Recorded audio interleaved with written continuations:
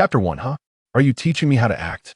In the year 227 BC, within the city of Xianyang, the majestic Xianyang palace loomed like a colossal beast, sprawling across the earth, flanked by ironclad hawks of war, exuding an aura of lethal intent as they stood beside the path. The civil and military officials formed two lines, entering slowly. Upon the imposing throne, a tall and robust man donned in a dark black dragon robe, crowned with a 12-crest diadem, emanated an overwhelming aura of sovereignty. This was none other than Qin Shi Huang, the first emperor of Qin, Zheng, a figure revered throughout history. Having recently vanquished the states of Zhao and Han, Zheng's prestige soared, instilling a sense of trepidation in all who beheld him. By heavens, this is the eternal emperor, the unifier of the six states, unparalleled in history. Truly the chosen one, radiating such dominance. Suddenly, Zheng distinctly heard someone speaking amidst the throne room silence, causing him to furrow his brows as he commanded. Who dares to create such a ruckus? The wrath of the ancestral dragon could spill blood. In an instant, all the civil and military officials knelt, trembling in fear, too intimidated to utter a word. Standing beside Zheng, the minister of chariots, Zhao Gao, raised an eyebrow in confusion, casting a glance at Zheng, and softly remarked, "My lord, there is no one making noise. Isn't that obvious? Who would dare to disrupt such a grand assembly? Are they courting death?" Zheng's brows knitted slightly. He knew Zhao Gao would never deceive him. If that were the case, then from whence did the voice originate? Why was it so clear? Oh my, that startled me. Who is so reckless as to speak out? Please do not implicate me. What is going on today?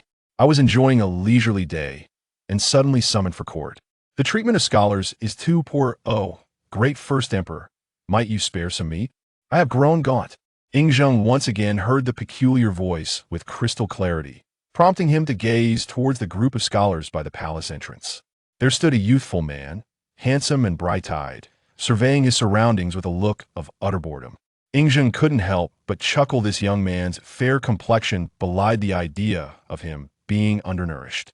One must admit, he had just lavished praises upon Zheng that were quite flattering. The eternal emperor, unparalleled in history, the chosen one, the first emperor. Such words should be shared with other scholars. This is what one might call genuine discourse. Day in and day out, they recited ancient texts, leading even Fusu astray. Confucius said this, and that could they truly erase the six states with mere words? Qin Feng felt quite helpless. He had traversed time only to find himself in the clutches of a deceitful little scholar. At the tender age of 16, in search of sustenance, he had followed his senior, Shu Sun Tong, to the formidable realm of Qin. In a bid to embellish his lineage, he claimed to be a descendant of the esteemed disciple of Confucius Silu. Thus, he became a member of the scholars, albeit at the bottom of the ranks, his knowledge lacking and dismissed by others, but at least he would not starve. However, just days ago, while attempting to procure a meal from a bird's nest, Qin Feng fell from a tree, nearly suffering fatal injuries. It was then that he was usurped by the Qin Feng of 2022, Your Majesty. It is said that a gentleman is not a mere vessel. I hope you can embrace the world with a grand vision, balancing both the arts and martial prowess, and place your trust in the scholars to establish peace throughout the realm. Prince Fusu, as gentle as jade, could not help but voice his support upon seeing his mentors standing at the back of the assembly. Zheng was immediately enraged, ready to unleash his wrath when suddenly another voice echoed in his ear. How does Fusu bear no resemblance to the first emperor? Yet, it is true that after the unification of the six states, such a cultured air is necessary to soothe the populace. However, is it not a bit excessive to teach the first emperor how to govern? Did your father conquer the realm solely for himself? On a grand scale, it was for the people of Huaxia to no longer suffer the ravages of war. On a smaller scale, was it not to lay a foundation for his own son? Truly, it is a source of constant worry. Upon hearing this, Zheng's tempestuous heart found a flicker of solace. Loneliness, utter loneliness. Since ascending as king of Qin, Zheng had indeed become a solitary figure. No one would heed his innermost thoughts, the ministers dared not approach him, and even his own son failed to comprehend him. His sacrifices were for the eternal foundation of our great Qin. for the enduring prosperity of Huaxia. Moreover, the essence of a true gentleman not being a mere vessel implies that a genuine strongman disdains the use of weapons to slay his adversary. The utmost power that leads to death is the true act of mercy. Ying Zheng nearly choked, his face turning a deep crimson.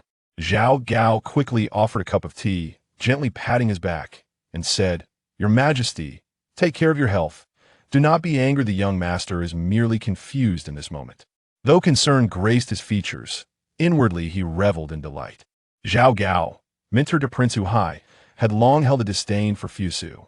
It would be best if Ying Zheng were to strip his son of his position, thereby facilitating his own ambitions. Ahem, ahem.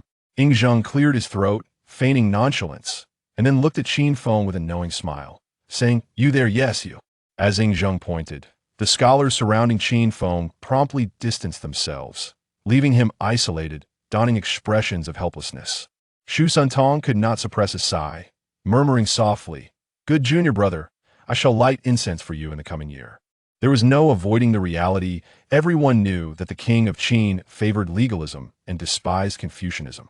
Were it not to showcase his broad-mindedness, he would not have established the position of scholar. Just moments ago, Fusu had clashed with the king on behalf of the scholars. His fate now appeared grim. It seemed he was poised to seek out two unfortunate souls to vent his frustrations upon.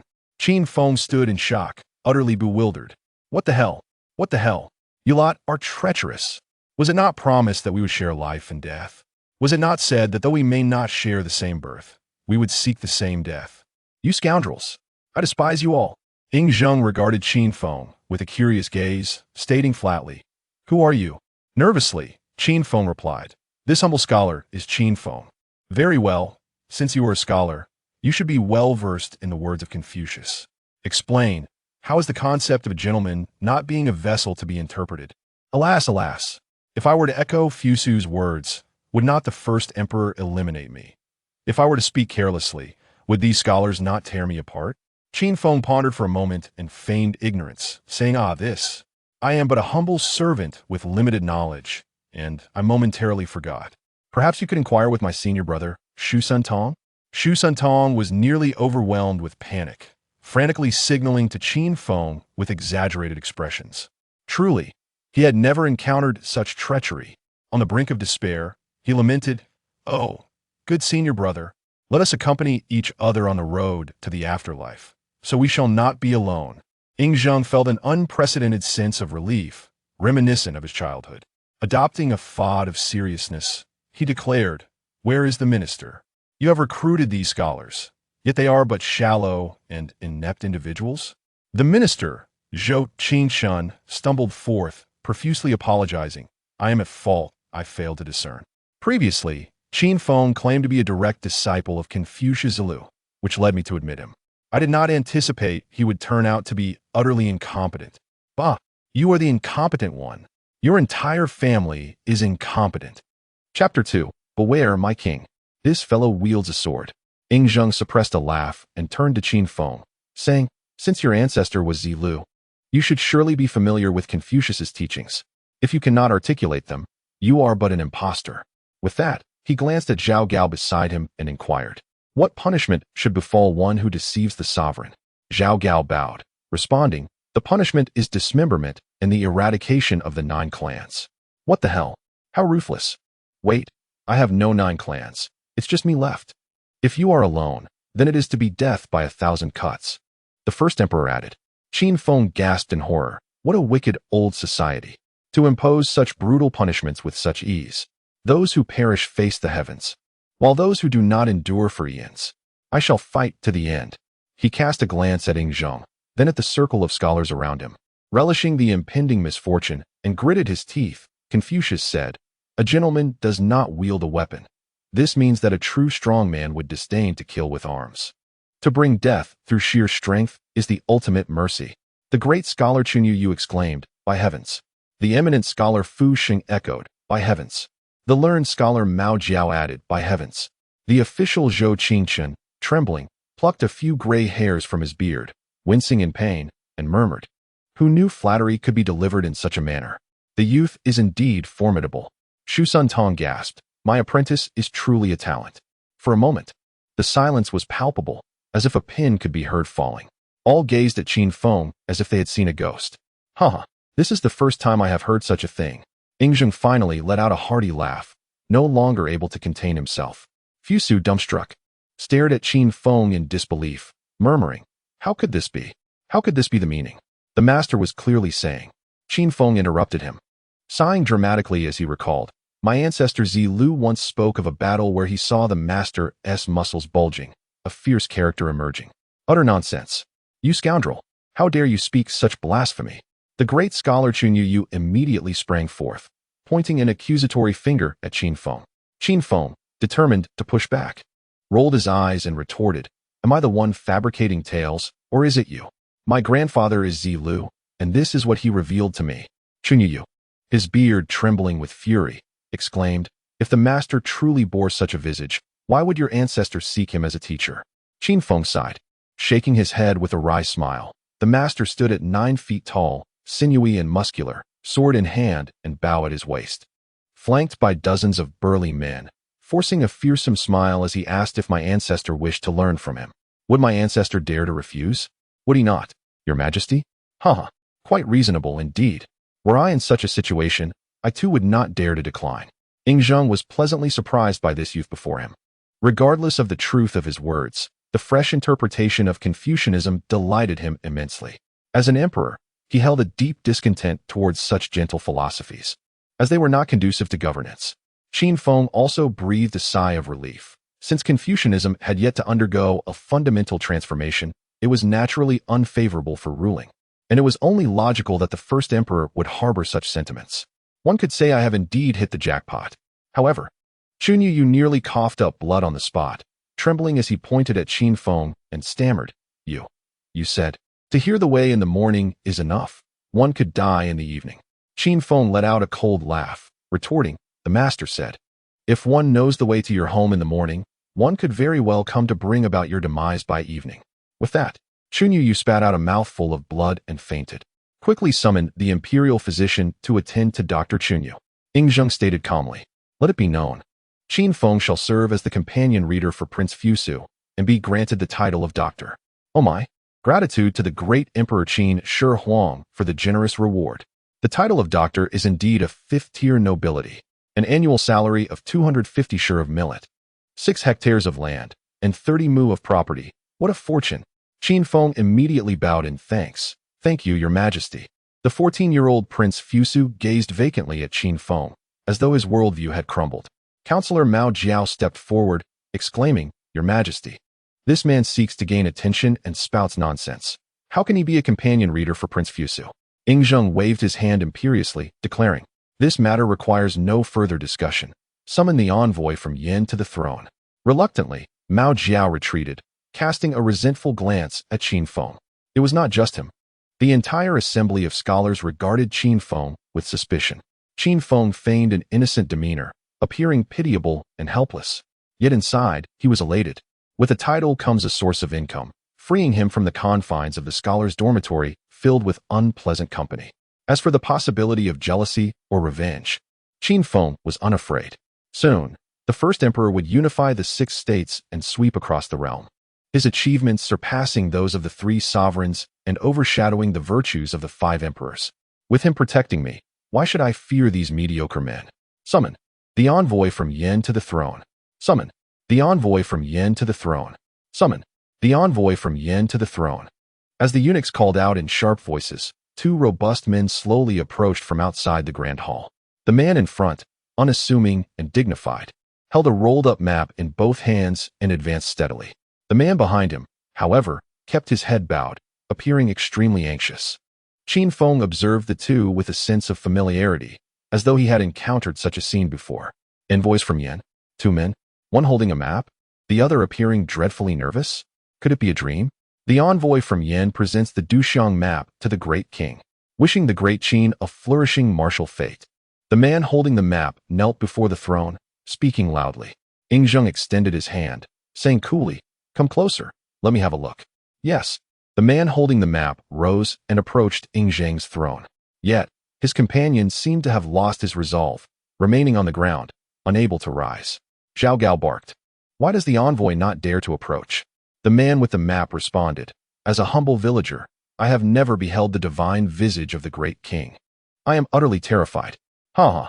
In an instant, the court could not contain their laughter. Yet, the laughter sent chills down Qin Feng's spine. Hiss. This is indeed Jing Ko. You all laugh now, but soon it will be you who is terrified. Upon hearing the commotion, Yingzheng paused, asking, Jing Ko? Who is Jing Ko? Zhao Gao gently reminded, Your Majesty, Jing Ko is the envoy from the state of Yan, here to present a map. Just as they conversed, Jing Ko had already approached Yingzheng, calmly stating, Your Majesty, allow me to unveil this map for your careful examination. Qin Feng could no longer contain himself and shouted, Your Majesty, that man possesses a sword. What? Yingzheng abruptly raised his head. But Jing Ko had already grasped his sleeve with his right hand while brandishing Lady Su's dagger in his left, plunging it fiercely forward. Jing Ko's visage twisted in ferocity, his voice chilling as if from an icy abyss. I, your servant, shall accompany you on your journey. Chapter 3. Emperor Shi Huang. Among the court's ministers and warriors, only Qin Feng cherishes me. Qin Feng was genuinely frightened, pondering whether his inexplicable appearance as a mere butterfly in the past 2 millennia might inadvertently result in Yingzheng's demise. That would indeed be catastrophic. After all, Lady Su's dagger had been steeped in hundreds of poisons during its forging. A mere brush against it could lead to instant death. Yet, at that critical moment, an unexpected sound echoed as the sleeve Jing Ko held onto abruptly tore apart. What a surprise! Is this the fabled protagonist's halo? The exquisite royal robe, inexplicably torn? Yingzheng had no time to inquire of Qin Feng about the meaning of a protagonist's halo. He leaped up and dashed towards a nearby pillar, with Jing Ko, dagger in hand, relentlessly pursuing him. The sudden turn of events left all present in the grand hall astonished. Moreover, weapons were prohibited in the court, so even if they dared intervene, they could only do so unarmed. As Yingzheng faced imminent peril, Qin Feng could no longer restrain himself and shouted, Protect the king. Quickly, protect the king. Yet, no one stirred. In that instant, Qin Feng observed the astonishment on the faces of many elder ministers, while some appeared conflicted, and others bore faint smirks. Even Zhao Gao, robust and serving as the minister of the chariot bureau, seemed utterly stunned. However, when Qin Feng called out, Zhao Gao's glance towards him was laden with complexity.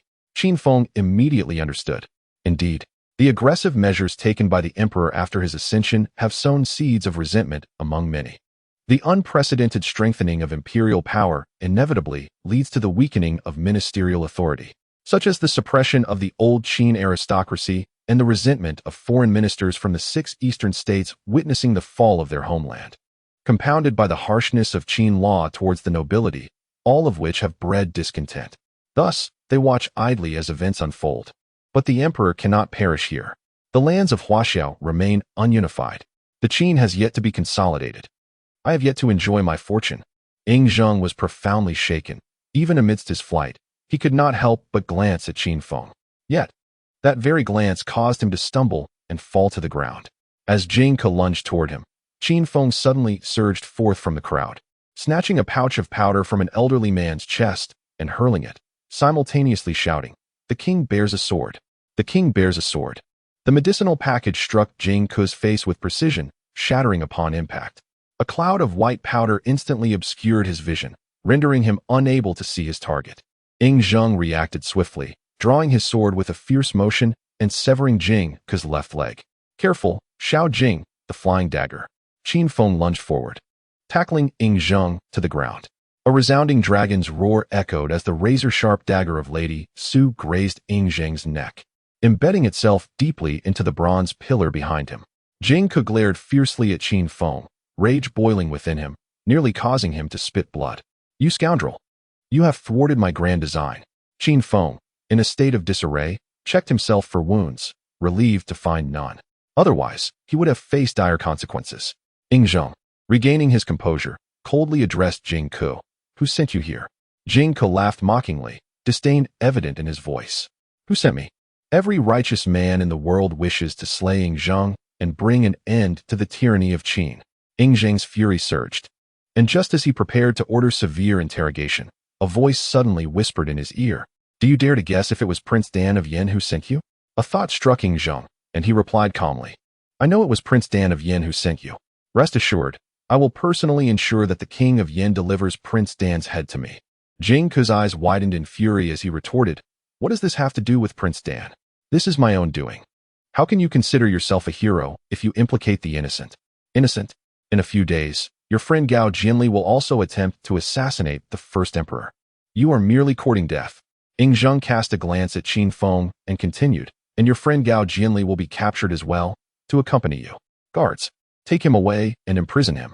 Zheng, may you meet a terrible end. You implicate the innocent. You are tyrannical. You lack virtue. Qin Feng was taken aback, exchanging a perplexed look with Zheng. Could it be that his brother had also crossed over? How did he know everything? After pondering, he cautiously approached Zheng and tentatively whispered, strange changes, yet the same? Zheng, bewildered, responded, What nonsense? Qin Feng awkwardly shook his head. Never mind. I tend to think of chicken when I'm nervous. Zheng, still shaken but regaining his imperial dignity, ascended to the throne. Surveying his ministers while suppressing his inner fury, he declared, among all my officials, only Qin Feng shows loyalty to me. I hereby appoint Qin Feng as a Longzhong, tasked with guarding the palace, and bestow upon him the title of official. Thank you, your majesty. Qin Feng was astounded. He had merely come to observe and attend a meeting, yet he had unexpectedly become an official, moreover, as a Longzhong.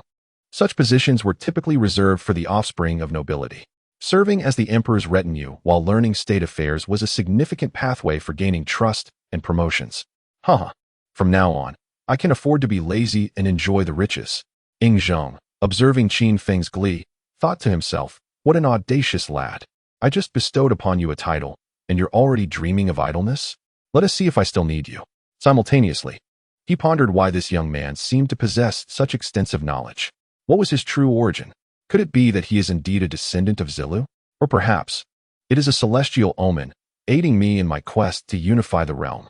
Zheng presently harbored no desire to unveil the truth behind Qin Feng, for at this moment, he appeared devoted to the Qin and displayed utmost respect towards himself. The title of Emperor Shi particularly pleased him. The gazes of the entire court, both civil and military, had shifted towards Qin Feng, predominantly filled with envy and a sprinkle of jealousy. At such a tender age, receiving such significance from the king, what heights might he not achieve in the future?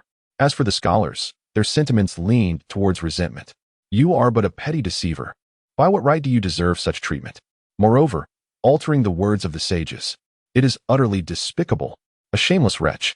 Zheng could no longer contain his fury. He sought to make the world aware of the consequences of imperial wrath. The treachery of the state of Yin. How dare they send assassins to strike at me? They have insulted the majesty of our great Qin. I command General Wang Jian to march into the Henan region, with an army of 100,000 to exact retribution upon Yin. Wherever they tread, not a single noble or commoner of Yin shall remain. Inform the king of Yin that if he wishes to preserve his life, he must exchange it for the head of his own son. So be it. Chapter 4. Zhao Gao, a fellow villager. A villager encountering another villager, eyes brimming with tears. Truly, our Emperor Shi, even in such wrath, he does not wish to trouble the common folk of Yin. Throughout the reign of Emperor Shi, there has never been an incident of Qin soldiers slaughtering a city. And yet, consider the so-called overlord of Chu, Xiangyu, ravaging cities indiscriminately, targeting not the Qin soldiers, but the innocent populace. Zheng pondered Qin Feng's thoughts, murmuring, slaughtering cities? All of the realm comprises the descendants of Huaxiao, all subjects of mine, to be protected. The overlord of Chu, Xiangyu? I have not heard of such a person in Chu. Could he be a relative of the Xiang clan? After the court session, Qin Feng surveyed his surroundings and finally caught sight of Zhao Gao, hastening to approach him. I have the honor of meeting the minister of Zhao. Qin Feng bowed respectfully. Although historically, Zhao Gao was a notorious figure, a malevolent presence who muddied the court and ultimately led to the downfall of the Qin in the current context. With the emperor alive, he was merely a loyal servant of the royal family. Zhao Gao promptly returned the gesture with polite deference. Qin Longzhong, do you have matters to discuss? Feeling somewhat awkward, Qin Feng rubbed his hands together and said, my humble background leaves me impoverished, without food or drink. This winter is particularly harsh. The Emperor's grace has granted me a title, yet I am unaware when my residence, land, and servants will be approved. Zhao Gao immediately regarded Qin Feng with disdain. seeing him as merely a petty individual seeking wealth and status. However, such a character suited his purposes well for manipulation. Thus, Zhao Gao contemplated and replied nonchalantly. The approval of military honors is a tedious process. It may take as little as 5 days, or, at worst, 10 days to a month. Upon hearing this, Qin Feng felt utterly dejected. Forget 5 days. He feared he might not even survive the night at the scholar's residence, as his previous interpretation of Confucius's words could very well lead to him being torn apart by the enraged Confucian scholars. As he pondered whether to linger in the palace, Zhao Gao paused for a moment before continuing. However, I have developed a rapport with Qin Longzhong, akin to that of old friends. Today, I shall make an exception and issue a decree from the palace, instructing the magistrate of Xianying to prepare the residence by tonight. Qin Feng smirked inwardly. Truly, Zhao Gao was a master of manipulation, reminiscent of the great upheaval he had wrought upon the Qin dynasty. Such a display of benevolence was indeed skillful, likely learned from the first emperor himself. And to claim familiarity, it seemed he sought to draw Qin Feng into his circle. Yet, this was not the time for discord. Qin Feng cheerfully remarked, "By your accent, it seems that you hail from Zhao, Lord Zhao." Zhao Gao was momentarily taken aback, given his name. How could he not be from Zhao? "Indeed, I am from Zhao," he replied. "What a coincidence. I too am from Zhao," exclaimed Qin Feng, his eyes glistening with camaraderie. "Thank you, my friend." Zhao Gao thought to himself. I've encountered many who seek to forge connections, but none as audacious as this young man. Noticing that the hour was growing late and he still had to attend to Yingzheng, Zhao Gao politely stated, "Should you ever find the need for my assistance, do not hesitate to reach out." Qin Feng rubbed his hands together, feeling somewhat embarrassed. What better day than today? I happen to require a favor from you. Esteemed Lord Zhao. Zhao Gao was at a loss for words. This youth was indeed unreserved. In an effort to exhibit his magnanimity and unify the realm, King Yingzheng established the position of doctor for scholars from the 6 kingdoms and constructed a magnificent residence for them within Xianying. At this moment, within the inner courtyard of the doctor's residence, Chunyu led a group of young scholars, brandishing sticks, advancing menacingly towards the entrance to lay in ambush.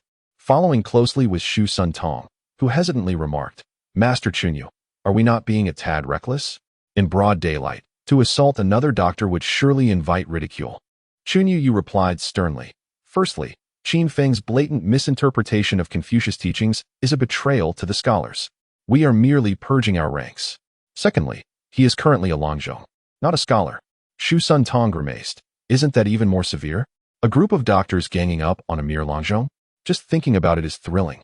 The group reached the entrance of the doctor's residence, taking positions on either side.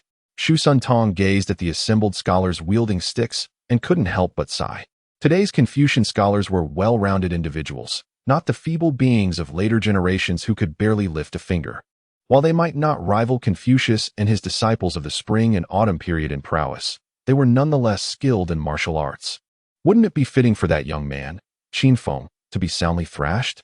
Shu Sun Tong lamented, pressing against the wall and murmuring to himself, "Alas, I am sorry, my senior brother. Had I not brought you to Xianying, you would not face such a fate. Perhaps you could have lived contentedly in the countryside. Sigh, next year, I shall burn more paper for you. But do not only burn paper. My junior brother is still a bachelor." Upon hearing this, Shu Sun Tong was startled, casting a glance at the grinning Qin Feng, signaling with his eyes. "Who? The rascal. That rogue Qin Feng has arrived. Get him. Strike him." Chunyu called out, rolling up his sleeves as he charged forward with the others. Qin Feng chuckled lightly, retreating a few steps. As the crowd rushed out, they discovered that behind Qin Feng followed 10 burly and imposing eunuchs, boldly daring to commit violence in Xianying. Capture him. These individuals were elite fighters trained by the Minister of Chariots, who usually drove for Yingzheng and served as bodyguards. Had it not been for Qin Feng's audacious demeanor, Zhao Gao would never have loaned him such a force. With a single command, the 10 eunuchs charged forward, brandishing their clubs and striking indiscriminately. While the scholars dared to confront Qin Feng, they certainly would not lay a hand on the eunuchs. These men were trusted confidants of the king of Qin. To raise a hand against them would be tantamount to treason. In an instant, Chunyu led the scholars, who were left howling and fleeing in all directions. Qin Feng followed behind, chuckling. "How formidable are you? Weren't you going to beat me? Come, come, here is my head for you to strike." Chunyu, despite being battered and bruised, shouted as he fled. Qin Feng, you scoundrel! You wait. This matter is far from over. Qin Feng responded with a middle finger. You old fool, I'm glaring at you. Hiss. Shu Sun Tong gasped in astonishment. He looked at the unruly Qin Feng and felt a sense of unfamiliarity. The brother he remembered was a simple and honest child. Yet now he was cursing and spitting at others? Had he been possessed?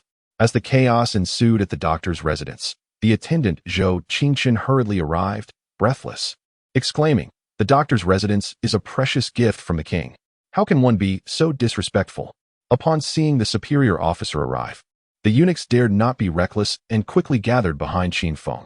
Qin Feng, upon spotting Zhou Qingchen, feigned deep sorrow. At long last, you have come.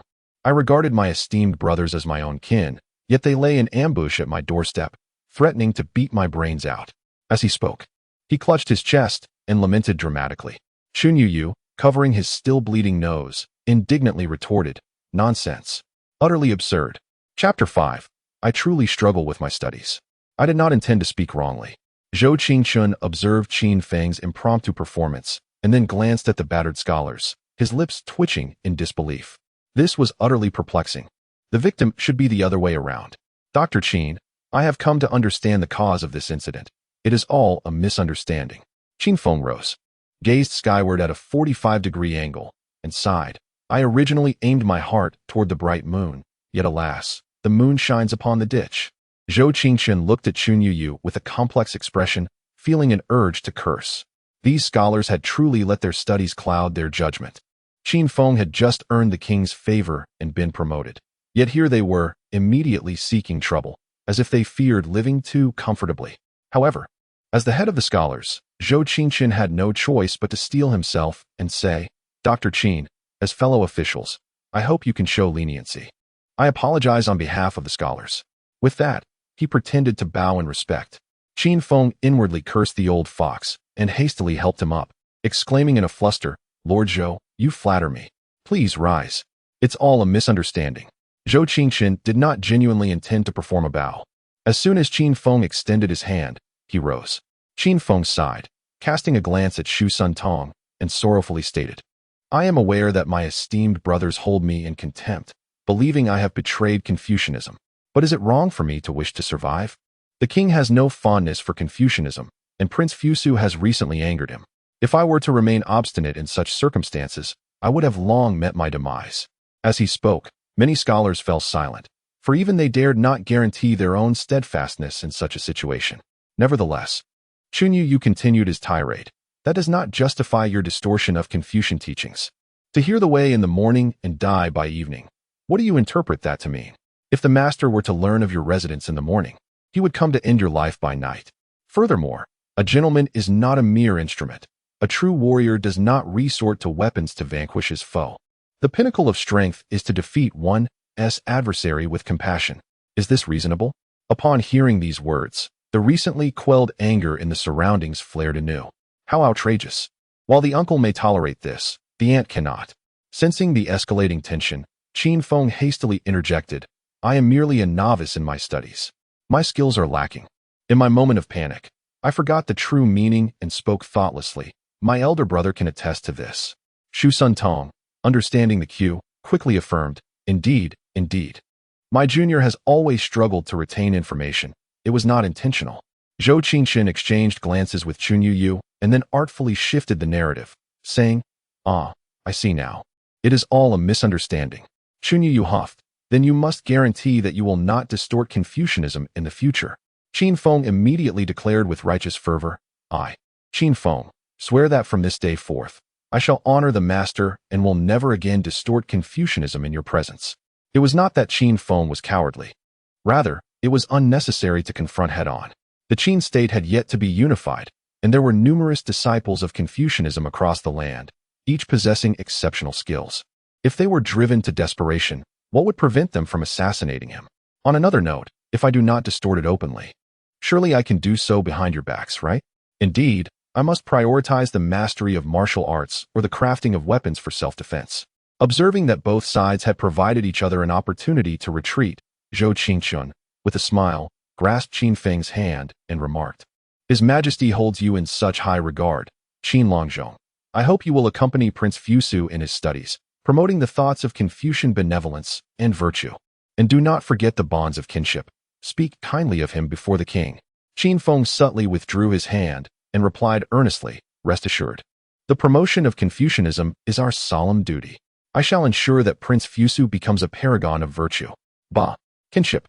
This rift has been established. We shall see what the future holds. It was not that Qin Feng harbored a narrow mind, but rather that the propagation of scholarly teachings was a matter of life and death. As long as Qin Feng did not wholly align himself with Confucianism, he would inevitably become its adversary. The notion of dismissing all other schools in favor of Confucianism was no trivial matter. Qin Feng was no naive saint. Since they would not allow him peace, it was better for him to take the initiative.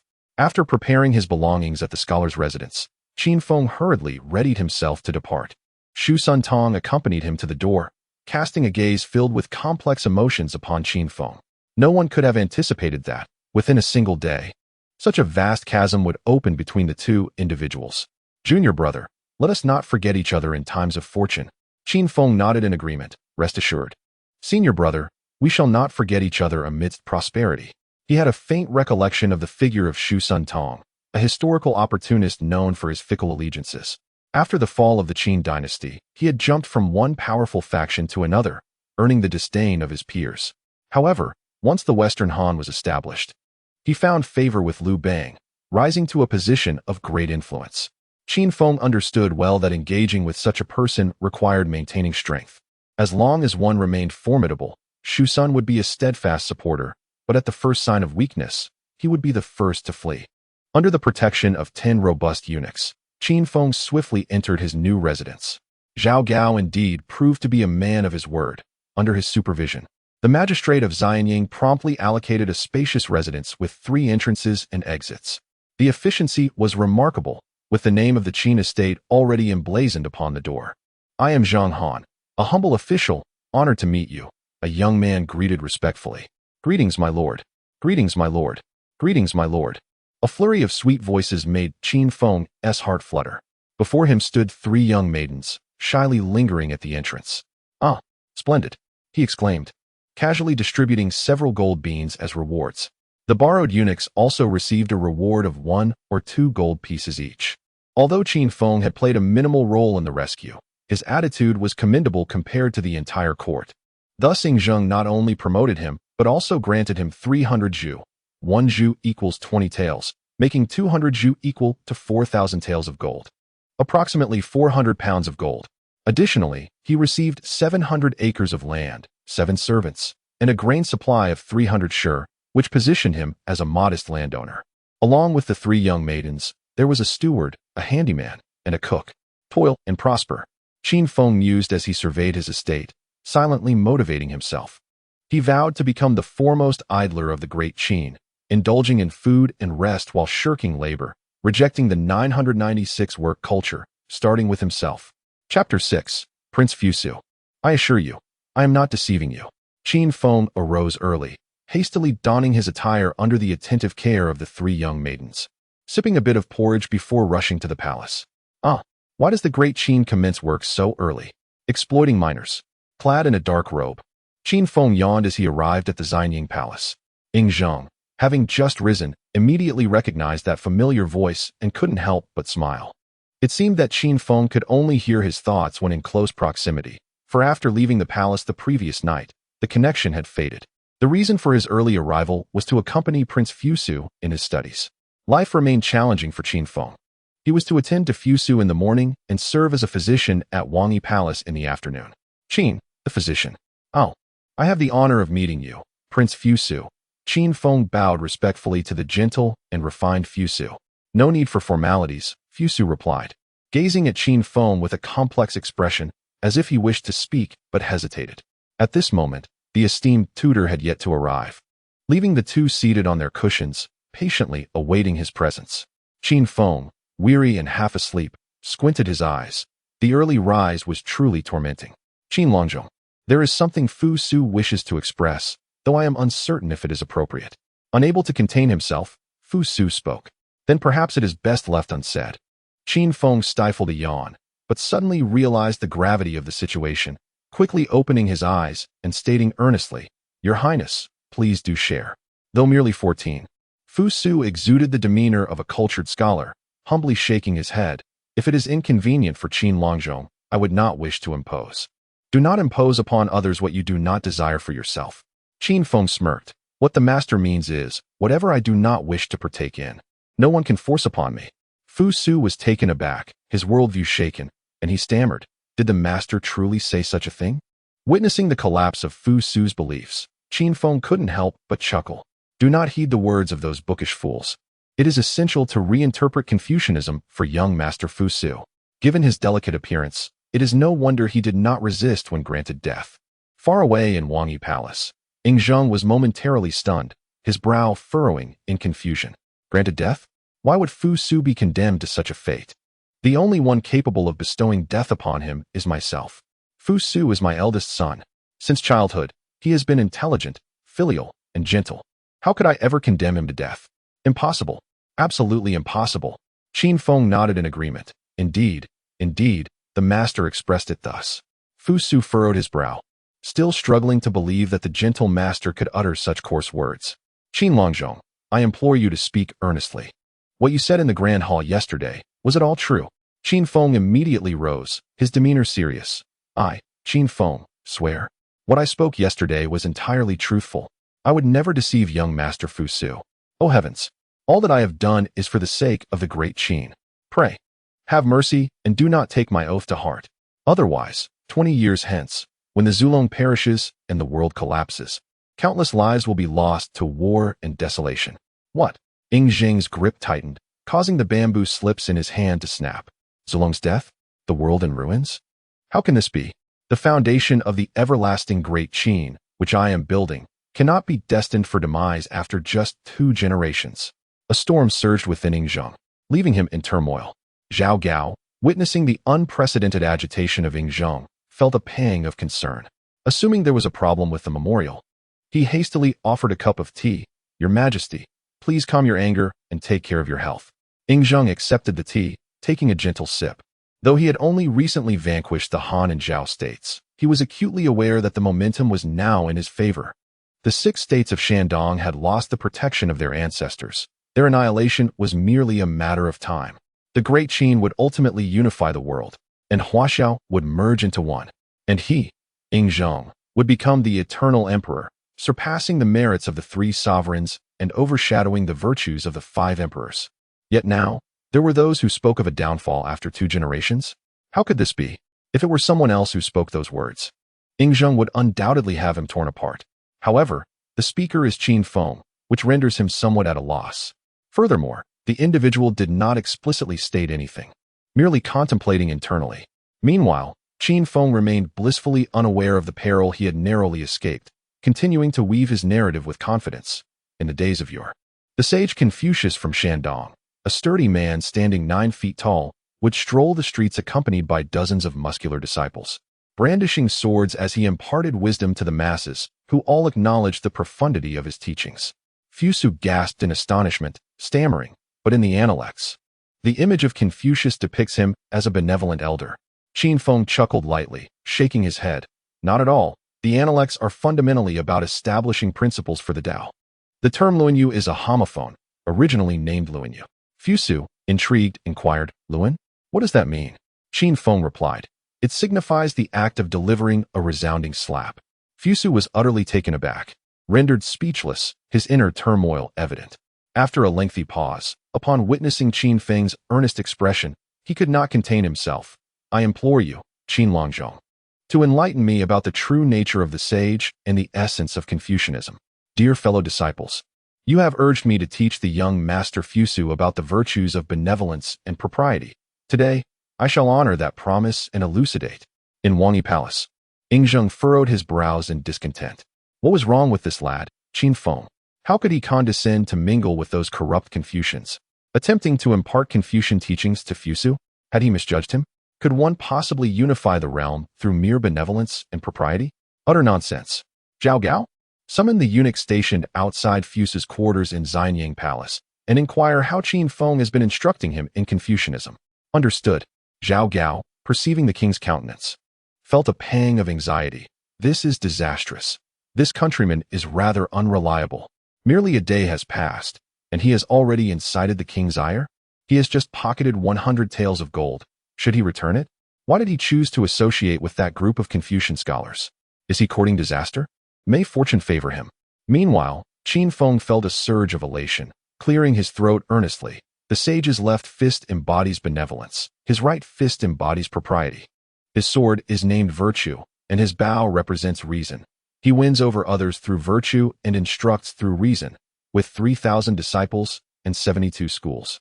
Having traversed numerous states during the spring and autumn period, princes and nobles alike would shun him. He faced adversaries from all corners. He dismissed hundreds of schools while championing a singular banner. When the ghostly back opens, the world loses its hue, defeating all deities and rendering deities powerless to ascend. Fusu gasped involuntarily, his eyes brimming with admiration. Seizing the moment, Qin Feng earnestly declared, "Young Master Fusu, I assure you, I am not deceiving you." Chapter 7, Meng Tian. Li Xian, you shall become my younger brothers. I shall protect you. The eunuch knelt at the foot of the steps, trembling with trepidation. He felt exceedingly unfortunate. When Qin Feng approached, he happened to be on duty, thus encountering this ill-fated task. With the king's expression so grim, it was likely that dire consequences awaited him, and he would be buried alongside that insufferable lad, Qin Feng. Ying Zheng gazed silently at the characters inscribed on the bamboo slips, lost in contemplation. This rascal Qin Feng truly possesses a remarkable talent for persuasion. After shattering Fusu's worldview, he has miraculously reconstructed it anew. Now, Fusu is audaciously penning memorials, requesting to study swordsmanship under Gai Nye, military strategy under Wang Jian, and knowledge under Qin Feng. Ying Zheng's expression darkened, caught between laughter and tears. What is this madness? Yet, compared to the frail and overly pedantic Fusu of yore, this new iteration seems rather commendable. It bears a resemblance to his own youthful self. That winter, amidst heavy snowfall, the Empress Dowager wielded power from behind a curtain, while Lao Ai manipulated affairs, rendering the so-called King Yingzheng nothing more than a puppet. However, the birth of his eldest son Fusu heralded Ying Zheng's coming of age, allowing him to reclaim authority. Once upon a time, Ying Zheng held great hopes for his firstborn, perceiving him as a reflection of his own rebirth. Alas, following the tragic demise of Fusu's mother during childbirth, Ying Zheng became remiss in both governance and parental guidance. Gradually, Fusu grew timid, turning to Confucian teachings. Yet now, it appears he has returned to the right path. It is not too late. Could the gentle and refined Fusu truly transform into a muscle-bound brute? Surely not. Perhaps this is for the best. When the time comes for him to be granted death, I hope he will put up a fight, rather than allow the second emperor to benefit from his demise. Ying Zheng's thoughts began to crystallize. Fusu, ever filial and benevolent, would never commit acts of treachery. Even if he were to be incited into rebellion, Ying Zheng could never bring himself to condemn him to death. At worst, he would be placed under house arrest, for he is his most cherished son. Since Ying Zheng could never execute Fusu, it must indeed be the second emperor spoken of by Qin Feng. The pressing question loomed. Who exactly is this second emperor? Why would he decree Fusu's death? And when faced with such a fate, why would Fusu not resist? Finally, Ying Zheng quelled the impulse to hang Qin Feng for his insolence, opting instead to observe the unfolding events. When the time comes, I must make my escape. Then, I shall seek an opportunity to return and repay the first emperor's kindness.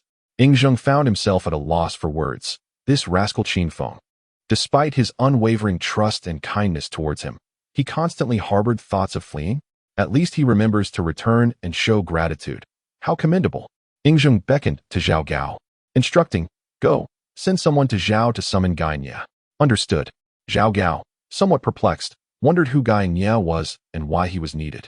However, he dared not inquire further and exited the palace to gather information. Just as Zhao Gao arrived at the gates of Wangyi Palace, he fortuitously encountered Qin Feng, clad in dark battle armor, who greeted him warmly. "Fellow townsman, it has been quite some time. I have missed you dearly." As he spoke, he discreetly produced 10 taels of gold from his sleeve, which landed neatly in Zhao Gao's robe. Zhao Gao's demeanor instantly brightened with enthusiasm. "Missing me, are you? Have you come to serve?" Indeed, as the royal physician to the king, It is my duty to guard the inner palace and ensure the king's safety. By the way, where are you headed? Zhao Gao sighed, replying, the king has commanded me to find a person named Gainia. Qin Feng felt a twinge of guilt, for it was he who had incited Fusu to act thus, having offended the Confucian scholars upon his arrival. He was now apprehensive about his personal safety in the days to come. After all, these scholars had invested years in Prince Fusu, akin to a political wager on the future leader of the Qin Empire. To his astonishment, Qin Feng had unexpectedly intervened, not only leading Prince Fusu astray but also jeopardizing the livelihoods of the Confucians. Could this not be deemed a mortal enmity? Feigning concern, Qin Feng inquired, do you have any leads? Zhao Gao sighed. What leads could there be? Gainia is likely just a rustic villager, especially with the new annexation of Zhao. Where could we possibly search? Qin Feng pondered. Years ago, during my time in Zhao, I heard tales of a certain individual. Zhao Gao's eyes brightened instantly, and with a subtle motion, 10 taels of gold slipped from his sleeve into Qin Feng's. Dear fellow townsman, I implore you to assist me. Zhao Gao expressed his immense gratitude. Qin Feng chuckled. You are too kind. During my stay in Zhao, I learned that Gainia is a master of swordsmanship from Yusi County. We could dispatch someone to Yusi to seek him out. Zhao Gao hesitated. A master swordsman? That might prove difficult to invite. Leaning closer, Qin Feng whispered, thus, do not invite Gainia directly. First, invite his entire family, his father, mother, wife, and children. Once they are here, how could he refuse to come? Zhao Gao's face lit up with delight. His thoughts ignited as he gave a thumbs up. Lord Qin, you are quite cunning. I shall send 100 crossbowmen along. I am confident we will succeed. Qin Feng graciously replied, you flatter me, Lord Zhao. It is you who possesses the true cunning. I wish you swift success. The two exchanged a conspiratorial smile, both harboring ulterior motives. Once Zhao Gao departed, Qin Feng arrived at the entrance of Wangyi Palace. At that moment, 2 youths stood at either side of the palace gates. Each bore a common trait. Their noses pointed skyward, exuding an air of arrogance befitting young libertines. Qin Feng recognized that these young officials were all noble offspring, here to bask in the glow of prestige, and he had no intention of yielding. He approached boldly, intending to seize the initiative, and declared, what are your names? What brings you here? Which noble families do you hail from? Upon hearing this, the 2 youths turned, sizing up Qin Feng with expressions of defiance. The youth on the left, with a refined appearance, proudly declared, Li Xian of the Longxili clan. The youth on the right, with a square visage, replied with measured pride, Meng Tian of the Xianyang Meng clan. Qin Feng's heart skipped a beat. He had not anticipated that the 2 young men stationed alongside him would possess such illustrious backgrounds. Meng Tian would later command an army of 300,000 northward, decisively defeating the Xiongnu and constructing the Great Wall. Li Xian was also a young prodigy, poised to take the field against the Yin state shortly. Qin Feng felt compelled to uphold his own standing. After a moment of contemplation, he chuckled lightly. I wondered who it might be. It turns out to be 2 promising youths. Li Xian and Meng Tian exchanged glances, momentarily perplexed by the identity of this newcomer. What was the meaning of this situation? In the past, when peers introduced themselves, they would respectfully bow, but now encountering someone even more arrogant than themselves is quite a surprise. A slight smile graced Qin Feng's lips as he proudly declared, Meng Tian, Li Xian, from now on, you shall be my subordinates. I shall protect you. Chapter 8. My king, you wouldn't conspire with Qin Feng, would you? I cannot afford to lose my authority. Otherwise, I will end up being their subordinate. Upon hearing this, Yingzhen couldn't help but chuckle. The youthful spirit of rivalry and ambition is indeed amusing. Hearing the commotion from outside the hall, the attendant Huangmin broke into a cold sweat, intending to step out and reprimand them, but was halted by Yingzhen. No worries. I wish to observe which of these young talents is superior. Ah, Qin Feng, it seems you have encountered trouble this time. The Li family scion is sharp and brimming with talent, while the Meng family scion possesses deep cunning. Neither is easily dealt with. I eagerly anticipate your challenges. In that moment, Yingzhen's interest in Qin Feng seemed to intensify. Meng Tian, upon hearing Qin Feng's words, could not help but furrow his brow. Fortunately, his nature was composed, and he refrained from reacting. However, Li Xian, youthful and impetuous, immediately retorted, who are you to speak so arrogantly? Qin Feng chuckled lightly, resting his sword on the ground and leaning casually against the wall. Who am I? I am Qin Feng, a 6th-rank official of the Great Qin. Goodness, This sword and armor are far too heavy. I'm exhausted. I must train more with Fusu in the future. Li Xian and Meng Tian were momentarily taken aback, casting doubtful glances at Qin Feng. Qin Feng, with a smirk, produced his official badge and casually inquired, "Pray tell, what ranks do you hold? Surely, you did not rely solely on your parents' influence or the emperor's grace to attain your positions as courtiers, did you? It cannot be that someone of your age still depends on their elders." His words left Li Xian and Meng Tian blushing in embarrassment. Their fathers held ranks above the 15th, but they could not inherit their titles until their fathers had passed. Currently, they held no rank other than that of courtiers. Seeing this, Qin Feng straightened up, lifted his sword, and a hint of disdain flickered across his lips. With a swift motion, he unsheathed his sword and proclaimed, "I, Qin Feng, may not possess such illustrious lineage, but through my own efforts, I have earned the emperor's favor and become a court official." With a sidelong glance at Li Xian and Meng Tian, he added, "Do you realize how many lives one must take to achieve the rank of an official?" Meng Tian and Li Xian exchanged incredulous looks, their expressions filled with disbelief. This individual appeared barely past his adolescence. How could he have attained such an accomplishment? Meng Tian fell silent, not wishing to humiliate himself further, and his gaze toward Qin Feng grew markedly calmer. He understood well how arduous it was for a commoner to ascend to the rank of an official, regardless of the circumstances that led to his achievements. It was evident that he was no ordinary individual. Of course, engaging in unsavory actions does not count. Li Xian, still unwilling to concede, defiantly retorted, "I simply have not had the opportunity. Had I been on the battlefield, my achievements would rival yours." Qin Feng burst into laughter, throwing his head back in mirth.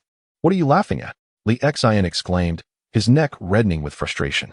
Qin Feng regarded Li Xian with a playful glint in his eyes and remarked, "Who cannot boast?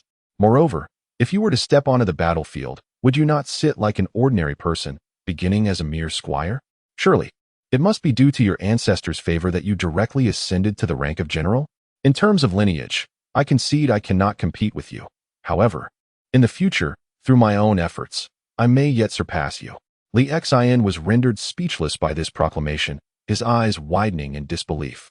Unable to articulate a response for a considerable time, Meng Tian, witnessing Li Xian's discomfort, secretly relished the moment. After all, the relations between their families were far from cordial. Rivalry for military accolades was commonplace among the noble families, and Yingzheng preferred them not to be a united front, particularly with Li Xian, who had always looked down upon Meng Tian with an air of superiority. The trio stood in their respective corners. Yet it was apparent that Qin Feng's presence had overshadowed the other two. In the realm of the Qin, military merit and nobility reigned supreme. No illustrious lineage could eclipse such honor. After a prolonged silence, Qin Feng turned to Li Xian and suggested with a casual smile, "How about a wager?" Li Xian furrowed his brow slightly. "Speak." Qin Feng continued with a grin. "In this campaign against Yin, you, Li Xian, shall surely achieve great feats, indeed.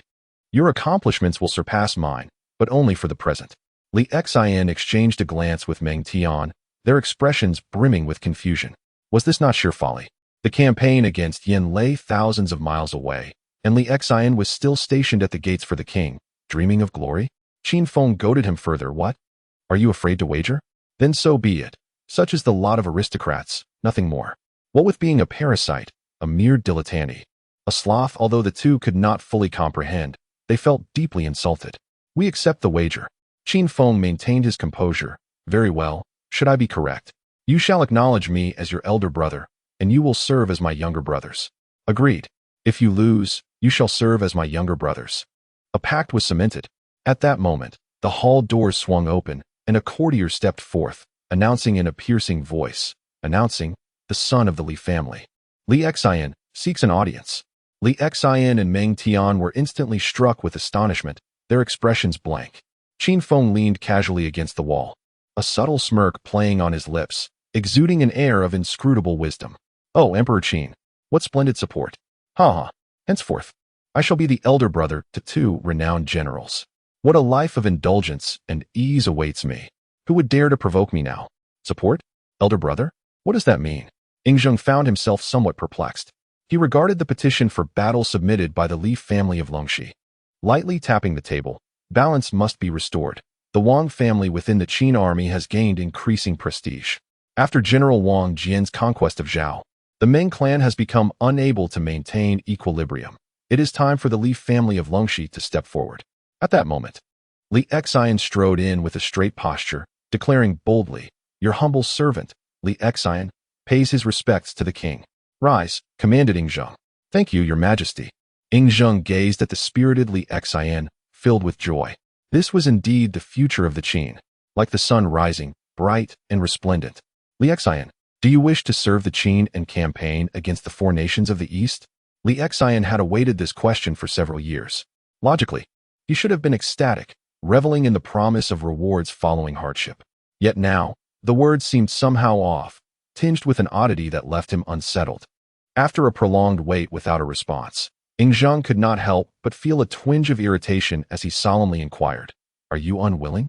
It was only then that Li Xian snapped back to reality, breaking into a cold sweat and prostrating himself on the ground, exclaiming, "Li Xian is willing. I am ready to offer my life and loyalty for your majesty and the great Qin." Ing Zheng nodded in satisfaction. But just as he was about to utter a few encouraging words, Li Xian abruptly raised his head, a look of embarrassment crossing his face as he stammered, "But, what do you mean? What do you mean by but?" Li Xian's face contorted into a grimace that was more sorrowful than a cry. "It's just that, my king. Are you and Qin Feng in collusion?" Chapter 9. The First Emperor. "You clever rascal. How dare you conceal your true intentions?" A young eunuch immediately reprimanded, "Impudent. How dare you be disrespectful to the king?" Ing Zheng closed his bamboo scroll and, intrigued, remarked, "It's of no consequence. Pray, enlighten me on how I am supposed to be in collusion with Qin Feng." Li Xian recounted the wager shared among the three of them in meticulous detail. What? Qin Feng was already aware that Li Xian would join the campaign against Yin? Yet, this decision was made merely a stick of incense ago. How could he have known? This lad is truly perplexing. Ing Zheng pondered for a moment, then replied nonchalantly, "I have not spoken with Qin Feng." Li Xian forced a bitter smile, responding, "Now I understand. Thank you, my king." Ing Zheng glanced at the young eunuch and commanded, "Appoint Li Xian as a deputy general and grant him the title of left minister, to proceed to Zhao and assist General Wang Jian in the campaign against Yin." Yes. Outside the palace, Qin Feng and Meng Tian stood at the gates, quietly awaiting Li Xian's emergence. Unbeknownst to them, Meng Tian had subtly adjusted his position, standing slightly behind Qin Feng. "Here comes that lad Li Xian." Meng Tian pointed towards the palace doors. Qin Feng smiled faintly and nodded. With a fierce expression, Li Xian strode forth like a meteor and abruptly bowed, exclaiming, "I pay my respects to you, elder brother." Meng Tian was taken aback, exclaiming, "What the devil? What a bold fellow." Qin Feng secretly nodded in approval. This individual knows how to bond, recognizing his elder brother in times of need. At this juncture, Meng Tian had no choice but to lower his head in acknowledgement. Yet, he remained convinced that the king would never deceive them by colluding with Qin Feng. Thus, there could only be one explanation. Qin Feng had astonishingly anticipated the king's intentions. It was truly remarkable, the only ones capable of such insight. Apart from his father Meng Wu, were the esteemed General Wang Jian. Qin Feng, filled with joy, draped an arm around Li Xian's shoulders and the other around Meng Tian's, proclaiming, "Let us be brothers henceforth, sharing in both fortune and adversity." Li Xian nodded cheerfully, stating, "What you say is most accurate. The king has commanded me to proceed to Zhao and assist General Wang Jian in the campaign against Yin." Qin Feng nodded in affirmation. "This campaign against Yin will be your first command. Make sure to excel. Once you arrive in Zhao, you shall take 5,000 light cavalry and march day and night, launching a surprise attack at Yishui. Strike Yin and catch the allied forces off guard." Li Xian scratched his head, puzzled. "Elder brother, do you mean that the decisive battle will take place at Yishui?" Qin Feng replied assuredly. "To the west of Yishui lies the battleground." Observing his unwavering demeanor, Li Xian felt reluctant to voice any further objections, yet he harbored a sense of skepticism within. Could his elder brother truly fathom the thoughts of the king, as well as those of the Prince of Yin and the Prince of Dai? Such statements were merely meant for idle chatter. When the tides of war shifted, who could predict the outcome? Meng Tian, with an expression of envy, reflected on the fact that, although all three were of similar age, the 17-year-old Li Xian was already commanding troops in battle, while he, at 18, remained stationed at the gates. Noticing Meng Tian's despondence, Qin Feng patted him on the shoulder and consoled him, saying, "The sharpness of a sword is honed through hardship, and the fragrance of the plum blossom emerges from the chill of winter. Do not rush. Even if His Majesty were to bestow upon you the title of general, you would still be merely a gatekeeper, a general akin to a 5-star general in the security brigade of Beguine."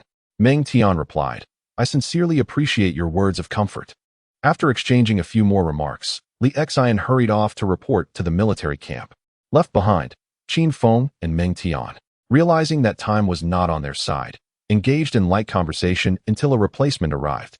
As they retreated to their quarters, contemplating whether to procure some food, a young eunuch rushed in, exclaiming, "The king summons Dr. Qin Feng for an audience." Both men were taken aback, and Meng Tian hesitantly asked, "Surely the king does not intend to send you to the front lines?" Qin Feng shivered at the thought. "No way. In my current predicament, going there would be tantamount to seeking death." Though he felt a surge of panic, he could not betray his apprehension and instead forced a calm smile, declaring boldly, "A sword is tempered over 10 years, and its blade has yet to taste battle. If the king issues a decree, I shall dutifully expand the territories of Qin." Meng Tian clapped his hands in applause, exclaiming, "Excellent. Truly worthy of my elder brother." Qin Feng, with a forced grin, felt a pang of despair. Alas, if Emperor Shi Huang truly sends me to the battlefield, I might as well flee. What difference would it make? I'd freeze to death anyway. But where could I run to? With the 6 kings fallen, the 4 seas united, there is nowhere to go. Sooner or later, I would be captured and end up as a eunuch, which would be disastrous. Sailing to Japan? Impossible. There is neither adult entertainment nor the illustrious teacher song. What would I do there? Engage with savages? Ing Zheng, listening in bemusement, could hardly fathom the convoluted thoughts of this young man, especially with such frivolous references. "Qin Feng, enlighten me as to why I have chosen to send Li Xian to the military for the campaign against Yin," Ing Zheng inquired. Perusing official documents with a detached demeanor, Qin Feng scratched his head, pondering before replying. "Perhaps it is due to Li Xian's capabilities and talents. Your Majesty possesses a discerning eye." Ing Zheng paused momentarily, then set down the documents and replied coolly, "How do you know that I would appoint Li Xian?" Qin Feng chuckled awkwardly. "I merely venture to guess, my lord. I am not fond of the appearance of those young scions, so I thought to boast a little. It seems my conjecture fortuitously aligned with your decree." Ing Zheng regarded Qin Feng's innocent and naive expression and could not help but sigh. Indeed, Qin Feng is merely an ordinary child, possessing the remarkable ability to adapt at the tender age of 16. One cannot expect him to be a genius. After all, the art of imperial balance is the profound legacy of Han Fei. With Han Fei now deceased, few remain in this world who comprehend the intricacies of such imperial strategies. Just as Ing Zheng was about to dismiss him, a sudden voice interrupted. "I certainly won't say it, Your Majesty. If my affairs were to leak out, envy and malice would surely ensue, and who knows, I might find myself in peril. Feigning ignorance is splendid. It allows one to coast, to be idle, to shirk responsibility. Engaging Li Xian is inevitable. Presently, the duo of Wang Jian and Wang Bin dominate, and the Wang family's prestige within the military is on the rise. With the passing of Meng Tian, the Ming clan can no longer maintain equilibrium. Hence, it is essential to incorporate the Li family of Longxi to execute the art of imperial balance. Of course, balance is but one aspect. Furthermore, the venerable generals of the Qin are gradually diminishing, necessitating the infusion of youthful commanders. Otherwise, the military may face a perilous generational gap. With the annihilation of the 6 kingdoms so imminent, we cannot afford any mishaps. While General Wang Jian is still capable, he must mentor newcomers to ensure a smooth transition within the military. Ing Zheng was somewhat taken aback. What a cheeky lad. He appears so honest, yet harbors such cunning. Chapter 10. The First Emperor. Want to be lazy? I do not consent. I have decided. You shall be dispatched to the north to confront the Xiongnu. Qin Feng gasped, nearly fainting. What in the world?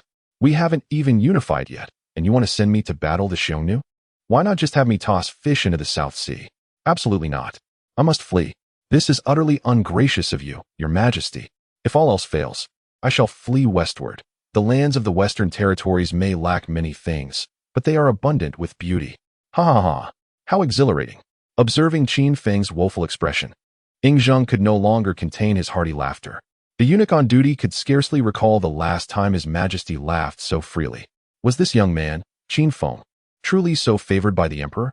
Zhang, gazing at the bewildered Qin Feng, increasingly felt he had stumbled upon a treasure. You wish to coast, do you? I shall not permit it.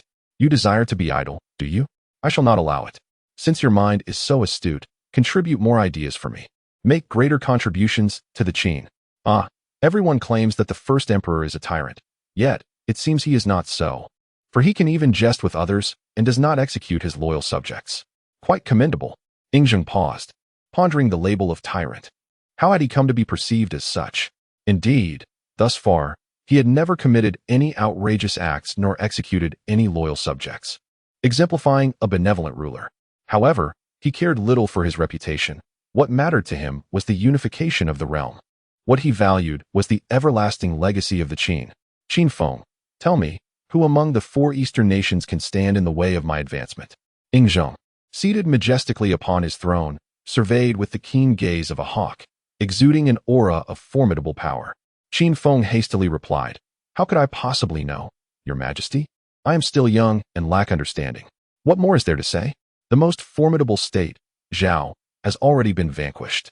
The state of Han, capable of crafting powerful crossbows and weapons, has also met its demise. Among the 3 Jin states, the once mighty Wei, known for its Wei Wu army, has long been terrified into submission. The king of Wei is nothing but a fool, and come next year, when Wang Bin excavates the Yellow River and floods the Liang, he will surely surrender. Yin is similarly strong in name only. Following the catastrophic defeat of Zhao's 400,000 troops at Chongping, they could still easily overpower Yin, which speaks volumes about their true nature. This time, with Wang Jin and Li Xian leading the charge, they will sweep through to Liaodong, and Yin shall be no more. As for Qi, it is merely a soft target.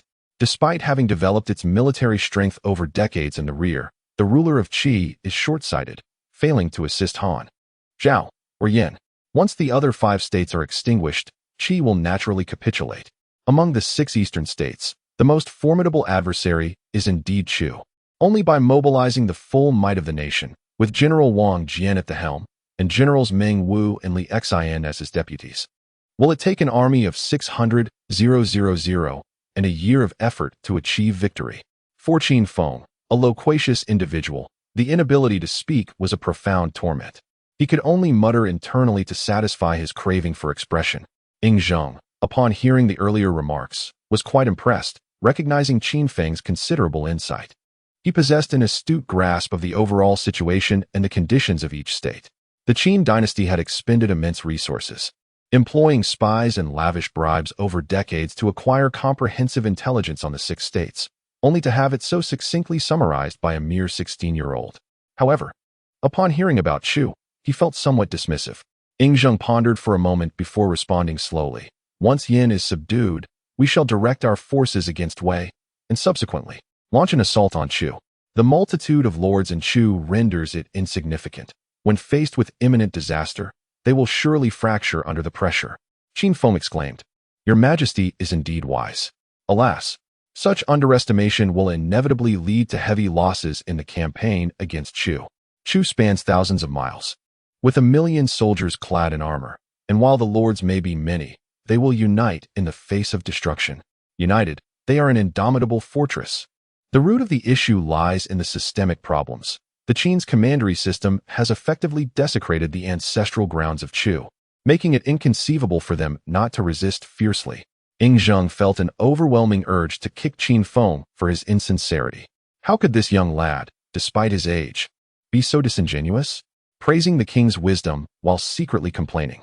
Zhang tapped his fingers gently on the table, and after a long pause, he slowly inquired, Qin Feng, in your opinion, how does Chu compare to Zhao?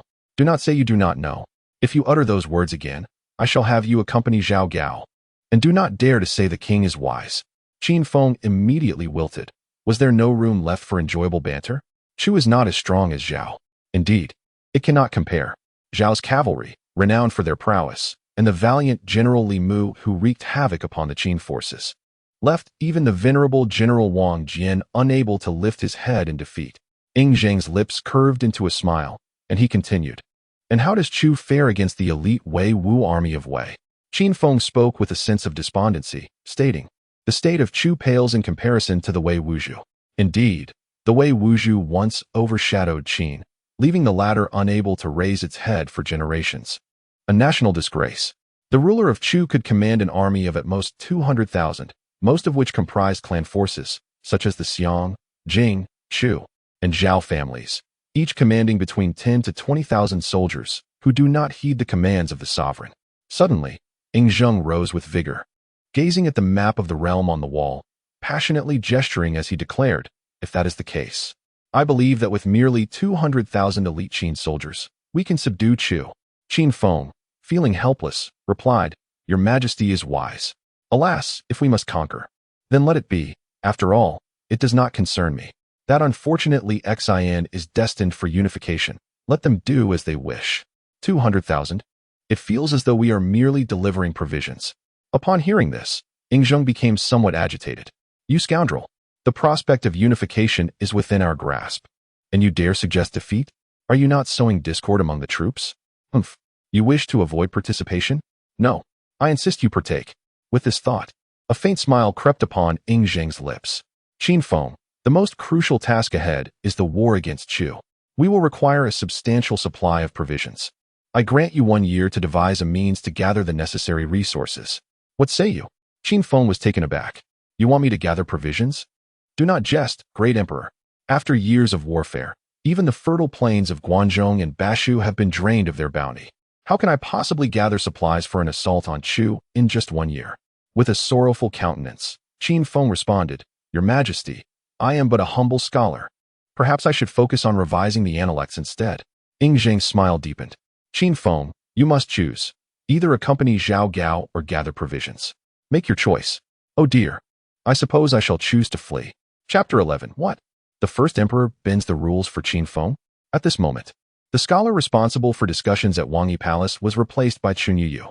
The animosity was palpable, as Chun Yuyu glared at Qin Feng with the intensity of a sworn enemy. After all, the academic disputes between them were a matter of life and death, and Qin Feng had virtually plagiarized from the very roots of Confucianism. Moreover, having previously allowed eunuchs to assault Chun Yuyu at the scholar's residence, the latter bore the humiliation of a bruised eye, a grave affront indeed. Alas, this time I have truly gone too far. If all else fails, it seems I may have to resort to farming, with each soldier consuming 3 pounds of grain daily. An army of 200,000 would deplete 600,000 pounds each day. This means that for a year-long war, we would require at least 200 million pounds of grain. Qin Feng felt dizzy, pondering how on earth this could be accomplished. Zheng, with his eyes closed in contemplation, silently mused, "Now you understand the difficulties I face, Qin Feng? Do you believe I do not yearn for a stable victory? Do you think I am unaware of the need for more conscripts? Of course I know, but the people of Qin have suffered greatly after years of conflict. They are utterly exhausted. If it truly comes to deploying 600,000 troops against Chu, it is likely that the citizens of Qin will be unable to endure such a strain. The root of the problem lies in the low yield per acre. If we could achieve a yield of 1,000 pounds per acre, merely 20,000 acres would suffice to address the military's grain requirements." Zheng gazed down at Qin Feng, momentarily taken aback. A yield of 1,000 pounds per acre? Is this merely a flight of fancy? The Guanzhong plain is already the most fertile land in the realm, yet the yield hovers around 230 pounds. 1,000 pounds per acre? Preposterous. Young men should temper their exuberance. Qin Feng, unwilling to be seen as a sycophant to Zhao Gao, clenched his teeth and declared, "Your Majesty, it is my duty to gather provisions for the army. However, I seek to borrow the royal hunting grounds of the Shangling Garden." Zheng furrowed his brow slightly. The Shangling Garden is a place for royal hunting, designed to cultivate the valor of the royal offspring. After all, the nobility cannot be sent to the battlefield. But hunting and witnessing bloodshed should be permissible. Zheng mused privately. The Shangling Garden? What does he intend to do with it? Does he plan to sustain an army of 200,000 with the game found therein? Absurd. Chun Yu scoffed from the side, sarcastically remarking, "The mind of Qin Longzhong is indeed remarkable. To think of using the game from the royal Shangling Garden to feed the expeditionary forces. What a genius." Yet, one wonders if Qin Longzhong comprehends how much grain is consumed daily by 200,000 troops. Zheng refrained from silencing him. For Chun Yu held the office of a counselor, and had the right to offer his critiques, much like Zhou Ji's mockery of King Qi, which was rather irksome. Qin Feng could not help but roll his eyes, retorting, Dr. Chunyu, I am indeed aware of the grain requirements for 200,000 troops, and I would never consider using the game from the Xiangling Garden to supply the army's provisions. One must possess a truly remarkable intellect to conceive such an idea. Zhang cleared his throat, attempting to regain composure. Chunyu Yu's face flushed with indignation. If that is the case, what purpose do you have for the Xiangling Garden? Do you presume upon royal favor to enjoy the privileges of nobility? Such audacity. Qin Feng, weary of the charade, let out a cold laugh. You clever fool. Spewing venom. The Xiangling Garden belongs to the royal family, and it appears you are the one with ulterior motives. Chunyu Yu was left dumbfounded. Something was amiss. Was this truly the same timid youth who previously dared not speak in the scholarly circles? In just a few days, how could this 16-year-old transform so drastically? Could it be that his previous demeanor was merely an act? Regardless, this rogue dishonors Confucianism and must face the consequences. Chunyu Yu chastised sternly. If that is not the case, then what do you truly seek from the Xiangling Garden? Do you intend to cultivate the land and grow provisions for the 200,000 troops? Qin Feng smiled faintly, choosing not to engage further, and turned his attention back to Zhang, stating, Indeed, I wish to borrow your majesty's Xiangling Garden for cultivation. Chunyu Yu erupted into laughter, mocking, I never anticipated that Qin Longzhong, as a scholar, would also concern himself with agricultural matters. I not only know how to cultivate land, but I also possess knowledge beyond your comprehension. Qin Feng seethed with a desire to confront Chunyu Yu, wishing to deliver a resounding blow to the old scoundrel, who seemed determined to sow discord. If Chunyu succeeded in his machinations, it was likely that Qin Feng would find himself entangled with Zhao Gao, an unthinkable fate.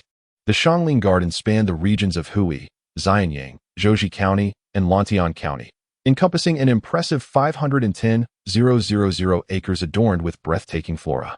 Abundant were the elk and hares, and the land was exceedingly fertile. However, Emperor Shi Huang had lost interest in hunting, leaving the garden neglected. Moreover, during this critical juncture of annihilating the Six Kingdoms, was it more pertinent to pursue sport or to cultivate the land for military provisions? Surely, as an emperor of unparalleled legacy, he could discern the gravity of the situation. Yet, such matters were delicate for Qin Feng to broach. As Chunyu Yu astutely noted, the Xiangling Garden was the royal family's private property. Anyone who dared to trespass would face dire consequences. Even during the reign of King Zhao of Qin, amidst a famine that claimed countless lives, the Xiangling Garden remained closed to aid the beleaguered citizens of Guangzhou. Officials who proposed its opening faced severe punishment, illustrating the royal family's sensitivity regarding their private finances. Thus, it was virtually impossible to address this issue or to offer counsel. Chunyu Yu, perceiving Qin Feng's discomfort, seized the opportunity to incite the situation further. My liege, this individual harbors selfish motives and displays no regard for the nation. He infringes upon royal property, which constitutes disloyalty. He misuses the ancestral name, which is an act of filial impiety. He distorts Confucian texts, an act of injustice. Such a disloyal, unfilial, and unjust person should be immediately imprisoned and banished from the realm of Qin. Qin Feng glanced at Chunyu Yu's prominent nose and then at his own clenched fist. Are you plotting against me? Do you believe I could shatter your vile face in 3 breaths? Upon hearing Chunyu Yu's words, Zhang's gaze sharpened towards Qin Feng. Chunyu Yu, emboldened by the moment, insisted, My liege, this man's origins are dubious, and he seeks to mislead you. Does he truly believe converting the Xiangling Garden into arable land could sustain the army? This is a crime against the crown. Shall I summon the chief minister to apprehend him? Zhang slammed his palm on the table, his voice stern. Qin Feng. Instantly, Qin Feng fell prostrate. Your servant is here. Chunyu Yu reveled in his triumph, convinced that offending Confucianism would lead to dire consequences. Zhang's eyes glinted with intensity, piercing through the tension. If I were to grant you the Xiangling Garden, could you supply provisions for the army in the south? Confusion washed over Chunyu Yu, his expression one of sheer disbelief, as though he had encountered a specter. The king of Qin, today, was prepared to breach protocol for Qin Feng? Chapter 12. I trust Qin Feng has discernment. What? He set fire to the royal gardens? Upon returning to his quarters, Qin Feng discovered Meng Tian and a youth confronting each other, each brandishing a bronze sword. They circled cautiously, exchanging thrusts, retreating swiftly upon contact. After observing for a moment, Qin Feng quipped, "What is this? A battle between a stroke victim and a child with polio?" Upon seeing Qin Feng's return, Meng Tian exclaimed with joy, "Elder brother, you have returned." Wang Li, feeling defiant, insisted on challenging me to a duel, eager to find a way to pierce through my defenses. Upon hearing Meng Tian refer to me as elder brother, he abruptly halted his actions, casting a disdainful glance at Qin Feng and scoffing, "You are Meng Tian's elder brother? Today, I shall subdue you first. Draw your sword." With that, he brandished his long sword and strode past Meng Tian towards Qin Feng. A cold sweat trickled down the back of Qin Feng's head. This was no jest. At this moment, he could barely draw his own sword. It was far too heavy. How was he to fight?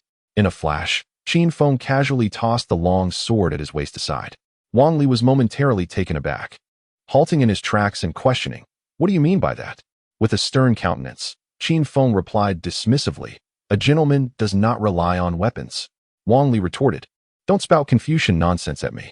Qin Feng slowly shook his head, declaring, "A true warrior finds no honor in using weapons to vanquish his opponent. It is the ultimate display of strength to defeat one's adversary through sheer might that embodies mercy." Wang Li appeared astonished. "Is that so? How intriguing."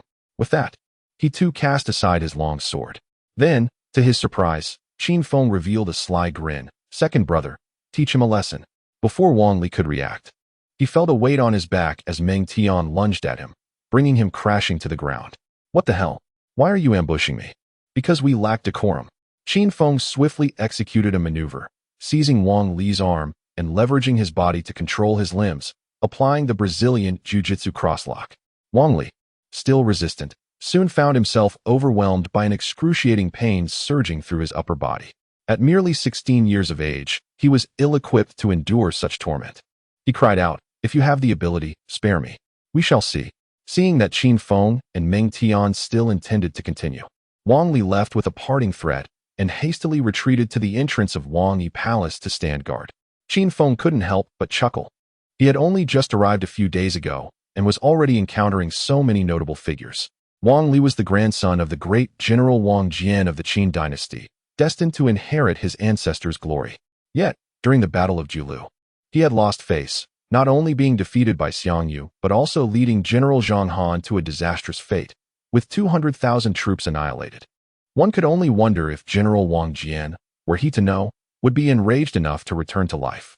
Shaking his head, Qin Feng pulled Meng Tian along as they began to exit. "Let us head to the Xianying government office first, and then to the Shangling Garden." Meng Tian, bewildered, asked, "Huh, what do we need to go to Shangling Garden for? We still have to guard the king. There is no need for that.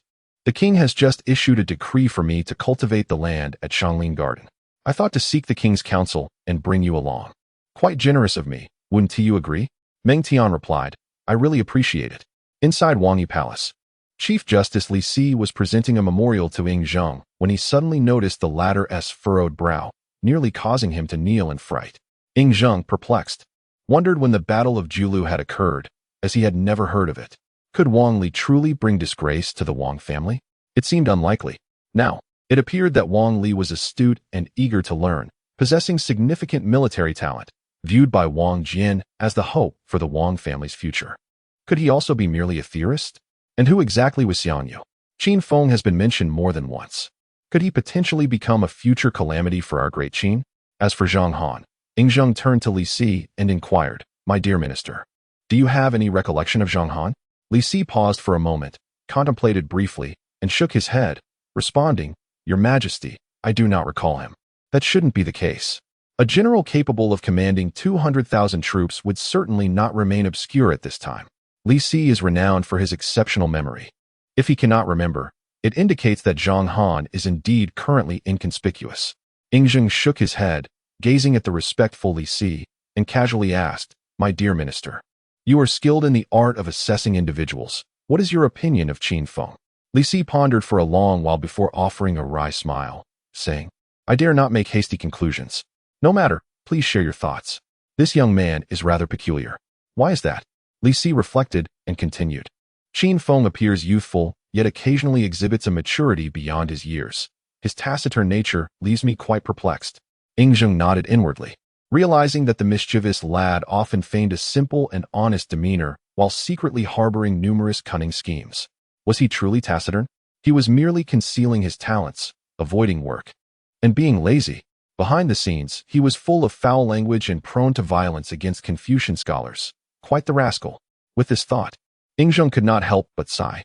If only my son Fusu possessed such talent, how splendid it would be. That would ensure the prosperity of our Qin and my own peace of mind. Alas, all my sons currently appear rather ordinary. Only Fusu displays some intelligence. Yet he is wholly devoted to Confucianism. Accursed Confucian scholars. They have led my son astray. At that moment, Li Si suddenly spoke, Your Majesty. Entrusting the Shanglin Garden to Qin Feng might contravene established protocols. Ying lifted his gaze, his eyes sharp, silently scrutinizing Li Si. Li Si immediately prostrated himself, explaining, I harbor no intention of offending Your Majesty. Both thunder and rain are blessings, and your actions surely possess sound reasoning, for as a minister, I should refrain from speaking recklessly. Observing Li Si's perceptiveness, Ying let out a faint snort and retorted, Are you instructing me on how to act? Li Si was taken aback and then offered a bitter smile. I would not dare. This must be advice from Qin Feng, is it not? Ying was also momentarily stunned, then chuckled and shook his head. Unbeknownst to me, I have been influenced by this young rascal. After much internal struggle, Li Si urged, Your Majesty, you are indeed too lenient with Qin Feng. While I naturally hope that those of insight are utilized by you, the noble families of Qin may not look favorably upon such favoritism. We must be cautious not to inadvertently ruin Qin Feng. Ying could not help but furrow his brow slightly. What do you mean by that? The Shanglin Garden symbolizes the royal family and embodies our dignity. Even during times of famine, King Zhao of Qin did not open it. If Qin Feng were to act inappropriately in this matter, it could provide others with leverage against us. In that case, should you fail to address his actions, it would undermine our authority. Yet if you do address them, it could ruin him. Ying immediately erupted in laughter, exclaiming, Ha! Rest assured, that young rascal knows how to conduct himself with propriety. As the words fell, a young eunuch rushed in, stumbling and trembling as he spoke. It is Dyer, Your Majesty. Qin Feng. What has he done? He is setting fire to the Shanglin Garden. Chapter 13. Qin Feng. I truly do not wish to be sisters with Zhao Gao. It is simply too spectacular. Qin Feng ascended the hillside, gazing at the vast expanse of the Shanglin Garden, spanning hundreds of thousands of acres, and could not help but exclaim in awe. Before long, Meng Tian hurriedly approached with his men. Elder brother, the firebreak has been established. Qin Feng nodded. Then let us begin notifying everyone to set the fire. Meng Tian hesitated slightly. As the eldest son of the Meng family, he understood the gravity of the matter. The Shanglin Garden is a royal symbol. To set it ablaze under the bright sun and clear skies, one must remember that even commoners who accidentally trespass to gather firewood face severe punishment. If a fire were to accidentally ignite, the minister of the imperial granary would certainly face dire consequences. Elder brother, should we not seek the king's approval again? This matter is of great importance. The official sent by the minister of grain, Su Tian, a frail old man, wiped the sweat from his brow and stammered, Qin Longzhong. This is a grave offense. We should still request the king's decree. Sima Xian, the deputy of Xianyang County, trembled. This matter is of great importance, indeed. The two exchanged bitter smiles, recalling that when they were summoned to assist, there was no mention of setting fire to the Shanglin Garden. Impatient, Qin Feng unfurled the bamboo slip in his hand, pointing to the seal of the king of Qin, and said, What are you fussing about? Do you not see the royal edict in my hand? I have full authority over the development of the Shanglin Garden. Do you understand what it means to have full authority? Su Tian was on the verge of tears, but the king did not order us to set fire to the Shanglin Garden. Qin Feng snorted coldly. So you choose not to listen to me? Meng Tian bellowed. Present. Whoever disobeys, let them be punished. Understood.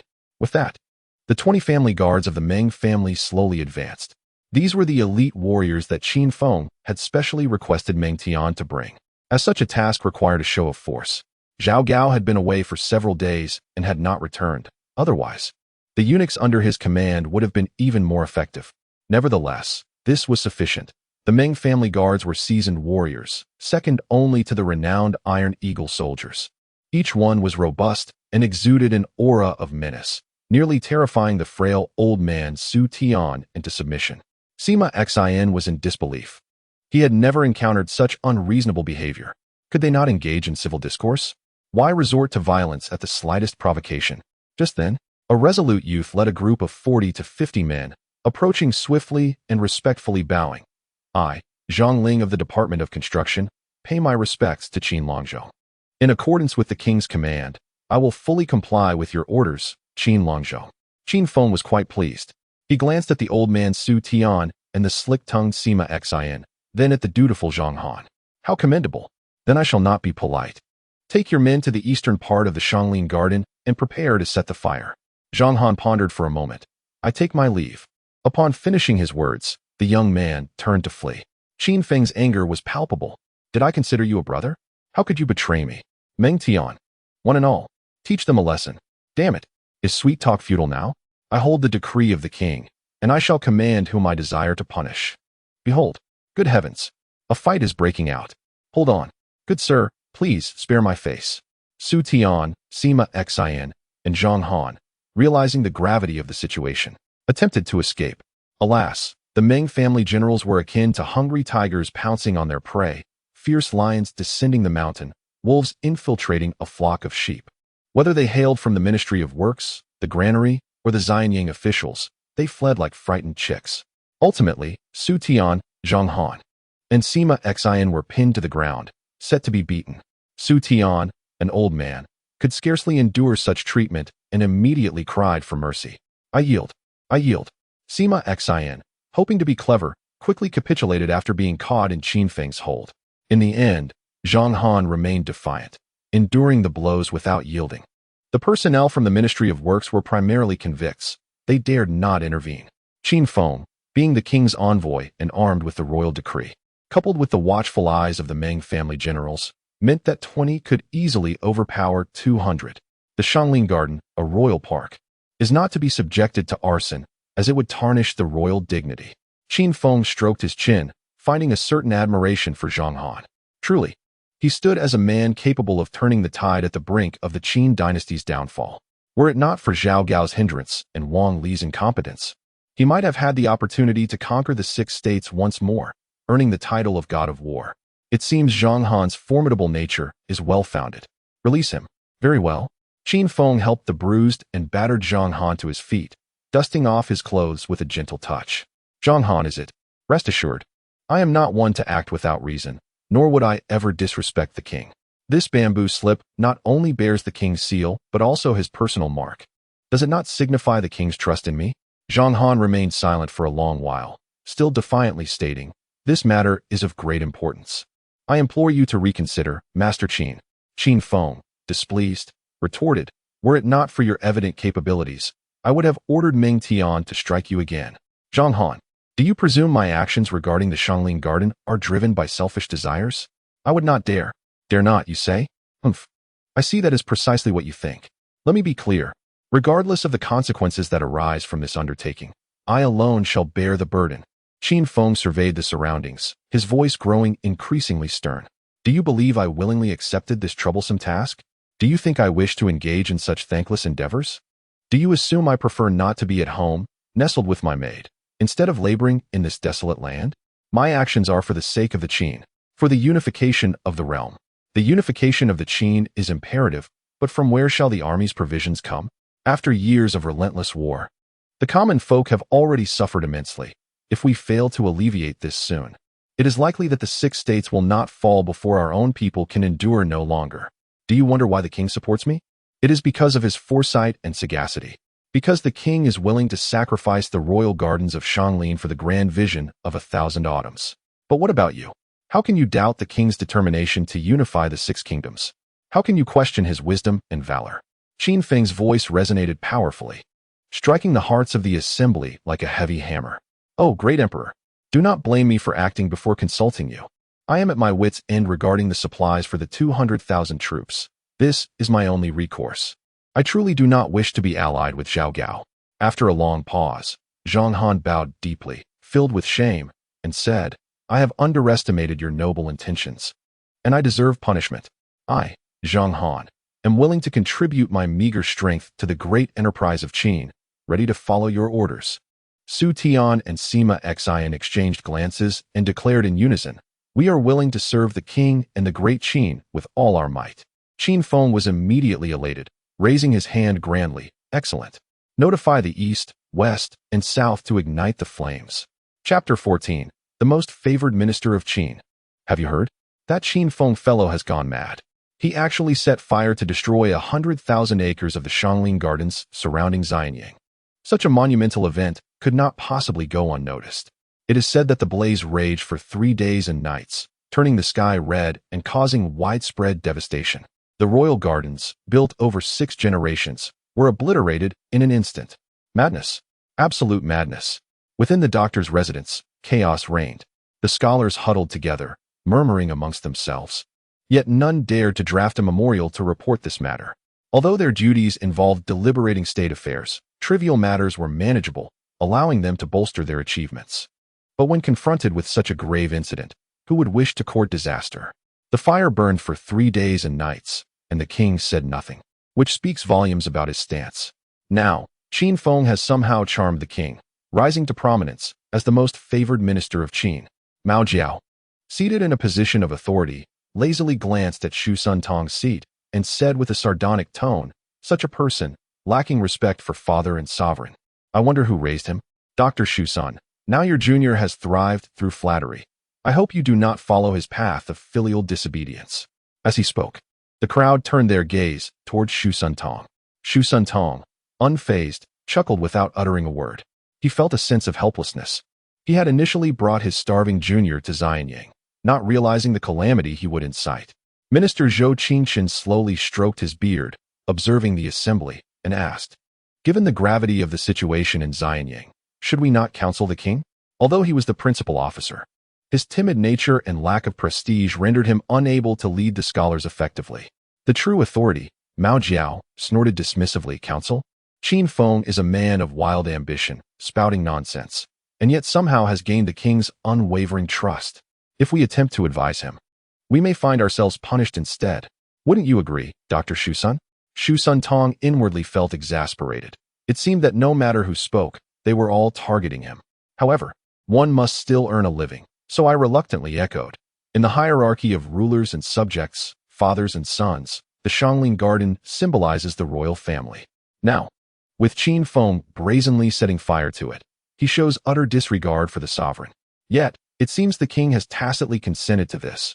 What use is our petition? In an instant, the scholars sighed in despair. None of us anticipated that among the Confucian scholars, a favored courtier would emerge, and a rogue at that. Not only does he fail to support Confucianism, but he also aids in tyranny. At this juncture, the seemingly meditative Chunyu suddenly revealed a sinister smile. Someone can indeed reign in Qin Feng. Zhou Qingchen, taken aback, inquired, "Who?" "The Prime Minister of the Qin, Lord Chongping." Chunyu declared, "Qin Feng, since you dare to commit an act so egregious, seeking your own demise, do not blame me, Chunyu, for being ruthless." As the sun dipped below the horizon, the imposing silhouette of Xianyang City loomed over the land of Guangzhou, gradually succumbing to the embrace of night. Just before the curfew, Chunyu knocked upon the doors of the Prime Minister's residence. "I, Chunyu, pay my respects to Lord Chongping." "Please, Dr. Chunyu, have a seat," replied a middle-aged man of slender build, exuding vitality yet marked by a hint of melancholy. This was none other than the Prime Minister of the Qin, Lord Chongping. Xiongqi, trusted by Ying Zheng for his assistance in quelling the rebellion of Lao Ai and his familial ties, he had served as Prime Minister for several years. Humble and courteous, endowed with both virtue and talent, he commanded great respect in the court. After exchanging pleasantries and engaging in trivial conversation, as dusk deepened, Xiongqi could no longer restrain his curiosity. "Might I inquire, Dr. Chunyu, the purpose of your visit?" Chunyu feigned surprise. "Oh dear, such a significant event has transpired in Xianyang, and yet, my lord, you remain unaware?" Xiongqi furrowed his brow slightly. "What grave matter is this?" Chunyu adopted a pained expression. "Qin Feng has audaciously set fire to the royal Shangling Garden, bringing shame upon the royal family, provoking ridicule from the 6 states, and causing the people of Qin to lose faith in the monarchy. Such an act, devoid of filial piety and loyalty, is truly infuriating." Xiongqi smiled faintly. a seasoned politician after years of navigating the treacherous waters of governance. He regarded Chun Yu's words with a discerning ear, believing only a fraction of what he said. As the prime minister of the empire, he was already aware of the tensions between Qin Feng and Confucianism. His visit was merely a means to leverage his influence to address the issue with Qin Feng. Gently caressing the jade ring on his thumb, he remarked with a light-hearted demeanor, "Ah, I have indeed heard of this matter." The fire raged for 3 days and nights, painting half the sky red beyond Xianyang City. Quite a spectacle. Noticing Xiongqi's non-committal stance, Chun Yu inwardly cursed the old fox and pressed on.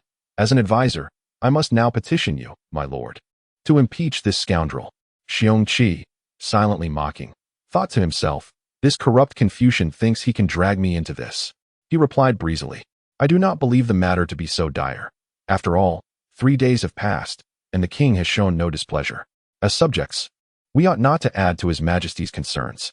Truly, Xiongqi was a capable politician, deftly countering Chun Yu's advances with mere words, leaving him momentarily speechless. Xiongqi was acutely aware of his position. As a cousin to the king of Qin, it was a point in his favor. However, being the son of the king of Chu was indeed a significant drawback. The proud people of Qin were already deeply dissatisfied with a prince of Chu serving as the chancellor of Qin, and their patience had reached its limits.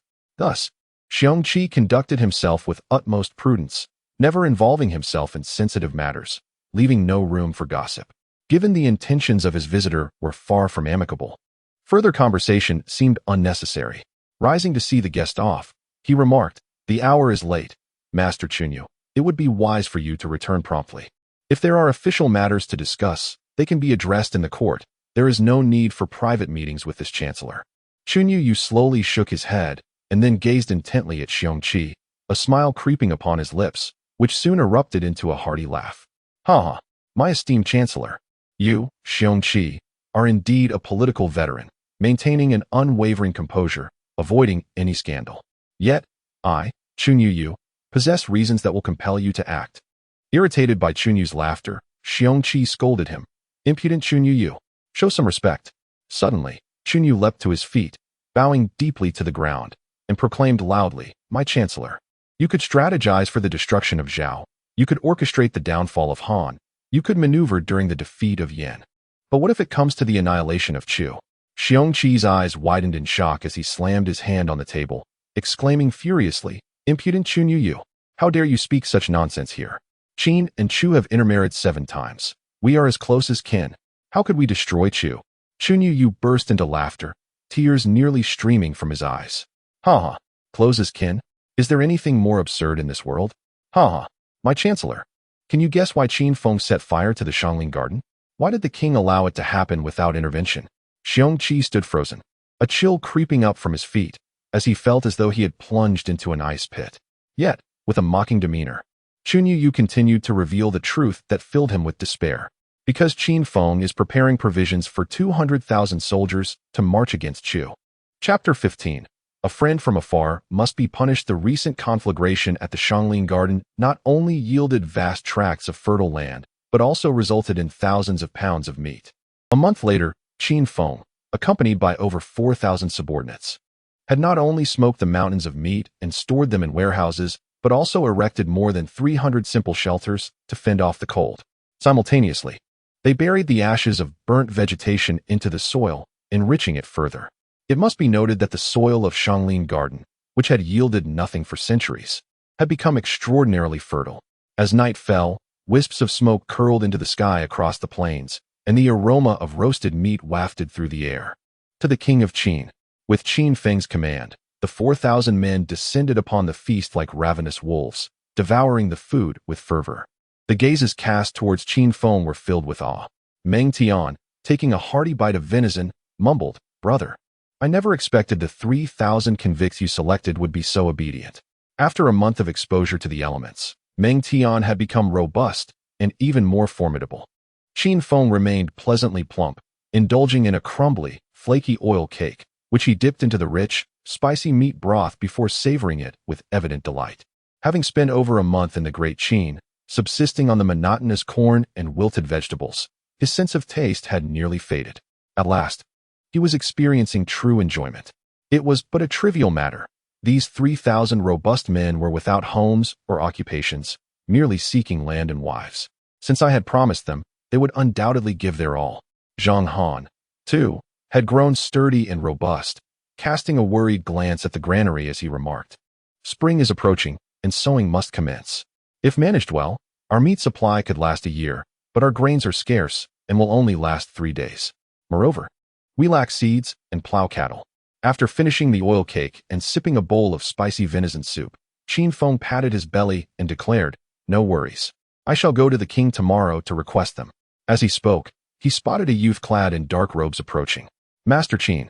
Upon seeing the boy, everyone promptly stood and bowed, saying, "Greetings, young Master Fusu. Please, no formalities." Over the past month, Fusu had visited the fields nearly every day to seek out Qin Feng. As time passed, the baby fat on his face gradually diminished, revealing a hint of vigor, no longer presenting a feeble appearance. Observing the others dining, Fusu unceremoniously took a seat, served himself a bowl of meat broth, and grabbed a piece of oil cake to eat. Qin Feng sighed, "Young master, are you here solely for a free meal?" Fusu, relishing his food, mumbled with delight, "You guessed it correctly. Ever since tasting Master Qin's culinary skills, everything else from the palace pales in comparison. It would be a waste not to eat. Tomorrow, I plan to visit the palace to request seeds and plow cattle. You should assist me." Fusu thumped his chest and assured, "Rest easy. Our friendship is as gentle as water." Zhang Han scratched his head. "That phrase seems misapplied, doesn't it?" Qin Feng rolled his eyes. "You know nothing. It means that a gentleman's collaboration in wrongdoing should be as effortless as drinking water." Zhang Han gasped, his eyes nearly bulging.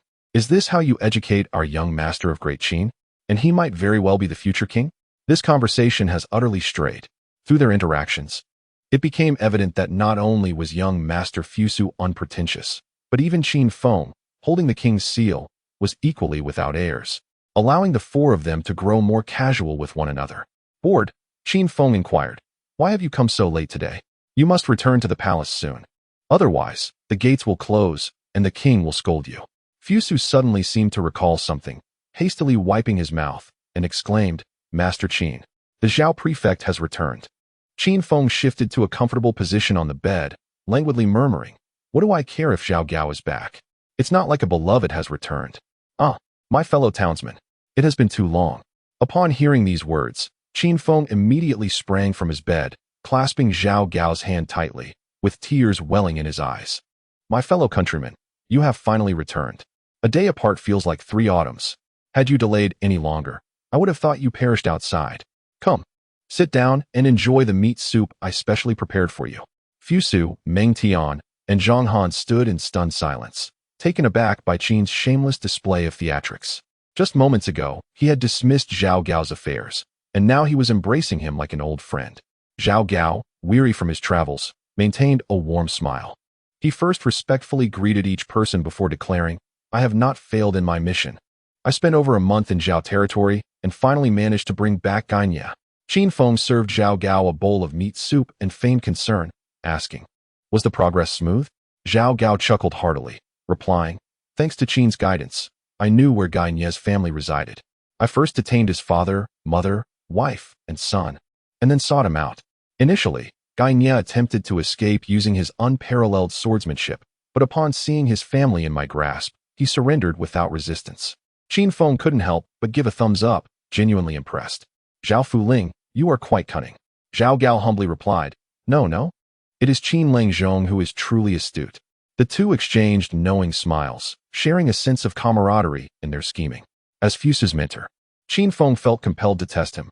"Young master, what insights have you gleaned from Gainia's situation?" Fusu hesitated, furrowing his brow in contemplation before admitting, "Fusu is dull-witted and knows not." With a smile playing at the corners of his mouth, Qin Feng replied lightly, "When parents are present, one should not wander far. There must be a method to one's travels." The others were momentarily perplexed, pondering the meaning of his words and their relevance. Qin Feng then wore an expression of pity as he explained, "Your parents are in my possession. You cannot escape. Even if you attempt to flee, rest assured, I have ways to bring you back." Meng Tian, Zhang Han, Zhao Gao. By heaven, is this truly what you meant? Are you trying to deceive young Master Fusu? At just 14 years of age, and with his worldview still forming, Fusu gazed at Qin Feng with admiration. Fusu has been enlightened. Meanwhile, Gainia, who had silently approached, stood dumbfounded. He had heard tales of the barbarism of the Qin people, but this was a new level of audacity, openly discussing the kidnapping of others' parents with such brazen confidence. Qin Feng instantly recognized Gainia, who stood like a sharp sword, exuding an aura of fierce sharpness. Fusu promptly rose and respectfully clasped his fists, stating, "Though friends come from afar, they must be met with valor." Qin Feng patiently elaborated, "When a brother seeks refuge with us, we shall certainly assist him in resolving his troubles." Gainia. Indeed, the great Qin was worthy of its reputation as a land of tigers and wolves. Even greetings were uniquely formidable. Chapter 16. Qin Feng, the scoundrel. I beseech the king to behead him. Xiongqi stood before Wangyi Palace, weary and haggard, his beard unkempt and his eyes bloodshot. After a month of diligent inquiries, he had finally confirmed that a confrontation between the Great Qin and the Great Chu was inevitable. Xiongqiren could not help but smile bitterly, realizing that he was the last to learn of this matter. It seemed that a consensus had been reached within the court, with everyone conspiring to keep him in the dark. Yet, he was the chancellor of the Great Qin, the very individual who had facilitated Yingzheng's ascension to the throne. Moreover, he was a key contributor to the Great Qin's conquest of Han and Zhao. Why must you treat me this way? By what right do you treat me so? Chancellor Chongping seeks an audience with the king. Announce. Xiongqiren raised his gaze, surveying the thick darkness that lingered before dawn, and strode inside resolutely. The diligent Yingzheng had already commenced reviewing memorials. Upon seeing Xiongqiren enter, he eagerly descended from his bed, exclaiming, "Why has Chancellor Chongping come so early? Had you informed me sooner, I would have prepared a meal for you." However, upon observing the complex expression on Xiongqiren's face, he hesitated momentarily. "Chancellor Chongping, what troubles you? You appear as though you have aged a decade." With a thud, Xiongqiren suddenly knelt on the ground, forcefully bowing his head until it struck the floor with a resounding thump, a splash of blood blossoming instantly. "Your servant implores the king." Yingzheng was taken aback. Hastening forward to assist him, Xiongqiren was granted the privilege of entering the court without bowing. Yet at this moment, he prostrated himself in such a grand gesture. Xiongqiren was not merely the chancellor of the Great Qin, but also Yingzheng's uncle and grandfather-in-law, as well as a close comrade and staunch supporter. His sudden display of humility stirred a pang of sorrow within Yingzheng. "Uncle, speak your mind. What is the meaning of this?" "Rise." Yingzheng tugged insistently, yet was unable to lift Xiongqiren. "Your servant beseeches the king to execute Qin Feng as an act of reparation to the realm." Yingzheng was momentarily stunned, slowly releasing his grip on Xiongqiren, a complex expression adorning his face. Though disappointment seeped into his heart, a flicker of hope remained as he sighed deeply and inquired, "Why must we kill Qin Feng?" Xiongqiren shakily rose, extracting a blood-stained letter from his bosom. In a hoarse voice, he accused, "Qin Feng is a sycophantic villain, presumptuously interpreting the emperor's will, arrogant in his favoritism, and utterly overstepping his bounds. This is his first crime. He has disrespected the sovereign, dishonored the royal ancestors, set fire to the Xiangling garden, and assaulted officials. This is his second crime. Driven by selfish desires, he has undermined the marital ties between Qin and Chu, attempting to instigate conflict between the two nations. This is his third crime. This man is a beast without father or king. I implore your majesty to execute him as restitution to the world." Upon concluding, Xiongqiren raised the blood-stained letter high. After a prolonged silence, Yingzheng did not take it, but instead gazed at Xiongqiren with profound disappointment, his voice gradually growing cold. "Chancellor Chongping, why must you concoct so many excuses?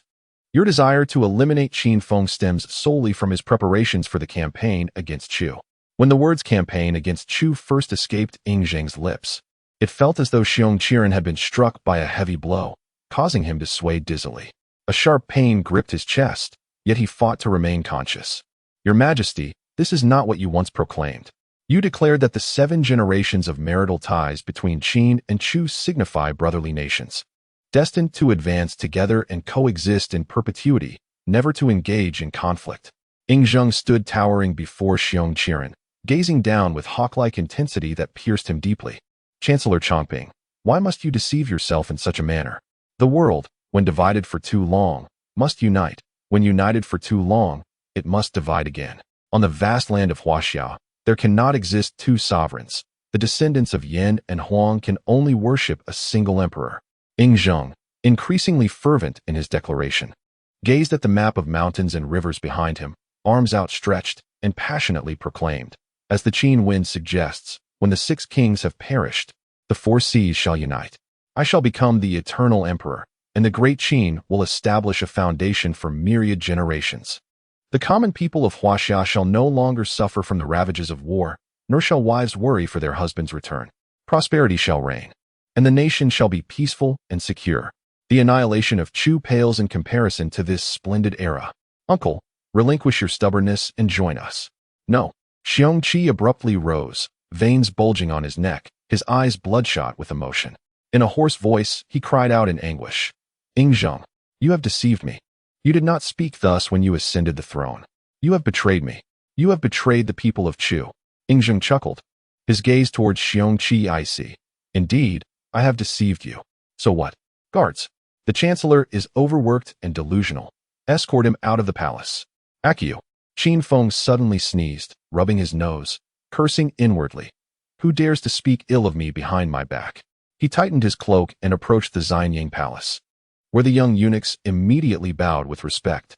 Though he remained merely a lowly physician, who did not know that Qin Longzhong was the favored minister of the great Qin, holding the king's seal, commanding the minister of grain, the supervisor of works, and the prefect of Xianyang, his prominence was unparalleled.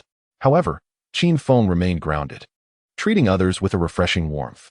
As he passed each young eunuch, a golden bean would tumble from his sleeve, eliciting smiles from the young attendants, who greeted him with even greater enthusiasm. Would you be so kind as to inform the king that physician Qin Feng seeks an audience? Oh dear, Lord Qin, you humble me. It is no trouble at all. However, the king is currently in audience with others. Qin Feng scratched his head. Are all officials of the great Qin this diligent? They arrive even earlier than I. It is not yet dawn, and they are already at the Xianyang palace to report business? Surely, they are not here to demand something, like me? How outrageous.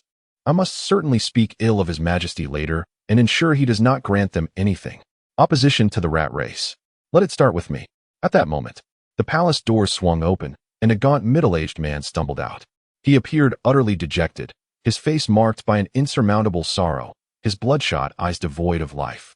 Yet, upon seeing Qin Feng, he paused, his expression growing increasingly complex.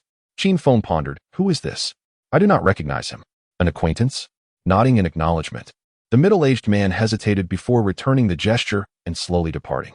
Announced the arrival of physician Qin. Qin Feng was taken aback. How did the king know of his presence? The announcement had not yet been made. He hurried into the grand hall, bowing respectfully. I, your humble servant, pay my respects to the king. Rise. Zheng's previously grim countenance brightened considerably upon seeing Qin Feng. As Qin Feng pondered how to broach the subject with the great Emperor Qin Shi Huang, he couldn't help but feel overwhelmed by the diligence of the Qin officials, who had already assembled early in the morning to report to him. Zheng, sensing Qin Feng's inner thoughts, allowed a faint smile to grace his lips. He gently tapped his fingers on the table and remarked, the one who just left was Chancellor Chongping, who presented his report to me an hour ago. Qin Feng immediately gave a thumbs up, his face alight with admiration. Truly, the Chancellor of the great Qin. Even before dawn, he is immersed in his duties, demonstrating unwavering dedication to the state, to the point of neglecting his own needs, a paragon of loyalty, indeed. Zheng looked at Qin Feng with curiosity, nodding in agreement. Indeed, a model of loyalty. He rushed here early in the day to demand that I take your head. Qin Feng was taken aback, exclaiming, what nonsense. Please, be reasonable. Chapter 17. Qin Feng realized he must prepare more excuses in the future. It seemed the great emperor was not easily deceived. How unjust this was. I am wronged. I am utterly loyal. How could I possibly commit such a grave offense? Surely, the Chancellor has made a mistake. I beseech you, your Majesty, to see the truth. With a heart heavy with feigned sorrow, Qin Feng lamented, nearly rolling on the ground in despair. What on earth? What has this old man against me? I have never wronged him. Look at him, frail and thin, hardly a figure of righteousness. Humph, perhaps he is simply envious. Surely, the great emperor will not believe him. What was that wretched thing called? Chancellor Chongping?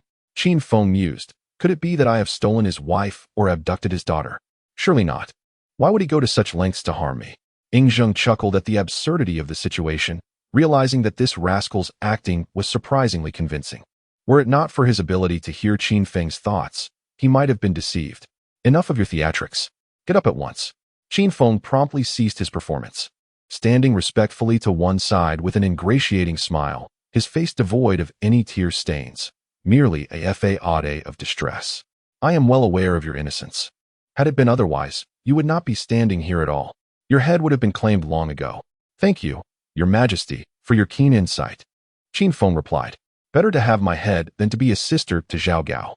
Zheng coughed unexpectedly, and Qin Feng hurriedly offered him a cup of water, concerned by the emperor's sudden discomfort. Zheng glared at the plump and youthful figure of Qin Feng, feeling a surge of frustration. Oh, Qin Feng, you have caused me such trouble over this past month. I am besieged daily by scholars, officials, and nobles alike, all clamoring for your punishment. I scarcely sleep at night. Yet, here you stand, plump and thriving. Qin Feng scratched his head, sheepishly smiling. My robust physique is merely a matter of genetics, a result of my constitution and stress-induced weight gain.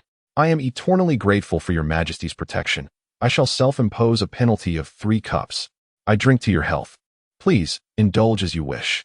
Zheng was taken aback, about to intervene, but Qin Feng was quick, downing 3 cups of tea from the table. What is this delightful brew?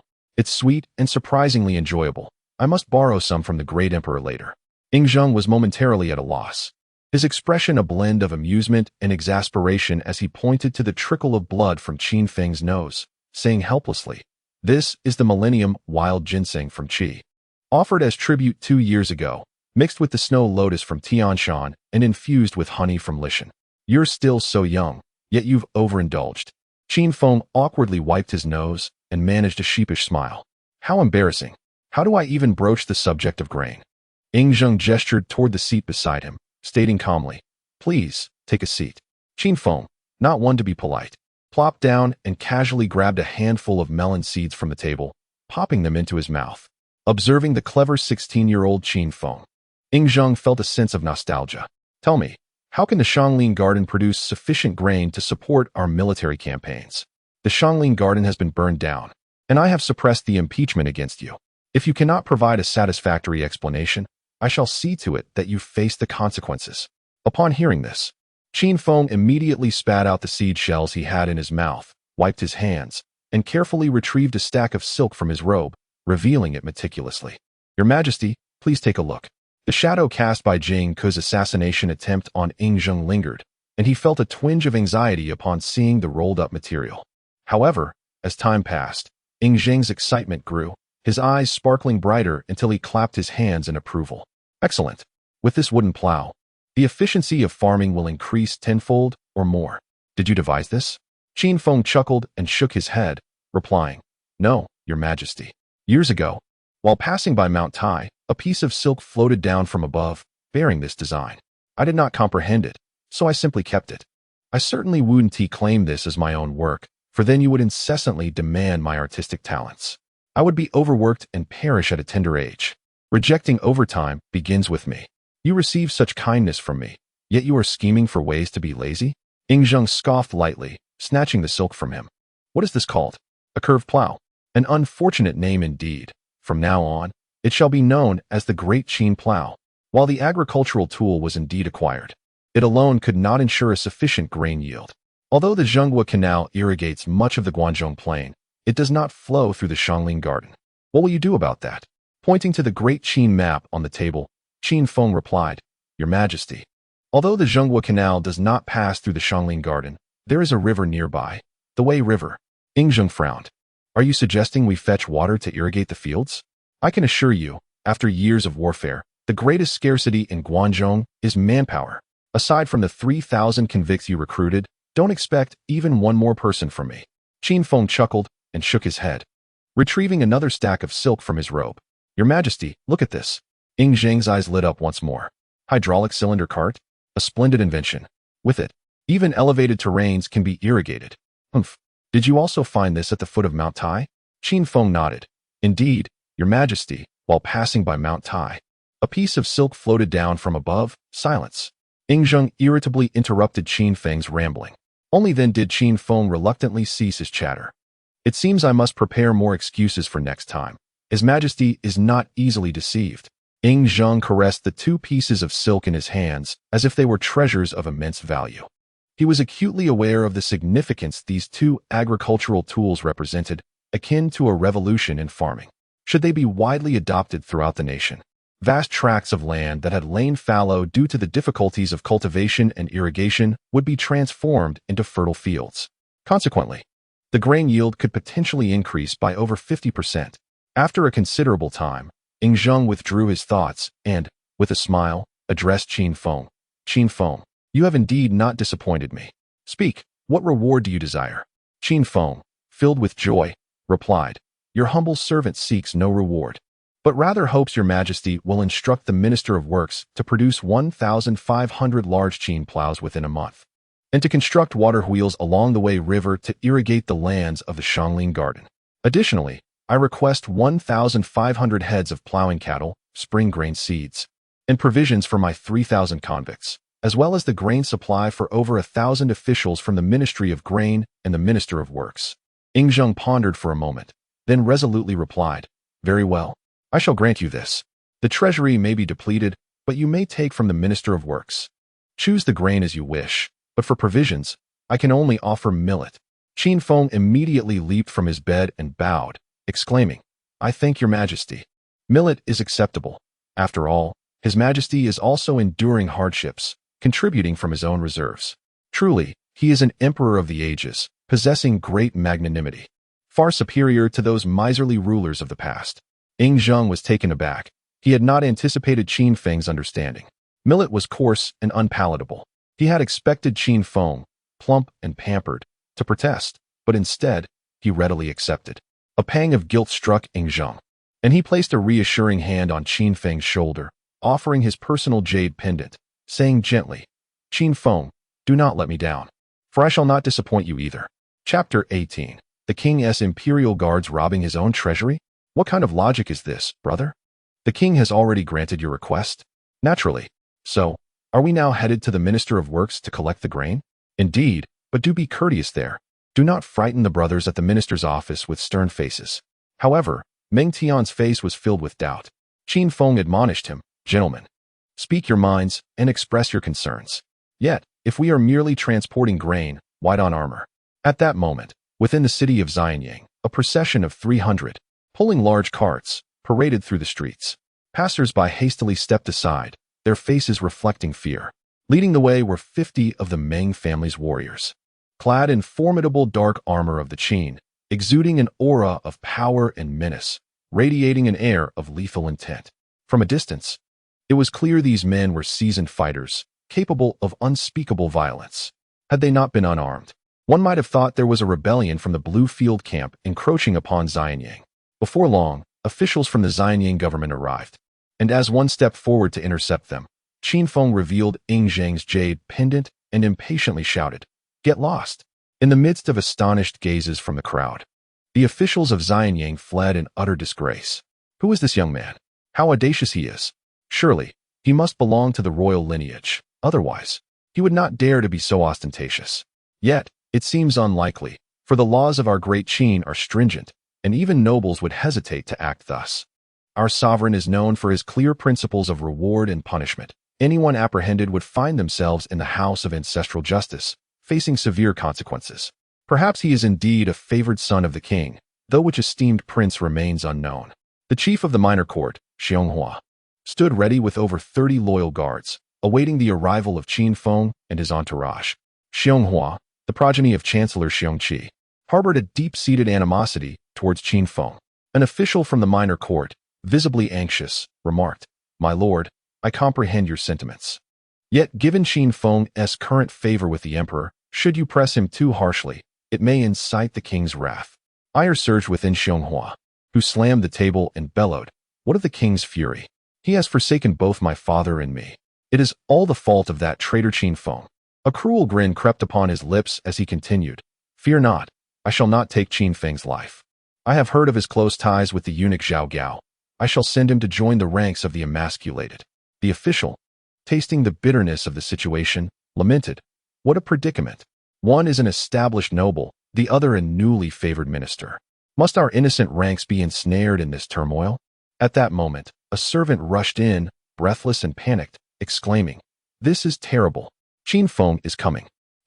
Xianghua interrupted with a thunderous shout, "Charge out and strike him down. I shall bear the consequences." With that, he seized a club and charged ahead. Behind him, over 30 guards echoed their assent and leaped forth. The servant, overwhelmed with fear, collapsed to the ground, gasping, "He has brought hundreds with him. Don't go." Alas, Xianghua was too swift to hear. As he burst through the gates of the minor court, brandishing his weapon, he was met with a shocking sight. 50 armored warriors stood before him, cold and unyielding. Qin Feng, standing behind them, smiled and commanded, "Attack." Instantly, the 50 warriors surged forth like tigers descending from the mountains, wreaking havoc upon Xianghua's guards, who were left wailing in despair. The warriors, trained for combat, were no match for the fierce onslaught. Montan, agile as a monkey, deftly navigated through the chaos and delivered a powerful punch to Xianghua's face, rendering him unconscious. Montan hoisted the fallen Xianghua and swiftly made his way back toward the minor court's entrance. "What are you staring at? Go home and tend to your wives." "What? No wife? Shall I find you one? Get lost." He barked, "No photographs. No TikTok, or else you shall feel my wrath." With 250 men, Qin Feng ferociously dispersed the onlookers and tidied the battlefield before leading his company into the minor court, carrying the unconscious Xianghua. With a resounding bang, the heavy doors slammed shut, plunging everything into an eerie silence as if nothing had transpired. Xianghua slowly regained consciousness, and upon opening his eyes, he beheld a myriad of officials from the Xiaofu, under the command of Qin Feng, busily transporting items from the storeroom. He stifled the pain throbbing in his head and bellowed, "Rebel Qin Feng, how dare you plunder the Xiaofu?" No sooner had his words fallen than Meng Tian delivered a punch to his face, causing his head to tilt, and he fainted once more.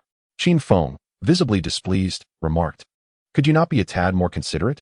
Letting him shout like that could lead others to misjudge my character."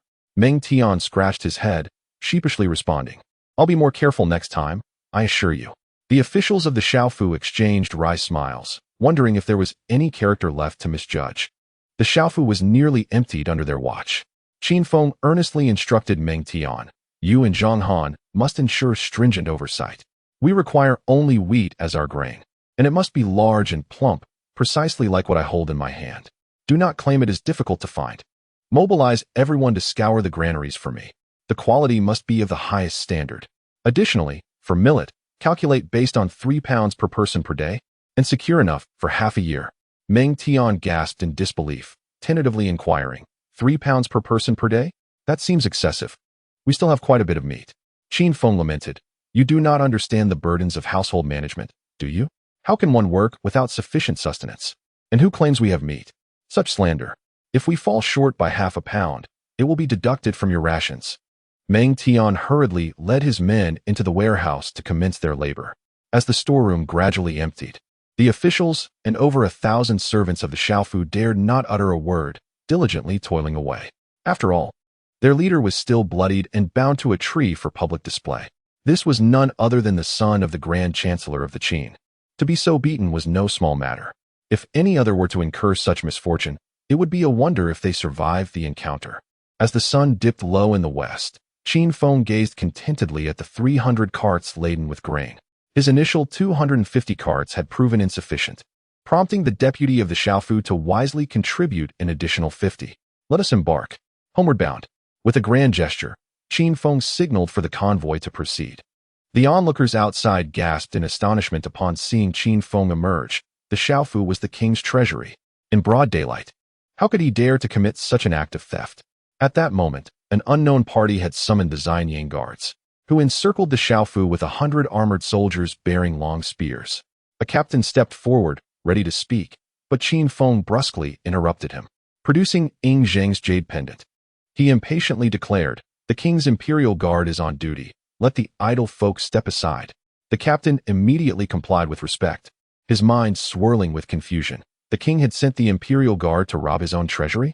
What kind of logic was this? Chapter 19. My king. I have yet to indulge in the pleasures of the marital bed. Gratitude to the benefactors, Shui Mu Guqian and the two brothers who adore eggplant stir-fried with eggs, for their generous support. In the Yiwang Palace, Yingzheng was engaged in a dialogue with Li Si as mealtime approached, partaking in a modest repast of wheat rice accompanied by sunflower greens and boiled lamb. General Wang Jian was likely already embroiled in combat with the allied forces of Yan and Dai, and the state of the conflict remained uncertain, causing a flicker of concern to cloud Yingzheng's brow. "My king," Li Si remarked confidently, "the turmoil in Yan and Dai is but a trifling affliction.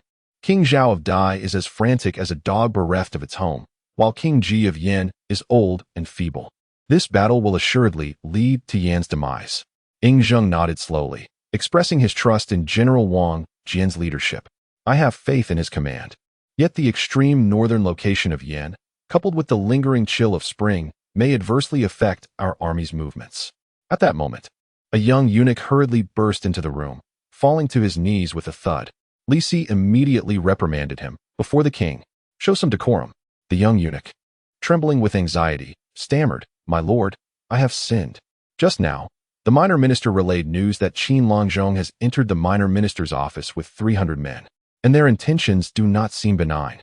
Yingzheng waved his hand dismissively, a faint smile gracing his lips. "What is there to panic about? I merely instructed Qin Feng to procure the seeds and provisions for spring plowing." Li Si exhaled in relief. Since the reforms of Shangyang, had such incidents ever occurred within the Qin realm? If there were indeed a gathering of rebels, it would be a profound embarrassment for Qin.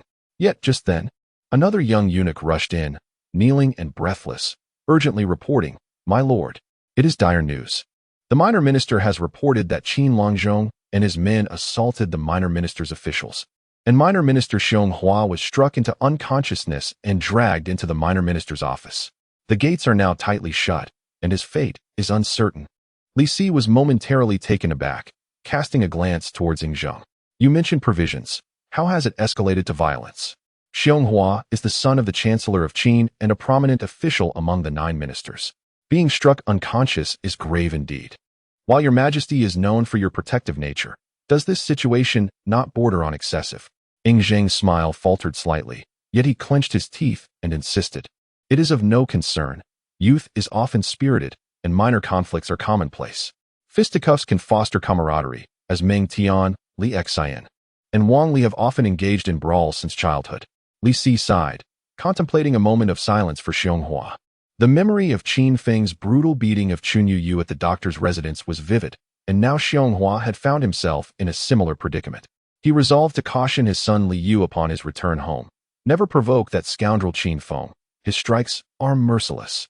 However, before Yingzheng could regain his composure, yet another young eunuch tumbled in, gasping for breath. Yingzheng's irritation flared, and he slammed his hand on the table, exclaiming, "What a display of chaos! Is this to never end?" The young eunuch nearly lost control of his senses, prostrating himself on the ground, trembling in fear. Li Si, exhaling in exasperation, advised, "My king, let him speak. We must discern what further mischief Qin Feng has wrought." Yingzheng, agitated, waved his hand impatiently. "Speak." The young eunuch, trembling slightly, reported. "The Minister of the Interior has conveyed that Dr. Qin has removed 100,000 stone of millet from the ministry." Yingzheng felt a wave of headache wash over him. He had been careless. He had merely promised Qin Feng provisions without specifying a quantity. 100,000 stone of grain. How extravagant that was, considering the usual consumption. Rubbing his temples, Yingzheng inquired, "How much grain remains in the ministry?" "Your Majesty," came the reply, "there are less than 20,000 stone left." With a heavy sigh, Yingzheng set down his chopsticks, suddenly devoid of appetite. This audacious young man had emptied his treasury.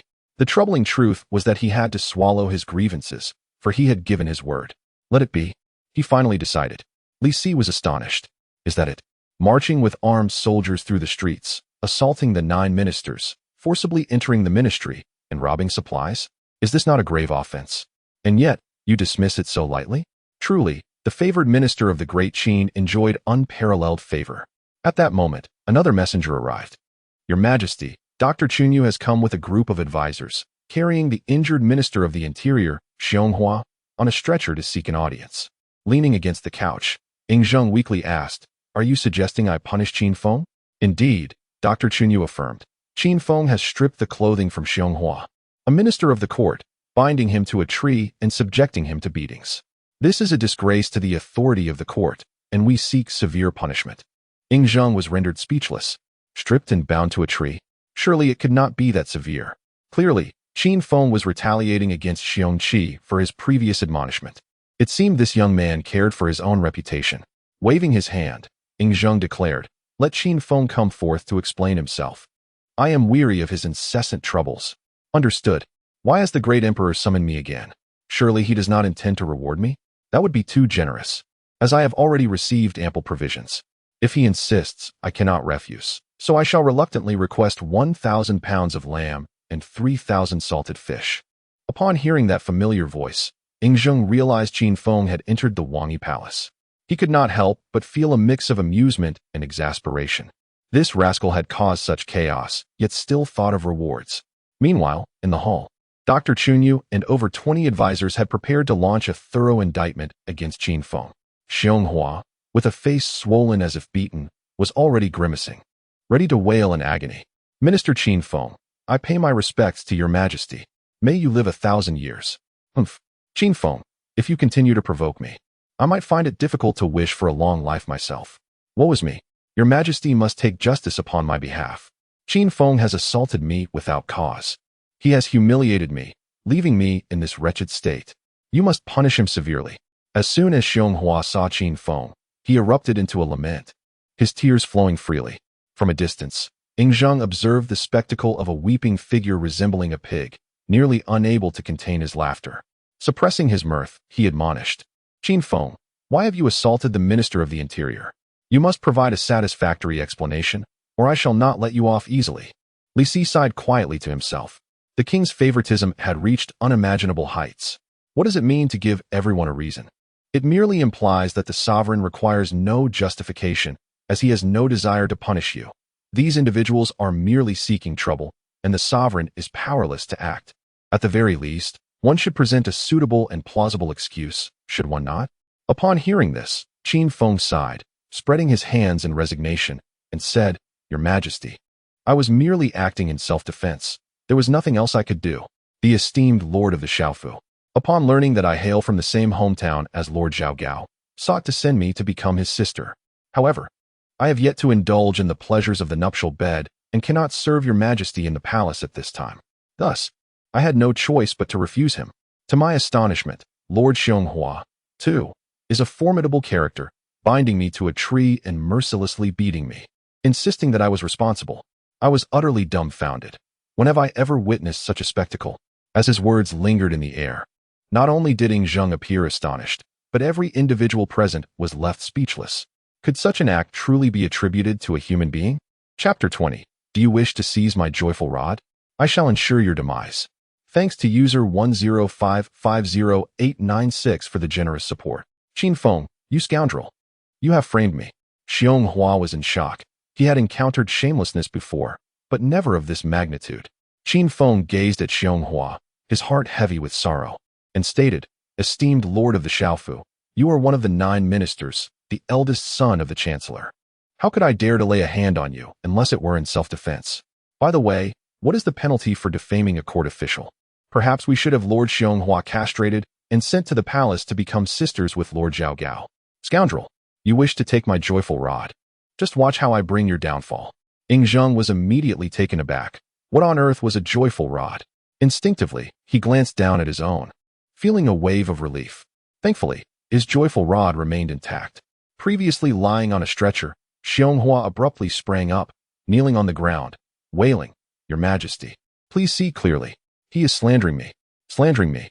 Where is Xianghua originally from? What accent is that?" Qin Feng was unperturbed, declaring loudly, "I possess a witness who can attest that the lord of the Xiaofu acted first." Xianghua quickly countered, "I too have a witness." Qin Feng then chuckled, with a knowing glint in his eye. "My witness is no ordinary individual, but rather the trusted aide of the lord of the Xiaofu, the minister of state." At this proclamation, all present could not help but turn their heads in surprise.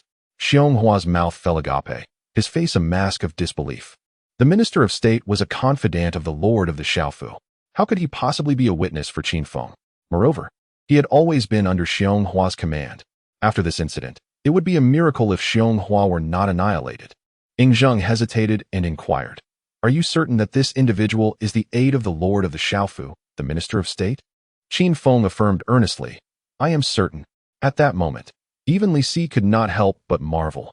This young man, despite his age, displayed remarkable cunning. Who would have imagined him to be a master of political strategy? Xianghua was rendered utterly speechless. He could not fathom that one of his own trusted aides would turn against him. Summon the Minister of State for an audience. The subordinate of the Minister of the Imperial Household, Zhou Ru, approaches the sovereign with trepidation.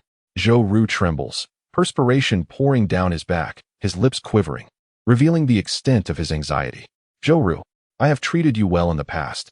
You cannot betray me," Xianghua implores, nearly in desperation. Regrettably, Zhou Ru does not even cast a glance in his direction, whether out of guilt or fear. Ying Zheng finds the unfolding drama increasingly captivating. Observing Zhou Ru with keen interest and inquires, "Is it Zhou Ru? Pray, enlighten me on the happenings within the Minister of the Imperial Household." Zhou Ru bows deeply and hastens to explain, "Your Majesty, the esteemed Qin Longzhong acted purely in self-defense. Upon learning that Qin Longzhong shares a hometown with Zhao Gao, the Minister of Zhao, the Minister of the Imperial Household sought to send him to become a companion of Zhao Gao. However, Qin Longzhong, yet to experience the pleasures of the marriage bed, was unwilling to serve in the palace at this time and thus firmly declined. Unexpectedly, Lord Xianghua, a formidable character, had him bound to a tree and beaten, falsely attributing the act to Lord Qin. I was left in a state of shock. I had never witnessed such a scene before." Qin Feng immediately adopts an expression of innocence. "You see, his account aligns perfectly with mine. It is evidently not my fault." A collective gasp arises from the crowd. Could this be scripted? How is it word for word? Li Si, taken aback, muses that he has encountered arrogance before, but never of this magnitude. "Your collusion is so blatant. Are you treating Xianghua like a fool?" Coughing to mask his embarrassment, Ying Zheng is seething with anger. This lazy scoundrel, Qin Feng, truly shirks his duties. When given the chance to evade work, he does so without hesitation. Even the scripts are identical. This is outrageous. "Zhou Ru, by your mother, have you accepted money from Qin Feng? How much did he offer? I will double it. Please, do not betray me." Xianghua wails, tears streaming down his face. In this moment, genuine fear grips him. He had believed that, with the support of the advisors and his position as the eldest son of the Chancellor of Qin, his impeachment was a certainty. Yet, no one anticipated that Qin Feng had somehow turned his confidence against him. The audacity is astounding. "Your Majesty, you must believe me. Their testimonies are identical. It clearly indicates foul play. Your Majesty, you must see through this." Upon hearing this, Qin Feng's previously cheerful demeanor abruptly stiffens. "What the hell? Can Meng Tian not be more reliable? I wrote 2 notes, and you only delivered 1? This is utterly maddening." Meanwhile, in the Shiyuan Gardens, Meng Tian ponders over the other note in his possession. In the court, all eyes are fixed upon Ying Zheng, awaiting his judgment with bated breath. After a prolonged silence, Ying Zheng rises, his hawk-like gaze sweeping over the assembly, and proclaims with authority, "Minister of the Imperial Household, Xianghua, has assaulted his colleague without cause and, after failing, has slandered him. Such treachery is deserving of punishment." As his words resonate, Xianghua is utterly paralyzed with fear, collapsing to the ground like a heap of mud. Ying Zheng furrowed his brow, displaying a visage of disdain, reflecting upon past achievements. "I shall not pursue further repercussions. I shall merely strip him of his official position and relegate him to commoner status." Gratitude to the great king. The esteemed Lord Xia was escorted away by the palace guards, yet he appeared considerably more at ease, for he understood the merciless nature of Qin law. It was indeed fortunate that he had not been imprisoned as a slave. Chunyu Yu cast a resentful glance at Qin Feng, astonished that he had triumphed once more. Just as the assembly was preparing to depart, Ying Zheng unexpectedly spoke again. "Chancellor Chongping Jun, who has failed in his duty to educate his son, shall remain at home in self-reflection for several days." What? How could Chancellor Chongping be implicated as well? This is inconceivable. Everyone stood gaping in disbelief. How could such a trivial matter extend to involve the Chancellor? The removal of the Shaofu Ling was already excessive. Implicating the Chancellor was a blatant disregard for the law. In a fit of urgency, Chunyu Yu stepped forward to offer counsel. "I believe this is unacceptable. Enough. You may retire. I require rest. Chun Yu's words were abruptly stifled. Very well. Were it possible for one's gaze to kill, Qin Feng would have perished 1,000 times over at the hands of the assembled scholars. Alas, Qin Feng remained unfazed, smiling and nodding in acknowledgement, even contemplating whether to inquire if they had dined. As he departed, Qin Feng glanced back at Ing Zheng's meager meal, unable to suppress a grimace. The first emperor truly suffered. Was this not mere chaff? Ing Zheng nearly spat out a mouthful of blood. Am I reduced to eating chaff? I shall ensure your demise, you insolent brat. Chapter 21. Great Qin. Victorious. Victorious. Upon exiting Wangyi Palace and witnessing that the crowd had dispersed, Zhou Ru fell to his knees, grasping Qin Feng's leg and weeping bitterly. I have followed your instructions. Please spare my elderly mother and my wife and children. Qin Feng, astonished, furrowed his brow and pulled him up from the ground. There is no need for such excessive deference, Lord Zhou. Should anyone observe, they might think I am abusing my power. Zhou Ru's tears flowed profusely, his spirit broken. Is this not an abuse of power? This is nearly tantamount to driving a man to despair. They say calamity should not befall one's family. When has the great Qin ever seen such shameless officials as you? Just then, Fusu appeared, smiling beside them. His countenance bore less warmth, now edged with resolve. Accompanying him was the stoic Gainye, and behind Gainye, a middle-aged woman supported an elderly lady, with a small boy following closely. Upon sighting Fusu and his entourage, Zhou Ru could no longer contain himself. Scrambling to the side of the middle-aged woman to embrace her, weeping uncontrollably, Qin Feng shrugged, exclaiming in resignation, Honorable Minister of the Imperial Secretariat.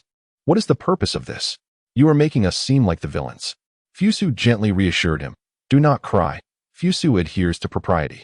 I am merely temporarily overseeing your mother, wife, and children, and I would like to remind you, do not constantly entertain thoughts of fleeing. With parents present, one should not wander far. If one must, let it be with purpose. Zhou Ru was momentarily taken aback, forgetting his tears. What could this possibly mean? Gainye could no longer contain himself and explained, what the young master means is that your parents and loved ones are in his grasp. So do not entertain thoughts of escape. Even if you manage to flee, he possesses the means to bring you back. At this point, Gainye felt a pang of sorrow. Once hailed as the greatest swordsman in the land, roaming the 9 provinces with unparalleled freedom, he now found himself at the mercy of another, having had his wife and children captured. He vividly recalled that day when he, brimming with confidence, sought to test the mettle of the formidable Qin Iron Eagle soldiers. It was then that the lecherous eunuch Zhao Gao approached, grinning as he held his wife captive. What astonished him even more was that he had thought himself fortunate to become the swordsmanship instructor of the benevolent Prince Fusu. Yet, to his dismay, Prince Fusu spoke lofty words of sages while simultaneously engaging in the despicable act of seizing families. It was only at this moment that he realized the root of all evil lay with a scoundrel named Qin Feng. Observing Zhou Ru's reaction, Fusu couldn't help but sigh. The educational standards of the great Qin are indeed a heavy burden. Even a high-ranking minister is so poorly cultured. Zhou Ru stood in stunned silence, gazing at Fusu. Was this still the gentle and refined gentleman he once knew? This was nothing short of banditry. Not only was Zhou Ru taken aback, but Ing Zheng, standing at the gates of Wangyi Palace, was equally astonished. His beard trembled as shock filled his face, disbelief evident in his expression. Zhao Gao, standing beside him, felt a surge of joy while mourning for Qin Feng. My fellow countrymen, I can no longer save you. To have transformed the gentle Prince Fusu into this is a clear sign that the king's fury has reached its peak. Yet, this could also be advantageous. If Fusu's position were to falter, then the opportunities for the Prince whom he had mentored, would surely rise. As Ing Zheng clenched his teeth, he slowly uttered a few words. My son Fusu has finally grown up. May the ancestors of the great Qin bless us. Zhao Gao was left utterly dumbfounded. What on earth? In the late winter at Yishui River, the air remained bitterly cold. The fierce winds howled, striking against Li Xin's armor, leaving several cuts upon his face. Yet, within him burned a fierce fire, rendering him oblivious to the pain. With his left hand leading his warhorse, he crouched low to the ground, his right hand gripping his spear, frost covering his armor. Alongside him were 5,000 elite Qin cavalrymen, silently crouching behind the hills, like statues, their presence both awe-inspiring and terrifying. Li Xian's face radiated fervor as he gazed at the brightly lit camp by the riverbank and the tall flags of Yin and Dai flying high. His brother had not deceived him. The Yin and Dai coalition had stationed themselves at Yishui River, awaiting a decisive battle with General Wang Jian's forces. As dusk approached, the remnants of the setting sun cast its waning light upon their faces, yet offered no warmth. Li Xian gradually rose, shattering the thin layer of ice upon his armor. He leaped onto his steed, raising his flag high. In an instant, the 5,000 armored soldiers sprang into action, mounting their horses. With a gentle nudge to his horse's belly, the tall black steed began to move forward. The 5,000 cavalrymen moved in unison, as if an extension of his very will. On the vast expanse of the earth, a dark torrent unfurled languidly. The speed of the warhorse beneath Li Xian quickened, and the scenery beside him rapidly receded. Upon the hillside, a squad of soldiers clad in blue armor from the Yin state sensed something amiss, but before they could react, the ominous twang of crossbows echoed. Arrows rained down. Thud, thud, thud. A series of sickening sounds resonated, and the watchful Yin soldiers fell silent forever. Li Xian abruptly unfurled the banner, the black dragon flag of the Qin billowing fiercely. As he gazed at the Yindao military camp within reach, a palpable aura of menace surrounded him, and he bellowed, "Qin shall prevail." Instantly, a thunderous roar reverberated. Victory to Qin! Victory to Qin! Victory to Qin! The iron cavalry thundered forth, akin to a mountain collapsing, akin to the earth splitting. 5,000 iron steeds, with Li Xian as their spearhead, descended like meteors, viciously piercing into the camp of the Yindao coalition. Within the Yindao coalition's main camp, Prince Ji Dan of Yin rubbed his hands together, scolding impatiently, "Erect the camp at once. Make haste."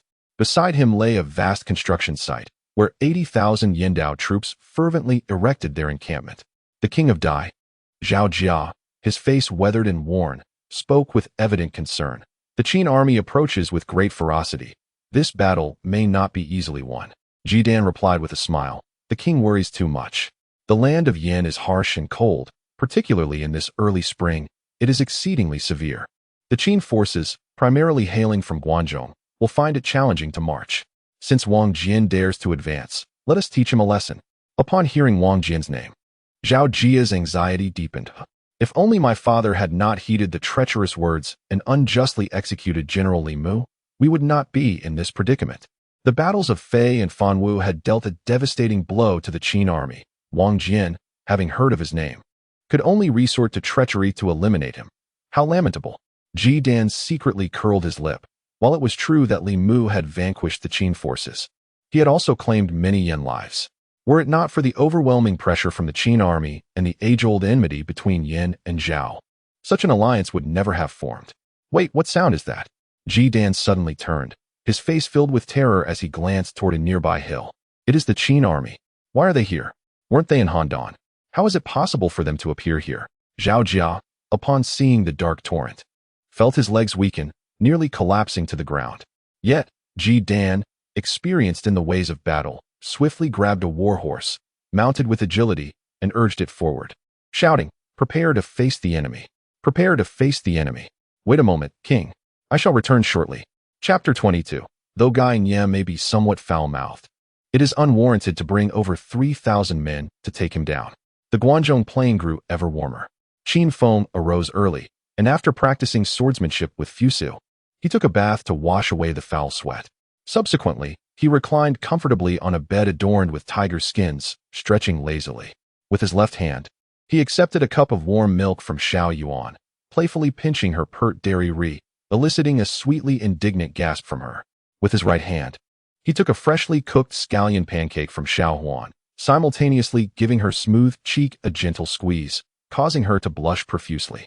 Now, the Shangling garden had been transformed into a quaint courtyard, and Qin Feng had brought both young maidservants to stay with him there. While teaching them to cook, one could conveniently warm the bedding and do laundry as well. Fusu leaned against the soft couch, accepting the food and politely cupping his fists towards the two. It is said that this is a customary gesture among those in the circle. "Master, it has been quite some time since we learned anything new," Fusu remarked, devouring half of a scallion pancake with a mouthful. Qin Feng savored the hot milk infused with honey, nodding in satisfaction before slowly responding. "In the time you have followed me, you have indeed been learning.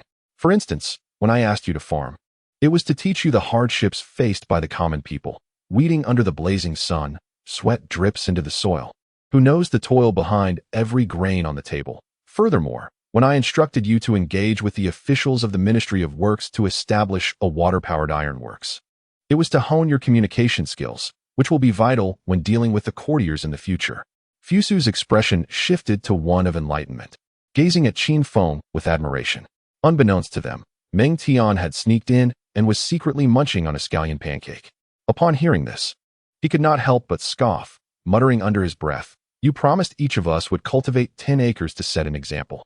Yet someone conveniently handed his share over to young Master Fusu to farm, all under the pretense of learning.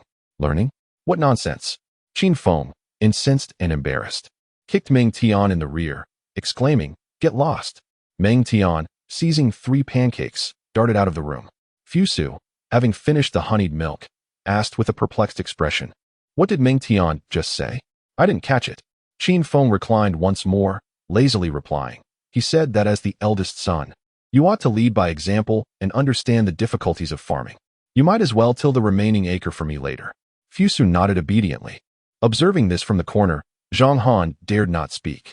Taking a hearty bite of the pancake, he silently lamented, "Honing communication skills? You're not guiding young Master Fusu in conversation. You're sending him out to cut down people." Just upon entering the Ministry of Works, he claimed he would win over others with virtue. The Minister of Works had only just praised Fusu for his elegance when he drew his sword and plunged it into the ground at their feet, declaring that this was his virtue. The minister nearly lost control at that moment, forgetting even to report to the king, giving away everything as he pleased. Qin Feng instinctively glanced at Zhang Han, causing him to hastily lower his head and continue eating. Guy Nye entered the room with a stern demeanor, glancing at the scallion pancakes on the table before unceremoniously grabbing one to eat. "Humph. No wonder your swordsmanship progresses so slowly. It seems all your thoughts are consumed by food. Moreover, milling the wheat so finely is simply wasteful." Upon hearing this, Fusu shamefully set down the pancake in his hand. Qin Feng, however, remained unfazed, retorting, "I lack any foundational skills in martial arts, so of course, I cannot compare to the world's greatest swordsman." Guy Nye savored the pancake and inquired, "This pancake is made from wheat, correct? What is the yield?" 70 pounds of flour can be milled from 100 pounds of wheat. Upon hearing this, Guy Nye lamented, "Such extravagance. To satisfy one's cravings. The waste amounts to 30%. In a world where countless commoners struggle to find sustenance, with the specter of starvation haunting the land." Qin Feng offered a pointed reminder. The lavish feasts of the wealthy reek, while the roads are lined with the bones of the frozen. He sought to encourage learning. "Yet you chose to tend to swine. My current abundance serves to cultivate greater harvests. If you possess the ability, then abstain from nourishment altogether." Guy Nye let out a dismissive snort, fiercely biting into a scallion pancake. As Qin Feng opened the window, gentle sunlight bathed him, providing a warm embrace that elicited an involuntary sigh of comfort. With half-closed eyes, he gazed at Guy Nye and languidly remarked, "Pray tell, is your true form that sword at your waist? Why have I never seen you remove it? Allow me a glance." Guy Nye scoffed, turning away to prevent Qin Feng from touching it, declaring, "This sword, named Yuan Hong, is forged from celestial iron, capable of cleaving gold and jade, slicing through iron as if it were mud. It was a gift from the king." Fusu immediately displayed a look of envy. "Once I have mastered 3/10 of Guy Nye's swordsmanship, I shall request a fine sword from father." Qin Feng observed the proud Guy Nye and the envious Fusu, curling his lip in disdain. He drained his cup of honeyed warm milk and retorted, "It is merely a common iron sword, distinguished only by the frequency of its forging and the purity of its material. Fusu, till me an acre of land, and in a few days, I shall reward you with a sword that cuts through iron like mud." Guy Nye erupted in scornful laughter, shoving the remainder of his pancake into his mouth, contemptuously stating, "Nonsense. Utter foolishness." Qin Feng, incensed, leaped up, pointing an accusatory finger at Guy Nye, challenging, "Dare you wager with me? Within 3 days, should I forge a sword, you shall lend me Yuan Hong for 2 days." Guy Nye replied with a cold smile, "And if you fail, I shall grant you any one request." Agreed. With that, the two struck a pact. Qin Feng sprang from the soft couch and dashed outside in a huff. Fusu, concerned that Qin Feng might act rashly, followed in pursuit, not out of fear for his own safety, but rather for the potential harm Qin Feng might cause to others. However, upon reaching the courtyard, they discovered Qin Feng laboriously donning dark armor. Fusu urgently cautioned, do not act impulsively. Even in armor, Master Guy Nye could easily dispatch you with a single strike. Qin Feng regarded him as though he were a simpleton, accepting the cloth offered by Meng Tian to cover the lower half of his face. At that moment, Fusu realized that 3,000 similarly clad men had gathered. Qin Feng's 3,000 convicts had assembled, donned in armor and masks. Had it been nightfall, they surely would have been hunted by the authorities of Xianyang. Fusu stood in shock, his heart heavy as he lamented, though Master Guy Nye may speak harshly, you cannot rally 3,000 men to attack him. Qin Feng cast a scornful glance at him, then abruptly raised his arm, proclaiming, brothers, we march forth. Leave the weapons behind. Approach the village stealthily. Remember, do not take a single thread from the villagers. We must not bully them. Should I discover any wrongdoing, I shall punish you severely. Thus began chapter 23. Did Qin Feng unleash his forces to pillage the common folk? The first emperor was taken aback. In the palace, Li Si, with a beaming face, bowed and said, my king, news has arrived from the battlefield of Yin and Dai. Ying Zheng, reclining on a soft couch, gazed at Li Si's expression and finally let out a sigh of relief. How many have been executed? Last winter, in October, General Wang Jian engaged the forces of Yin and Dai west of the Yishui River, achieving a resounding victory. Li Xian led 5,000 light cavalry, traveling day and night, lying in ambush west of the Yishui River. Seizing the opportunity during the Yin and Dai forces' encampment, he descended like a divine army, launching a sudden attack. 8,000 heads were severed, and countless others were trampled and drowned in the Yishui. Ying Zheng immediately rose to his feet, applauding and exclaiming, excellent. Heroes emerge in youth. Li Xian has indeed not disappointed me. Li Si, equally joyous, added, General Wang Jian has already marched towards the capital of Yin, Ji. By now, he must have conquered Yin. Li Si once more bowed, saying, congratulations to the king. Congratulations to the great Qin. Now, the demise of Yin and Dai is imminent, and the unification of the world by great Qin has taken another step forward. Looking across the realm, the state of Wei limps along, barely surviving in Liang. While Qi appears strong, yet is inherently weak. The only state capable of contending with our great Qin is the state of Chu. The joy on Ying Zheng's face gradually faded. He curled his fingers and gently tapped the table, speaking contemplatively. The territory of Chu spans 1,000 miles. With 1,000,000 soldiers, indeed, it is not easy to conquer, yet it is not insurmountable. In the 27th year of King Zhao of Qin, General Wu decisively defeated the Chu army, leading to Chu's cession of tribute and a peace request north of the Han River.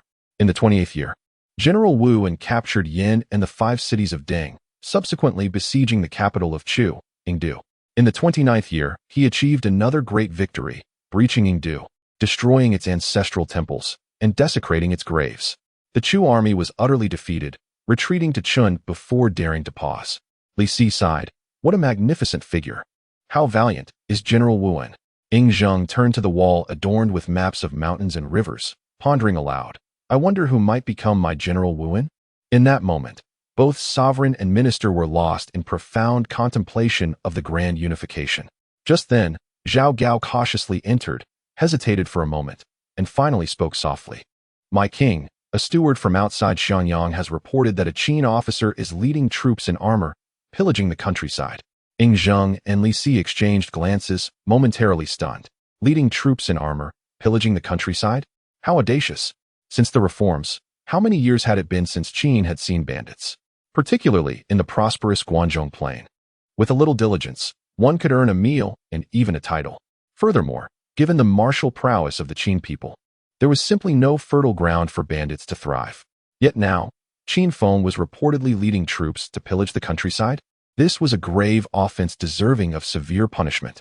Had it been anyone else, Ying Zheng would have dismissed it outright. But if it were Qin Feng, the reckless youth who constantly stirred up trouble, that was another matter altogether. Ying Zheng furrowed his brow, suppressing his anger, and said, that wretched boy, always causing trouble for me. Zhao Gao, arrange for carriages. I shall go incognito to Shanglin Garden. If he dares to abuse his favor, I shall punish him severely. Li Si could not help but let out a quiet sigh. The king truly exhibited favoritism. If he indeed allowed his soldiers to plunder the countryside, it would be a grave transgression. How could the king so casually dismiss such actions with a mere flick of his hand? It was evident he was shielding his own. Even the esteemed Fu Su could hardly expect such treatment, could he? Zhao Gao hastily prepared the carriage and arranged for 20 fierce iron eagles to escort them. Meanwhile, he secretly felt a bead of sweat trickle down his brow. My fellow townsmen, do not blame me for failing to warn you this time. If your actions were to implicate Fu Su, it would indeed be a stroke of fortune for me. When your dismemberment is at hand, I shall find a way to grant you a bowl of anesthetic first. The group exited the Wangyi Palace through a side door, traveling lightly. Reminiscent of a noble family embarking on a spring outing, heading towards the Xianglin Garden. The carriage was grand, adorned with silk and brocade, while a dragon-carved table held dried fruits and tea. Ying Zheng sat majestically upon the brocade couch, eyes closed in meditation. Li Si, seated respectfully beside him, furrowed his brow, lost in thought. Zhao Gao personally drove the carriage, steady and composed, flanked by 20 iron eagles and accompanied by numerous commoners clad in simple clothing, journeying alongside them.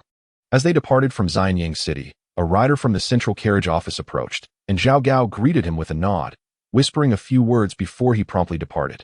Zhao Gao, what news? Ying Zheng's authoritative voice resonated, and Zhao Gao quickly replied, after plundering the common folk. Qin Feng has filled over 100 large carts and has already returned to Xianglin Garden. Understood. Ying Zheng exhaled deeply. He truly did not anticipate that someone as astute as Qin Feng would commit such an act of treachery. Did he truly believe I would not dare to punish him? Did he think the laws of the Qin were mere illusions?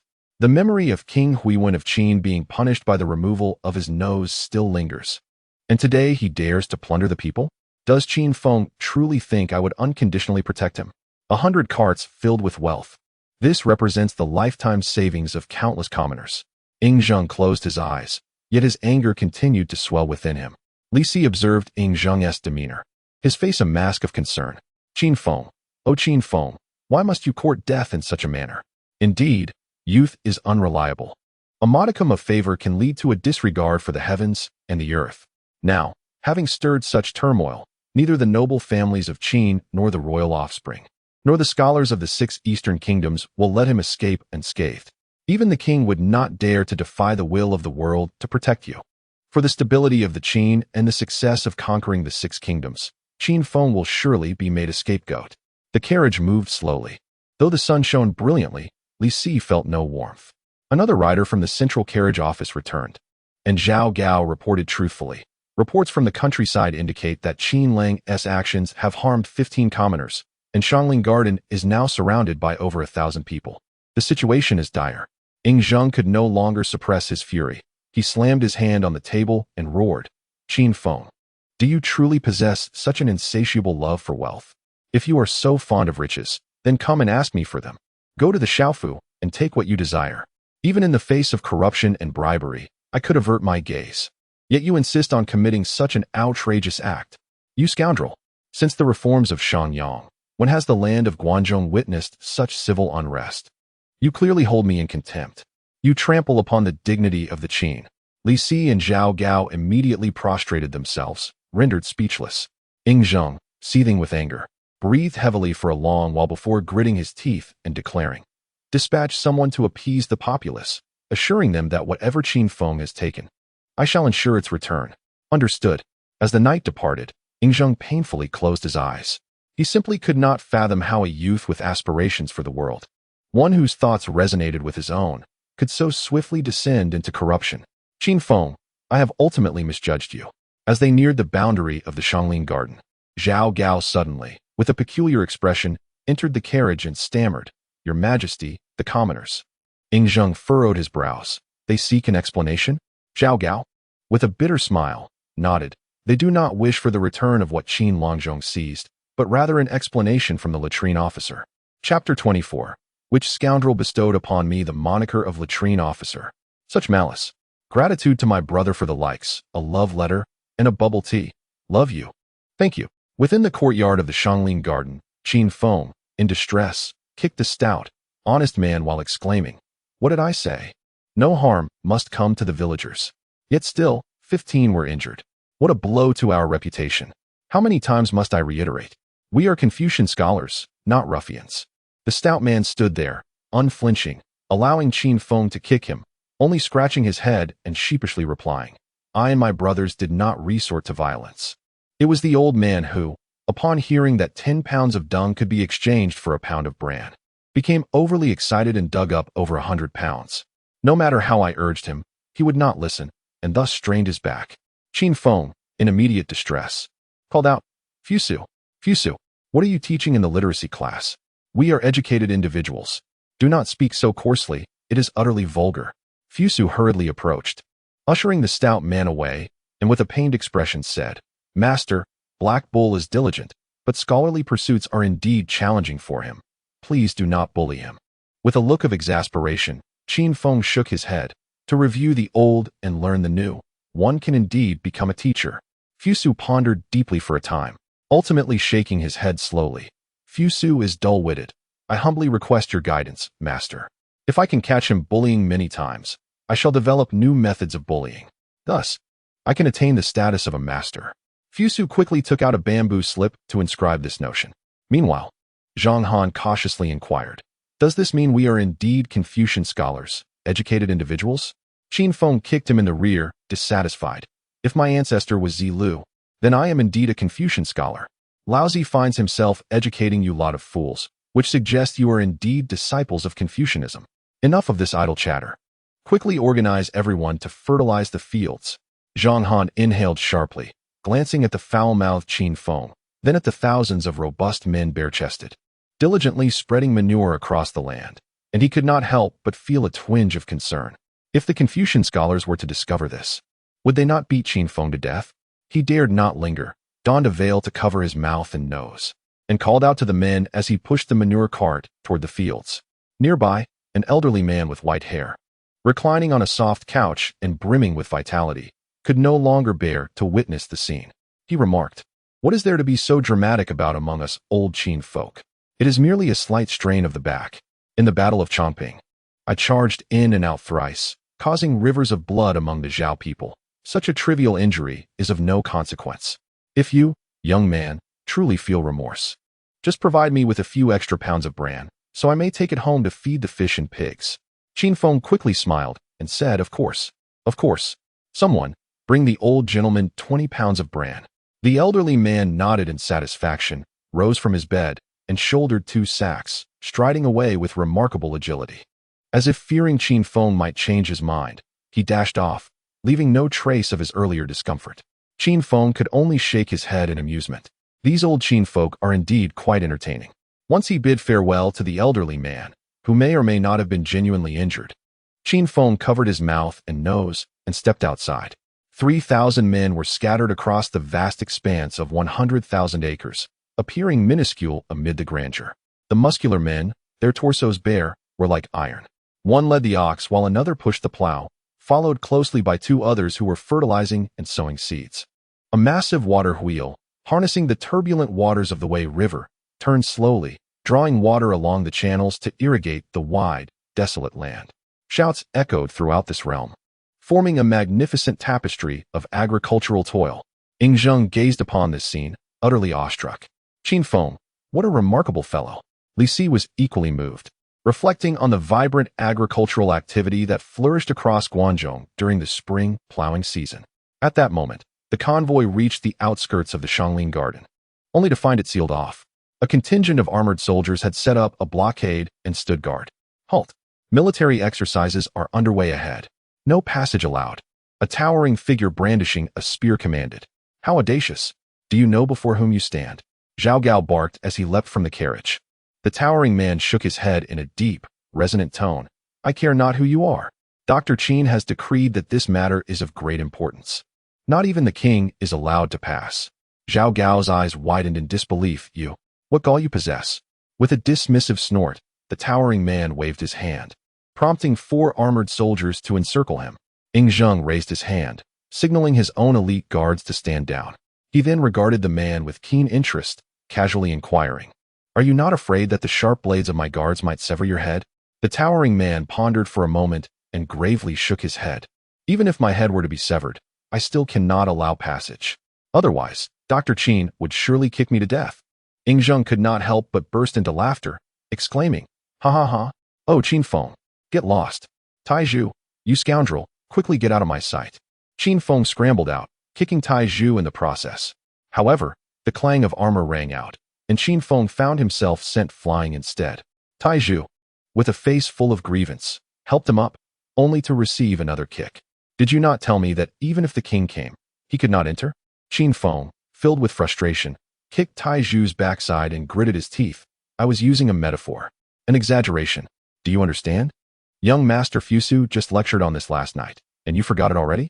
Tai Zhu shyly scratched his head. I'm not very bright. I only remembered that after spreading manure, I would enjoy braised pork." Qin Feng was immediately horrified, kicking and hitting him back. "Oh no, this is terrible. The great emperor will find out I have braised pork here. I need to think of a cover story. Otherwise, will he come for meals every day?"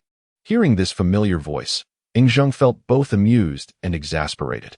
Qin Feng, with a face full of forced smiles, looked at Ing Zheng and said, "Your Majesty, what brings you here? There is nothing to entertain you in this desolate place. Why don't we return to Xianyang City and sit at my humble abode?" Ing Zheng, with a stern expression, snorted coldly, "Qin Feng, you are quite bold." Qin Feng, feeling wronged, replied, "I have always been virtuous, not greedy for treasures, never drinking from a stolen well, and maintain a pure and selfless character. My courage is hardly great. Oh no, did Ming Tian or Fusu speak ill of me? It seems the great emperor has heard something." Ing Zheng could no longer contain himself, pointing at Qin Feng's nose, laughing and scolding, "You rascal! If you were truly as honest as you claim, would I be living in constant fear? First, I heard you led troops to pillage the countryside, and then I learned you were stealing filthy items. Ha ha! Do you know what they are calling you now?" A sense of foreboding surged within Qin Feng, and he hesitantly asked, "What?" "The toilet colonel." "Ah, which scoundrel bestowed upon me such a nickname? How utterly disgraceful!" Qin Feng lamented, pounding his chest in despair. Chapter 25. Fusu, could you refrain from showing off before your father? Are you trying to take my life? Ing Zheng laughed heartily. "You rascal! Why steal anything at all if you must choose to pilfer such filthy items? Yet, consider yourself fortunate. Dare to touch the people's wealth, and I shall punish you severely." Qin Feng, with a resigned gesture, replied, "It was for fertilization. Though the land of the Shangling Garden has not been cultivated for hundreds of years and is exceedingly fertile, applying fertilizer would further increase the yield. Which scoundrel gave me such a nickname? How utterly uncouth. It appears the promotion of Confucian education is a long and arduous journey." Ing Zheng cautiously inquired, "You previously mentioned having Fusu teach the soldiers at night. What subject was he teaching?" Qin Feng earnestly replied, "Rhetoric." Ing Zheng could not help but gasp, simultaneously feeling a pang of anxiety for Qin Feng. This was bound to spark enmity with those Confucian scholars. If it were to be discovered by others, they would undoubtedly go to any lengths to eliminate Qin Feng. After all, the legacy painstakingly established by Confucius is now at risk of being desecrated. Zhao Gao, command 10 or even 100 covert guards to ensure Qin Feng's safety. Understood. Zhao Gao, with a face full of astonishment, felt an overwhelming jealousy. These are the shadow guards of the Qin royal family, fiercely loyal and even more formidable than the Iron Eagle warriors. The king's favor towards Qin Feng is indeed exceedingly profound. Ing Zheng, opting not to ride in a carriage, walked alongside his companions, engaged in conversation. Can fertilization truly enhance yield? Yes, my lord. Manure is a tremendous boon for the land. Currently, the wheat yield in the Guangzhou plain is merely 200 pounds per mu, which is quite low due to insufficient soil fertility and water supply, compounded by a lack of meticulous cultivation. With diligent farming practices, achieving a yield of 500 pounds is certainly within reach. Ing Zheng was taken aback. 500 pounds per mu? That would be a twofold increase. What does meticulous farming entail? It involves the continuous selection of the finest wheat varieties, enriching the soil through fertilization, and dedicating ample time to pest control and weeding while ensuring an adequate water supply. So, this is why you have turned my granary upside down. Qin Feng smiled awkwardly. Wheat is not only delicious, but also high-yielding. I merely wish to contribute more to the army ahead. Ing Zheng huffed lightly. However, wheat is not as easy to preserve as millet, nor is it as convenient to carry or cook in military campaigns. One cannot merely indulge their palate.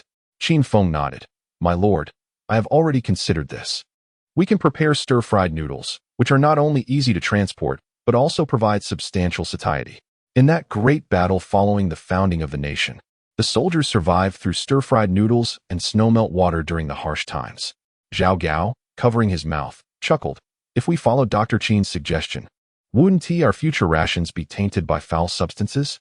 Upon hearing this, the expressions of the others turned somewhat grim.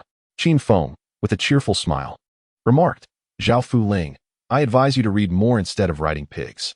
Fertilizer is buried in the soil, not floating on the surface. Besides, you are not consuming the roots of the wheat but the fruits. My goodness, no wonder you cannot find joy. You should consult the king about stitching up your skin. Yingzheng couldn't help but laugh, glancing at Zhao Gao, and stated, Born of the earth, we return to the earth. There is no notion of cleanliness or filth. Indeed, the ancients have always regarded the earth as a divine entity that cleanses all, akin to finding peace in burial. They believe that upon death, entering the earth allows for the purification of the soul and eternal tranquility. The group soon arrived at the fields, where the stench was unbearable. Qin Feng observed a passing sparrow, which rolled its eyes and plummeted into the manure, then handed Yingzheng a piece of cloth, awkwardly suggesting, My lord, perhaps we should retire to the small courtyard. It is rather unseemly here. Yingzheng covered his mouth and nose with the cloth, waving his hand dismissively. It is of no concern. Observing the bustling scene, Yingzheng seemed to be in search of something. Suddenly, he paused and quickened his pace. Qin Feng followed his gaze and shuddered momentarily. Oh no, I forgot that Fusu was still plowing the fields. That unfortunate child. Fusu, like the other soldiers, was bare-chested, his once fair skin now bronzed by the relentless sun. His body was a tapestry of sinewy muscle, resembling iron forged in steel. At that moment, he was straining against the plow to keep it steady, drenched in sweat. Just as he finished tilling a row of land and paused to wipe his brow, he noticed a familiar figure gazing at him with a complex expression. Father, you have come. Your son pays his respects. Fusu's face lit up with surprise, and as he prepared to bow, he was gently restrained by Yingzheng. Rise, my son, he said, his heart swelling with affection. Was this truly his eldest son, the scion of the empire? Was this still the modest gentleman, as refined as jade, that he remembered? Yingzheng recalled Consort Zheng, the gentle woman who delighted in singing the mountain has Fusu, the unforgettable empress of the Qin. If she were aware of this moment, would she feel joy? Our child has finally matured. Or perhaps she would furrow her brow in concern. Yingzheng chuckled and playfully punched Fusu's sturdy chest. Not bad, not bad. You are showing the makings of a true man. Fusu nodded earnestly. I miss you dearly, father. I reflect upon myself 3 times a day. Yingzheng furrowed his brow in deep thought, pondering the relevance of such a statement. Did Fusu truly reflect on himself multiple times each day? What could that possibly mean? Qin Feng, cautiously translating, remarked, Young Master Fusu says he exercises 3 times daily. Li Si interjected, Is this your idea of courtesy? You've reduced a classical Confucian saying to such triviality? And what of Fusu's enthusiastic nodding, showcasing his biceps? You are the scion of an empire. Please maintain your dignity. Yingzheng shot a glare at Qin Feng and turned to Fusu, speaking gently. Come, the sun is high, and it is growing hotter. Let us return indoors to rest. Fusu shook his head resolutely. A gentleman must embody perseverance. The journey ahead is long and arduous. I will finish this plot of land before resting. Yingzheng ceased his own contemplation, realizing he could not decipher Fusu's intentions, and instinctively glanced at Qin Feng. Qin Feng nearly wept, desperately hiding behind Zhao Gao. Could you refrain from showing off in front of your father? Are you trying to endanger my life? Fusu proudly patted the wooden plow beside him, declaring, A truly formidable soldier must possess unwavering resolve, bearing the weight of the heavy plow to till the furthest fields. Yingzheng inhaled sharply, his face a mask of shock as he turned to Qin Feng and asked, Is this how you instruct my son and these soldiers? Qin Feng, begrudgingly, explained, Plowing is, in fact, a form of exercise. Chapter 26. Why does your cup bear the image of a hammer and sickle? To the southwest of the fields, a cluster of courtyard houses was scattered across the plain, forming a quaint little village. Yingzheng was astonished to discover that a wide and well-trodden path had emerged, leading from the village to the fields. The carriage glided steadily along the path, devoid of any semblance of turbulence. Yingzheng stamped his foot forcefully, the ground proving remarkably solid. Subsequently, he drew his sword and thrust it into the earth, only to discover a mere white mark left in its wake. Furrowing his brow, he inquired, "Why does this road differ from that of Xianyang? How have you accomplished this?" "Alas, the cement factory has just begun its production, and it has already caught the attention of the first emperor. Please do not confiscate it. I have yet to connect all the roads in the Xiangling Garden." Qin Feng pondered for a moment before responding. To achieve prosperity, one must first pave the way, encourage childbirth, and cultivate trees. "Do you recall when I passed by Mount Tai years ago?" Yingzheng glared at him, rebuking, "Begone. Speak such nonsense again, and beware my wrath." With a sigh, Qin Feng admitted, "Your Majesty, this substance is cement. It is created by grinding limestone and clay into powder and then calcining it into clinker. When mixed with clinker and the slag remaining from iron smelting, it becomes cement." Yingzheng nodded, continuing his inquiry. "What is the hardness of this material? Besides road construction, what other applications does it possess?" "It possesses a hardness comparable to that of stone, and beyond paving roads. It can also be utilized in building houses and constructing city walls." Yingzheng fell silent, deep in thought. Could it be that the first emperor envisions using cement to construct an extensive network of roads, connecting the realm? This notion seems plausible. It would eliminate the need for vast human and material resources, potentially extending the longevity of the Qin. Yingzheng was momentarily taken aback, his thoughts swirling. Qin Feng's words seemed to hint at the imminent downfall of the Qin shortly after unification. But what could be the cause? With 1,000,000 Qin soldiers securing the realm and 800,000 Qin subjects safeguarding Guangzhou, it was unfathomable that such a decline could occur. Shaking his head, Yingzheng decided it was too early to dwell on such matters. He would wait and see. Upon arriving at the courtyard, Yingzheng's brow furrowed even further. He pointed at the crystalline forms on the window and looked at Qin Feng. With a pained expression, Qin Feng replied, "This is glass. The production process is still imperfect, and it contains many impurities. The few pieces on this window were not sent to you. Alas, even glass cannot be preserved." Yingzheng scoffed lightly, stepping into the room, where he found the soft couch adorned with 2 fine tiger skins, a gentle fragrance wafting through the air. Qin Feng, feeling overwhelmed, quickly responded, "It is incense. The current yield is limited, and the scent is not particularly pleasant, so I did not bring it to you." "Alas, even the incense cannot be preserved." Yingzheng assertively settled onto the prominent couch, only to find himself sinking into its depths, enveloped in comfort. Sunlight streamed through the glass, warming him pleasantly and inducing a sense of drowsiness. Unable to stifle a yawn, he reclined on the couch, half closing his eyes as he inquired, "What is on the table?" "Your Majesty, this is porcelain," Qin Feng replied. Yingzheng shot him a disapproving glance, voicing his dissatisfaction. "Am I so ignorant as to not recognize porcelain? Yet, this porcelain appears excessively white. Moreover, it is used for holding water? How extravagant! And it bears the image of a sickle and hammer, inscribed with 'Serve the People.'" Qin Feng handed the enamel mug on the tea table to Yingzheng, awkwardly stating, "Your Majesty, this is not mere water, but hot milk infused with honey. Do have a taste. I often drink from this enamel mug, and it feels refreshing." Yingzheng accepted the cup, took a sip, and remarked coolly, "Nothing extraordinary." He then gulped it down in one go. Seizing a piece of honey cake, he placed it in his mouth. It melted effortlessly, releasing a fragrant sweetness that lingered in his mouth, its tender texture enticing him to desire another. Qin Feng swallowed hard, parched from his lengthy explanations, longing for something to soothe his throat. After finally returning home, he found himself in an unfortunate predicament. It was particularly disheartening to feel powerless in such a situation. As lunchtime approached, the hungry Li Si and Zhao Gao eyed Yingzheng's indulgence, their stomachs audibly protesting. Yingzheng relished 3 pieces of honey cake before slowly saying, "Qin Feng, I sent you to cultivate the land, yet you seem to relish even more than I do."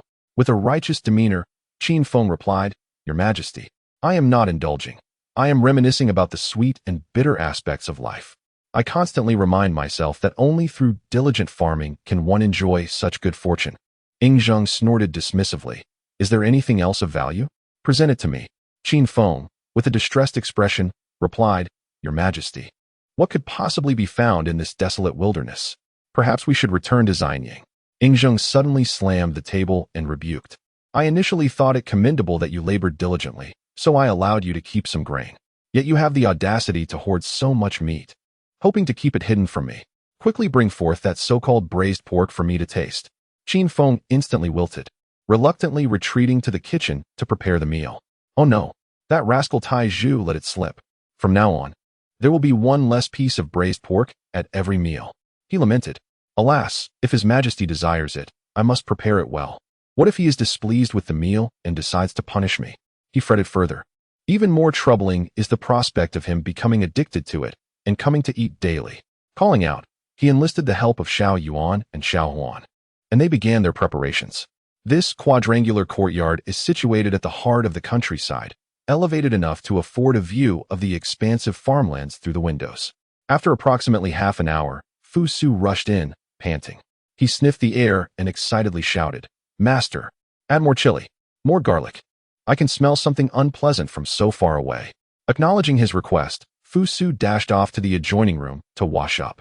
Ying Zheng, observing the spirited Fu Su, felt a slight smile tug at the corners of his lips.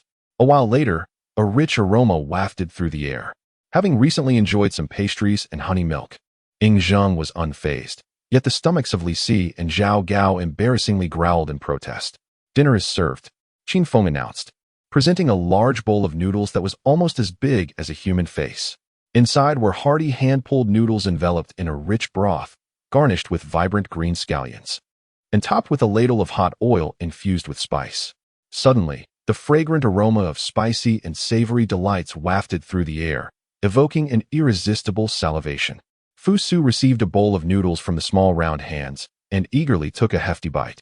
He carelessly smashed a clove of garlic and tossed it into his mouth, savoring each chew. His face instantly radiated pure enjoyment. Exquisite indeed. For your information, in ancient times, lacking chili peppers, people resorted to using prickly ash instead, referred to as spicy in the Compendium of Materia Medica. Chapter 27, Descendants of Mozi, one of the 9 ministers? Laozi's special target, the 9 ministers. Thanks to Brother Shui Mu for the blade, to Emperor Yuan Shu for the likes, and to all the bored zombies. Love you all. Qin Feng and Fu Su each held a bowl of noodles, squatting at the door, relishing their meal with utmost satisfaction. Ying Zheng initially intended to invite the two to dine at the table, but seeing their enjoyment, he thought better of it. Humph, this little rascal certainly knows how to eat. However, this noodle dish pales in comparison to the royal kitchen. The broth lacks richness, the noodles are not sufficiently chewy, and the meat. Qin Feng dismissed his thoughts and extracted a piece of pork with a delightful balance of fat and lean, taking a hearty bite.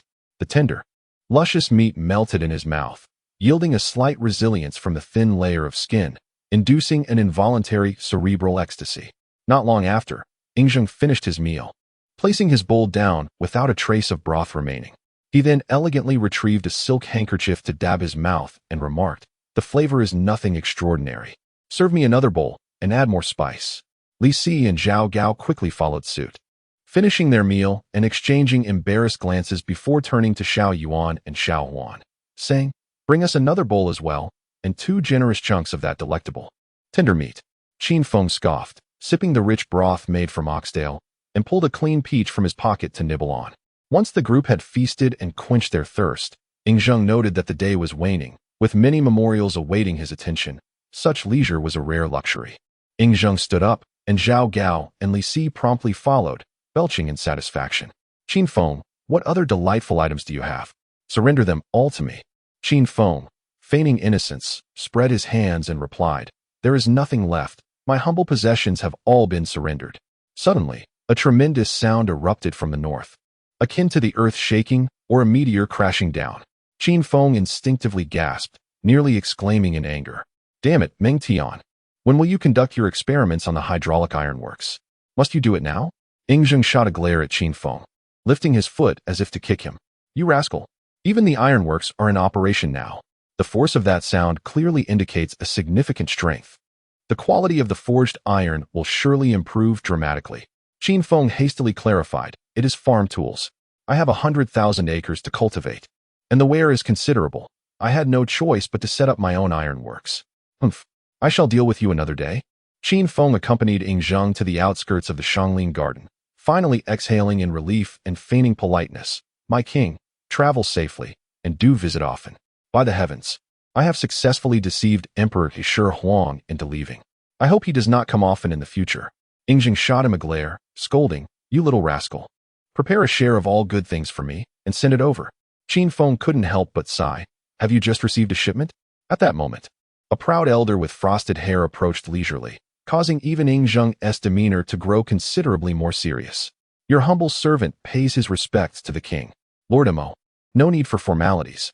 The elder cast a disdainful glance at Qin Feng and remarked, "Is this young lad the skilled craftsman the king speaks of? He hardly appears so. Young man, I have been pondering how to transport a substantial supply of grain for the army against Chu. If you have any questions, inquire swiftly. Do not waste my time." Qin Feng glanced at Zheng, ultimately restraining the impulse to land a punch on his aged visage. Zheng chuckled softly and said, "Qin Feng, this is Lord Mo, the Minister of Works. Should you have any uncertainties in the future, feel free to consult him." Lord Mo scrutinized Qin Feng, snorting disdainfully from his nostrils. Qin Feng grimaced, reluctantly replying, "Understood. Consult him? This man's arrogance is nearing the heavens. I shall expose his weaknesses soon enough." Zheng had been occupied for quite some time, the empire's affairs being complex and burdensome, and he could not afford to linger. As he hurried away, Qin Feng's cheerful demeanor gradually faded. He beckoned and said coolly, "Zhang Han, escort Lord Mo to the fields for fertilization." Lord Mo was taken aback and asked, "What do you mean by fertilization in the fields?" Qin Feng replied with a cold smirk, "It means you're to shovel manure." Lord Mo, incensed, retorted, "How dare you insult me so, you insolent child?" With that, he flared his sleeves, preparing to depart with his 4 attendants. Unfortunately, it was too late.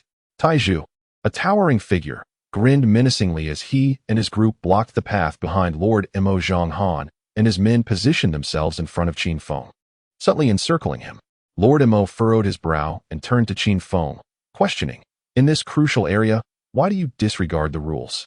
Qin Feng, with sleeves gathered, replied with a smile, "Once you enter the Shangling Garden, my rules become law." "Impudent. You possess great audacity. I am one of the 9 ministers, the Minister of Works. How dare you treat me thus?" Qin Feng laughed heartily. "The 9 ministers? I'm here to challenge the 9 ministers. Arrogant. How brazen. Who is this person, really? The king did not mention such a figure. Could he be a member of the royal family? But which royal would dare act so brazenly under Qin law? Who does not tread carefully, as if walking on thin ice?" Qin Feng stepped forward, adopting a boxing stance, and declared coldly, "I am the foremost swordsman in the realm, the chief disciple of the illustrious Ganya, and today I shall spar with you, you foolish old man."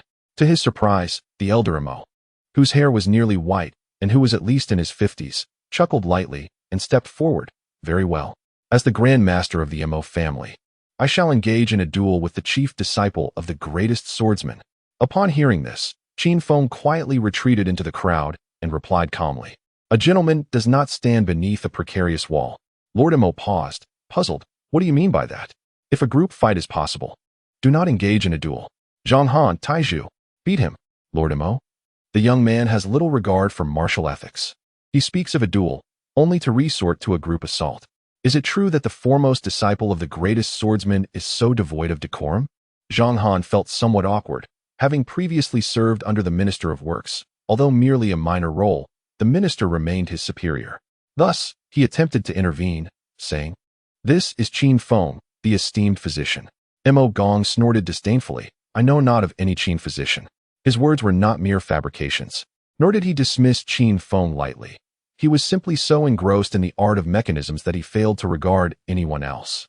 Zhang Han, feeling a bit embarrassed, reconsidered and offered another introduction. "Surely you are familiar with Minister Xianghua, the one from the neighboring government office, who was stripped of his position and subjected to inquiry after being humiliated and beaten unconscious by Qin Feng." Upon hearing this, Mo Gong gasped, and his gaze toward Qin Feng transformed. "You are the notorious officer from the latrine? By the heavens." Chapter 28. Do you not perceive this as akin to a steam engine? What on earth? Crossbowmen. Where are the crossbowmen? Shoot that scoundrel down. Qin Feng exclaimed in a fit of rage. No one anticipated that upon realizing he was the legendary Qin Feng, Mo Gong's demeanor would undergo such a dramatic shift. His eyes no longer squinted, and he spoke with a refined politeness, saying, "Qin physician, I beg your pardon. I truly meant no offense." This only served to heighten the frustration. Was his reputation truly so tarnished? Merely invoking his name elicited such a drastic change in the old man's attitude? It was enough to quell a child's nighttime cries. Mo Gong's disciples were displeased and whispered, "Master, as the leader of the Mo family, why be so deferential to a young junior?" Mo Gong slowly shook his head. "You do not comprehend. This individual possesses a capricious temperament and a volatile disposition. He readily resorts to violence over the slightest disagreement. Word has spread among the nobility that this young man appears to be slightly unhinged, plundering the countryside even to the extent of stealing manure. We need not stoop to his level." The young disciple nodded in agreement and fell silent. Qin Feng, with an expressionless countenance, queried, "Are you being polite? Dare you raise your voices a little louder? Shall I fetch a trumpet for you to whisper in my ear? Is this elder truly a leader of the Mo family? Since the passing of the Mo family's progenitor, the clan has fractured into factions, the Chu faction led by Deng Lingzi, the Qi faction by Xiang Fuzi, and the Qin faction by Xiang Liqin. It stands to reason that this eminent leader, Mo Gong, belongs to the Qin faction, known for its enduring alliance with the state of Qin. One should never strike a smiling face, especially when it belongs to an elder." Qin Feng, feeling somewhat resigned, inquired, "What does the king require of you?" Mo Gong replied with a faint smile, "The king has instructed me to come and engage with you, as he believes you possess remarkable craftsmanship." Qin Feng nodded. "Then let us proceed. The sooner we finish our discussion, the sooner we can return. Indeed, Emperor Qin will not overlook these treasures. Ostensibly here to exchange knowledge, he is, in truth, supervising." The weary Qin Feng, accompanied by a group of craftsmen, boarded a carriage and set forth towards the factory located 5 miles north of the village. Upon arrival, they beheld a towering chimney belching thick smoke atop the buildings. On the way river, vessels traversed, transporting dark, coal-like stones. Intrigued, the craftsmen leapt from the carriage, feeling the coal and inquiring, "What is this?" Leaning languidly against the carriage, Qin Feng replied nonchalantly, "Coal, a superior fuel compared to wood." The workshop extended for 2 full miles, with a colossal iron gate inscribed with the words Great Qin Comprehensive Workshop. The craftsmen grew increasingly curious and hastened inside. "Is this the heat generated by coal? Quite potent. And what is this brilliant crystal?" "Glass, the transparent variety," Qin Feng answered. "Are you casting iron swords?" "Frankly speaking, the so-called iron swords of the 6 states pale in comparison to our bronze swords." "Wait, is this purity iron?" he asked, puzzled. "Perhaps, it seems the experiment failed. If successful, it should be called steel." Along their way, the craftsman, like an inquisitive child, touched everything and asked numerous questions. Qin Feng, yawning, followed closely, somewhat apprehensive of the old man who even wished to touch the boiler. If not for his quick reflexes in stopping him, the old man's career might have been in jeopardy. Indeed. Although it falls short compared to our Mosey's mechanical arts, it displays certain creativity. The craftsman remarked with a smile, stroking his beard. Qin Feng smirked and retorted sarcastically, "Mechanical arts? Have you heard of iron birds as colossal as the mythical Kunping, soaring through the skies, unceasing day and night?" The craftsman paused, then scoffed. "Such tales are mere fabrications, fantastical imaginings that cannot be likened to mechanical arts. The legendary Gongshu band created a wooden bird that flew in the sky for 3 days. Now that is a verifiable event." Qin Feng continued, "Have you heard of ships as immense as Kunlun, carrying people across oceans, navigating storms, and crashing like meteors with the might of thunder?" The craftsman slowly shook his head. In ancient times, humanity, born into tribes, was exceedingly ignorant. Hence they could only conjure such notions to soothe their spirits. Qin Feng laughed, pointing to himself. "What if I told you I have not only seen such things, but have also traveled on them? Would you believe me?" The craftsman scrutinized Qin Feng's expression, furrowing his brow before chuckling and shaking his head. "Why jest with this old man, Qin? Such tales may amuse the young, but with me, they are truly tiresome." At this, Qin Feng burst into laughter. After wandering through the workshop for an hour, the craftsman discovered his clothes were covered in black debris. After brushing it off, he couldn't help but sigh. "The king has tasked us with devising a method for transporting grain. The number of troops from Chu is vast, and their country is interlaced with rivers, leading to significant logistical challenges. If we were to endure another catastrophic loss akin to the Battle of Chongping, it is likely that the people of Qin would be unable to withstand it." Suddenly, Qin Feng seemed to have an epiphany, exclaiming, "The Qin Shi Dao?" The craftsman, Mo Gong, abruptly lifted his head, scolding, "How do you know about such confidential matters?" Indeed, he had guessed correctly, From a young age, Qin Feng had been passionate about various historical artifacts and had once read an article in an archaeological magazine about the Qin Qidao. It recounted how, during Emperor Qin Shi Huang's campaign against Chu, a supply route resembling a railway was constructed, albeit without trains, but rather with horse-drawn carts. At that time, everyone marveled at the wisdom and ingenuity of the Qin people, as well as the unique allure of the Qin dynasty. Now, it seemed he stumbled upon it himself. Observing the craftsman's unfriendly gaze, Qin Feng chuckled softly, envisioning a track made of cork upon which carts could glide, allowing horses to exert minimal effort while transporting maximum goods. Stations would be established along the way, changing horses every 50 or 100 miles, tirelessly day and night. One must admit, the person capable of conceiving such an idea was indeed a genius. However, Mo Gong furrowed his brow. But what about wear and tear? Cork would inevitably suffer significant degradation. What if we replace the ground with concrete and the track with steel? Or perhaps we could simply replace the horses altogether. Mo Gong was taken aback. Replace the horses? Surely, we cannot resort to having humans pull the carts? Follow me. I have something magnificent to show you. Qin Feng led Mo Gong to a somewhat secluded workshop. Indeed, Meng Tian was inside, lazily reclining and sipping tea, thoroughly at ease. Qin Feng, disinclined to kick him, excitedly pointed at the steaming kettle and remarked, "Do you not see that it resembles a steam engine?" Mo Gong was bewildered. What nonsense. Chapter 29. How about you two form a labor-farmer alliance? Qin Feng finally collapsed onto his long-desired tiger-skin couch. Xiao Yuan obediently approached Qin Feng from behind, extending her delicate fingers to gently massage his shoulders, cheerfully stating, "Young master, the formulas for tiger skins, glass, and cement that you requested have already been delivered to the king by Xiao Huan and her team." Qin Feng patted her pert backside in approval and then turned to Mo Gong, patiently explaining, "To be precise, it is the force generated by boiling water that lifts the lid of the kettle. In this era, where agrarianism is prioritized over commerce and innovation is deemed mere trickery, finding an inventor is indeed a rare endeavor." Though Mo Gong is a bit older and his thoughts more traditional, anyone capable of envisioning a horse-drawn railway is certainly far superior to the rest. The mere thought of a train puffing steam while transporting the formidable Qin army in all directions exhilarated Qin Feng. Mo Gong's eyes suddenly lit up, but he quickly shook his head with a wry smile. Yet, the force is ultimately rather insignificant. But what if you could create a kettle the size of a room? With compressed force? What is compressed force? For instance, when you breathe normally, you cannot knock over the bottle before you. Yet, if one were to hold their breath and exhale forcefully, they could indeed bring it down. Upon hearing this, the craftsman felt as if a brand new door had slowly opened in his mind. Compressed force. Why had he not considered this before? Excitedly rubbing his hands together, the craftsman began to spin in place. He muttered to himself, appearing quite mad to any onlooker. Qin Feng quickly interjected, "This is a monumental endeavor, a long-term project that cannot be undertaken at present. It involves the craftsmanship of the components and the forging of iron. We must proceed with caution." The craftsman nodded slowly and took a seat. He picked up a piece of peach candy and popped it into his mouth, his eyes lighting up.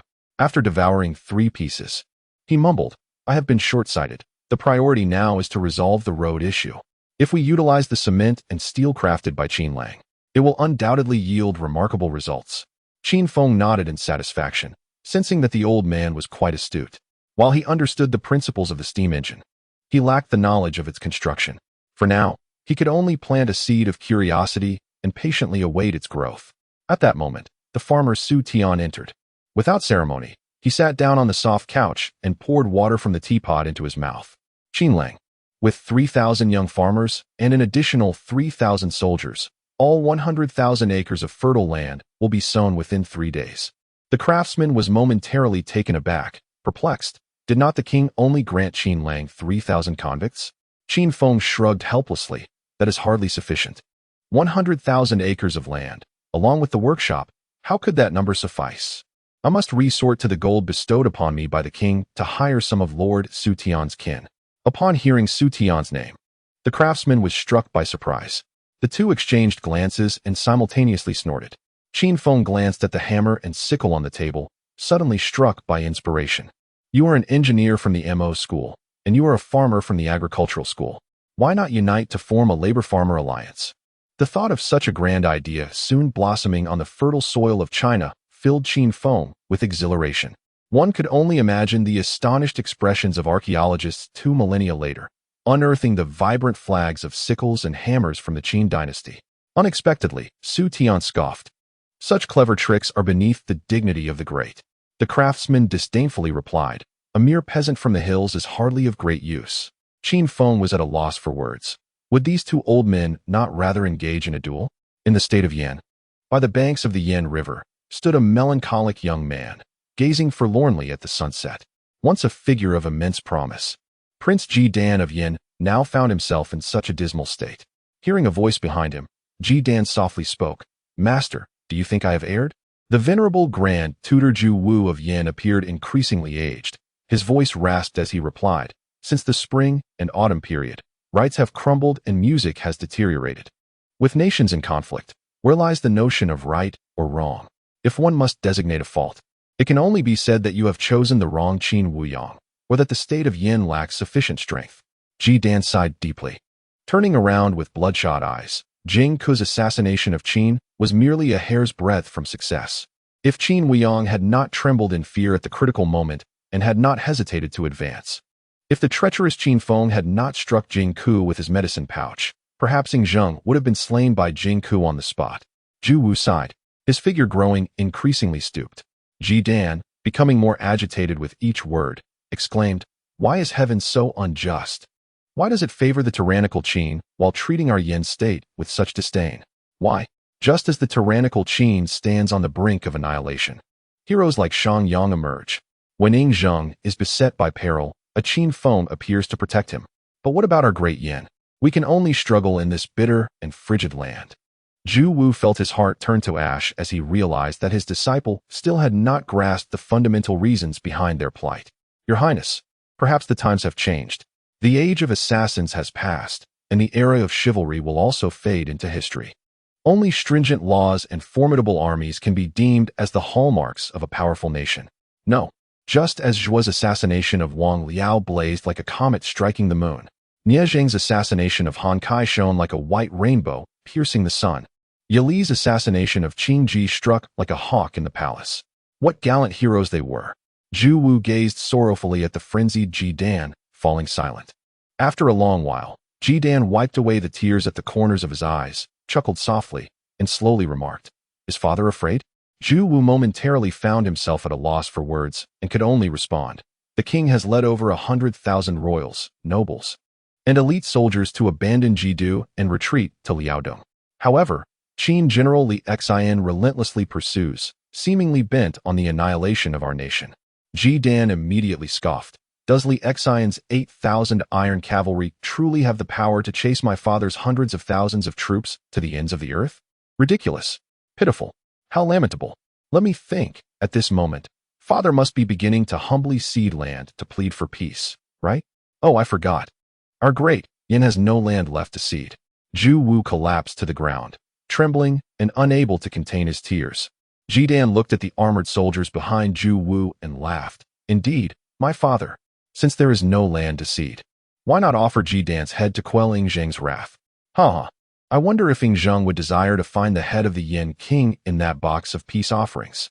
An armored soldier clad in blue coldly declared, The acting king requests that the Yin king present the crown prince's head to appease the Qin king's fury.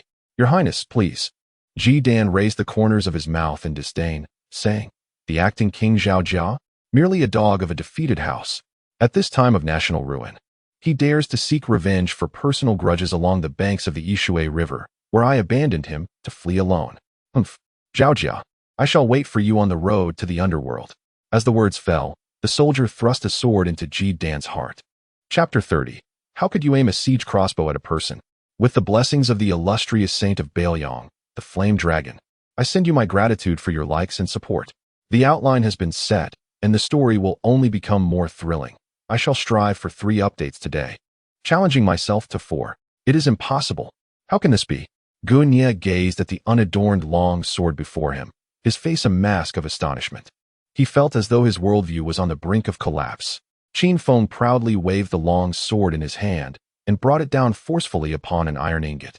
With a resounding clang, The iron ingot shattered into two halves, its surface remarkably smooth, as if it could be sliced through like soft clay.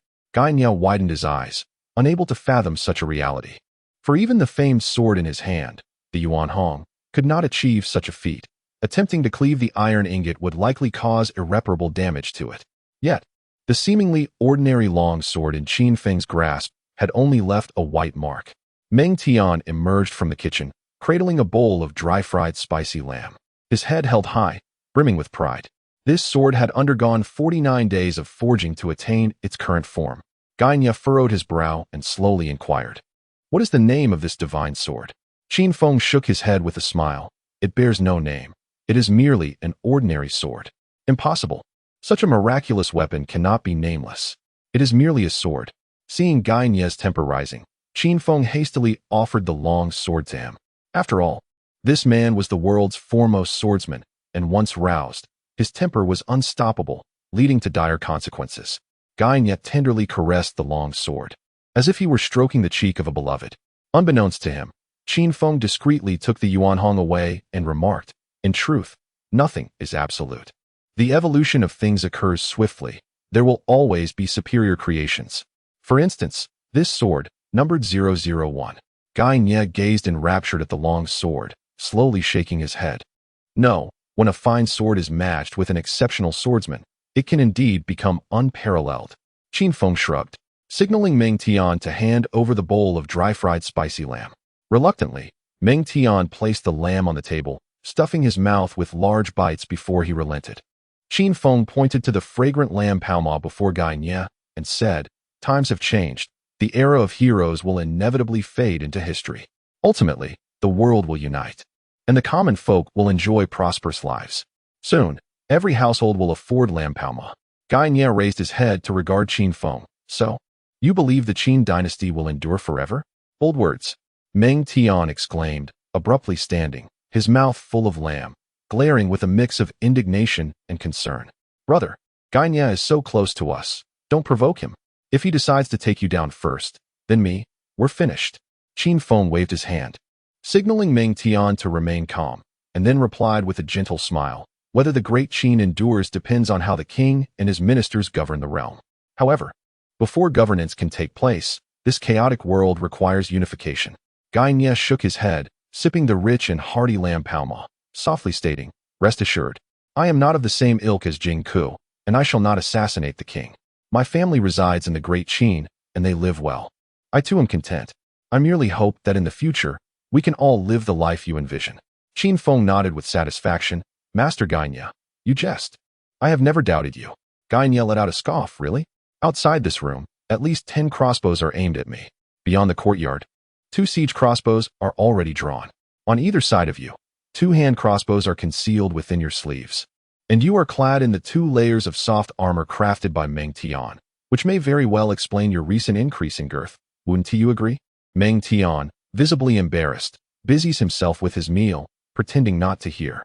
Qin Feng chuckles awkwardly. "It's a misunderstanding, merely a misunderstanding. The Shirlin Garden is rife with wild beasts, and the bows and crossbows outside are designed for deer, while the siege crossbows are intended for wild boars. Since my arrival in the Great Qin, I have garnered much envy due to my talents, accumulating numerous adversaries, hence the need for such protective gear. Excuse me, let us eat." Just as Qin Feng lowers his head to savor the lamb in his bowl, he suddenly notices that his bowl has vanished. At the entrance, a plump yellow dog is prancing away with his bowl, its robust tail wagging joyfully.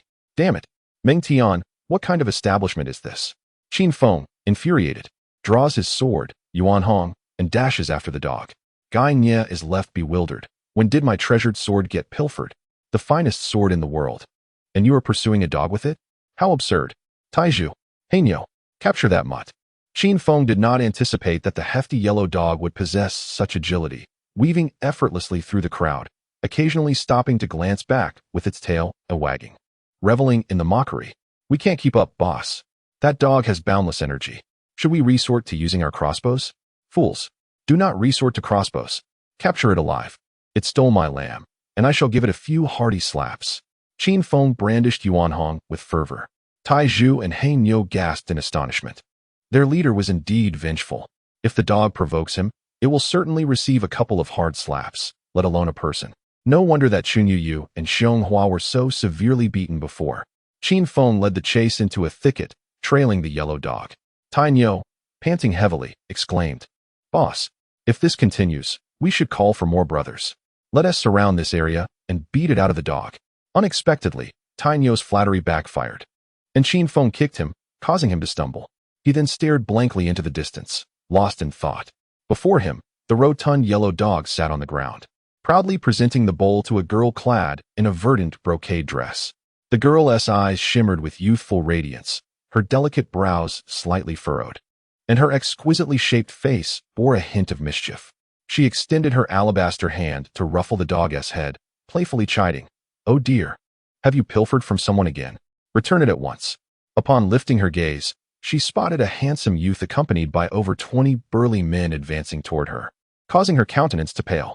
Two feeble attendants rushed to shield her, exclaiming, "Miss, you must flee. We will hold off the thieves." To their astonishment, the girl not only remained but also, with a twist of her delicate wrist and hands on her hips, scolded in a clear, ringing voice, "Who do you think you are? Do you know who I am?" Qin Feng was momentarily taken aback, glancing at Hei Nyo and Tai Zhu, his anxiety mounting to an unprecedented level, surpassing even the tension he felt during Jing's assassination attempt on the Qin king. After much contemplation, he stammered, "I am but a humble person named Qin Feng. Please do not misunderstand. I merely passed through this place. Your beloved dog has taken my bowl, which is why I am here to retrieve it." Upon witnessing this, Tai Nyo discreetly nudged Tai Zhu and whispered, "Alas, our leader has fallen in love." Chapter 31. A teacher for a day is a father for life. At that moment, I shall contend with your child for the inheritance. Who could possibly dislike a handsome youth, his cheeks tinged with a delicate blush? The young girl in green silk returned the bowl to Qin Feng, her voice laced with shyness as she apologized. "I am so sorry. De Huang can be quite mischievous." Qin Feng gradually regained his composure, a gentle smile gracing his lips as he replied, "It is quite all right. I have always enjoyed the company of dogs." De Huang cast a disdainful glance at Qin Feng. Indeed, a look of contempt. Qin Feng was taken aback. Had the dog become enlightened? Hei Nyo scoffed, having just suggested giving the dog a good slap. Yet now he appeared to be seeking its affection. The girl's eyes sparkled with recognition, as if she had found a kindred spirit, and she remarked, "It is said that humans and dogs once forged a pact. Humans alleviate the suffering of hunger and cold for dogs, and in return, dogs guard the hearts of humans, preventing loneliness and despair from encroaching." Qin Feng pondered for a moment before slowly inquiring, "Is such a clause inscribed in the contract?" The young girl glanced at the now squatting De Huang, falling into a thoughtful silence. Awkwardly scratching his head, Qin Feng inadvertently caused the sword at his waist, Yuan Hong, to clank. The girl's eyes sparkled with intrigue, and she asked playfully, "Are you a swordsman?" With a swift motion, Qin Feng unsheathed Yuan Hong, twirling it gracefully as he declared coldly, "Indeed, this sword is named Yuan Hong. It is the mightiest sword in the realm." The girl appeared momentarily stunned, puzzled as she exclaimed, "But wasn't Yuan Hong bestowed by the king of Qin to the legendary swordsman Gainye? Are you not Gainye himself?" Qin Feng replied nonchalantly, "What is Gainye to me? I won this sword from him. He lost without a hint of temper." "How impressive." The girl gazed at Qin Feng with admiration, eagerly taking the sword and playing with it joyfully. Behind them, Hei Nyo and Tai Zhu exchanged glances, rendered speechless. Perhaps in Qin Feng's eyes, winning a bet counted as a victory. After a considerable time, the girl's attendant murmured, "Miss, it is getting late. If we do not return soon, the gates will close, and master may become displeased." Startled, the girl reluctantly returned Yuan Hong to Qin Feng, her face alight with joy as she said, "My name is Ashu. I hope to visit you often in the future." With a smile, Qin Feng replied, "I am a Feng. Do come to my home. I shall prepare delicious meals for you." To his surprise, upon hearing this, Ashu furrowed her brow and asked, "Do you live nearby? I have heard tales of a certain Du Wei named Qin Feng, who is quite overbearing. He has assaulted scholars and even the son of the prime minister, Xiong Hua. His temperament is fierce and volatile, and he does not hesitate to resort to violence. You must be cautious. Do not fall victim to his malicious hands." Qin Feng swallowed hard, a forced smile on his face. "Have you considered that this might be an act of defamation? Impossible. The entire noble circle of Xianyang is already abuzz. It said that one should never provoke the constable of the lavatory, Qin Feng. After speaking, Ashu leaped onto the carriage, waved her hand, and departed. The plump yellow dog cast a glance at Qin Feng, wagging its fluffy tail, and then bounded onto the horse's back, following her. Watching Ashu's retreating figure, Qin Feng couldn't help but inhale sharply, seething. To hear of such news at dawn is to embrace death by dusk. He turned to He Niu and Tai Zhu, who immediately responded with fervor, "Boss, we will find out who spread this news. We'll inquire about his residence and deal with him tonight." Upon returning home, Qin Feng found Fusu, bare-chested, showcasing his bronze-toned physique while devouring noodles voraciously. Nearby, Xiao Yuan and Xiao Huan gazed at his well-defined biceps, barely suppressing their drool. Qin Feng, infuriated, thought, "How could my little girl be at risk of being taken away?" He promptly shooed them to the kitchen, demanding a bowl of noodles for himself. "You'll soon have an additional shermo." "Oh, that's delightful. Aren't you curious about who it is?" "As long as it's not a man, it's fine. There are hardly any sows in the Xiangling garden, and the disciples are quite concerned about you, master." Receiving a large bowl of noodles, Qin Feng glanced at the garlic cloves in his hand and suddenly found them unappetizing. Where has the once gentle gentleman gone? Why is Fusu behaving so shamelessly? He picked up a piece of meat, perfectly marbled, and placed it in Fusu's bowl. Fusu immediately grew wary, exclaiming, "A kind gesture without reason suggests ulterior motives." Qin Feng tapped his head with chopsticks, dissatisfied. "How dare you speak to your teacher like that?" Fusu scratched his head, continuing to eat. "I cannot engage in illegal activities. Given my identity as the young master, physical altercations are out of the question, except for a masked night raid." Qin Feng chuckled with satisfaction, then took a bite of the spicy chicken leg that Xiao Yuan offered, before saying, "Today, I encountered a girl named Ashu in the Xiangling garden. She is quite lovely. Dressed elegantly in water-green silks, truly exquisite." Fusu paused. "Ashu? Could she be Shu? She does favor water-green garments." A sense of foreboding arose within Qin Feng as he asked, "Who is Shu?" "The Princess Huayong, dearly favored by our father, permitted to roam freely. Secretly guarded by the Royal Dark Guards, the members of the Luo network. By the way, you didn't have any unpleasant encounters with her, did you?" "I don't think so. When we first met, I was pursuing a dog and accidentally startled her, making her believe I was a rogue." Fusu slapped his forehead, enlightened. "That explains it. At that moment, there were approximately 50 crossbows aimed at you. Had you shown any sign of impropriety, I would have been left to inherit the family estate." Qin Feng glared, scolding, "What kind of talk is that?" Fusu shrugged. "Once a teacher, always a father. I'd then contend with your children for the inheritance." Qin Feng was speechless. He glanced at the gluttonous He Niu and Tai Zhu beside him, realizing he could not take them out in public again. If it were Guy Nye, he would undoubtedly sense something amiss. Such awareness could prevent misunderstandings that might lead to him being shot like a hedgehog. It must be said that Shu is the first gentle and playful woman he encountered upon traversing into the Qin dynasty. She resembles a cherished classmate from high school, brimming with youthful vitality and captivating charm. Since he has been granted a second chance at life, he cannot afford to leave any regrets. Determined, Qin Feng declared earnestly, "What of Princess Huayong? Tomorrow, I shall seek an audience with the king and request his blessing for marriage." Fusu glanced at Qin Feng, discreetly pilfering a spiced chicken leg from his bowl, shaking his head as he replied, "That may prove impossible. For our father has already pledged the hand of Princess Huayong to the son of Chongping Jun, Xianghua." Qin Feng exhaled slowly, a cold retort escaping his lips. "To hear of the Tao in the morning is sufficient. I would gladly embrace death by evening." Chapter 32. Has the first emperor already begun to be deceived by the alchemists? They are encroaching upon my business. Qin Feng rose at the break of dawn, making his way to the entrance of Wangyi Palace. Why is there an unseasonable chill in Xianyang? It's so cold this early in the morning. The palace guards had grown quite familiar with Qin Feng, and upon seeing him approach, they promptly greeted him with deference. Qin Feng wrapped his bearskin cloak tighter and returned the greeting with a smile. In all of Xianyang, who did not know that Qin Feng was a formidable figure? He was a man of action, without a hint of hesitation. As he yawned and approached the grand hall, he noticed Zhao Gao, this unfortunate fellow, enduring the cold just as he was. "My fellow townsman, long time no see. Oh, Dr. Qin, why didn't you inform me of your arrival beforehand?"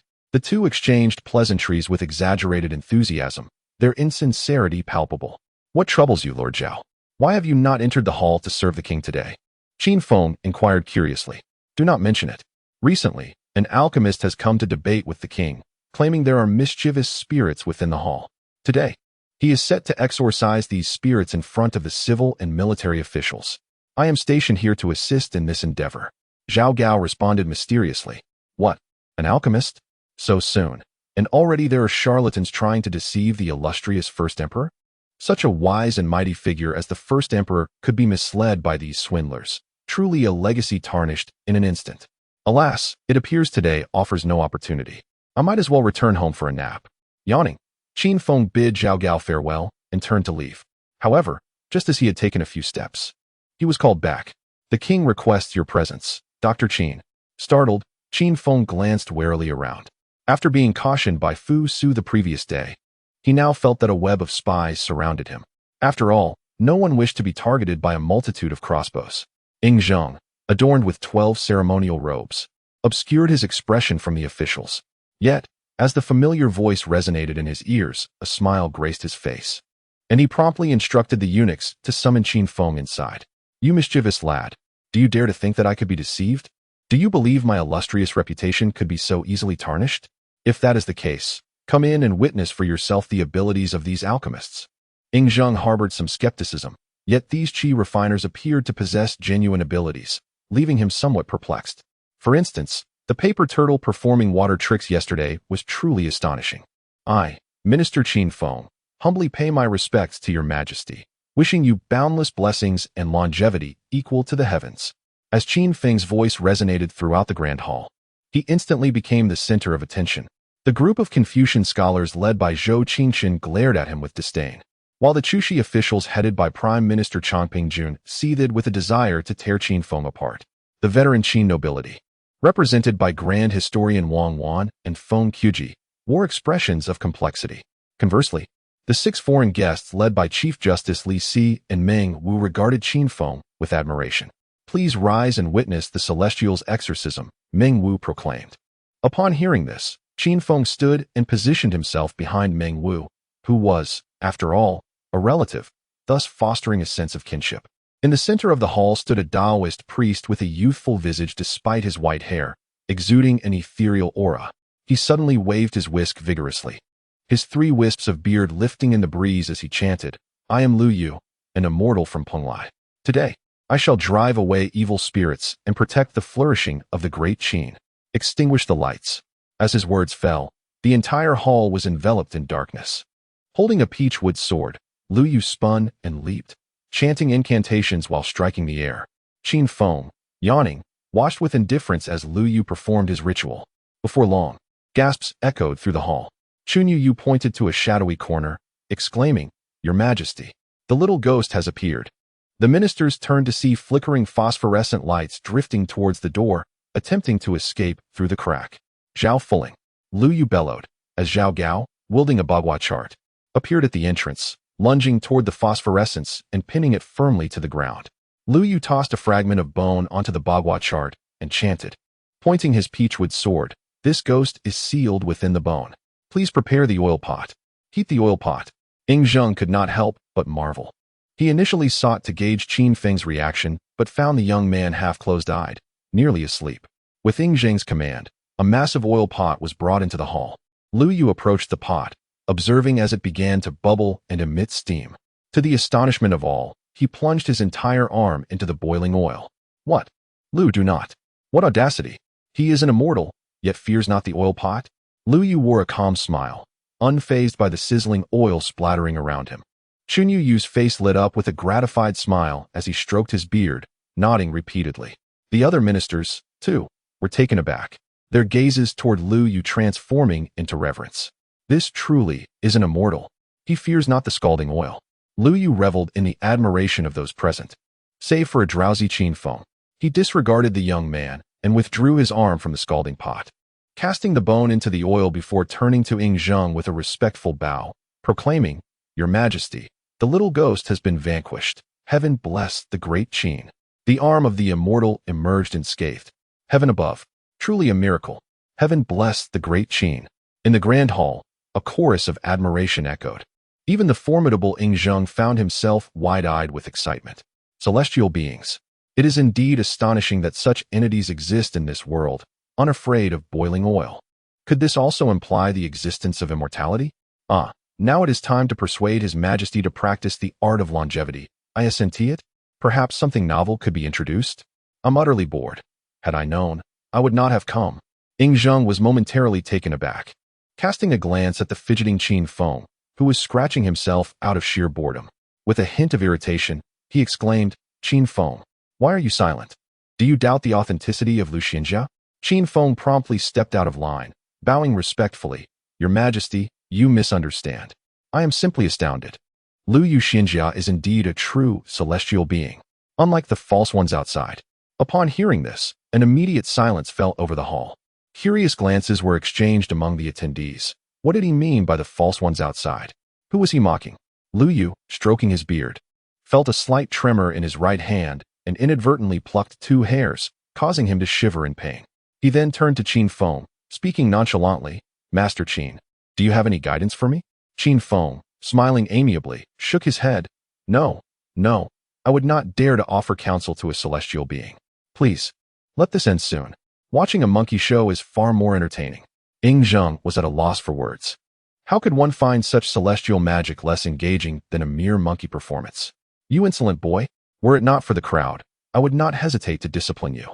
Dismissed. Qin Feng, stay. As you command. Seeing the officials depart, Qin Feng could not suppress his joy. Finally, an opportunity to propose to His Majesty. I must carefully consider the dowry. Ying Zheng was momentarily stunned. Propose? Propose what? Chapter 33, Silence of the Wise. Strange forces and spirits, gratitude to the vice leader of the Zhatian gang, Duan Jioda, for the milk, tea, and blades. Love to you. In the Wangyi Palace. Within the scholars' quarters. Have you remembered everything I instructed? Chunyu Yu whispered, lowering his voice. Rest assured, esteemed scholar, and please, Lord Chongping, I shall succeed. Lu Yu responded confidently as he stroked his beard. Chunyu Yu furrowed his brow, admonishing sternly, you must remember, this matter has nothing to do with Lord Chongping. Moreover, do not underestimate your opponent. That cunning dog, Qin Feng, is quite shrewd, so exercise caution. Your task is to convince the king of your celestial abilities. Once accomplished, Lord Chongping will undoubtedly grant the king 3,000 young men and maidens, a fortune in gold and silver, and 10 ships to seek the immortal Mount Penglai. Qin Feng is but a mere child. I can easily handle him with one hand. Do not be complacent. Since his arrival in Qin, he has not known defeat. Lu Yu nodded and exited the quarters. Casting a glance back at the figure by the window, he muttered to himself, hypocrite, wishing to act like a harlot while hoping to maintain a good reputation. In the Wangyi Palace, within the Grand Hall. What? You wish to propose to me on behalf of Huayang? Ying Zheng exclaimed, taken aback by Qin Feng's earnest demeanor. Qin Feng nodded. Indeed, Your Majesty. Not long ago, Princess Huayang visited the Shanglin Garden, where I, by chance, encountered her and was instantly captivated. I humbly beseech Your Majesty to grant my wish. Ying Zheng, with an amused gaze, replied, Are you aware that Huayang is already betrothed to Xianghua? Qin Feng nodded. Young Master Fusu has informed me. You had previously promised Lord Chongping. Ying Zheng, slightly irked, retorted, then why inquire? Do you believe I would betray my word, especially to the Chancellor of Qin? Qin Feng shrugged. Not at all. How could Your Majesty be untrustworthy? Who could substantiate your promise?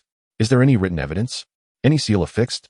With Princess Huayang still unwed, a graceful maiden, it is only fair for gentlemen to compete openly. Ying Zheng found himself both amused and exasperated. Written evidence? Who would dare demand such from the king of Qin? It was unexpected that a mere boy would incite the king against his own word. Qin Feng, in other matters, I yield to you, but on this issue, there shall be no folly. Ying Zheng stated sternly. Unfortunately, Princess Huayang's marriage appeared more akin to a political bargaining chip, a means to win over the Chu faction. The marital alliance between Qin and Chu had fortified the Chu faction's power in the Qin court since the time of Empress Dowager Xian. Thus, Ying Zheng had made numerous concessions to reclaim his sovereignty. Qin Feng was about to speak further when Zhao Gao entered, announcing, Your Majesty, Lu Xian requests an audience, claiming to have urgent matters to discuss. Oh, quickly, please allow him in. Qin Feng, resigned, could only wait on the sidelines. Lu Yuxian, with an ethereal presence, approached with a graceful gait akin to walking on lotus petals. Upon reaching Qin Feng, he cast a haughty glance, disdainfully snorting through his nose. Qin Feng scratched his head, puzzled, wondering when he had ever offended this man. Ying Zheng spoke gently. Lu Xian, your hurried arrival signifies pressing matters? Lu Yu slightly bowed, declaring loudly, Your Majesty, I have observed the celestial phenomena and discerned that a calamity star has risen in the north and descended in the east, jeopardizing the imperial star. Ying Zheng was taken aback, hastily inquiring, What does this imply? Will the military campaigns falter? Qin Feng, bemused, thought, Indeed. Even the sagacious Emperor Shi Huang can be swayed by such tricks. However, in this era devoid of scientific understanding, those in high positions often prefer to employ such esoteric interpretations to elucidate the incomprehensible. Lu Yu, with certainty, shook his head, With your Majesty's celestial might, the army shall face no hindrances. Ying Zheng breathed a sigh of relief, thankful that the forces ahead remained unscathed. What is the meaning of the celestial signs? Lu Yu, casting a dismissive glance at Qin Feng, proclaimed, I have discerned that Xianglin Garden is a land of dragon prosperity, rich in dragon energy. Yet recently, it has been ravaged by thieves, severing our Qin's dragon vein. Ying Zheng's brow furrowed deeply, while Zhao Gao gasped in horror. This was a crime that could warrant the destruction of a clan. Who would dare bear such responsibility for severing the Qin's dragon vein? Zhao Gao instinctively cast a glance at his fellow townsmen, fearing that this time they were truly doomed. Qin Feng, upon hearing those words, was momentarily taken aback. He gazed incredulously at Lu Yu and inquired, Are you implying that the crops in the Xianglin Garden have severed the great Qin's dragon vein? Lu Yu, without raising his eyelids, let out a disdainful snort and replied, Indeed. This ignorant child has jeopardized the great Qin's dragon vein. The only remedy lies in incinerating those crops to restore the dragon energy to the great Qin. Qin Feng was both furious and amused, rolling up his sleeves as he retorted, Burn the crops? Do you comprehend their purpose? Do you have any idea what I've sacrificed for these crops? Do you realize that Fusu toils in the fields day in and day out like a beast? Are you aware that Meng Tian has been sunburned to a crisp? Do you know that Zhang Han has become as dark as coal? And now, simply due to your words, they are to be destroyed? What about the workshops by the Weha River? Should they be obliterated as well? As Qin Feng's agitation grew, he nearly shouted in exasperation. Zhao Gao, sweating profusely, recalled the last individual who had raised their voice before the king. He had met a grim fate, severed in two and discarded in the market. Yet, despite Ying Zheng's furrowed brow, he showed no intention of intervening. The trust and affection Ying Zheng held for Qin Feng sparked a twinge of jealousy in Zhao Gao. Lu Yu cast a glance at Qin Feng, his disdain palpable. Merely a crude creature, let them be destroyed. The significance of the great Qin's dragon vein outweighs all else. Observing Ying Zheng's reaction, Lu Yu felt a surge of triumph. After all, regardless of the king's stature, had he not been persuaded by Lu Yu's silver tongue? As for Qin Feng, a mere child, he was easily dismissed. In that moment, Lu Yu began to envision his quest for the fabled Penglai Mountain. Suddenly, Qin Feng regained his composure. He looked at Lu Yu and spoke softly. The sage does not speak of strange forces or chaotic spirits. Upon hearing this, Ying Zheng sensed an impending crisis, but in the blink of an eye, it was too late to intervene. Lu Yu, perplexed, inquired, Are you a disciple of Confucius? Qin Feng slowly shook his head, raising his right fist and calmly asked, What do you see here? Lu Yu was momentarily stunned. A fist? No. This is the iron fist of justice. Bang. Ah. Lu Yu's anguished scream echoed throughout the hall, swiftly followed by another cry of despair. The entire grand hall resonated with Lu Yu's pitiful wails. Qin Feng, gritting his teeth, grasped Lu Yu's hair with his left hand while his right fist rained down blows upon Lu Yu's face. Blood streamed from Lu Yu's nose as he writhed in agony. Yet his neatly styled hair had come undone, rendering him utterly helpless against Qin Feng's furious onslaught. And thus, Qin Feng mounted Lu Yu, delivering blow after merciless blow. Qin Feng, cease this. Physician, where's the physician? Quickly, pull him apart. Chapter 34, have you heard? Qin Feng, a celestial being descended, single-handedly vanquished Lu Yu. Have you heard? Lu Yu was struck down by Qin Feng with a single hand. What? How is that possible? Nonsense. Lu Yu possesses divine powers. How could he be defeated by Qin Feng? I don't know. It shouldn't be the case. Yet yesterday, word spread from the palace that it was witnessed firsthand. Witnessed firsthand. What? Qin Feng descended like a celestial deity, mounting Lu Xianjia with fervor and delivering a series of powerful blows. He was relentless. Amidst the onslaught, he shouted something about the supernatural and esoteric forces. The beating was merciless. Could it be that he had summoned the legendary spirit? Perhaps Confucius had possessed him, granting him the strength to triumph over Lu Xianjia? It seems plausible. Otherwise, the circumstances would be inexplicable. In the grand hall of the Xianying Palace, the morning court was abuzz with chatter. The events of the previous night had been carelessly divulged by a loquacious attendant. Now, a myriad of tales circulated, each more extravagant than the last. Some claimed that Lu Xianjia had single-handedly refined a celestial mountain, hurling it at Qin Feng. In response, Qin Feng invoked the spirit of Confucius, his entire form coalescing into the character for virtue, shattering the attack with a single punch. This incident left many of the Confucian scholars, including Chun Yu, quite unsettled. Initially, some dismissed Qin Feng's interpretations of Confucianism as mere nonsense, while others remained skeptical. Yet, witnessing him decisively defeat Lu Xianjia led many to reconsider their stance on his words. After all, how could a mere youth best a celestial being? Was it not due to his ancestral lineage, being a descendant of Zilu, a disciple of the sage, which afforded him divine protection? Look, Lu Xianjia approaches, gasped the crowd. Goodness, how could he have been so thoroughly beaten? Is this truly Lu Xianjia? He resembles a pig's head. Silence. Do not provoke Lu Xianjia. Do you believe you are Qin Feng, capable of summoning the sage? Hush, hush. Be wary, lest Lu Xianjia retaliates. Chun Yu cast a resentful glance at Lu Yu, who was being carried in on a stretcher, and whispered, Did you not claim you could easily handle Qin Feng? How did you end up in such a state? Lu Yu's head was swollen to the point of resembling a pig's head, his visage shrouded like a mummy, entirely devoid of any ethereal presence. Overwhelmed with emotion, he lamented, Who could have anticipated he would seize my hair? In a brawl, who resorts to such tactics?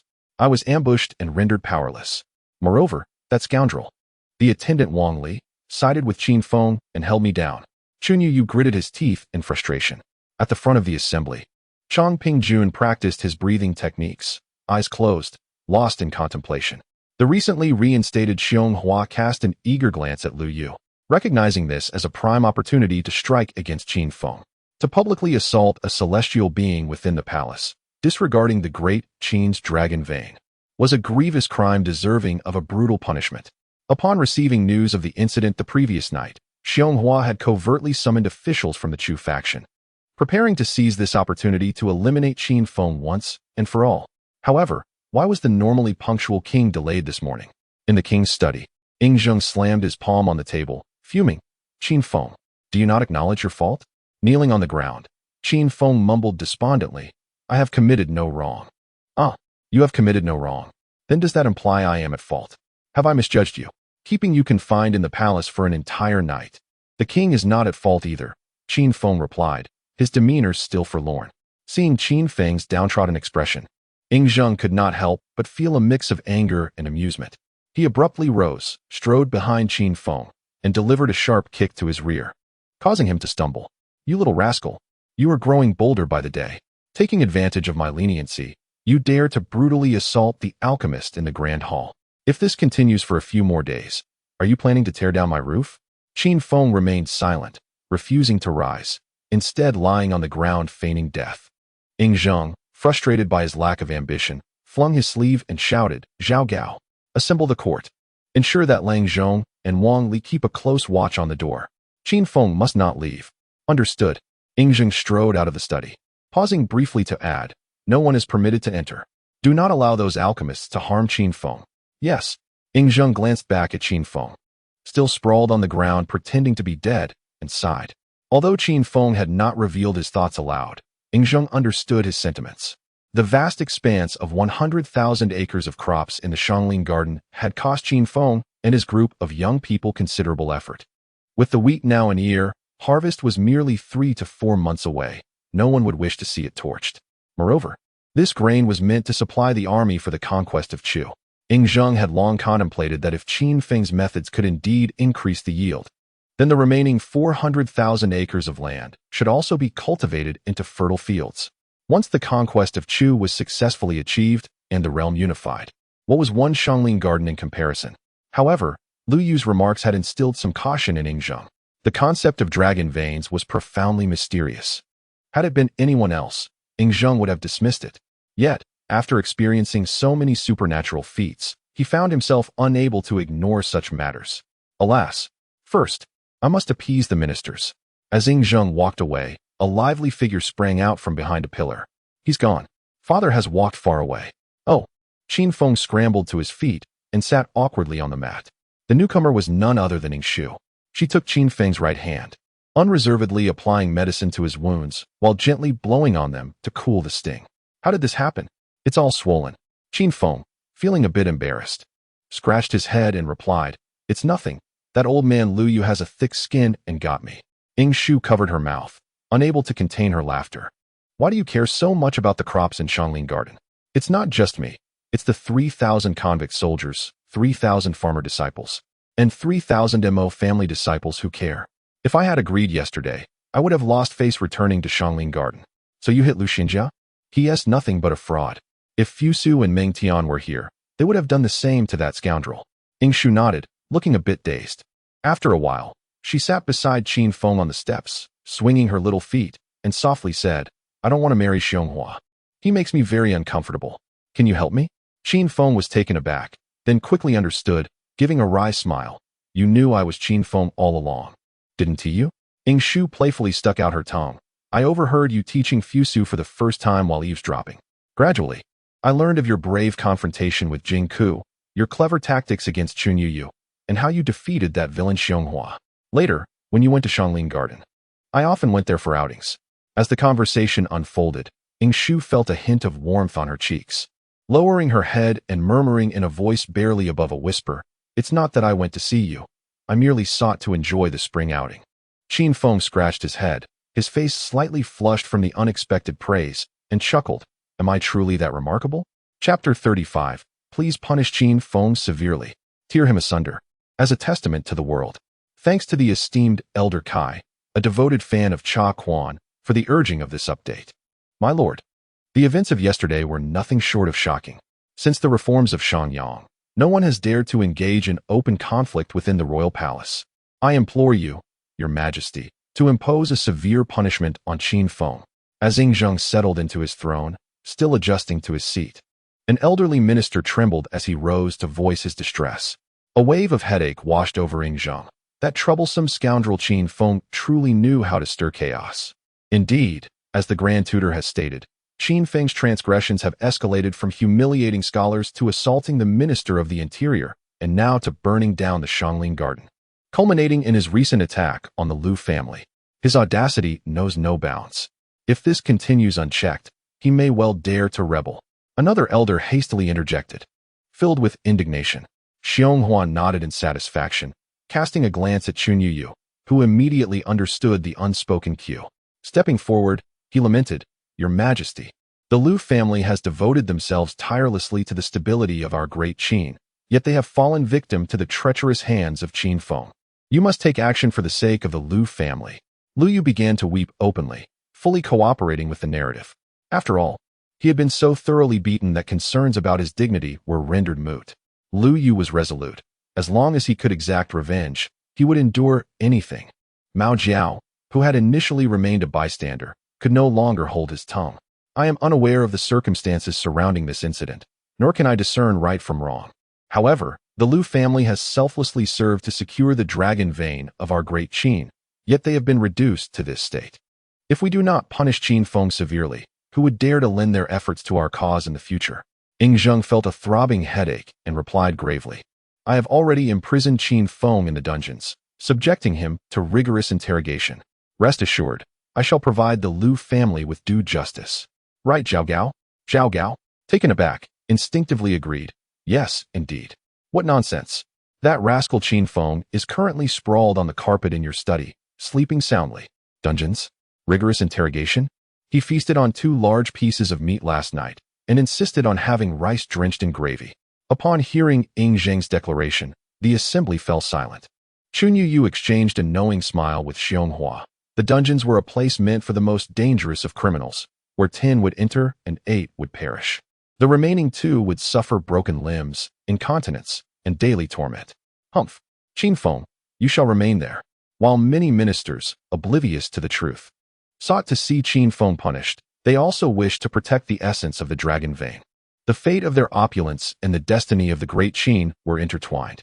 Although Lu Yu had not directly assaulted Qin Feng, the mystical abilities he displayed were undeniably real. Therefore, the belief in the dragon vein was one they chose to uphold, even if it was shrouded in uncertainty. In that moment, voices from all factions within the court began to echo in unison. Your Majesty, the Xiangling Garden is crucial to the dragon vein. It must be burned. Your Majesty, please see clearly. Your Majesty, you can no longer shield Qin Feng. The Xiangling Garden must be restored to its former glory. Witnessing the fervent emotions of the crowd, Lu Yu felt a lump form in his throat. At least the beating he endured was not in vain. Surely, the promise made by Lord Chongping would soon come to fruition.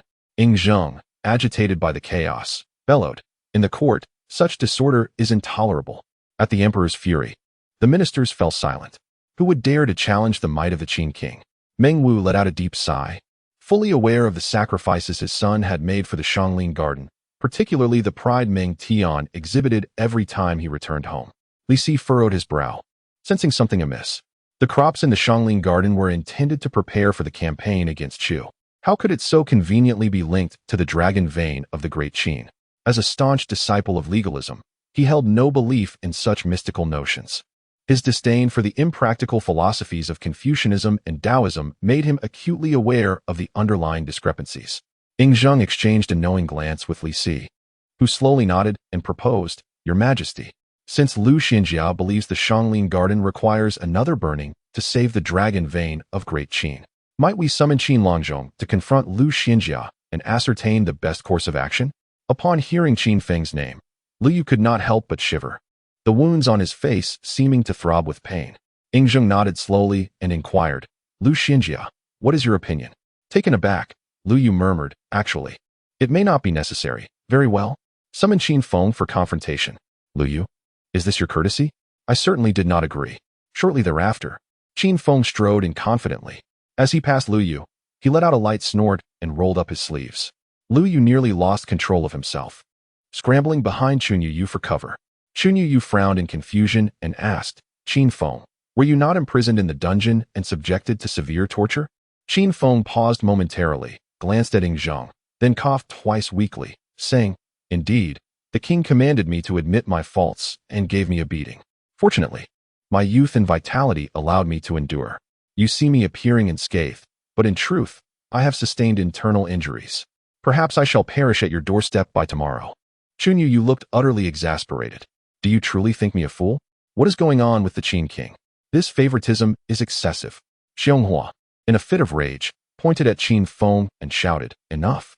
With a sharp crack, to everyone's astonishment, Lord Chongping, Xiongqi, delivered a resounding slap that sent Xianghua crashing to the ground. What is happening? How did the father and son turn against each other? Uncertain, the Chu officials fell silent, refraining from further speech. Ying Zheng observed Xiongqi with a heart full of bewilderment. "Father, get out." Xianghua dared not retort and hastily crawled out of the grand hall of Xianying Palace.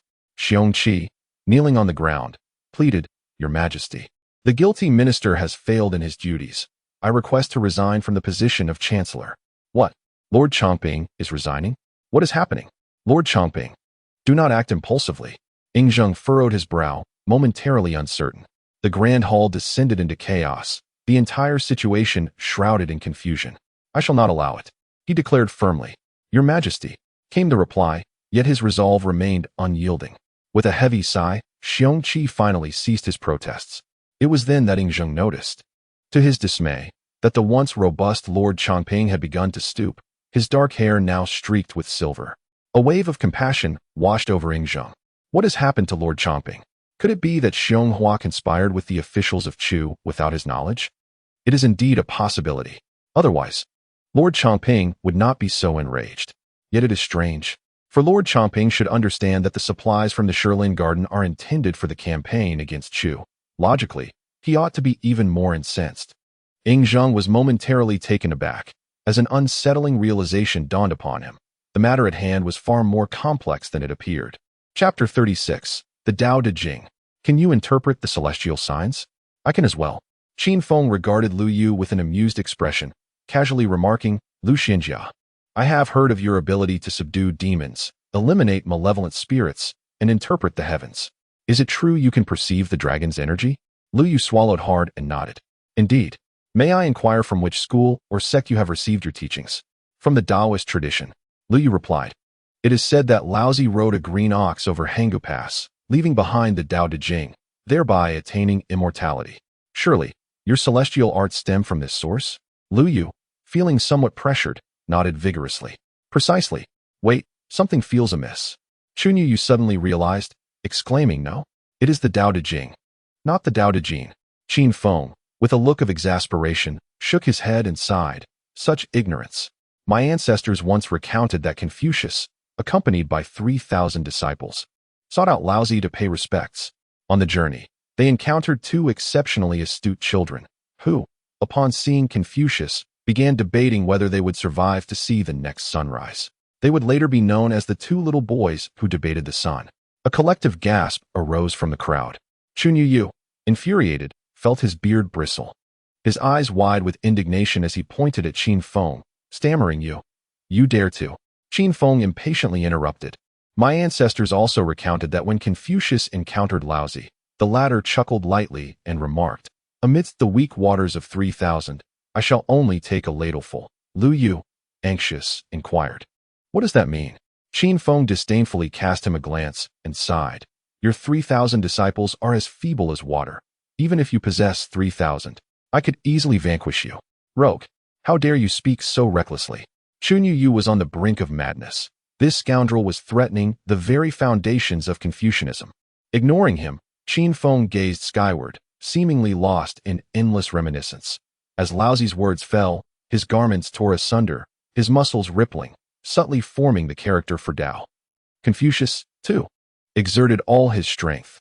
As virtue was unleashed, the heavens and the earth transformed. That battle was one of cataclysmic proportions, shrouding the world in darkness and obscuring the sun and moon. Lu Yu stood in stunned silence, for it was the first time he had encountered such a narrative. Muttering to himself, Laozi was truly that formidable?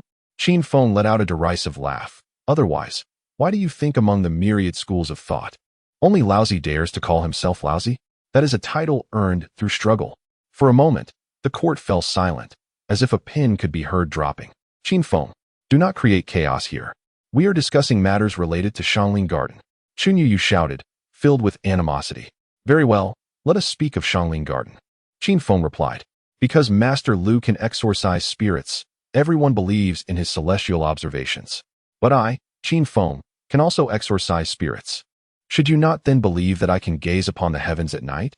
Nonsense. Chunyu Yu retorted. Qin Feng smiled faintly. Last night, I gazed upon the heavens and discovered that the dragon vein of Great Qin resides within the 9 provinces. With the unification of Great Qin, the dragon vein shall stabilize the 9 provinces. As for the matter of Shangling Garden, it is entirely the fabrication of Lu Yu. Lu Yu, glancing at Qin Feng's smiling countenance, inexplicably broke into a cold sweat. You deceitful charlatan. We were never at odds, but since you insist on targeting me, I shall ruin you. Do you not fancy the boiling oil? Very well. I shall let you experience a true cauldron of oil. Ingzheng frowned slightly. A charlatan? But it was he who had instructed Zhao Gao to prepare the oil. Could it be that Zhao Gao was bribed by Lu Yu? Impossible. Absolutely impossible. Impudent youth. How dare you be so brazen? The matters of the celestial realm are beyond your comprehension. Indeed, young man, do not be so overly zealous. I advise you to quickly apologize to Master Lu, lest you find yourself struck by divine thunder. Qin Feng smiled, looking at Lu Yu, and said calmly, Master Lu, do you dare to accept? If I can indeed exorcise spirits and descend into the cauldron of oil, then Shangling Garden shall not burn. If I cannot, then let me be torn asunder and discarded. What? Qin Feng, have you lost your mind? Meng Wu could not help but exclaim. Chunyu Yu excitedly jumped up. Very well, Qin Feng, you dare to say that? Then Master Lu shall accept. Just be sure not to deny your words later. With that, he exchanged a knowing glance with Lu Yu. Lu Yu instantly understood, restoring a hint of his celestial aura, and with a light snort, he said, Very well. Since Dr. Qin is so confident, I shall indulge you in this wager. Ingzheng tightened his brow, speaking in a grave tone. Qin Feng, do not act recklessly. Qin Feng deeply bowed, resolutely stating, Your Majesty, I am not being reckless. The matter of Shangling Garden is of great import, and I shall not allow it to be destroyed over such baseless accusations. I implore Your Majesty for an opportunity, and for the sake of the over 10,000 hard-working souls at Shangling Garden. Ying Zheng had never seen Qin Feng so earnest before. After a long silence, he finally nodded slowly. Chun Yu and Lu Yu exchanged glances, their faces betraying uncontainable amusement. To them, Qin Feng was already a dead man. Dismiss the court. I am weary, Ying Zheng declared. The crowd looked upon Qin Feng as if he were a madman. Qin Feng remained unperturbed, standing quietly in the grand hall, a smile gracing his lips as he watched them depart. It was only when Meng Wu and Li Si approached him that Qin Feng deeply bowed. Thank you both for your supportive words. Meng Wu patted Qin Feng on the shoulder with a sigh. Well done, young man. When will our great Qin be swayed by these so-called qi refiners? You acted rather impulsively. How could you stake your life on a gamble? Even if His Majesty stands by you, it would be challenging to navigate such matters in front of the assembled court. Li Si smiled faintly, observing Qin Feng with satisfaction. General Meng, you are overly concerned. Qin Feng has always been prudent, and, though this may appear reckless, he has already devised a plan. Qin Feng, sensing General Meng's genuine concern, reassured him. Rest easy. General Meng, as Lord Li has indicated, I have my own considerations. These so-called qi refiners are merely a bunch of insignificant characters. They deceive His Majesty with their trivial tricks. Tomorrow, I shall make them regret their actions. That is well. Just do not harm yourself. I will remember. After Meng Tian and Li Si departed, Qin Feng patiently awaited someone. Just as he began to despair, contemplating his departure, a cool hand suddenly groped at his waist and seized a tender piece of flesh, squeezing it forcefully. Ouch! That hurts. Qin Feng quickly pleaded for mercy. Humph. Let this teach you to cherish yourself and to speak recklessly. Will you dare to do so again? Ying Shu pouted, appearing pitiful, evoking sympathy. I won tea. I promise I won tea. I was merely trying to bait Lu Yu. I had no choice. Humph. Henceforth, you must not put yourself in danger. Very well. I assure you, I shall never take such risks again. Chapter 37. Chongping Jun. Have you truly forgotten the blossoms of your homeland? In the residence of Chongping Jun, Xianghua knelt on the ground, perplexed, and asked, Father, why have you chosen to resign from the position of Chancellor? Xiongqi glared at him, filled with disappointment, and replied weakly, I fear that if I do not resign, you, my unruly son, will bring about our family's ruin. That cannot be, Father. My plan is flawless. Had you not intervened, Qin Feng would undoubtedly face demise. Even if he survives, he would be unable to return to the court. Xianghua's tone grew fervent as he gestured animatedly. At that point, not only would we eliminate the nuisance of Qin Feng, but we could also deplete the grain reserves of the Shangling Garden. The army against Chu would be starved, which would delay matters for several years. Under the reformation of King Chu, the Chu shall surely rise again. Enough, Xiongqi bellowed, striking Xianghua across the face. The sharp sound echoed, and the force of the blow left his cheek swollen. Xianghua, in disbelief, gazed at Xiongqi and trembled as he asked, Why, Father? Why must you act this way? Xiongqi's eyes were bloodshot as he lowered his voice, sternly declaring, You must understand. We are subjects of Great Qin. We have no ties to the state of Chu. Xianghua chuckled, casting a pitying glance at his father, the Chancellor of Great Qin, Chongping Jun Xiongqi, and bitterly remarked, Oh, Father, how can you be so naive? Do you truly believe that by becoming the Chancellor of Great Qin and Chongping Jun, you have become a true citizen of the Qin? No, they have never regarded you as one of their own. In their eyes, you shall forever be regarded as a remnant of the Chu state. Enough is enough. Father, can you truly forget the sight of flowers blooming in our homeland? As he spoke, Xianghua carefully retrieved a camellia from his bosom, a flower that flourished solely in the lands of Chu. Xiongqi's form became increasingly stooped as he extended his trembling hand to accept the camellia, tears streaming down his weathered face. Have you been in contact with them? Xianghua nodded. Though silent, his expression spoke volumes. Xiongqi remained silent for a moment, his visage marred with anguish, the inner turmoil causing his heart to ache intensely. He closed his eyes, pressing his lips tightly together, and after much contemplation, he gradually placed the nearly wilted camellia tenderly against his heart. Xianghua was elated. But before he could utter a word, Xiongqi coldly inquired. Is that charlatan someone you summoned? Taken aback, Xianghua awkwardly nodded. I did bring him here. But he is not truly a charlatan. He possesses some skill. Eliminate him, and do it discreetly. What? Why? He is a valuable pawn. Xiongqi abruptly seized Xianghua's collar, growling. Do you truly believe the king is a fool? Or that the entire court is composed of fools? Is only Xianghua the clever one? Xianghua found himself momentarily at a loss. Dispose of Lu Yu and Chun Yu. You are never to associate with him again. Xiongqi paused, his gaze growing increasingly fierce. Sever all ties with the Chu state. If the opportunity arises, ensure that the informant disappears forever, as if you had never made contact. If I discover you acting behind my back again, I shall hand you over to the king. Remember this. I, the lord of Chongping of the Qin, am forever a citizen of Qin. Xianghua hurriedly nodded, trembling uncontrollably, for he had never witnessed such palpable murderous intent from his father. At that moment, he felt as though he had plunged into an icy abyss. Overwhelming disappointment filled his heart. His father, alas, had aged and lost the courage to forge ahead. Xiongqi straightened his attire and spoke solemnly. Prepare the carriage. I am to see the king. Yes, came the voice of the old steward, Mi Fu, from outside the door. Under the sparse moonlight, the city of Xianying lay in haunting silence. The sound of hooves striking the ground was unusually loud. Seated in the carriage, Xiongqi gazed at the driver, Mi Fu, and suddenly asked, Uncle Fu, have you been with me for 30 years? Mi Fu chuckled softly, his voice raspy as he replied, 31 years, for months, and 21 days. I have been watching over you since you were but a child. Xiongqi nodded with a smile, reflecting on how few 30-year spans one encounters in life. The soldiers on duty saluted as the chariot of the chancellor passed by, and before long, they arrived at the gates of the Xianyang palace. My lord, the king usually resides in the Wangyi palace, Mi Fu gently reminded him. No, today the king is in the Xianyang palace, Xiongqi replied, proceeding into the palace.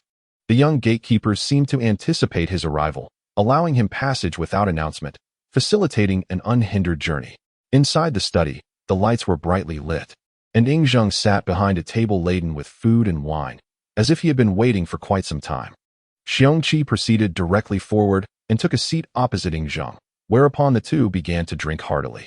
Come, my uncle, indulge in some exquisite pork, accompanied by peppery lamb slices, sweet and sour carp, complemented by the fragrant and flaky scallion pancakes, truly delightful. Yingzheng, rarely in such high spirits, continually served Xiongqi with dishes. After tasting a morsel, Xiongqi became oblivious to the wine, his chopsticks incessantly reaching for the delectable fare, savoring every bite. Such deliciousness. In comparison to the meals I previously consumed, this is like heaven versus earth. Yingzheng chuckled, haha. All of this is thanks to Qin Feng's generosity. That rascal, always wasting time on frivolities. Holding a beautiful white porcelain bowl, Xiongqi raised a toast to Yingzheng and drained the cup in one gulp. This bowl was crafted by Qin Feng as well, I presume? Indeed, this lad has truly prepared a plethora of fine offerings. Your Majesty, I have come to tender my resignation from the position of Chancellor. Nonsense. I shall not permit it. Sensing Yingzheng's rising ire, Xiongqi shook his head with a wry smile, sorrowfully stating, let me call you that one last time. How swiftly time has flown. You were but half my height back then, trailing behind me and calling me uncle. I know you are a child of misfortune, and I too share that fate. We are kindred spirits. Thus, when I witnessed your unwavering trust in me, I vowed to never betray you. Yingzheng was taken aback, wiping away a tear from the corner of his eye, managing a strained smile. When I was young, I owe my survival to you. During the rebellion of Lao Ai, it was you who rescued me. When El Buwei plotted against me, you aided in suppressing him. Now that the world is on the brink of unification, why do you choose to depart at this moment? Xiongqi shook his head, his gaze lifted, revealing tears streaming down his aged cheeks. Because I carry the blood of the Chu people, yet I now assist you in waging war against Great Chu. The momentum of the Qin's unification is undeniable, and Great Chu shall inevitably fall. However, I wish for fewer casualties among the Chu, and less animosity between Qin and Chu, as this will be conducive to peace throughout the realm. Therefore, I hope to go to Chunying to pacify the Chu populace, to minimize the loss of life, and to atone for my sins. Yingzheng, observing the weeping Xiongqi, fell into a profound silence. After an indeterminate period, as dawn broke outside, Yingzheng rasped, Very well. Chapter 38. Fusu, the great disciple of the sacred fire Miao Miao sect. Please instruct me.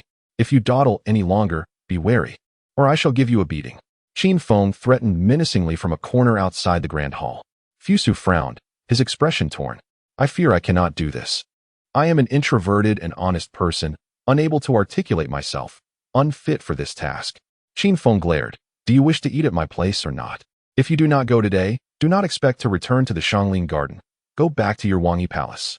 Fusu replied with a sense of grievance. You taught me, do not impose upon others what you do not desire for yourself. Qin Feng retorted angrily. I also taught you to heed advice and enjoy a full meal. What does that mean? Fusu inquired, puzzled. If you disregard my counsel, I shall beat you until you cannot fill your stomach. Just then, Zhao Gao poked his head out from the grand hall, impatiently urging, Qin Lang, everyone is waiting for you. The morning court has already been delayed by half a stick of incense. Coming. As he spoke, Qin Feng forcefully pushed Fu Su into the grand hall. Taken by surprise, Fu Su stumbled forward, entering the magnificent chamber. The gaze of all the esteemed officials and warriors was suddenly fixated upon him. Instantly, he immersed himself in the role, regaining his former composure and tranquility, as if the gentle and refined Fu Su had returned. However, he appeared noticeably darker, exhibiting a newfound vigor.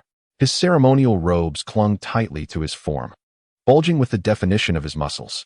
The learned scholars Zhou Qingchen, Mao Jiao, and Xun Yu regarded Fu Su with expressions of deep regret.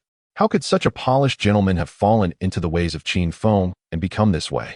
A beauty, once so radiant, now sullied by association.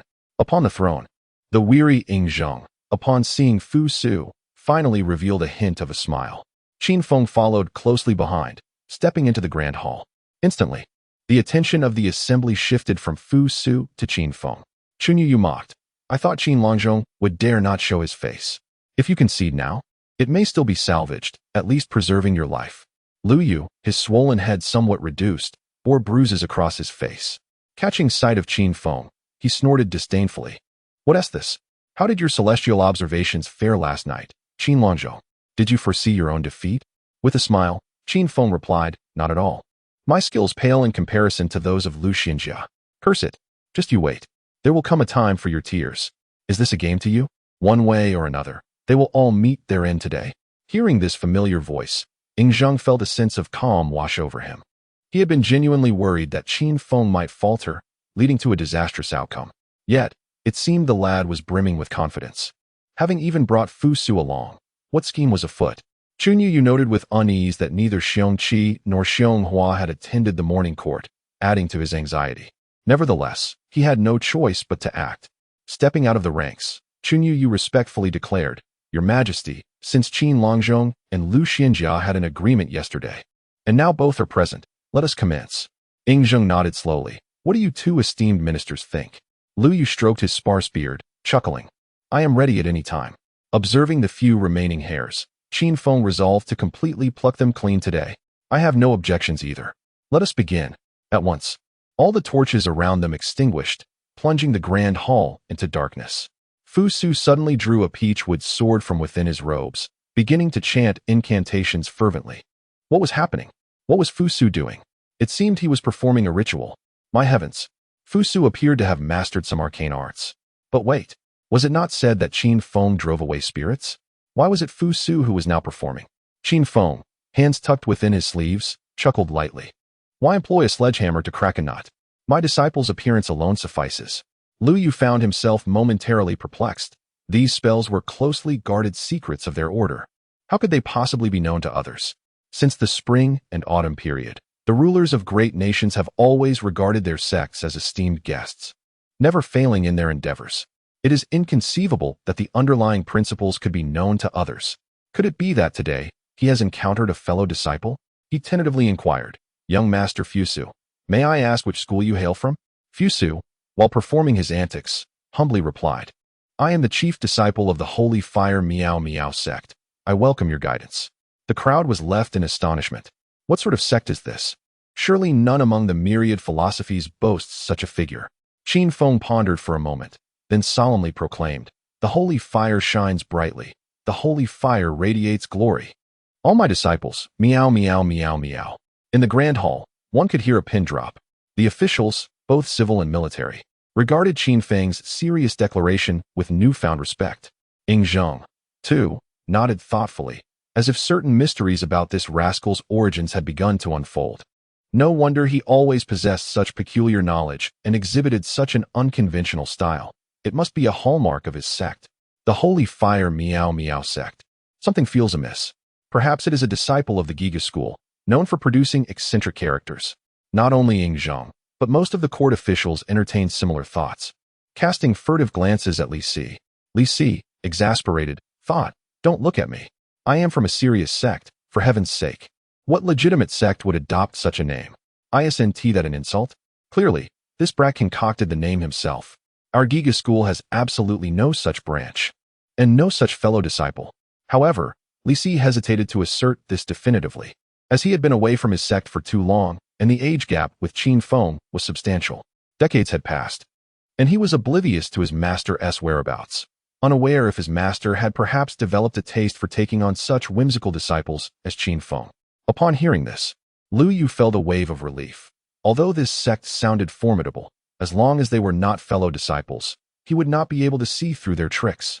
Fusu leapt higher, his wooden sword dancing ever more rapidly. Suddenly, he thrust the peachwood sword toward a vacant corner of the hall, shouting, "Evil spirits, begone!" To everyone's astonishment, a flickering ghostly fire materialized in the direction of his sword, quietly hovering in midair. What is this? Are the spirits revealing themselves? Good heavens! Young Master Fusu has actually summoned a specter from within the hall. Is the Holy Fire Meow Meow sect truly this profound, capable of exorcising demons? Something feels off. Let us observe further. Ying Zheng watched Fusu's earnest performance, a hint of amusement flickering at the corners of his mouth. Yet soon, an uncontrollable fury surged within him. He despises being deceived. Meanwhile, Lu Yu felt as though he had plunged into an icy abyss, a bone-chilling dread tightening around his throat. Chapter 39. Fusu. A gentleman is slow in speech but quick in action. Ying Zheng was no fool. Historically, the belief in alchemists stemmed from the limitations of the era and his declining health. With the mindset of trying anything as a last resort, he considered giving it a shot. Yet, at this moment, Ying Zheng was in the prime of his life and had little interest in these so-called immortals. Moreover, the performances of Qin Feng and Fusu have substantiated the fact that Lu Yu is indeed a charlatan. Ying Zheng, suppressing his fury, coldly inquired, "Fusu, when did you learn to exorcise spirits? Why was I unaware of this?" Fusu, caught up in his fervor, lacked the time to respond. With a smile, Qin Feng interjected, "My lord, it is not particularly difficult. If you so desire, you too can master it." As he spoke, Qin Feng produced a pouch of powder and casually cast it into the air. Instantly, ethereal flames flickered, dancing in accordance with his gestures.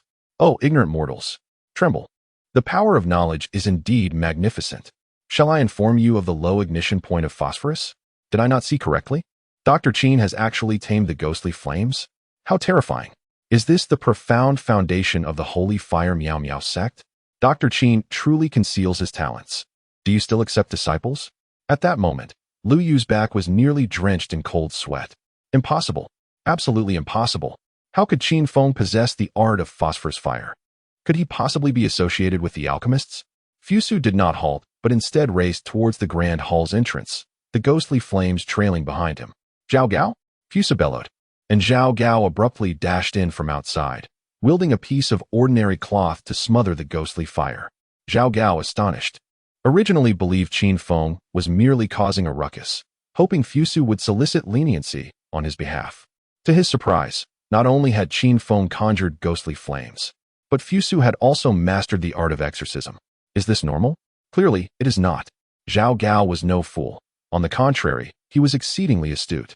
If there were no issues with Qin Feng and Fusu, then the only problem must lie with Lu Yu. Fusu casually discarded his peachwood sword and produced a bone from his robe, stating nonchalantly, "The spirit has been sealed within this bone. Prepare the oil vat." Zhao Gao acknowledged with a nod and instructed his men to bring forth 2 oil vats. Fusu strode with the grace of a dragon and the vigor of a tiger to one of the pots of hot oil, smiling at Lu Yu as he said, "Fusu is not eloquent, so please allow me to proceed." Lu Yu discreetly wiped his brow, forcing a ghastly smile, convinced he still had a chance for redemption. Even if Fusu could plunge his hands into the oil, what of it? He could do the same. However, to his astonishment, Fusu brazenly produced a packet of powder from his robe and poured it into the pot. Lu Yu was rendered speechless. How could one be so brazen? In their line of work, where was the decorum? At least one should attempt to conceal their methods. Otherwise, how could one survive in this profession? Remarkably, mere moments after the powder entered the oil, the previously cool vat began to boil. Without so much as a glance, Fusu thrust his entire arm into the boiling oil. My lord, no? Be cautious, my lord. Oh, my Fusu has gone mad. You are the one who is mad. Young Master Fusu is unscathed. Jing suddenly rose. His brows furrowed. Even though he was aware that the two had long been prepared, he could not help but break into a cold sweat. Observing the astonishment etched on the faces of those present, Qin Feng could not suppress a laugh. Fusu, with a touch of impatience, casually tossed the bone into the pit before turning to address the assembled officials. If Master Lu can exorcise spirits, so can I. If Master Lu can endure the boiling oil, so can I. While Master Lu claims that the Xiangling Garden obstructs the dragon vein, I assert otherwise. His words resonated powerfully, leaving the court momentarily speechless. Chun Yu, mustering his courage, replied, Young Master Fu, this merely indicates that you two are evenly matched. However, one cannot hastily conclude matters regarding the dragon vein. Fu Su's gaze was piercing, causing Chun Yu to avert his eyes. He nodded slowly and said, Very well. If that is the case, let Master Lu also brave the boiling oil. Should you falter, then I shall deem myself the victor. Upon hearing this, Lu Yu's confidence surged. While he dared not boast, he was certain he could manage this feat with ease. However, as he approached the second pot of boiling oil, suddenly, his right wrist was seized with a vice-like grip. The sheer force nearly dislocated it, forcing a cry of pain from him. Ouch! Young Master Fu, what are you doing? That hurts. Fu Su smiled faintly. Is Master Lu preparing to toss in borax, or perhaps vinegar? Borax, when heated, releases gas akin to boiling, while vinegar, being denser, rises when heated, creating a similar effect. At this revelation, Lu Yu felt as though he had been struck by lightning, paralyzed in place, drenched in sweat. Young Master Fu, you jest. He laughed nervously. However, Fu Su's fury was palpable. The 10,000 acres of fertile land in the Xiangling Garden had been cultivated tirelessly by him and 6,000 others. Yet now, it was nearly set ablaze by the antics of a laughable charlatan. His anger swelling, Fu Su's muscles rippled as his ill-fitting robe tore apart, revealing his robust, sinewy arms. With a sharp crack, Lu Yu's wrist was crushed. Ah! Lu Yu's anguished scream echoed throughout the hall, sending shivers down the spines of all present. Fu Su exhaled deeply, whispering, A gentleman is slow to speak, but swift to act. With that, his massive fist struck Lu Yu's abdomen with the force of a comet, causing Lu Yu's eyes to bulge as he expelled a mouthful of blood, the agony overshadowing even the pain of his shattered wrist. He crumpled to the ground, writhing in torment like a dying shrimp, unable to vocalize his suffering. The courtiers collectively gasped, their faces paling in fear as they beheld Fu Su's powerful, muscular, bronze-armored physique. Is this truly young Master Fu? Surely he hasn't been possessed. They thought in disbelief. With a dismissive flick, Fu Su tossed Lu Yu aside, turning to the ministers who had been the most vocal in their opposition. In a cold tone, he questioned, Now? Who among you still believes that the 10,000 acres of the Xiangling Garden should be set ablaze? Our great Qin sweeps across the realms and commands the universe. The dragon vein must represent the essence of the 9 provinces. Why should we tolerate such baseless slander? Once these words were spoken, the ministers advocating for the burning of the Xiangling Garden were filled with such embarrassment that they wished to burrow into the ground to escape Fu Su's gaze. Where was the semblance of a modest gentleman here? This was nothing less than a second Qin Feng, an unrestrained killer. Qin Feng gazed at Fu Su with a smile, nodding in satisfaction. A gentleman acts rather than merely speaks. Jing fell silent, pondering, Is this truly how you are instructing my son? Chapter 40. In such a place. Why do you seem so cultured? Meng Tian, upon hearing the events that transpired within the grand hall from Qin Feng, stood dumbfounded, his expression one of incredulity. He glanced at Fu Su, who was squatting at the entrance, struggling to shovel hand-pulled noodles into his mouth with a bowl as large as his face. It was hard to believe.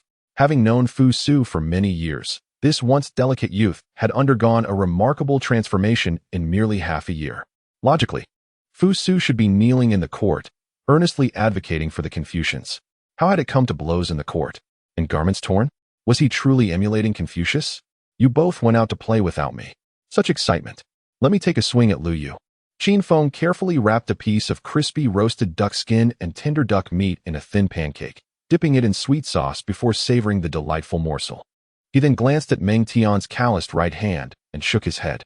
No, Fu Su's punch might only cause Lu Yu immense pain. But your punch could very well end his life. Meng Tian scooped up a bite of fried rice, pouting, since he's destined for dismemberment. What does it matter if I strike him dead? Qin Feng frowned and admonished. We are all cultured individuals. Let us not be so crude. Must you incessantly speak in such a manner? Do you not understand decorum? How can one commit murder in the court? Meng Tian could not help but roll his eyes. So, in the end, Lu Yu was imprisoned by the king? No, Qin Feng replied. Lu Yu ultimately bit down on the poison hidden in his teeth and took his own life. Meng Tian's brow furrowed immediately as he set down his bowl and chopsticks. Suicide? This wandering physician possessed such resolve? That seems implausible. There must be something amiss behind this. We must thoroughly investigate who dared to send such a quack to deceive the king. Such treachery against the sovereign cannot be tolerated. Qin Feng took a sip of rich duck blood soup, feeling somewhat vexed by the absence of vermicelli. The king has commanded that this matter be dropped. It shall not be mentioned again. Why? Meng Tian inquired. Did you not convey the crucial details to the king? If you can deduce it, can he not? The king must already know who is behind this mischief. He simply chooses not to pursue it. Meng Tian was taken aback and blurted out. Was it Chancellor Chongping Jun who did this? Qin Feng nodded. Chancellor Chongping has voluntarily resigned, temporarily assuming the role of chancellor until a new one is appointed. However, this incident likely was not orchestrated by him. Such petty tricks are most probably the doing of Xiong Hua, acting without Chongping Jun's knowledge. He likely found himself thwarted by me and resorted to this desperate measure to preserve his superior. Meng Tian, upon hearing this, was increasingly astonished. Having overseen the Shangling Garden for too long, he was unaware of the happenings in the court. The resignation of Chancellor Chongping was indeed a monumental affair. The Chancellor of the Qin Dynasty is not merely an individual, but rather a representative of vested interests. The Lord Chongping symbolizes the Chu faction, which has become an undeniable force within the Qin court since the reign of Empress Dowager Xian. Whether it be Ying Zhang's ascension or the stabilization of the situation, their support has been paramount.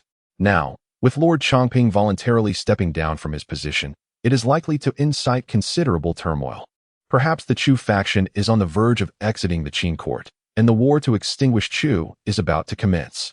For centuries, two powerful empires have clashed across the land of Huaxia, and they are finally poised for a cataclysmic confrontation. A peculiar glimmer flickered in Meng Tian's eyes, as the retreat of the Chu faction became an established fact, leaving a significant power vacuum that must inevitably be filled. The Meng family has long been loyal and valiant, staining the battlefield with their blood for the Qin. Is this moment an opportunity for further advancement? Qin Feng cast a sidelong glance at Meng Tian, wrapping his chopsticks against the bowl, and admonished, "Eat." Abruptly interrupted, Meng Tian shot a resentful glance at Qin Feng. "If you still regard me as your elder brother, heed my counsel." Meng Tian was momentarily taken aback, for he recalled that Qin Feng had never spoken to him so earnestly before. Observing Qin Feng diligently preparing a roasted duck pancake, he protested, "What sort of talk is this? Do you no longer consider me a brother? You will always be my elder brother." Qin Feng nodded, handing the wrapped pancake to Meng Tian, wiping his hands as he remarked, "Many covet the position of chancellor, yet few possess the qualifications." Firstly, the brothers Feng Quji and Feng Jie represent the interests of the old Qin people, and as the six states face imminent demise, the old Qin increasingly assert their influence in the court. Secondly, one could select another member of the Ying clan for the chancellorship, but such a figure would be a mere puppet, lacking true power. Thirdly, there is Li Si, representing the group of external scholars from the six states, who are both capable and trusted by the king. Meng Tian listened, utterly astonished by Qin Feng's eloquence. What the heck? Everyone else is toiling in the fields. So why are you so well educated? He exclaimed, "Wait. I'll write this down." Qin Feng rolled his eyes. "Don't embarrass me here." Meng Tian scratched his head, somewhat disgruntled, and asked, "If that is the case, then my father has a chance as well." Qin Feng patted his belly, sipping his crushed ice fruit juice, and retorted, "Does your father have an opportunity, or is he merely competing against Li Si for one?" In an instant, Meng Tian had an epiphany.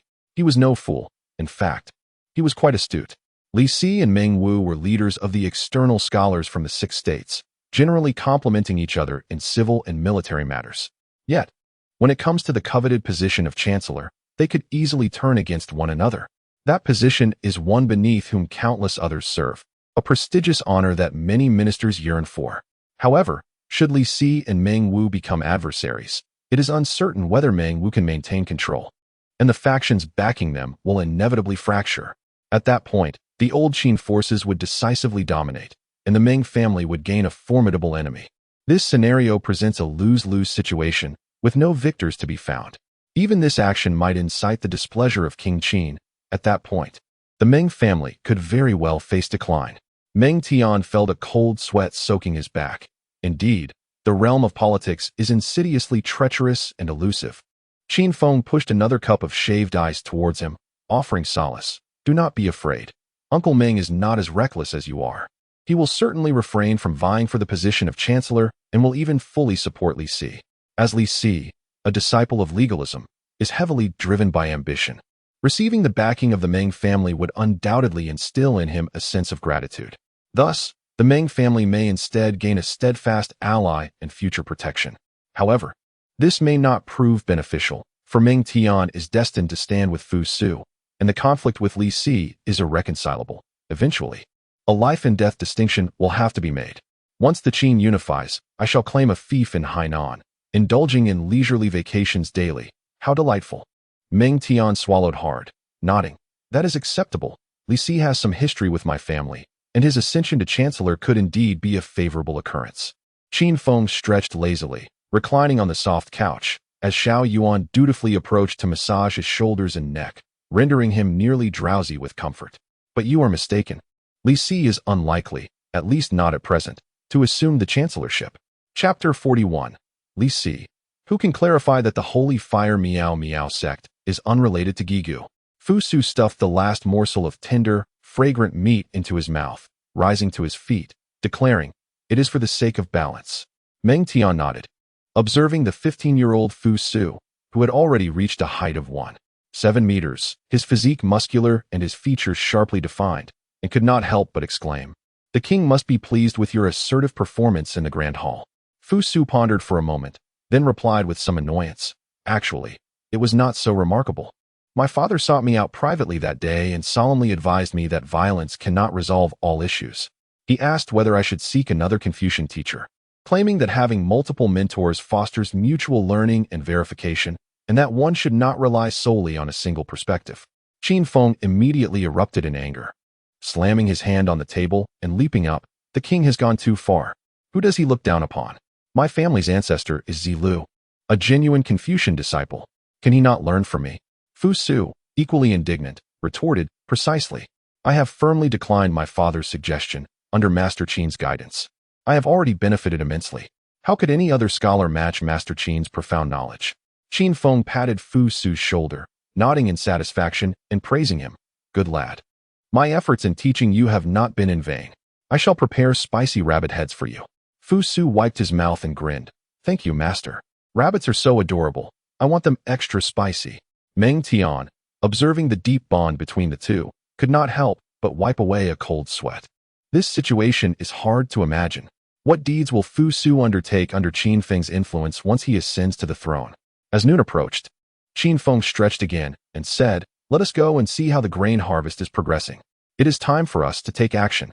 Meng Tian and Fu Su nodded, donned their short shirts, and stepped out with sickles in hand. At this moment, vast fields of wheat swayed in golden waves, a sight of abundant prosperity before their eyes. Qin Feng temporarily hired over 10,000 laborers from the surrounding villages and commenced the urgent harvest. The entire Shangling garden was abuzz with industrious activity. Su Tian, clad in the attire of an old farmer, sat beneath the shade of a tree, enjoying the coolness while directing the operations. As Qin Feng approached, he rose to greet him, exclaiming, "Dr. Qin, look at how plump these wheat ears are. The yield per acre will surely double." Su Tian gazed across the endless fields, his weathered face breaking into a smile, brimming with the joy of a proud progenitor.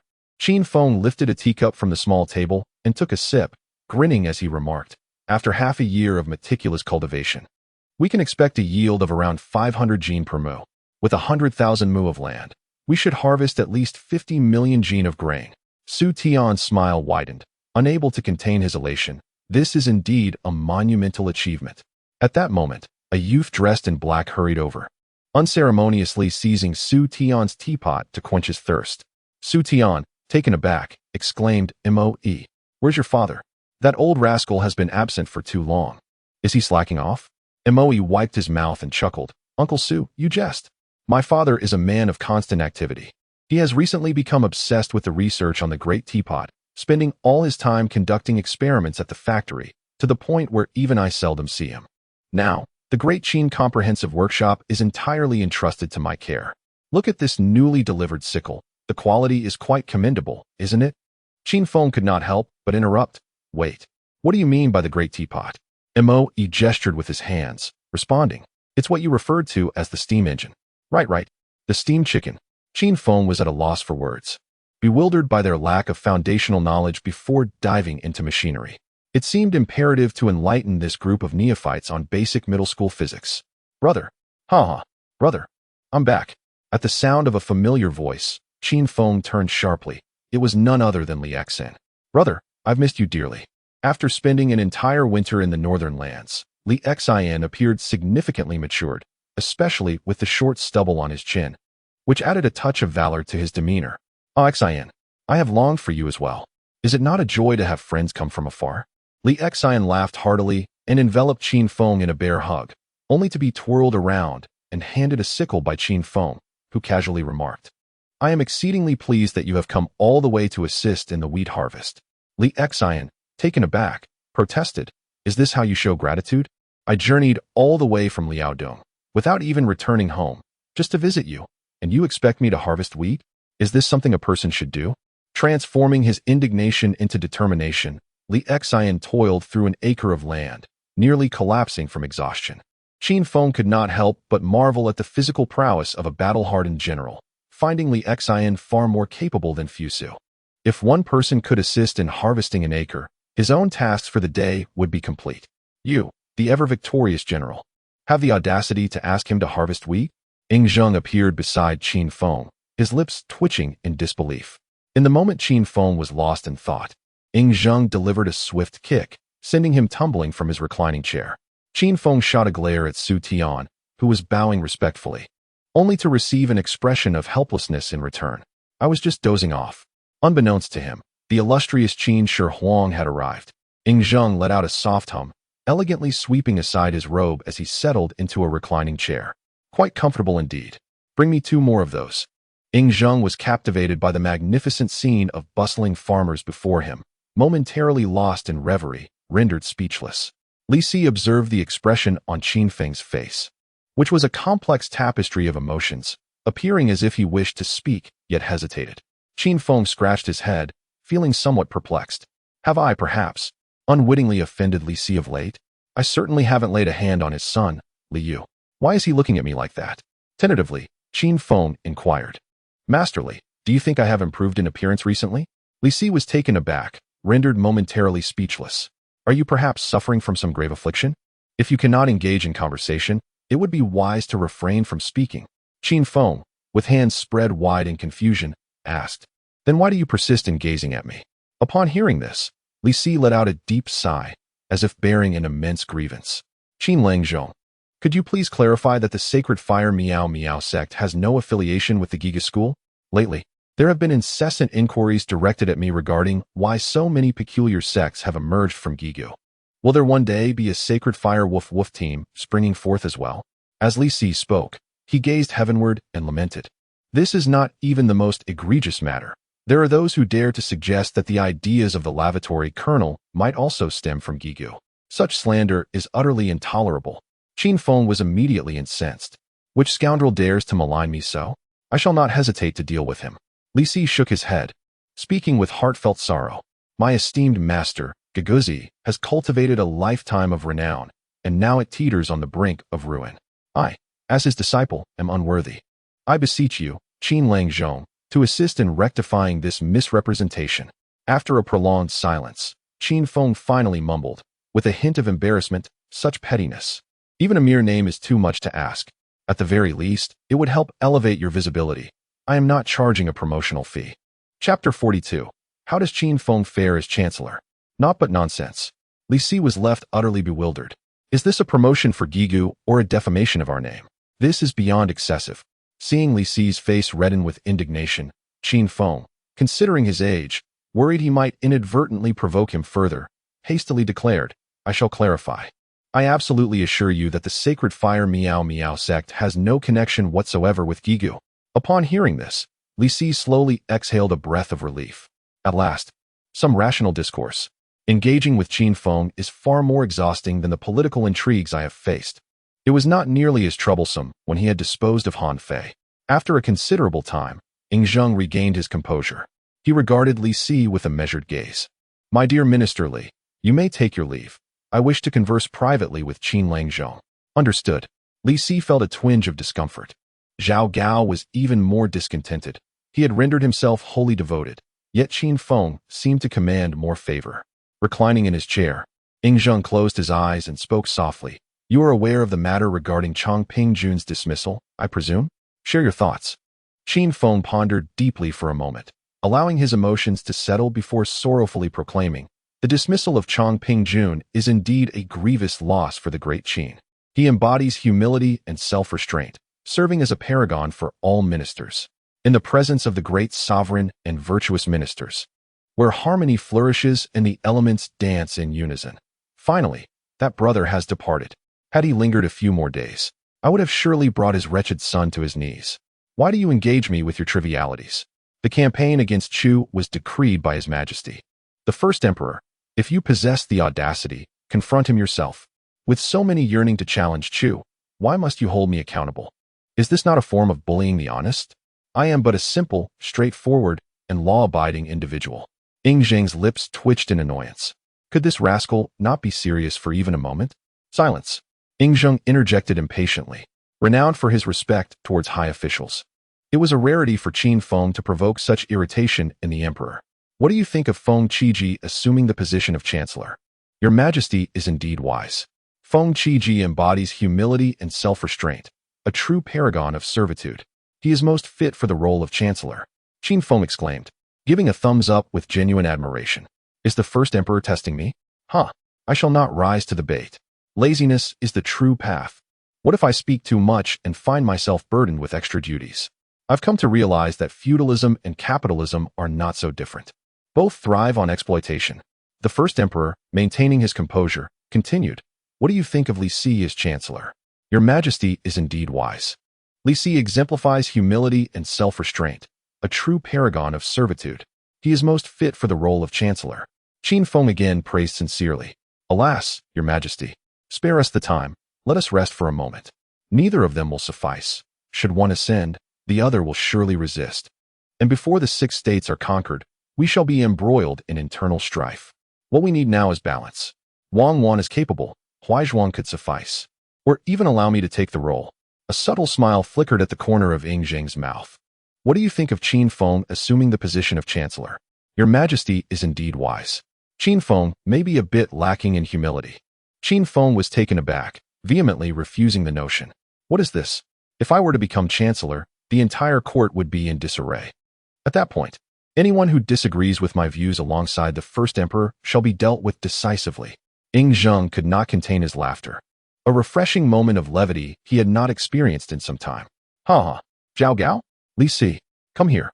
Upon hearing the summons, the two hastily approached. Ing Zheng rose, his demeanor commanding. "Proclaim my decree. Wang Wan and Huaizhuang, embodying humility and self-restraint, shall serve as the right and left chancellors, respectively." Yes, Li Si was momentarily taken aback, feeling a profound sense of disappointment. The position of chancellor had, once again, eluded him. As a master of political strategy, Li Si understood well the emperor's balancing act, a principle unique to the legalist doctrine. Yet, when such tactics were applied to his own situation, a sense of discontent lingered. Li Si glanced at Qin Feng, his gaze fraught with complexity. Although he recognized that a mere Qin Feng could hardly sway the emperor's will, the fact that the emperor had only taken half an hour to appoint new chancellors, yet not himself, was a bitter pill to swallow. It is difficult to ascertain whether he is speaking ill of himself. Qin Feng, having noticed the unusual expression on Li Si's face, found himself at a loss for words. "What are you staring at? This is all a decision made by His Majesty, the first emperor," he remarked. "I did recommend you. Please do not misunderstand." As the sun gradually dipped in the west, the sky darkened. Zhang Han and his men, pushing 20 unicycles, approached with dinner, calling out from afar, "Dinner time. Fellow villagers, eat up before you get back to work." The sight of thousands dining simultaneously was truly magnificent. Ying Zheng gazed at the crowd, which resembled a swarm of ants, and pondered, "Are these people all hired by you? Have you not spent the gold I provided last time?" Qin Feng replied with a smile, No. Our Qin people are quite practical. Merely providing 3 meals a day is enough to draw them in for work." Ying Zheng appeared puzzled. Why is that so?" Qin Feng explained. "Typically, the common folk have only 2 meals a day. The physical labor is too exhausting, leaving them unsatisfied. Moreover, with 1 less person at home, there is 1 less mouth to feed, which saves a considerable amount of grain. Thus, 3 meals a day can entice many to come work. Alas, after years of war and devastation, the people of Central Qin are nearing their limits, with each household possessing little grain. If this continues, the Qin people may very well be disheartened. Otherwise, the soldiers would not call out, and the gates of Hangu would not be raised. Ying Zheng fell into a contemplative silence, acknowledging the truth in Qin Feng's words. Yet, some matters were unavoidable. Furthermore, what did it mean for the soldiers to call out and raise the gates of Hangu? Could a mere band of soldiers breach those gates? It seemed implausible. As Ying Zheng furrowed his brow in thought, Fu Su approached, dressed in a short tunic and trousers, clutching a large bowl of millet rice, topped with a rich meat sauce and a generous slice of fatty meat. He also had a bowl of sought wild vegetables, emanating a delightful fragrance. "My son, I pay my respects to you, father," Fu Su exclaimed joyfully, digging into his millet rice. Ying Zheng's expression darkened further as he gazed at the fatty meat, inquiring, "My son, did you not despise fatty meat since childhood?" Fu Su chuckled and shook his head. "The labor is exhausting. This rich food is the best way to replenish energy." Ying Zheng glanced at Qin Feng, who was secretly enjoying egg-fried rice, and pointed at him, perplexed. Then why does he not partake? Fu Su looked at Qin Feng and, feeling suddenly disenchanted with his own meal, fell silent for a moment before softly suggesting, "Is it possible that Master Qin has never done any work?" Chapter 43. Is it you who goes by the name of Charlotte? The fiery evening glow was truly beautiful, resembling a bashful maiden blushing, playfully expressing her affections. However, the scene of His Majesty, the great Emperor Qin Shi Huang Ying Zheng, chasing after the esteemed General Qin Feng, was somewhat less than dignified. Qin Feng darted around a shady tree, fleeing desperately while urging, "Your Majesty, please do not be angry. It is not good for your health. Perhaps you could take a moment to rest?" "Oh, I am utterly exhausted." Regrettably, Ying Zheng seems to have activated a special skill. The King of Qin circles the tree, full of vigor, occasionally catching up to deliver a kick that sends him stumbling. "Qin Feng, pray tell, where is the demeanor befitting a master? Day after day, can you not conduct yourself with a modicum of seriousness? I shall kick you to your demise, you wretched lad." Li Si and Zhao Gao were left utterly speechless. To provoke the usually stern king of Qin to such a state, Qin Feng is indeed one of a kind. After running for a full quarter of an hour, Ying Zheng finally halted, panting heavily, shedding his voluminous robe to reveal a toned torso clad only in a thin inner garment. Exhausted to the brink of collapse, Qin Feng plopped down onto the ground, gazing at Ying Zheng, lost in contemplation. Indeed, are all members of the Ying family muscular men? I am on the verge of vomiting my stomach acid. Oh, great first emperor, with your harem of 3,000 beauties, how is it that you possess such stamina? Ying Zheng shot him a glare and retorted, "You insolent brat. I practice swordplay for half an hour each day and engage in martial arts for another half hour. And you, how can your endurance be so lacking? How will you lead troops into battle in the future?" Zhao Gao quietly added, "The king is a master of combat and swordsmanship. Ordinarily, 3 to 5 men cannot approach him." Li Si was momentarily taken aback, keenly sensing the underlying implications. Led troops into battle? The king has such high expectations for Qin Feng. In the realm of Qin, the swiftest way to ascend in rank is through warfare.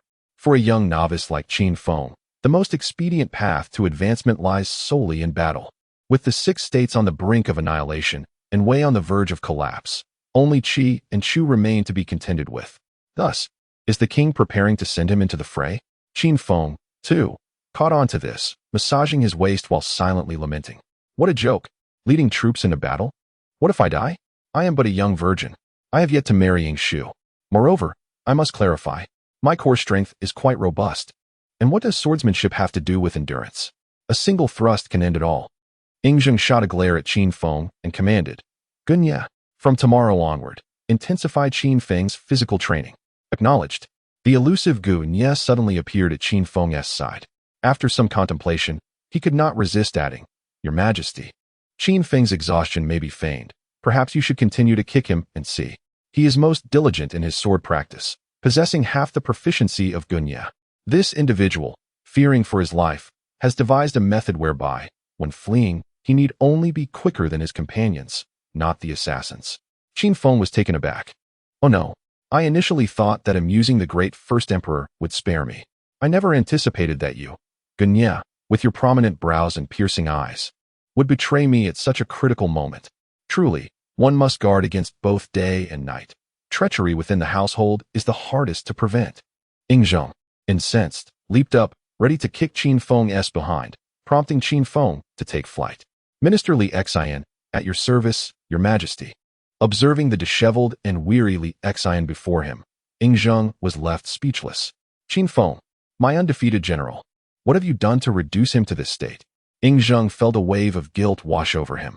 He had been so preoccupied with reprimanding Qin Feng that he had completely forgotten about Li Xian, who was still busy harvesting wheat. Qin Feng, feeling a twinge of guilt himself, shrank his neck but defiantly replied, Xian, I didn't force you, did I? You are helping your elder brother of your own accord, aren't you? Li Xian, exhausted to the point of collapse, was fervently shoveling egg-fried rice and meat into his mouth. Upon hearing this, he felt a lump in his throat, on the verge of tears.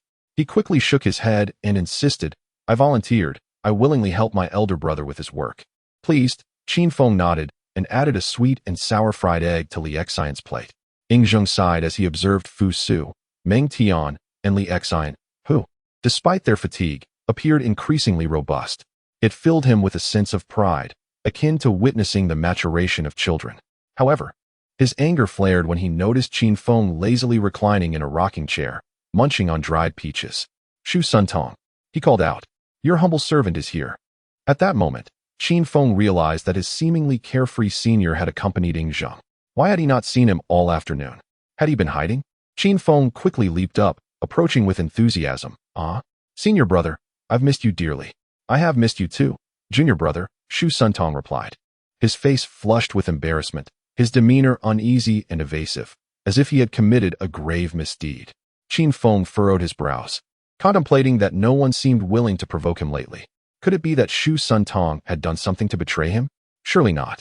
Did he not value his life? With a chuckle, Qin Feng patted Shu Sun Tong's arm and earnestly advised, Senior brother, life is precious. You must cherish it.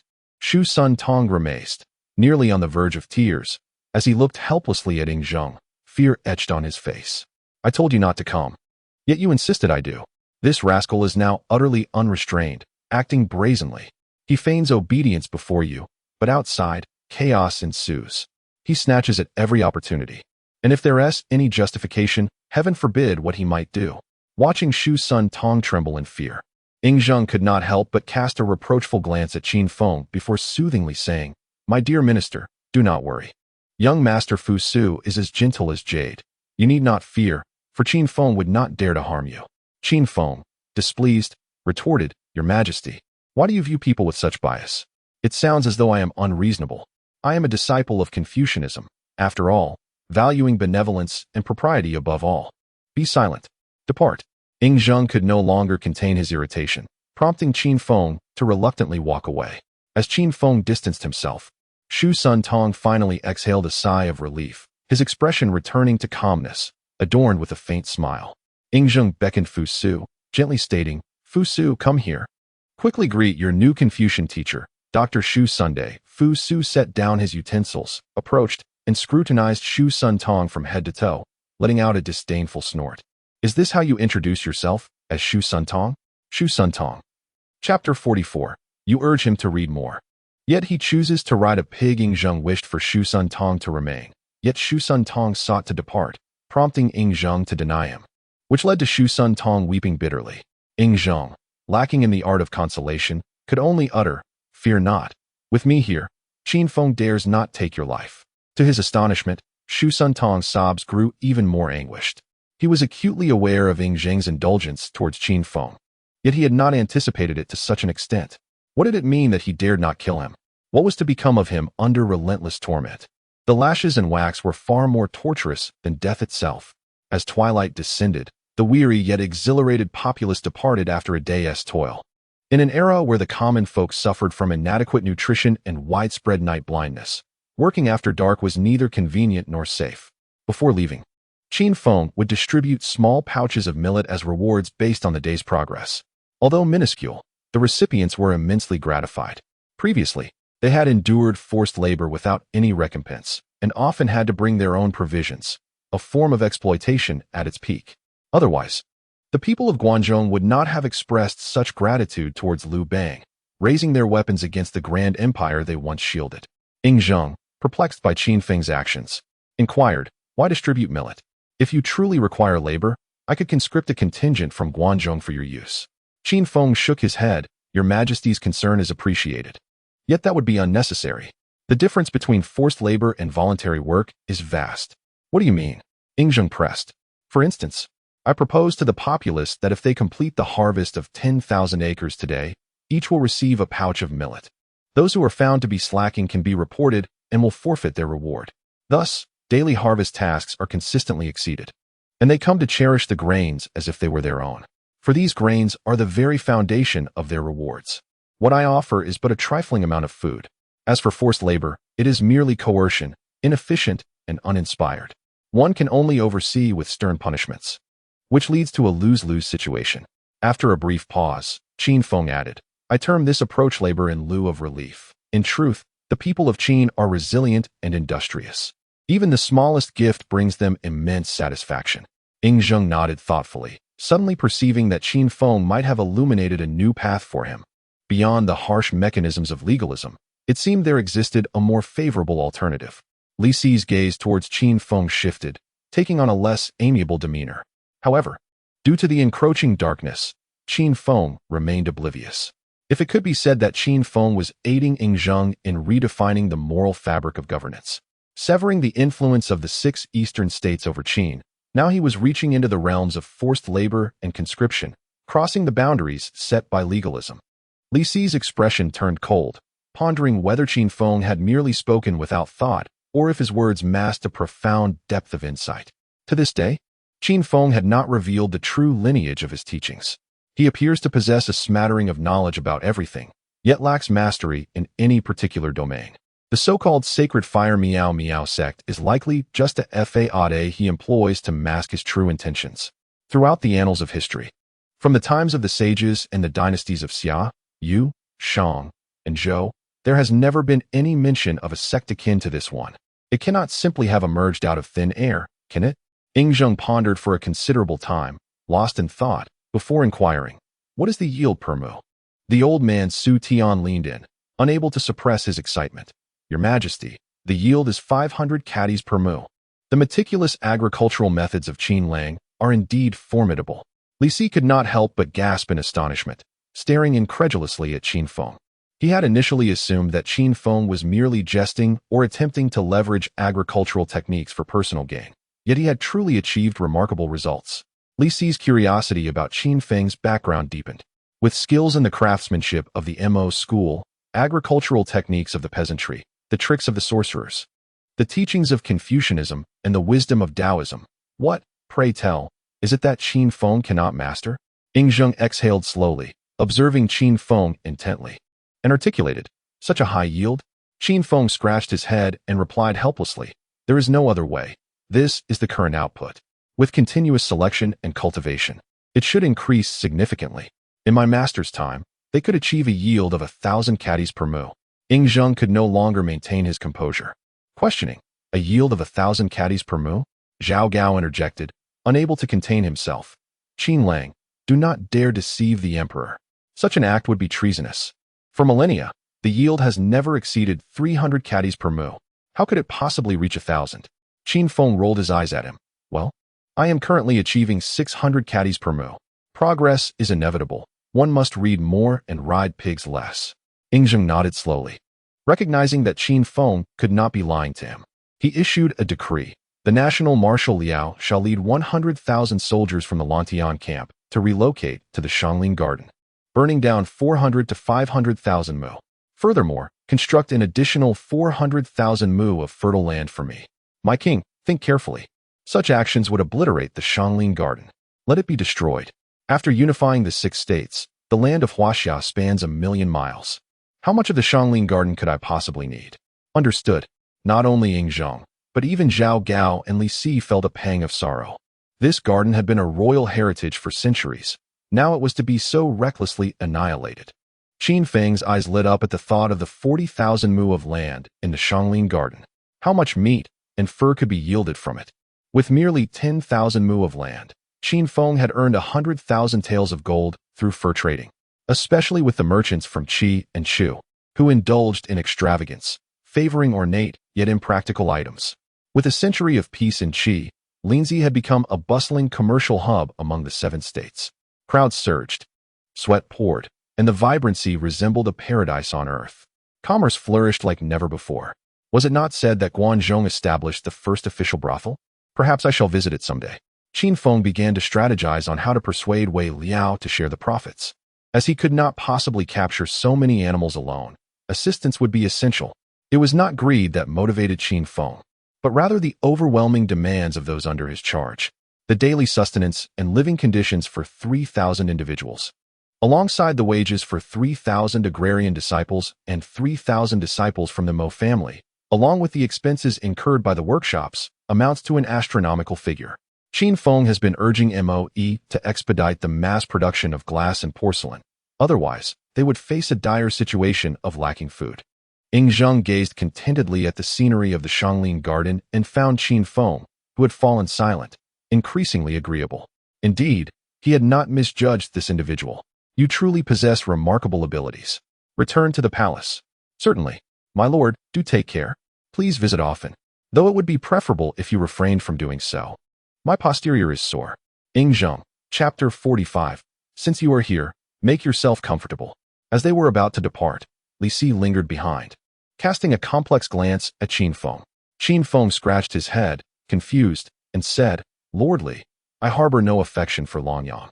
Li Si's expression darkened, nearly causing him to utter a curse. You indeed.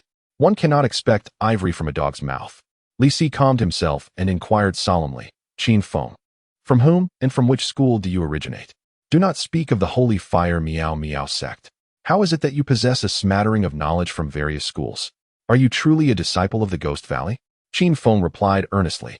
I have been taught by Marx and Lenin, dedicating my entire life to the great revolutionary cause.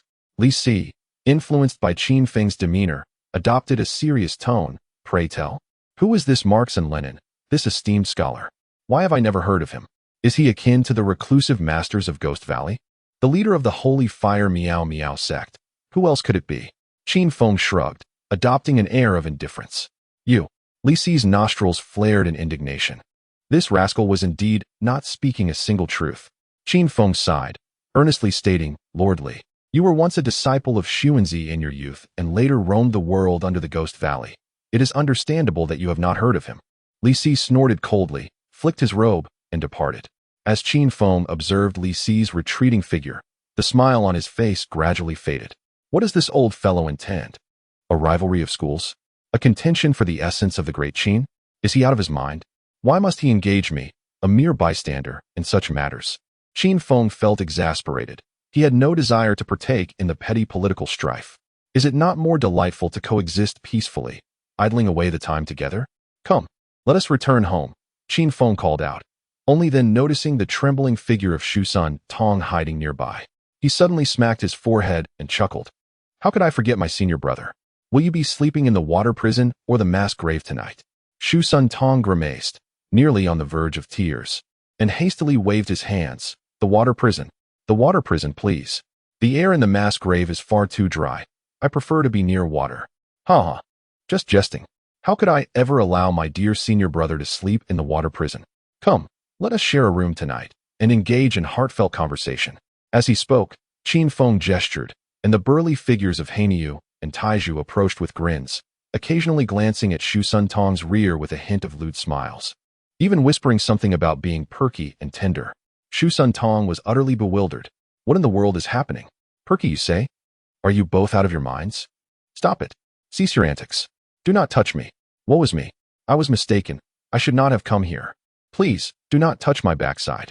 Shu Sun Tong struggled desperately, yet in the grasp of Hanyu and Taiju, he resembled a mere chick, utterly unable to move. Qin Feng turned back, astonishment etched upon his face, and feigned anger towards Hanyu and Taiju, exclaiming, "What are you doing? How can you treat my dear senior brother in such a manner?" With that, he snatched Shu Sun Tong away, apologizing awkwardly. "I am truly sorry, senior brother. My two little subordinates have a fondness for delicate and refined scholars like you. When you retire for the night, ensure that you secure the doors and windows. Otherwise, the consequences may be dire. And do refrain from drinking. Otherwise, you may awaken with a sore backside." Shu Sun Tong, his eyes brimming with tears, replied, "I truly thank you. If you had not mentioned it, I would not have been frightened. But now, I cannot bear to face it. Junior brother, please listen to me. I was deceived. It was Chunyu. It is all his fault. He told me that if I successfully taught Lord Fusu, the king would surely reward me handsomely.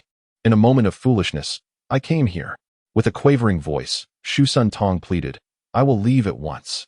I will return to the palace to implore the king to rescind the command. Please, have pity on me. I am still young and do not wish to be cast aside."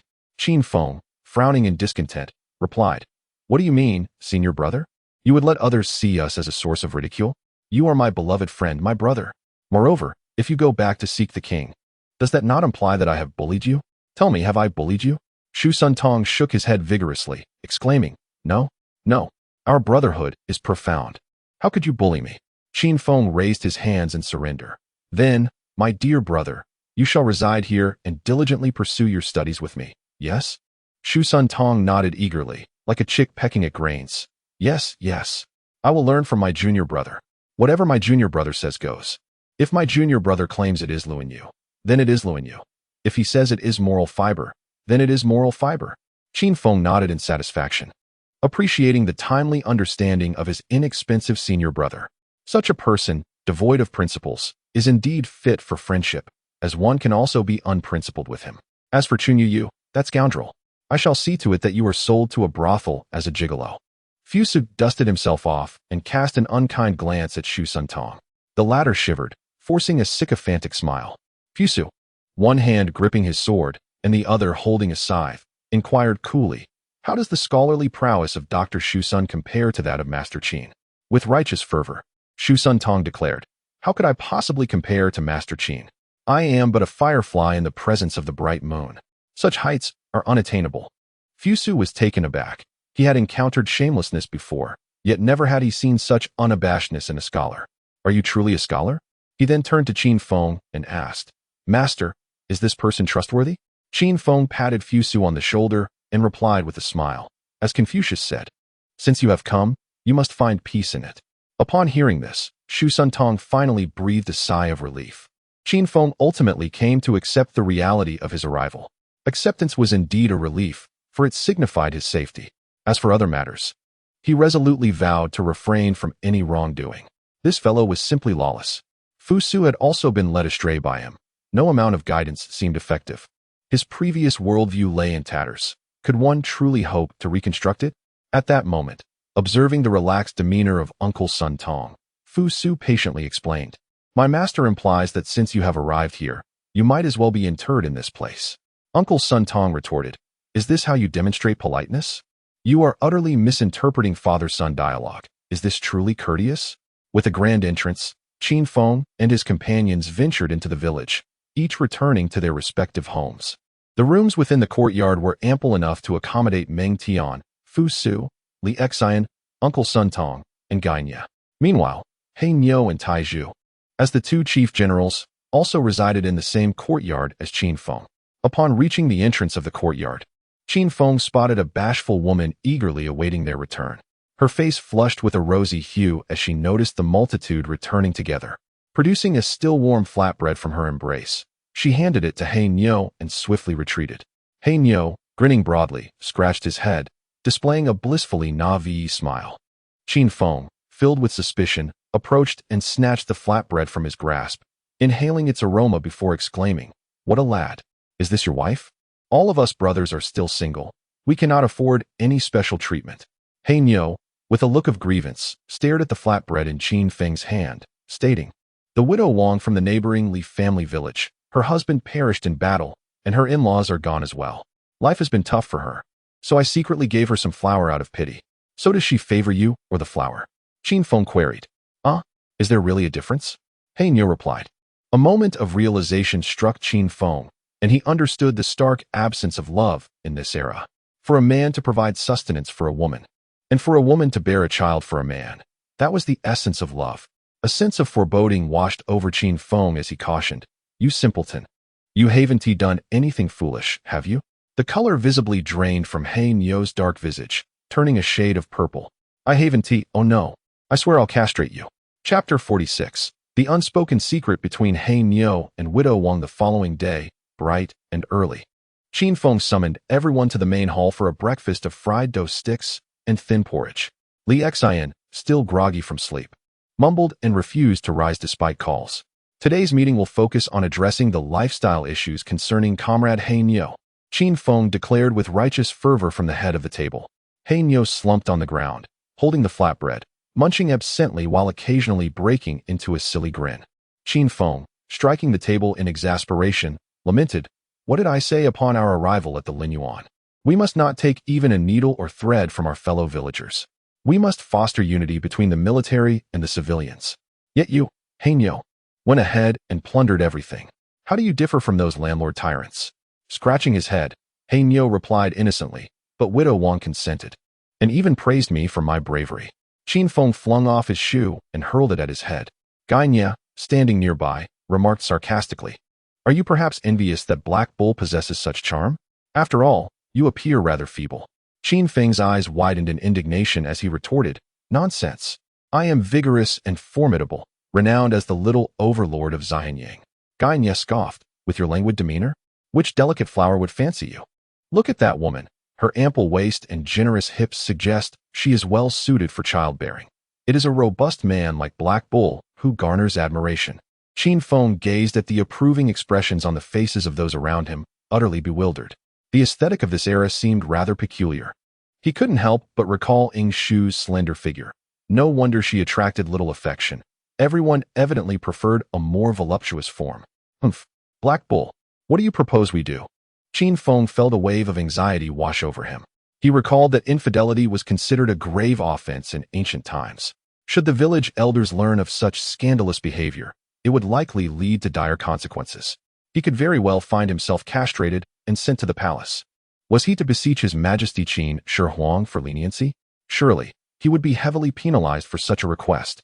At that moment, Meng Tian could no longer restrain himself, saying, "Brother, it may not be so serious.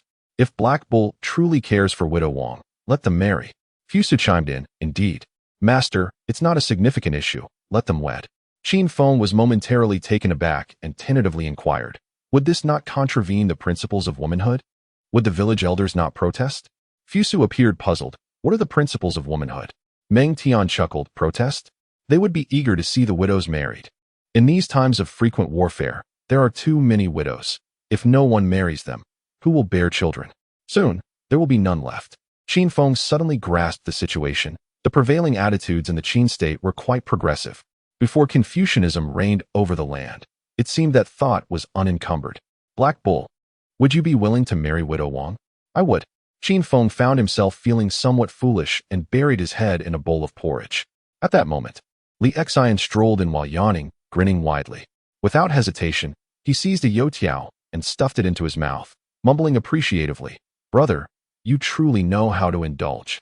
This is delightful. You cannot imagine the hardships of war, especially in the frigid northern lands, where one cannot eat enough or dress warmly." Upon seeing a live cow, I felt compelled to rush forth and nibble for a taste. Qin Feng sighed and offered Li Xian a bowl of porridge, adding a tea egg. What news from the Yin state? Li Xian, devouring his meal with abandon, replied absently, in September of last year, following your advice. I lay in ambush west of the Yishui River and achieved a resounding victory against the Yin coalition. In October, General Wang Jian captured the Yin capital of Ji, forcing King Yin and Prince Dan to retreat with tens of thousands of elite soldiers to Liaodong. I led 8,000 light cavalry in pursuit, decapitating tens of thousands. King Zhao Jiao of Dai sent a letter to King Yin, claiming that if they killed Prince Dan and presented his head to the king, it would quell his wrath and allow us to withdraw. What a foolish notion. Prince Dan fled, and to his astonishment, King Yin proved to be even more foolish by sending men to pursue him. They decapitated him at a place called Yin Shui and presented his head to the king. Fu Su could not help but express his amazement, exclaiming, as Master Qin would say, "This is indeed the consequence of ignorance. How could my father possibly halt the offensive against Yin?" Li Xian scratched his head and continued, "The king has instructed me to return and recuperate, while dispatching a contingent to relentlessly pursue King Yin, ensuring that evil is thoroughly eradicated." Qin Feng nodded. Yin had met its demise. The reason for recalling Li Xian was likely to prepare for the annihilation of Chu. In the current realm, only Qi and Chu could stand against the mighty Qin. After a hearty meal, everyone rose to embark on a day of labor. The summer harvest must be swift, otherwise, a sudden downpour could significantly damage the grain. Just as Qin Feng was the last to leave, a young eunuch hurriedly entered. Qin Feng quickly stood to greet him and discreetly gifted him a handful of golden beans. The young eunuch, Zhao Ji, was the adopted son of Zhao Gao, frequently stationed at Wangyi Palace and held in high esteem for his reliability. Since Qin Feng's arrival in Qin, their encounters had always included tokens of respect, fostering a warm rapport between them. Zhao Ji beamed with delight as he unobtrusively accepted the gift, saying, "Dr. Qin, the king summons you to the palace." As Qin Feng instructed the maids, Xiao Yuan and Xiao Huan, to fetch his formal attire, he inquired, "Zhao Neishi, may I ask what the urgency is about?" Such a question was typically deemed inappropriate. For who was he to question the king's authority? Yet, given their unique bond, Zhao Ji leaned in closer, whispering, "It concerns the campaign against Chu." Qin Feng was taken aback. "Against Chu? Then why bother summoning me? Surely you're not implying I must lead troops in a battle, are you? No jokes, please. If I am indeed called to war, I must devise a clever way to excuse myself." With the assistance of the two young maids, Qin Feng quickly donned his formal robes and, accompanied by Zhao Ji, hastened towards Wangyi Palace in a carriage. Throughout the journey, his mind raced with thoughts, vowing to pave the roads of Qin with cement. Upon reaching the grand hall of Wangyi Palace, he discovered Wang Wan, Huai Zhuang, Li Si, Meng Wu, and Zhao Gao already in attendance, evidently deep in discussion. After performing the customary greetings, Qin Feng discreetly positioned himself behind Meng Wu, striving to remain unseen by Ying Zheng. "If only I could remain invisible. Please don't assign me any tasks. Can't I just coast along?" Ying Zheng, filled with frustration, longed to kick him. This lad was constantly indulging in food and rest, shirking his responsibilities and merely seeking to evade work. "Qin Feng, I summoned you to inquire about the campaign against Chu." Upon hearing this, Qin Feng stepped forward, indignantly proclaiming, "The king of Chu is tyrannical. Qin shall vanquish him. By the mandate of heaven, we shall surely obliterate his ancestral shrine and eradicate his lineage." At that moment, even Wang Wan and the others, who had been meditating, could not help but gasp in astonishment, casting curious glances at Qin Feng. What enmity did this young man harbor against Chu to provoke such fervor? Chapter 47. The Great Dragon's Fury. "Qin Feng, why do you display such audacity today?" The two chancellors exchanged a glance, unable to suppress their discontent. They had long harbored reservations about summoning Qin Feng, a mere youth holding the title of a physician, to partake in such monumental military affairs. The news of it would only serve to become a source of ridicule for neighboring states. These men were adept at navigating the political waters, remaining unaligned with either side. Neither were they esteemed nobles of the Qin nor esteemed guests from the 6 states. Their appointment as chancellors was solely attributed to their competence and integrity. Wang Wan, the renowned right chancellor of the Qin known for his amiable disposition, could not restrain himself from exclaiming, "There is no need for such harshness. Our great Qin, in its campaigns, is destined to uphold the peace and safety of the people, we must not resort to acts of cruelty. Qin Feng retorted bitterly. The king of Chu favors delicate wastes, while his palace maids starve to death. How can we refrain from being resolute against such a tyrant? Meng Wu cleared his throat, attempting to remind him. That was King Ling of Chu, who has been dead for many years. Embarrassed, Qin Feng scratched his head. I must have misremembered, my apologies. Alas, the folly of ignorance. This won't do. It seems feigning brutality is not a viable strategy. I must concoct another excuse. Initially, he had thought it clever to feign a deep-seated vendetta against the state of Chu, believing that Zheng would hesitate to send him forth. After all, what chaos might ensue, detrimental to stability. Zheng had begun to develop a certain immunity to Qin Feng's theatrics, stating blandly, "Not long ago, General Wang Ben attacked Chu and captured over 10 cities. The resistance from the Chu military and populace was minimal. I believe the momentum of Chu has waned. Now, I intend to launch a significant campaign against Chu. What do you, my ministers, propose regarding the size of our forces?" Instantly, the assembly grew solemn. After a prolonged silence within the grand hall, Wang Wan, as the foremost among the officials, was the first to speak. This humble minister believes that a force of 200,000 should suffice. What leads you to this conclusion? Zheng inquired. Firstly, the state of Chu is in decline.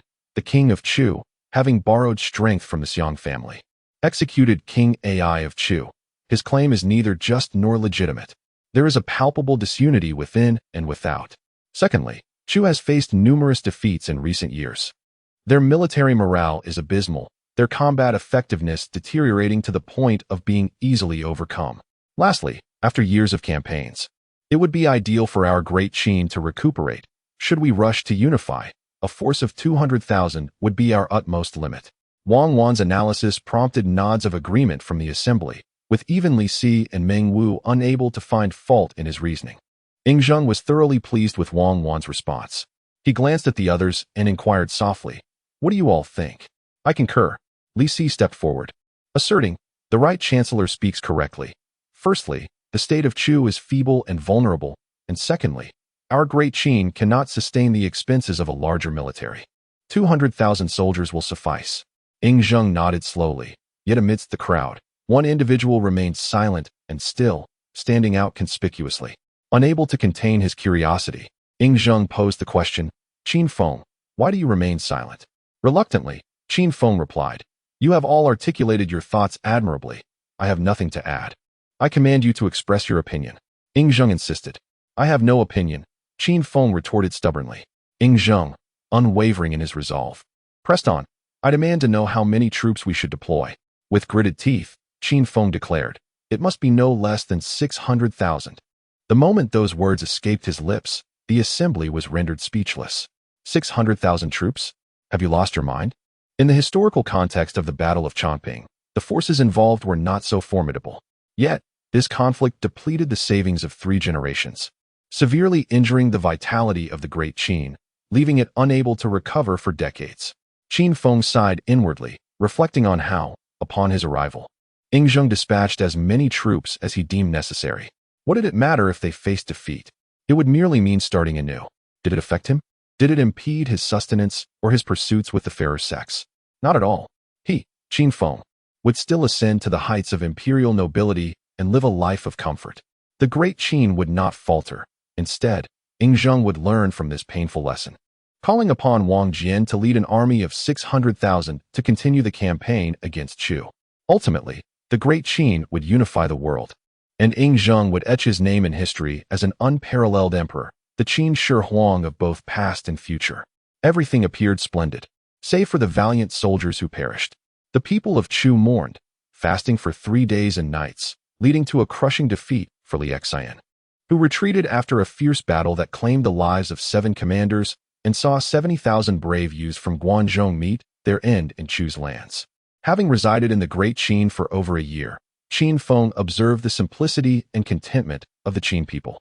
A century prior, when the formidable state of Wei threatened annihilation, the old Qin rallied, shouting for their beloved land and sacrificing themselves for the nation's survival. In the face of adversity, they persevered, fathers and sons alike, salvaging their suffering homeland. Now, as the Great Qin embarked on its quest for unification, the elders once again rallied, proclaiming unity and readiness for battle, embarking on a long and arduous journey. They embodied the virtues of the descendants of Yin and Huang, and they did not deserve to perish in such a senseless defeat. Seeing the change in Ying Zheng's demeanor, Meng Wu quietly urged, Qin Feng, refrain from such reckless words. If you are unwell, speak to the king and take your leave to rest. Ying Zheng's voice grew increasingly icy. Qin Feng, what do you mean?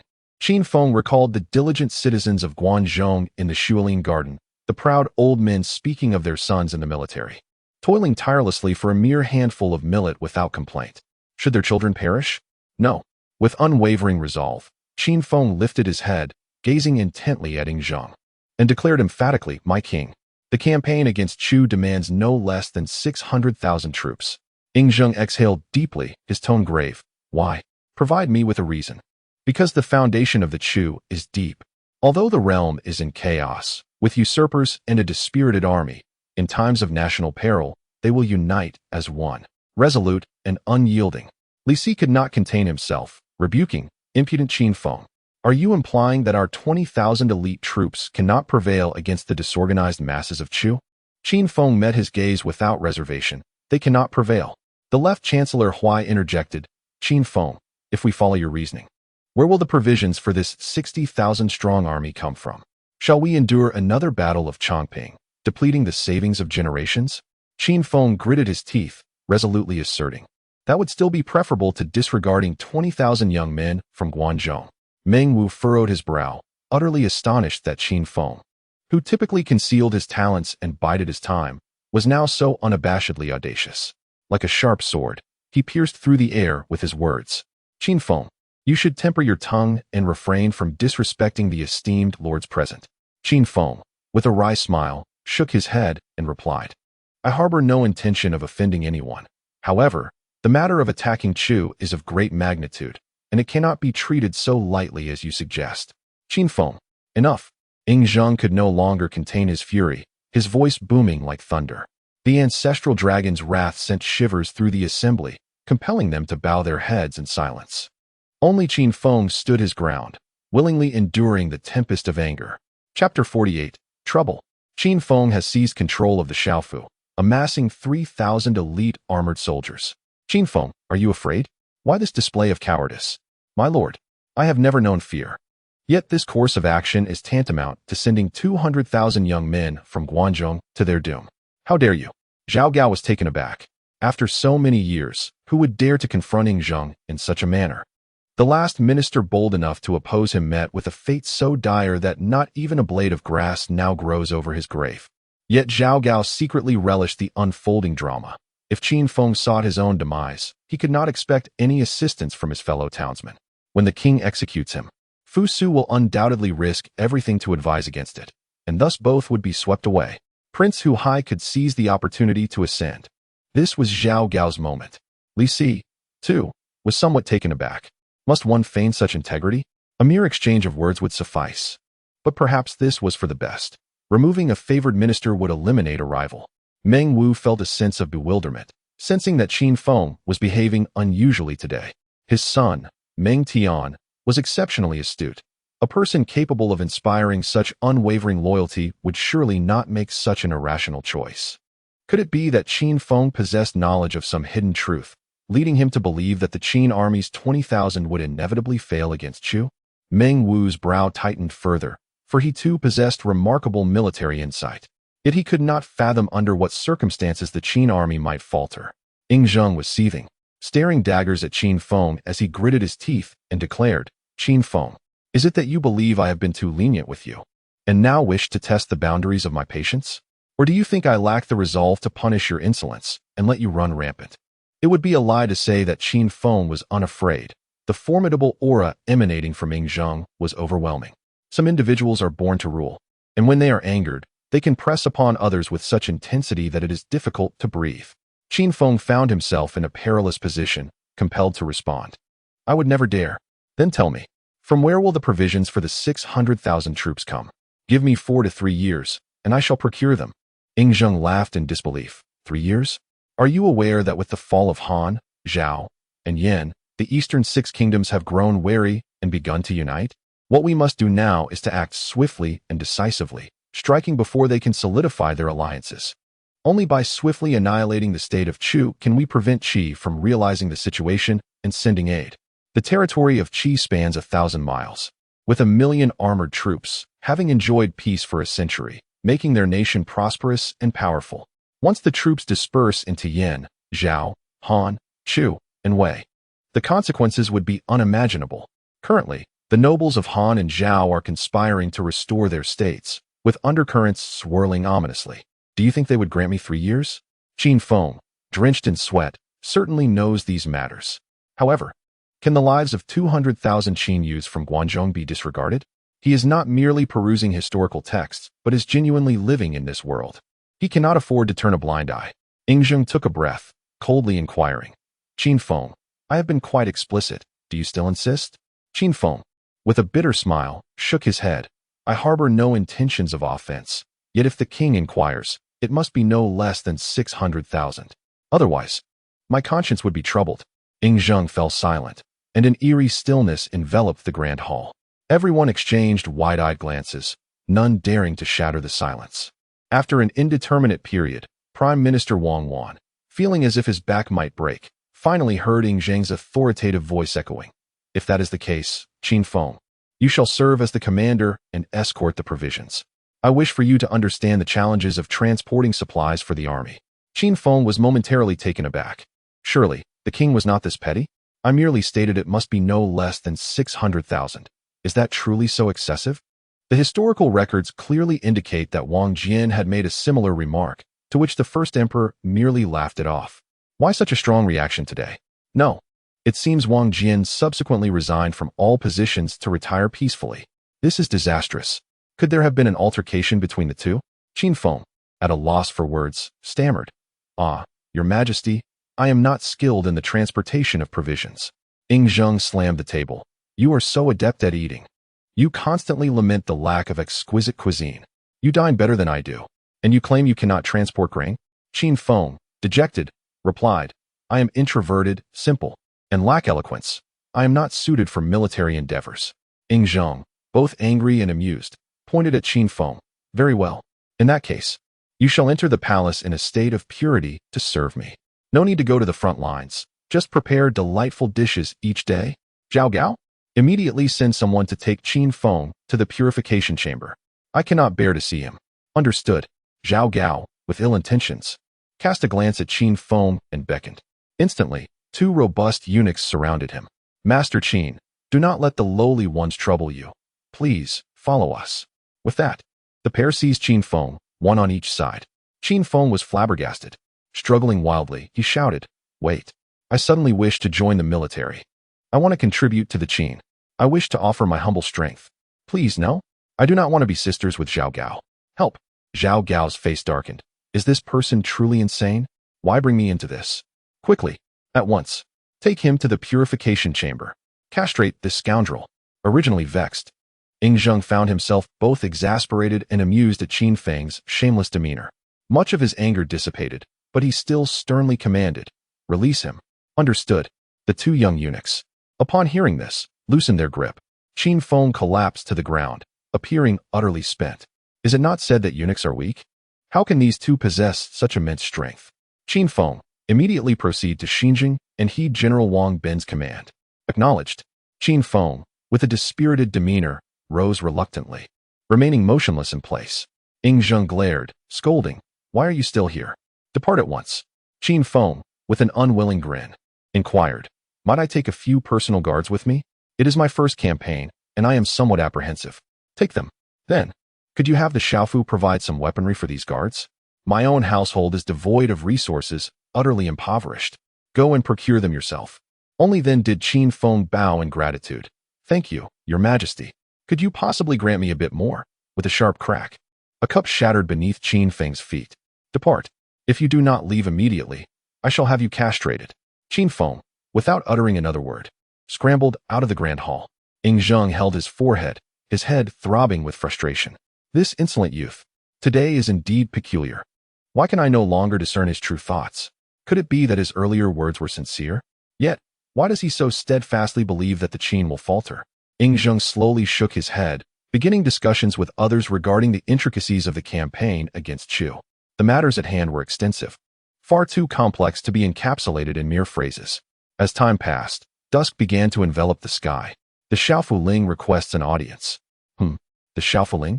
Admit him. Zheng was suddenly gripped by an ominous premonition. Indeed, the newly appointed Xiaofuling rushed in, breathless and tearful, exclaiming, "It is dire, Your Majesty. Qin Feng has once again seized the Xiaofu, taking away 3,000 pieces of elite armor and weaponry." Chapter 49. We are straightforward individuals. Your Majesty insists we procure it ourselves, and we are unversed in refusal. Zheng fell silent. Is this what Qin Feng referred to as a mere bit of weaponry? This has utterly emptied my treasury. Are you intending to raise 3,000 personal guards? General Wang Ben has only 300. Are you transporting provisions or laying siege? The Korean nobility of Xinjiang must have been terrified by this spectacle. Zheng pressed his forehead, feeling an intensifying ache. Li Si, in a flurry, turned to Xiaofuling Qi, shouting, "Why did you not stop him? Only the Iron Eagle elite can wield 3,000 pieces of such refined weaponry and armor, worth tens of thousands of gold." Qi, indignant, retorted, "How could I dare? Qin Feng is utterly inhuman. Even my household dog received 2 slaps." Li Si lamented, "Where are your guards?" After Qin Feng previously emptied the Xiaofu's supplies, the king assigned 500 men to the Xiaofu. Not mentioning it would have sufficed, but upon hearing this, Qi grew even more aggrieved. Weeping profusely as he recounted, Qin Feng disregards martial ethics. He claimed the king had issued a decree, luring me out, only for 2 burly men to bind me. They warned the 500 guards that if they did not lower their weapons, they would receive a slap for every 3 breaths. At my age, I cannot endure such indignities. I surrendered on the spot. Li Si was rendered speechless. You surrender, and yet speak so defiantly? Qi mournfully declared, "Now, who in the entirety of Xianyang is unaware that Qin Feng is a scoundrel? He shows no respect for the elderly nor compassion for the young. A 3-year-old child is spanked, and an 80-year-old man is robbed of his cane. When pushed to the limit, what will one not dare to do? You speak so lightly. If you have the audacity, why not have Li Si confront Qin Feng and reclaim the weapons and armor?" Zheng was taken aback, murmuring, "Is Qin Feng truly so excessive?" Li Si's lips twitched, while Qin Feng could be considered respectful of the elderly and affectionate towards the young. He certainly wreaked havoc on those caught in between. Qi looked at Zheng with a face full of resentment, lamenting, "The reason I do not dare to resist is due to your royal decree, my king. Qin Feng claims you permitted him to take whatever he pleases from the Ministry of Revenue. Surely, he would not dare to falsely proclaim your orders?" Zheng fell silent, contemplating for a long while before slowly articulating, "I have been negligent. I never expected that scoundrel Qin Feng could be so shameless." Li Si furrowed his brow and bowed. "Your Majesty, this precedent must not be established. Please issue a decree for Qin Feng to return the armor and weapons. Where can one find officials of the 3rd rank with 3,000 loyal soldiers?" Zheng pondered for a moment, then suddenly slammed the table in fury, exclaiming, "Qin Feng has gone too far. Zhao Gao, convey the decree at once. For this military expedition, let him transport provisions in the capacity of a 3rd-rank official, allowing him to earn redemption for his misdeeds." Zhao Gao was momentarily taken aback. To assign a 3rd-rank official to command 10,000 troops and escort provisions? Was this a jest? By that time, the generals under Qin Feng would surpass him in rank. How would one determine seniority? Li Si sighed. On the surface, it seemed the king was humiliating and punishing Qin Feng, yet in reality, the king's ambitions were grander. At that moment, Wang Ben, who was strategizing an assault on the capital of Wei, commanded merely 100,000 soldiers. Yet, with 15,000 elite troops under his command, Qin Feng would soon have even Wang Ben beholden to him. This was no mere escort for provisions. This could very well be an offensive against the county. Li Si was astute, but the other officials were oblivious. Soon, news spread throughout Xianyang that Qin Feng had fallen from grace. Various royal nobles and high-ranking officials rejoiced, celebrating that the king had finally lost patience with the scoundrel Qin Feng. To be sent to the front lines to transport provisions as a 3rd-rank official was nothing short of blatant humiliation. It was banishment. It was abandonment.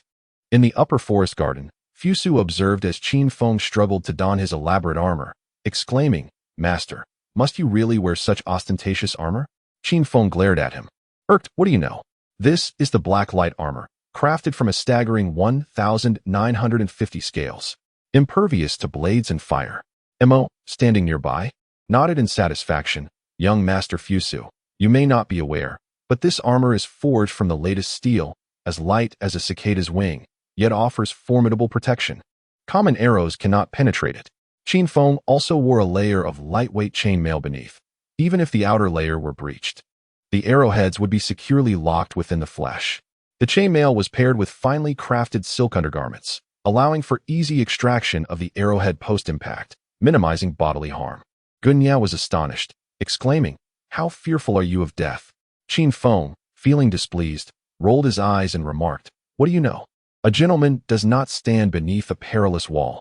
One cannot deny that the craftsmanship of the Mo family epitomizes the pinnacle of this era. Qin Feng merely provided a rough design and concept, and within the span of just 2 days and nights, Mo had produced the item with remarkable precision. "Are the stirrups and saddles ready?" "Indeed," exclaimed Qin Longzhong. "You are truly extraordinary. Such a wondrous invention. Who would have thought of it?" "Regrettably, mass production is currently unfeasible. If we could outfit the entire army, our cavalry would become even more formidable." Not only Moe, but even Meng Tian and Li Xian were increasingly exhilarated. The advent of saddles and stirrups significantly diminished the complexity of horsemanship. Qin Feng nodded in satisfaction and turned to Meng Tian, inquiring casually, "What about the horses? Have the 3,000 war horses been assembled?" Meng Tian grinned mischievously. "They are indeed ready. With my 3,000 troops lined up, anyone who dares to deny us will face our wrath." Li Xian scratched his head awkwardly and tentatively suggested, "Brother, isn't that a bit too arrogant?" Qin Feng's expression shifted, and he earnestly admonished, "How can this be considered arrogance? I had no intention of acquiring these armaments, yet the king insisted I oversee the procurement. Being a man of integrity, when the king commands, how could I refuse?" Hiss! Gunya couldn't help but gasp in astonishment. Such is the nature of scholars. When shameless, they possess an abundance of justifications. Li Xian furrowed his brow, sensing something amiss, yet could not find fault in his brother's words. Qin Feng donned his crimson cloak, adorned a dark helmet, and pulled down his ghostly mask, concealing his youthful visage. In an instant, a valiant and imposing general of the Qin appeared before the assembly. Meanwhile, within the Shangling Garden, 3,000 convict soldiers had assembled in flawless formation, not a sound escaping their lips. The atmosphere grew palpably tense. Clad in dark battle armor, they wielded long halberds in their left hands, held reins in their right, bore powerful crossbows at their left hips, and long swords at their right, with quivers slung across their backs, containing provisions sufficient for 3 days. The common folk, busy with the summer harvest, cast fearful glances at this well-armed elite battalion. A term that had instilled terror for a century surged uncontrollably in their hearts. Wei Wuzhu. Chapter 50. Qin Feng. Dr. Chunyu, I have heard you intend to humiliate me. Have you heard? That scoundrel Qin Feng has been disgracefully expelled by the king. I have long been aware. This time, he has truly brought doom upon himself. The king's patience has reached its limit. Come, I hear he plans to enlist today. Let us go and teach the fallen dog a lesson. In the city of Xianying, officials of the Chu faction finally had a moment to revel in triumph, eager to chastise Qin Feng. After a prolonged silence, Chunyu astutely sensed an opportunity. Qin Feng. Oh Qin Feng, why must you court disaster? Now that you have been dispatched to military service, do not entertain thoughts of return. With a series of cold laughs, Chunyu dispatched a secret missive under the cover of night. Today, the scoundrel Qin Feng has been ordered to military service by the king. We, the righteous, shall march forth to cast scorn upon him. Let the world witness the fate of the rude and morally bankrupt. With the rallying cry of Chunyu, over 100 officials from the Chu faction, along with a group of scholars, were filled with righteous indignation, preparing to mercilessly strike down the fallen dog. They rose early and gathered at the Chongting by the Ba Bridge outside Xianying, quietly awaiting the arrival of the cowardly Qin Feng. Chunyu gazed at the multitude of officials behind him. A surge of emotions overwhelmed him. Old grievances and new hatreds flooded his heart, and he felt an immense sorrow and rage. It has been a year. Do you know how I have endured this past year?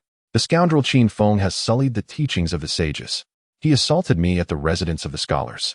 He led Prince Fusu astray. He trampled upon righteousness and cast aside morality. This has rendered the great Qin increasingly crude and violent. His numerous crimes are simply beyond reckoning. Chunyu Yu exhaled a long breath, a hint of a cold smile appearing at the corner of his mouth. Today, I shall make you, Qin Feng, repay your debts in full. I will humiliate you profoundly. I shall trample you underfoot. Let you experience the bitterness of this unremitting past. After a long while, as the sun climbed high, there was still no sign of Qin Feng. Not only Qin Feng, but even the passing caravans were nowhere to be seen. The Chu official Mi Chiu frowned and tentatively inquired, Dr. Chunyu, it is already noon. Why is Qin Feng yet to arrive? Is your information reliable? Will he truly take the main road? Another scholar, weary from waiting, complained while rubbing his back. Indeed, could it be that someone leaked the news? And that coward Qin Feng dares not show up? It is quite possible. Perhaps he has slipped away through a back road. Chunyu Yu furrowed his brow tightly, looking at the disheveled group, and could not help but scold. What a disgraceful sight. Do not let others mock us. Unfortunately, no one heeded his words. At that moment, suddenly, a rumbling sound emanated from the ground. It was as if a great dragon was stirring, causing the earth to tremble. Michio crouched down to listen for a while before slowly saying, It seems a large cavalry is passing by. But I have not heard of such a cavalry in Xianyang. Chunyu Yu hesitated, pondering aloud. Could it be that there is some disturbance? Are troops dispatched to suppress it? Just then, one scholar had a sudden inspiration and exclaimed with delight. Could it be a force sent by the king to hunt down Qin Feng? I have heard that the General Wuan met his demise in a similar fashion. It is indeed possible. The king cannot act directly in Xianyang, so he strikes in the outskirts. Ha ha, scoundrel Qin Feng, today shall be your end. Chunyu Yu could not suppress a smile and turned to the crowd, humbly bowing. All depends on you, esteemed colleagues, to rid the nation of this villain. Once this scoundrel is eliminated, great Qin shall thrive for eternity. Let us rejoice together. Ha ha, you are all valiant contributors. In that moment, the crowd erupted with joy, congratulating one another. In the distance, a cavalry clad in dark armor approached with great momentum. Upon seeing the gathering at the chanting, they gradually slowed down and eventually came to a halt. A robust man with a simple demeanor stepped forth from the ranks. Chunyu Yu and Mi Chiu straightened their garments, donned smiles, and welcomed him. Clearing his throat, Chunyu Yu clasped his hands and asked aloud, Brave soldiers, are you here to pursue the scoundrel Qin Feng? I have waited here for quite some time, intending to humiliate him. Yet, to my dismay, this rogue has fled via a back road. I implore you all to hasten, ensuring this scoundrel is intercepted within the confines of Hanga Pass. The simple-minded fellow appeared momentarily taken aback, casting an odd glance behind him. Suddenly, the 3,000 cavalry commenced to advance, encircling the entire pavilion. Michio's expression shifted dramatically as he exclaimed, What is the meaning of this?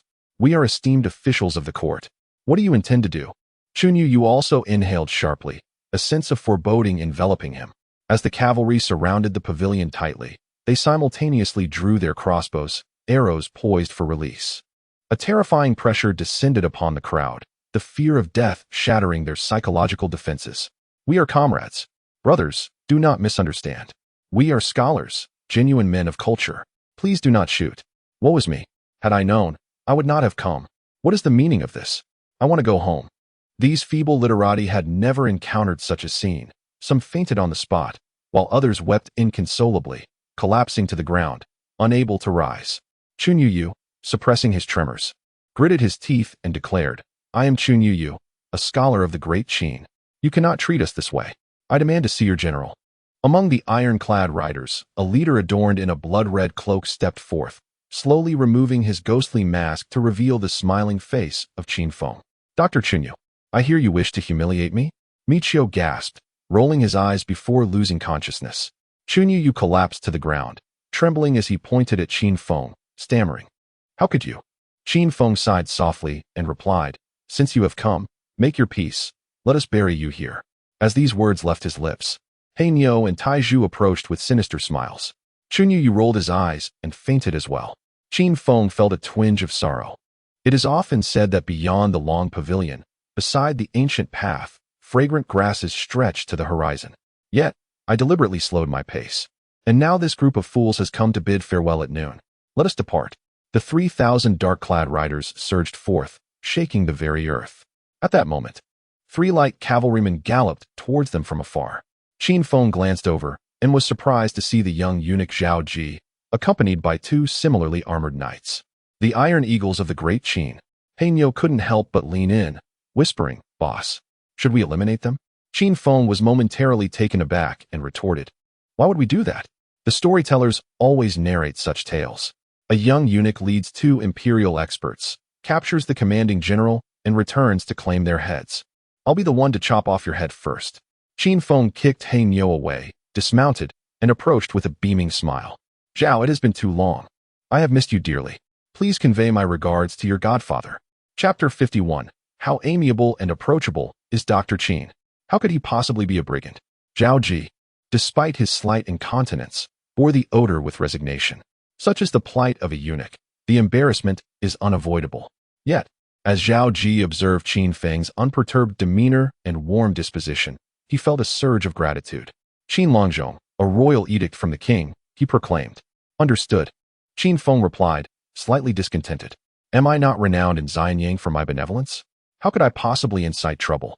Zhao Ji chuckled, "To ensure your safety, the king has dispatched 2 Iron Eagle soldiers to accompany you.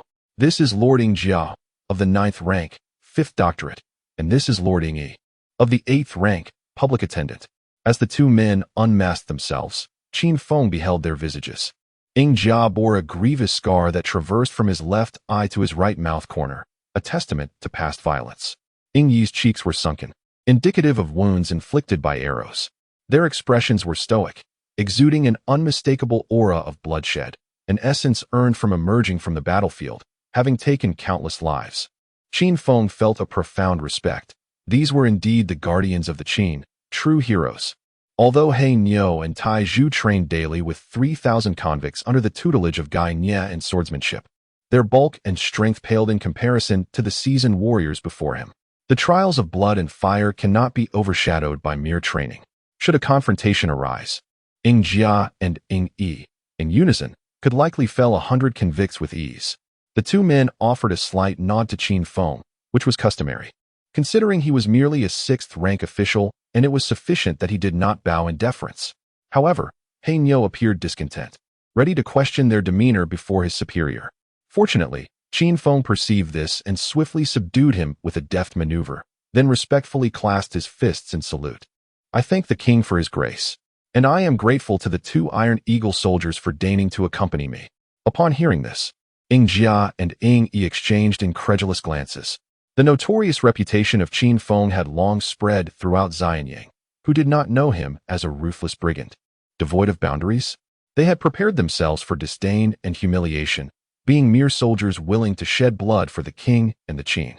Yet, to their astonishment, Qin Feng spoke with unexpected eloquence. Something felt amiss. Observing their expressions, Qin Feng discerned their thoughts and lamented. "You must have heard some unfounded rumors that have led to this misunderstanding. It is merely envy of my talents, envy of my unparalleled handsomeness that has fueled their slander against me. They are maligning my character." Qin Feng had always been exceptionally benevolent, often instructing scholars in self-defense to avert assaults from any ne'er-do-wells. He even taught Lord Xianghua, the prefect of the Department of State Affairs, how to climb trees to avoid injury while foraging for bird nests. As for the other trivial matters, such as assisting the king in disposing of the expired goods from the Xiaofu and teaching the scholars the principles of morality and magic, they are truly insignificant. We, as loyal disciples of Confucianism, believe in doing good deeds without seeking recognition, do we not, Master Zhao? Zhao Ji's lips twitched slightly as he wiped the sweat from his brow, eagerly nodding in agreement. Indeed, Dr. Qin is renowned for his kindness, spreading Confucian knowledge far and wide. He suddenly comprehended why the king was so concerned that Qin Feng might stir up trouble. In Xianyang, he was under the watchful eyes of the king and would not dare to act recklessly. However, sending him to Xinjiang to escort supplies was akin to sending a lamb into a lion's den. The Black Bull chuckled amiably, thumping his chest with conviction. "My boss is undoubtedly a great benefactor. Following him will surely lead to good fortune." Ying Jia and Ying Yi are straightforward, pure-hearted soldiers who spend their days guarding the palace. They are oblivious to the underlying details. Observing Qin Feng's expression of being misunderstood and subsequently heartbroken, they could not help but feel sympathy. offering words of comfort. Dr. Qin, good deeds ultimately bring good fortune. Do not be too disheartened. Heaven will punish the wicked. Qin Feng glanced at the sky, which was clear and bright, the sun shining down without a hint of impending doom. He enthusiastically patted Ying Jia and Ying Yi on the shoulders, sincerely stating, I am truly moved that you understand me. From now on, we shall be like brothers. Zhang Han, come here quickly. Bring the spare saddles and stirrups. Ying Jia and Ying Yi, discerning as they were, lit up at the sight of the saddles and stirrups. They cherished them as if caressing a maiden's form. Qin Feng beamed at their reaction, thoroughly satisfied. These are indeed treasures. There are not many of such iron eagles in all of Daqin. As long as I cultivate a good relationship with Ying Jia and Ying Yi, my safety will be assured, with no less than 30 or 50 men unable to approach me. In my leisure time, I could also assist in training the troops, imparting battlefield skills to the Black Bull and the others. Zhao Ji had grown numb, feeling that the 2 Iron Eagle warriors sent by the king had been thoroughly deceived by Qin Feng. He thought it imperative to return immediately and report the situation to the king. Dr. Qin, Princess Huayang has instructed me to inform you that the king has dissolved her engagement with Xianghua. You have promised her that you would not take unnecessary risks and would return safely. Qin Feng finally heard those words, and warmth flooded his heart. Yet, he was also somewhat puzzled and curiously inquired, has the king truly disregarded the face of Lord Champing?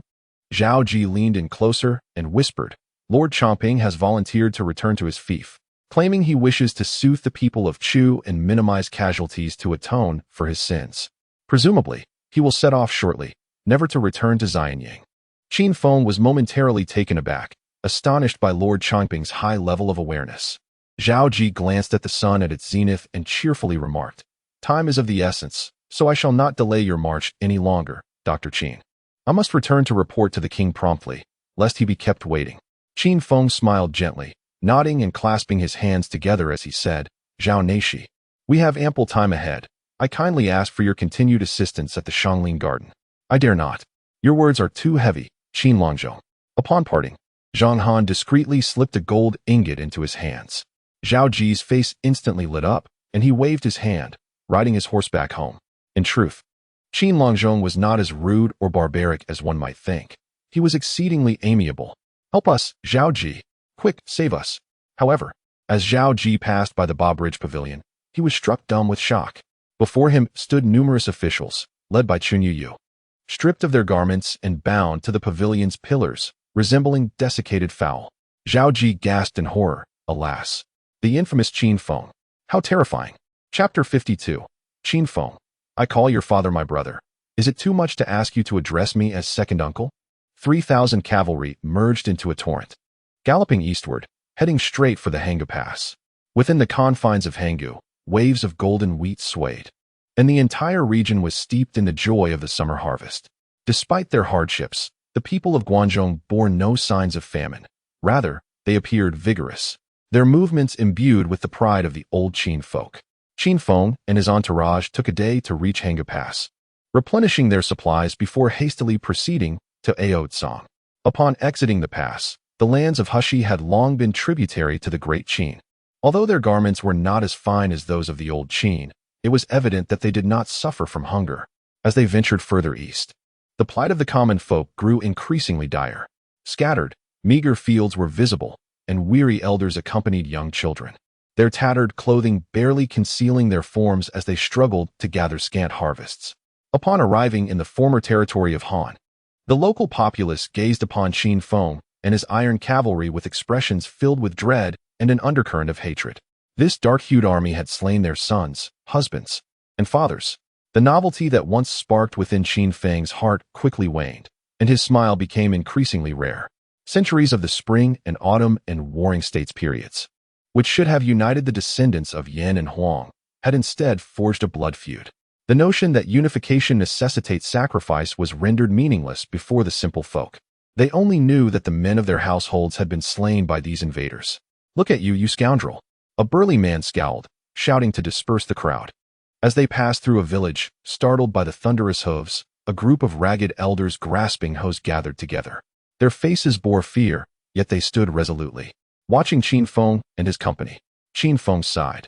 This village was too close to the Great Qin, and it was evident that the able-bodied men had perished in battle. These weathered elders had taken upon themselves the burden of protecting the women and children. He suddenly comprehended why the ancestor dragon's demise resulted in chaos across the realm. The hearts of the people remained unsettled. Silence. Quickening our pace, we must reach Ao Tsang. Qin Feng harbored no concerns for the safety of this journey. The Qin army's prowess was unparalleled, and as a logistics commander, he felt utterly secure. Instead, he worried for Li Xian, fearing he might repeat the mistakes of history. Before embarking on his journey, he sternly cautioned Li Xian against uttering the phrase 200,000 can attack Chu in the presence of the king. To reinforce this admonition, he delivered a sound thrashing, justifying it with the phrase, "Brother is doing this for your own good." As for the affairs of the Xiangling Garden, he felt assured with Fusu and Meng Tian overseeing the situation. Under the guidance of Mo Yi, the Qin Comprehensive Workshop continued its exploration of porcelain and glass, striving for mass production and profit. Meanwhile, the Qin Agricultural Research Institute, led by Su Tian, persisted in cultivating superior strains of grain. The tasks of cultivation were entrusted to the Blue Field Camp under Wei Liao, alleviating him of any concerns. In this expedition, Qin Feng merely wielded spiritual authority, with Zhang Han truly managing the affairs at hand. As one of the few renowned generals of the late Qin dynasty capable of reversing dire situations and supporting the crumbling edifice, Qin Feng held great trust in him. Previously, he had led labor reform convicts in relentless pursuit and slaughter of the 6 eastern nations. Now, transformed into a well-equipped regular army, they were poised to be invincible. Today, Zhang Han commanded the troops with remarkable organization, having seemingly become the second-in-command of this force. Boss, Ao Tsang is a vital granary in the Central Plains. Our ostentation may be inappropriate. Zhang Han expressed his concerns while gazing at the looming Ao Tsang city. Qin Feng nodded in agreement. Hey Nyo, go inform Li Yu that his second uncle has come to see him. Have him open the door. Yes. Zhang Han was taken aback. How had he become someone's second uncle? Li Yu was the eldest son of Li Si, and despite his youth, he held the esteemed title of a 10th-level noble and was a left minister. How could he possibly be 2 generations beneath him? Yet Heinyo, unwaveringly loyal to Qin Feng's command, had already darted away. Within Ao Tsang City, a youthful figure, vibrant and spirited, furrowed his brow as he reviewed official documents. Though Li Yu was the son of Li Si, he was renowned as an able administrator, far from the gilded offspring of officials. In his youth, the Qin king had tasked him with overseeing the logistics of provisions for the hundreds of thousands of troops on the front lines. Over the years, Li Yu had been diligent and meticulous, never committing a single error. However, as the frequency of battles increased and the army found itself in dire straits, Ao Tsang, situated deep within Qin territory, had seen its resources dwindle to merely 400 or 500. General, there are cavalrymen at the door. An urgent messenger rushed into Li Yu's study to report. Li Yu frowned. Did this trivial matter truly require his attention?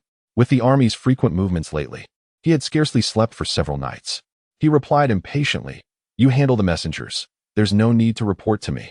The messenger hesitated for a moment before tentatively saying, "This person is not an ordinary messenger. He wears the armor of the Iron Eagle Sharp soldiers, and upon arriving at the city gate, he shouts." What does he shout? Li Yu interjected. He shouts that, "General, your second uncle has arrived. Open the door to welcome him." Li Yu was momentarily stunned. My second uncle? I don't have a second uncle. He was exasperated, feeling overwhelmed with work. How could someone come to jest at such a time? Infuriated, he commanded, "Gather the troops. Chen Wu Baizhu. Let us go teach this insolent fool a lesson." Yes. Li Yu, filled with rage, donned his armor and stormed out. As he approached the city gate, he could still hear a fool shouting, "Li Yu, come out. Your second uncle has arrived. Open the gates." Li Yu, leading 500 men in a grand display, charged forth, long spears resembling a dense forest, surrounding the Black Bull tightly. "From where did you pilfer the Iron Eagle elite armor? Speak quickly, or do not blame this general for his ruthlessness." Li Yu barked coldly. The Black Bull, with an innocent expression, protested, "I did not steal it. It was given to me by your second uncle." Your second uncle? Indeed, it is your second uncle. Just as Li Yu teetered on the edge of fury, he suddenly felt the ground tremble beneath him. The thunderous sound of iron hooves resonated, each beat echoing in his heart. Cavalry. Enemy attack. Close the gates. Li Yu reacted with remarkable speed, shouting fervently within mere breaths. The Black Bull awkwardly scratched his head and advised, "It is not an enemy attack. It is your second uncle who has arrived." Li Yu paid no heed to such details and turned to dash back into the city. Fortunately, Chen Wubai, with keen eyes, seized him and proclaimed, "General, it is our Qin's iron cavalry." Li Yu was momentarily taken aback. Upon glancing back, he indeed recognized the distinctive dark armor of the Qin. Moreover, they were coming from the west, ruling out the forces of the eastern six states. But why was everyone clad in the elite armor of the Iron Eagles? Could it be that his father had fallen out of favor at court and sent them to apprehend him? Surely, such a drastic measure would not require thousands of Iron Eagles, would it? His heart raced with anxiety. Simultaneously, he swiftly recalled his family lineage. Could it be that the Li family truly possessed such an extraordinary second uncle? Chapter 53. Qin Feng, I assure you, your father truly instructed you to deliver 3,000 pounds of dried meat. Oh dear, my beloved nephew, I have missed you dearly. Qin Feng exuberantly dismounted from his steed and embraced Chen Wubai, patting his back with sincere enthusiasm. Nephew, your father often spoke of you in Xianying, praising your youthful achievements and vigor. Nephew, your beard is quite prickly, a true sign of masculinity. Indeed, you are my nephew. I am so pleased. Li Yu's expression darkened, and he replied solemnly, I am Li Yu, second uncle Ugh. Who are you?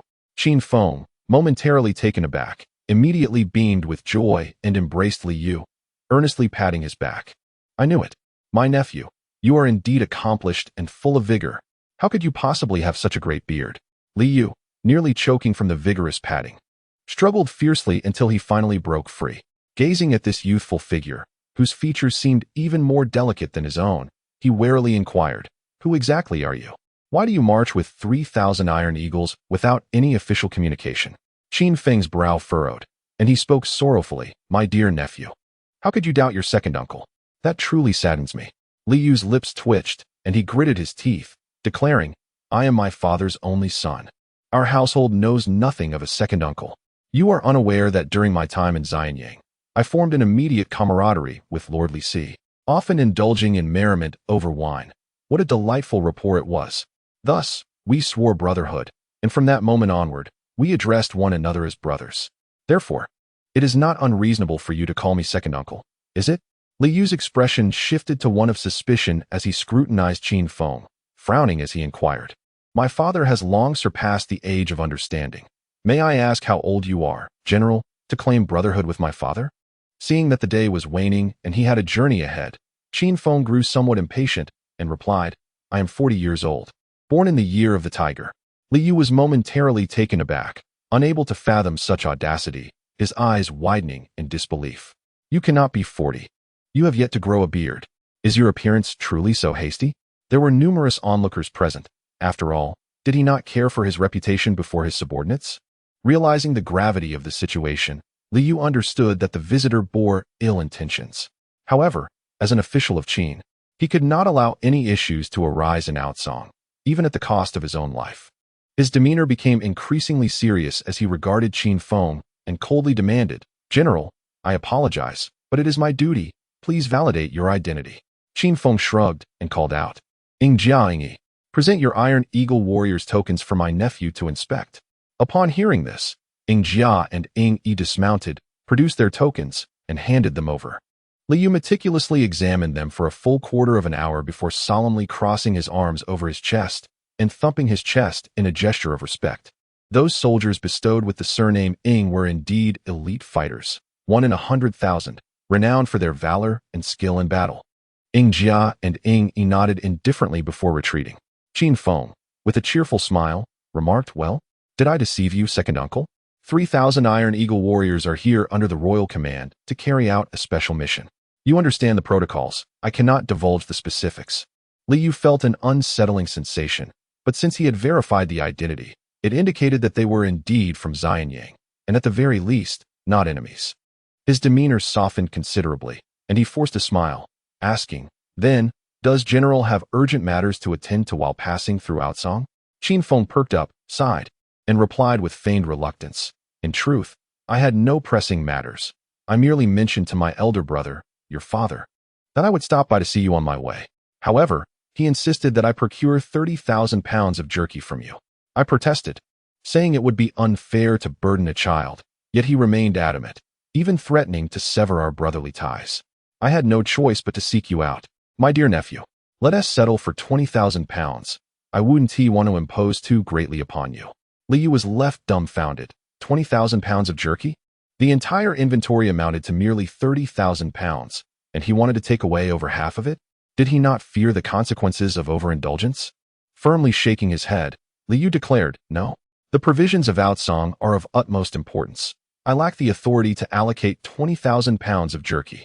The smile faded from Qin Feng's face as he replied with a hint of coldness. You are the highest-ranking officer in outsong, are you not?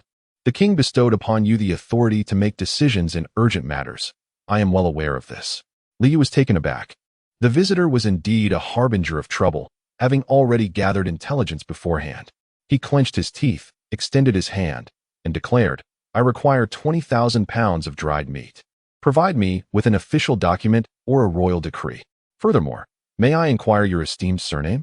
I am but a humble man named Chunyu, with the single character Yue. Chunyu? Indeed. Liu's eyes widened in disbelief as he exclaimed, impossible. I have met Dr. Chunyu. Who on earth are you? Chen Wubai, prepare the formation. Form ranks. Qin Feng sighed deeply, his heart heavy with sorrow, lamenting, alas, you do not even have the willingness to call me father. Unbeknownst to him, 3,000 ironclad cavalry had already encircled Liu's 500 men, bows and crossbows drawn, effectively controlling the situation. Chen Wubai swallowed hard and trembled as he implored, do not act rashly. We are all Qin people, part of the Qin army. Why must we make things difficult for one another? Qin Feng merely gestured, and He Niu led his men forward aggressively, disarming Liu's forces. Chen Wubai, bewildered, never anticipated that he would one day find himself ensnared by his own kin. Yet, he lacked the courage to confront the Iron Eagle's fierce warriors.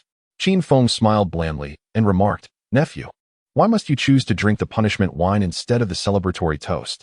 30,000 pounds of dried meat, not a single ounce less. My men have gone days without meat. Liu gritted his teeth defiantly, retorting, no way. Even if it costs me my life, I shall not yield. Who are you? Really? Qin Feng sighed once more, replying, who am I? Ask your father. He Niu and Tai Zhu seized Liu, hoisting him against the city wall for all to see his well-defined muscles. Liu's face drained of color in an instant. How utterly shameless. What manner of person is this? He Niu and Tai Zhu exchanged sinister grins as they approached Liu, intent on tearing away his garments. Release me. No. Don't touch me. Chen Wubai was left in shock. After years of military service, he had never witnessed such a spectacle. Qin Feng turned to Chen Wubai, smiling lightly. You, go and fetch the dried meat. You have half an hour. Otherwise, I shall truly take action against Liu. At that point, one wonders if you can withstand the wrath of Lord Li Si. Chen Wubai wiped the cold sweat from his brow, weighing the consequences, and with a firm resolve, he retreated into the city. As Liu struggled against the grasp of He Niu and Tai Zhu, he cried out in anguish, no, do not give him the dried meat. Qin Feng, unable to contain his irritation, scolded, how can you be so uncouth? Quickly, gag my nephew gently. He Niu, you rascal. Do not use a sock. Chapter 54, Emperor Qin. Qin Feng is still a child. Is it wrong to desire meat during one's growth? Observing the nonchalant departure of Qin Feng, disheveled Liu, with tear-streaked cheeks, was engulfed by the lingering stench of foul socks.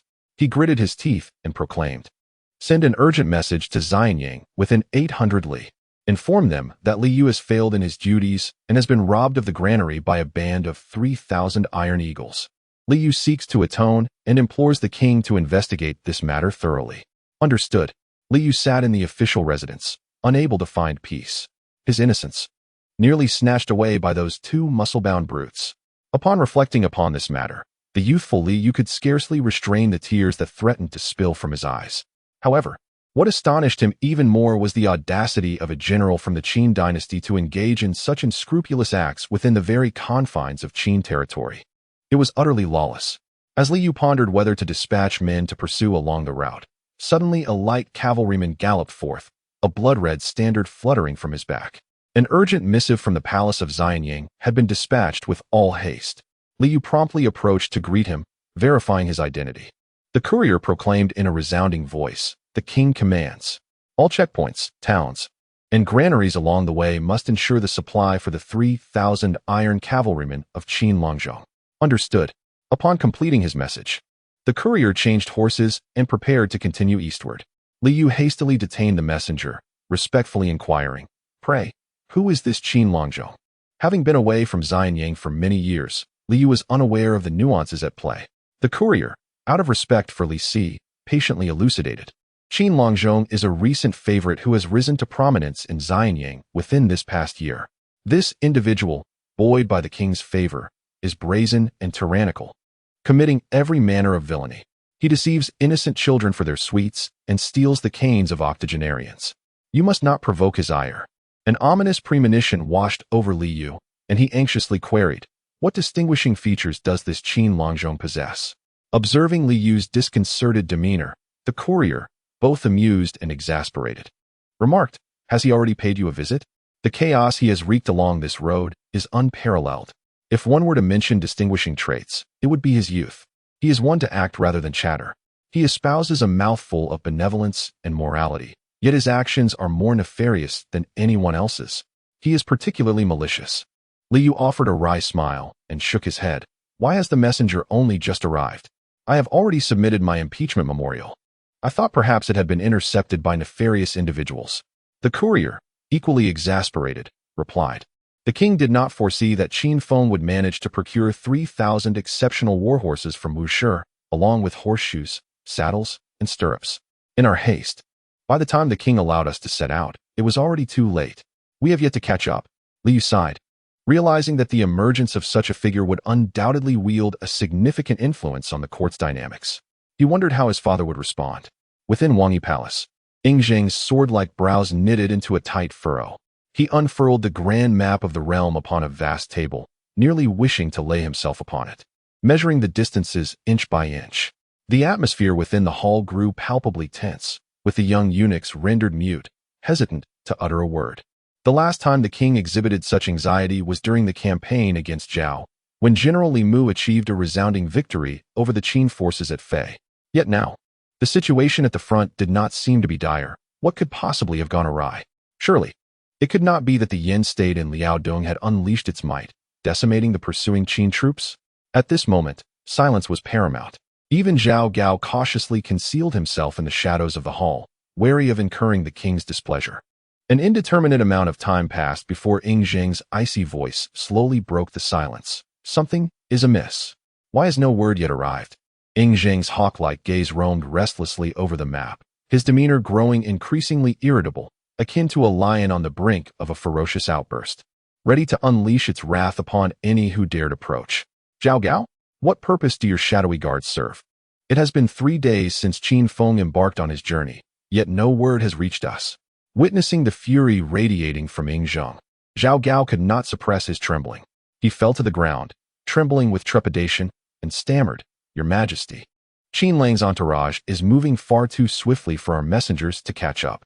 Grant me but one more day, and news shall surely arrive." Useless. Ying Zheng kicked Zhao Gao, sending him sprawling, exuding an aura of terror similar to that of a lion bereft of its cubs. 3 days had passed. Could it be that Qin Feng has encountered misfortune? A pallor washed over Ying Zheng's face as he gripped the edge of the table, a twinge of regret stirring within him. Qin Feng, barely of age, had been sent to the tumultuous borders, a region rife with remnants of the 6 states and defeated soldiers. Would he be able to contend with them? Had he fallen victim to an ambush? Ying Zheng's thoughts spiraled into disarray, and he began to question the harshness with which he had treated Qin Feng. After all, he was merely a youth prone to mischief, often seeking to evade toil. Why had he allowed himself to engage in a battle of wills with him? A profound sense of loneliness enveloped him. Throughout his life, Ying Zheng had endured countless betrayals and was intimately familiar with the taste of helplessness. Just when he had finally found someone who genuinely respected, admired, and confided in him, he had cast that person aside with his own hands. In his eyes, Qin Feng was alone and could only grit his teeth, adopting the demeanor of a little hedgehog, reminiscent of Ying Zheng's own youth. Weary, he sank onto the soft couch, preparing to issue orders to retrieve Qin Feng, when Li Si rushed in, breathless. "Your Majesty, urgent news from 800 miles away." Instantly, Ing Jing's spirits lifted, and he inquired eagerly, "Is it news of Qin Feng?" Li Si nodded gravely. "Indeed, it concerns him." A faint smile graced Ing Jing's lips, and he regained his former composure and authority, asking nonchalantly, "What of it? Where is he now? Has he encountered any troubles?" Through gritted teeth, Li Si replied, "Qin Feng commands 3,000 iron cavalry, all clad in the armor of the Iron Eagle, bearing the edict you bestowed upon him. How could he possibly face difficulties? It would be a feat if he did not cause trouble for others." A deeper amusement flickered in Ing Jing's heart, yet his brow furrowed slightly. "What mischief has that scoundrel conjured now?" Li Si recounted, as Qin Feng passed through Hanga Pass. His troops seized 3 hens from the home of the garrison commander, insisting on making soup. When he reached Luoyang, they confiscated 10 pigs raised by the Luoyang magistrate, claiming that in his haste following your decree, they had forgotten to bring meat along with their noodles. And when the magistrate's dog barked twice, he had the audacity to strike the creature 60 times, shouting something about 60 being the age of understanding. That poor dog was left rolling its eyes in agony. Such arrogance. Coughing slightly, Ing Zheng interjected, "What does 60 being the age of understanding even mean?" Li Si's face darkened. If only he could receive 60 resounding slaps. Then Qin Feng's spirits might be lifted. Ha! My lord. Even more outrageous is that Qin Feng audaciously plundered 30,000 pounds of dried meat from Ao Tsang. Such lawlessness cannot be tolerated. If not punished severely, other generals may follow suit, leading to chaos. Ing Jing's expression instantly turned grim. Li Si finally exhaled in relief. It appeared that the king held firm principles in matters such as these. Qin Feng indeed deserved a proper punishment. "Zhao Gao, what was the purpose of your urgent dispatch? Why did you not ensure the supply for Qin Feng's 3,000 cavalry along the way?" Zhao Gao collapsed to the ground, feeling aggrieved. "What do you want from me? Who told Qin Feng to run so fast?" Reply to the king, "We could not catch up. Useless. Whip the messenger dozens of times. Reduce his rank by 1. Yes." Li Si was left dumbfounded, staring blankly as he asked, "And what of Qin Feng?" Ing Zheng furrowed his brows, scolding discontentedly, "Qin Feng?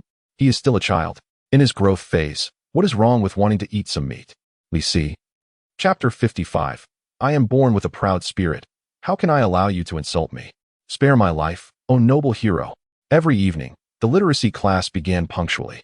Before sleeping, Qin Feng would dedicate half an hour to teach everyone about Confucian teachings and the art of writing. This process was excruciating for the simpletons represented by Hainiu and Taizhu. However, Zhang Han had already ascended to the role of teaching assistant. Ing Jia and Ing Yi had learned a great deal about Confucianism from Qin Feng in recent days and felt immensely benefited. Under his earnest guidance, they joined the grand family of the Sacred Fire Miao Miao sect. "Is young Master Fusu truly the left protector of our teachings?" Ing Jia asked in disbelief. Qin Feng confidently assured, "Not only young Master Fusu, but even the king is quite interested.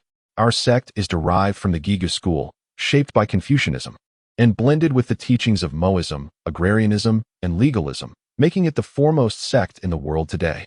Notable figures include young Master Fusu, Meng Tian, Li Xian, with honorary representatives such as the king, Zhao Gao, Li Si, Meng Wu, and many other prominent individuals."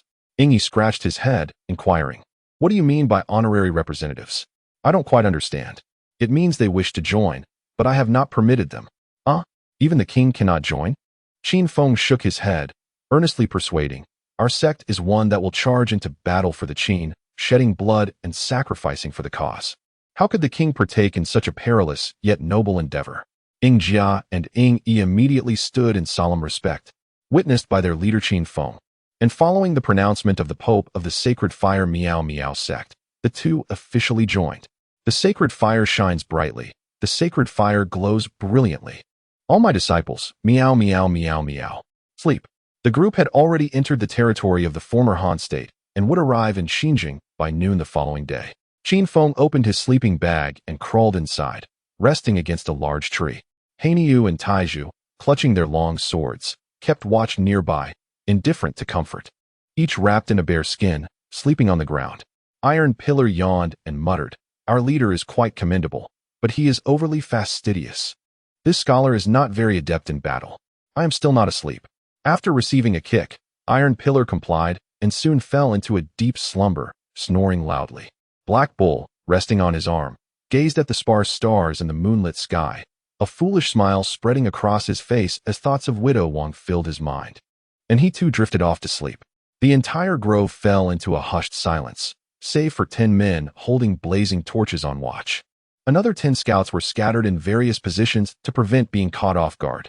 In the stillness of the night, a rustling sound emerged from the nearby bushes. Han Zhong, you know the consequences of deceiving me. A one-eyed man threatened menacingly. The young man, named Han Zhong, adorned in fine garments, maintained a calm demeanor, engaging in light banter. How could a junior dare to deceive Brother Poison Dragon? Ahead lies the retinue of the Qin King's envoy. According to reliable intelligence, this individual is a trusted confidant of the Qin King, carrying a fortune of gold. He has come to serve as the grain inspector. Given his low rank, his personal guards will certainly not exceed 20. Poison Dragon's expression was venomous. Scrutinizing Han Zhong like a serpent, he coldly remarked, "You should be aware of the fate that awaits those who deceive me. Do not presume that because you are a distant relative of the Han family, I will refrain from ending your life." Han Zhong felt a chill run down his spine. Had it not been for his father believing the words of Chun Yu and insisting on revenge, he would not have undertaken such a perilous endeavor. Rest assured, Brother Poison Dragon, this information is absolutely reliable. It has come from within the palace of Xianyang. Poison Dragon nodded slowly, eyeing the 100 or so brothers behind him.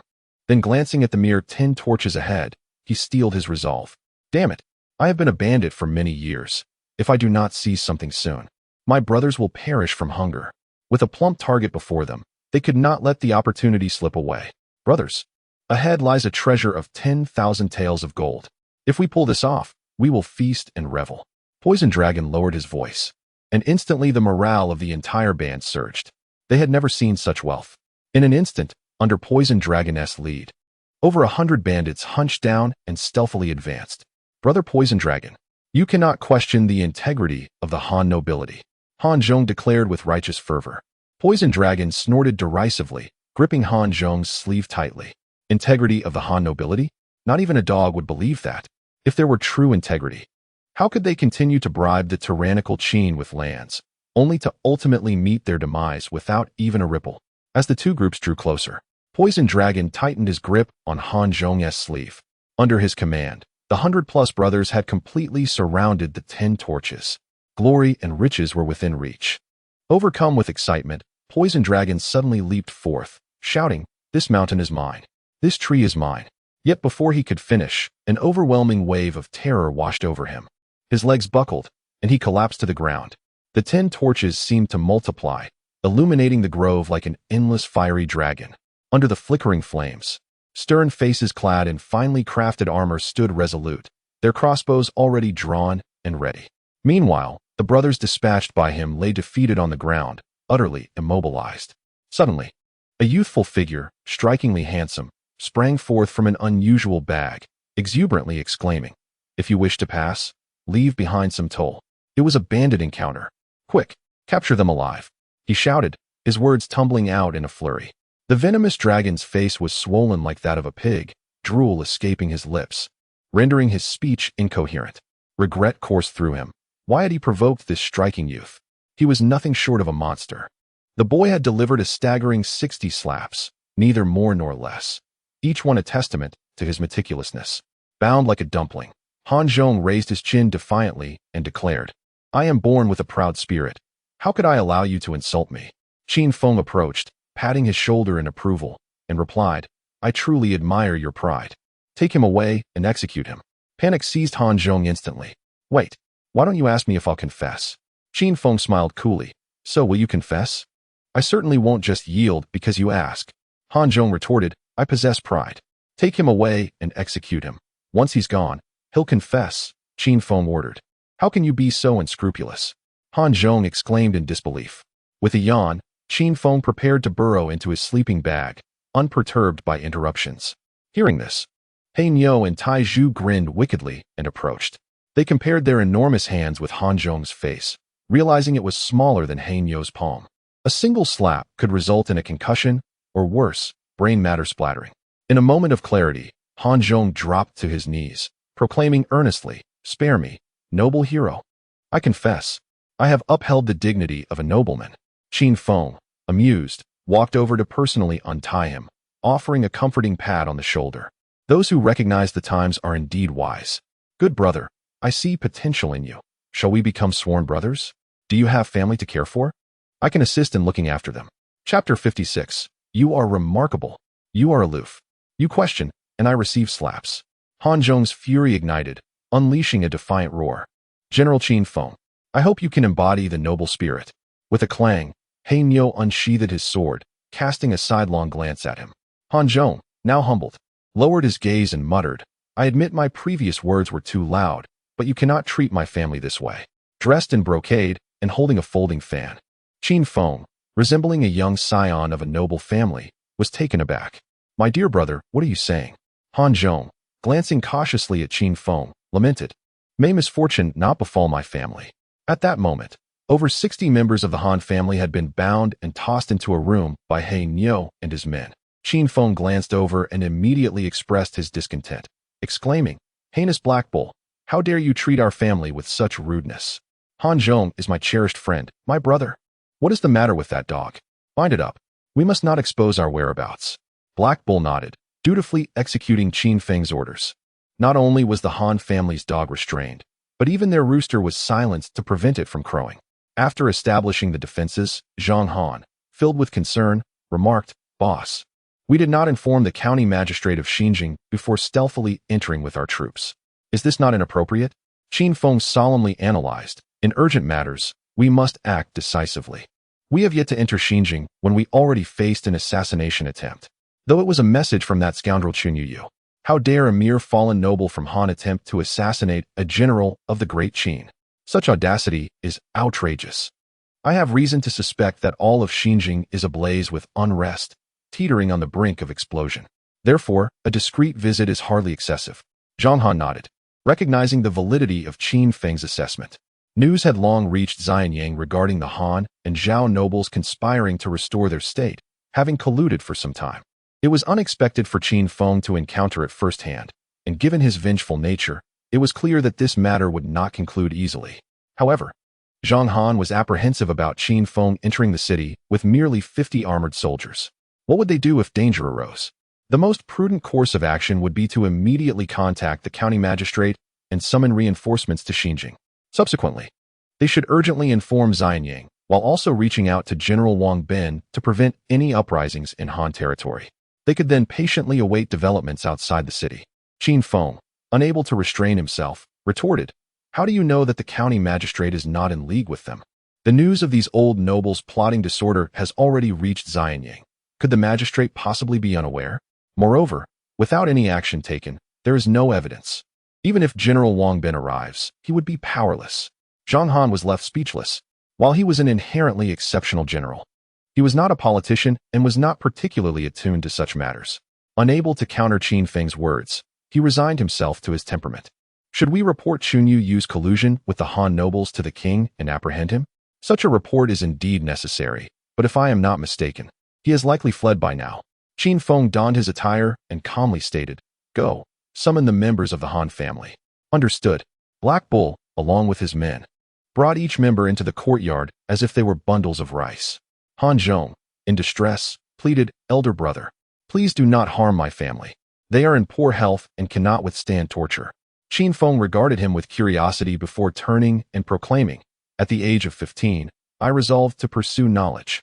Black Bull promptly translated in a subdued voice, My boss has been determined to learn combat since he was 15. Qin Feng nodded in satisfaction and continued, I have come here and caused much disturbance. If you all cooperate, there will be peace.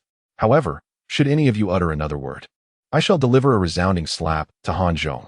If you dare to cause a ruckus, I will break one of Han Zhong's legs. There will be 3 legs in total, and I shall continue until they are all severed. The father of Han Zhong urgently inquired, Who on earth are you? With a sharp slap, Han Zhong's mother, trembling with fear, asked, What do you intend to do to us? Another slap followed as Han Zhong's wife spoke with a quivering voice, Please, do not harm my husband. Enough. Silence. Woe is me. You are so formidable, so noble. You question me only to make me suffer such humiliation. Han Zhong was rendered speechless, his lips quivering, on the verge of tears, as he noticed his younger brother, Han Shu, struggling to escape, Qin Feng's malevolent gaze swept between Han Shu's legs. Enraged, Han Zhong let out a furious roar and delivered a swift kick, knocking Han Shu unconscious. Han Zhong's father, mother, and wife were left in stunned disbelief, their mouths agape in astonishment. Is this truly the timid Han Zhong we know? Realizing the gravity of the situation, Han Zhong hastily called out to He Niu, "Quick! Seal their mouths. Fetch a cloth." The members of Zhang Han were left dumbfounded. Could it truly be played this way? Was this the power of the leader of the sacred fire Miao Miao sect? With Han Zhong's assistance, Qin Feng successfully located the Han family's secret chamber and confined his family within. "I am deeply sorry, father. Please endure this for a few days. Do not even think about escaping or alerting anyone. Qin Feng is not to be trifled with. He might very well cripple me." Han Zhong knelt and bowed several times before ensuring the secret door was secured, vowing to keep it under strict watch. "Truly, I am devoted to filial piety." Ha ha ha. He Niu, dressed like a servant, laughed heartily, resembling a wretched sycophant beside a wealthy young master. Qin Feng frowned and playfully kicked him. Then, turning to Han Zhong with a cheerful demeanor, he said, "Come, my dear elder brother, let us take the younger brother out to see the world." "I dare not. I dare not. In our home, you are the elder brother. Outside, I will reluctantly take on that role." Han Zhong forced a strained smile and led the way ahead. Xinjiang, the former capital of the Han Kingdom, was situated in the heart of the Central Plains, a bustling hub where merchants from the north and south frequently stopped to rest. However, at this moment, it was under the occupation of the Qin army, with 5,000 soldiers stationed there, casting a heavy atmosphere over the entire city. On the streets, one could constantly see the Qin army patrols, with passers-by hastily avoiding their path. Yet, Qin Feng could clearly discern that the Han people's eyes held not only fear, but also resentment. "Brother, let us head to Yanlu Alley. The Qin soldiers do not frequent that area." "Good." Qin Feng felt a surge of excitement, for he was finally about to witness the legendary pleasure quarters. Han Zhong expertly navigated through the streets, soon leading Qin Feng to a vibrant alley adorned with blooming flowers. The air was thick with the scent of cosmetics, and the faint strains of alluring music drifted through the atmosphere. "Oh no, we should hide." Just as Qin Feng was impatiently eager to enter, Han Zhong's expression suddenly shifted, and he turned to flee. Unfortunately, it was too late, as two elegantly dressed young rascals from afar called out mockingly, "Oh, is that not Han Zhong, the second son of the Han family?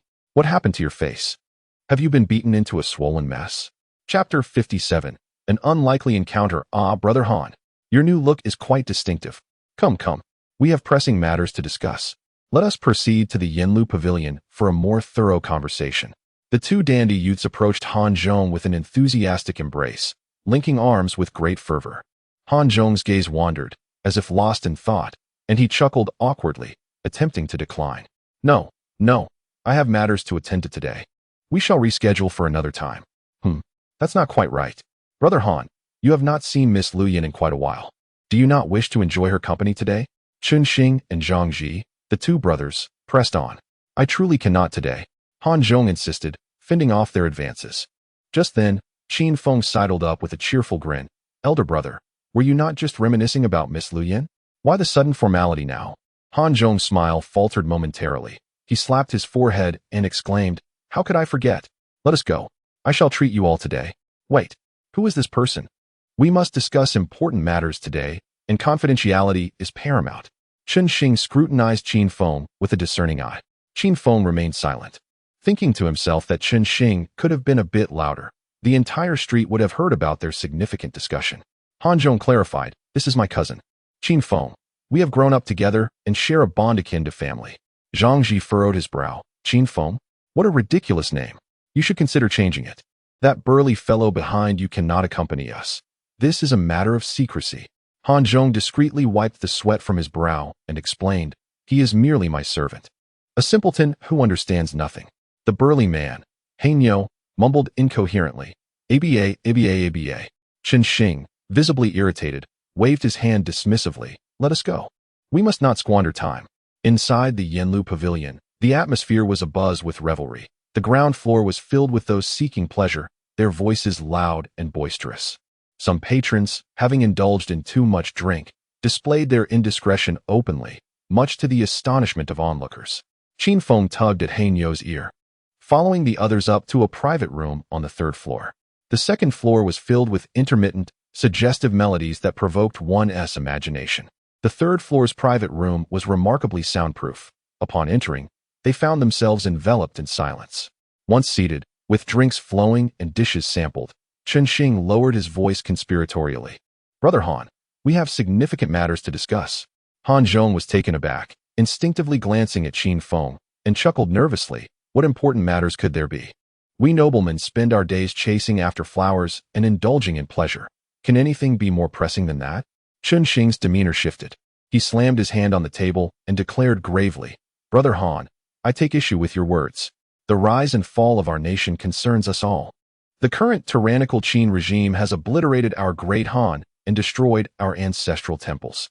As a distant royal descendant, do you not feel a sense of outrage? Is it truly that exaggerated? In reality, I am but a distant relative. Such matters do not evoke particular indignation from me," Han Zhong replied, beads of cold sweat suddenly appearing on his brow. "I have a pervert beside me. Please, be mindful of your words. I prefer not to be dragged into this."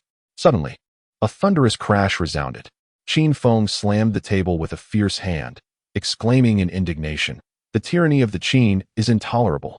As men of the Han, we must serve our country. How can we act like timid maidens? Why should a man not wield his sword and reclaim the 50 states of the Central Plains?" "Indeed. Well said, brother." Chunxing and Zhang Ji clapped in approval, and in that moment, the three of them raised their cups in camaraderie, their bond swiftly deepening.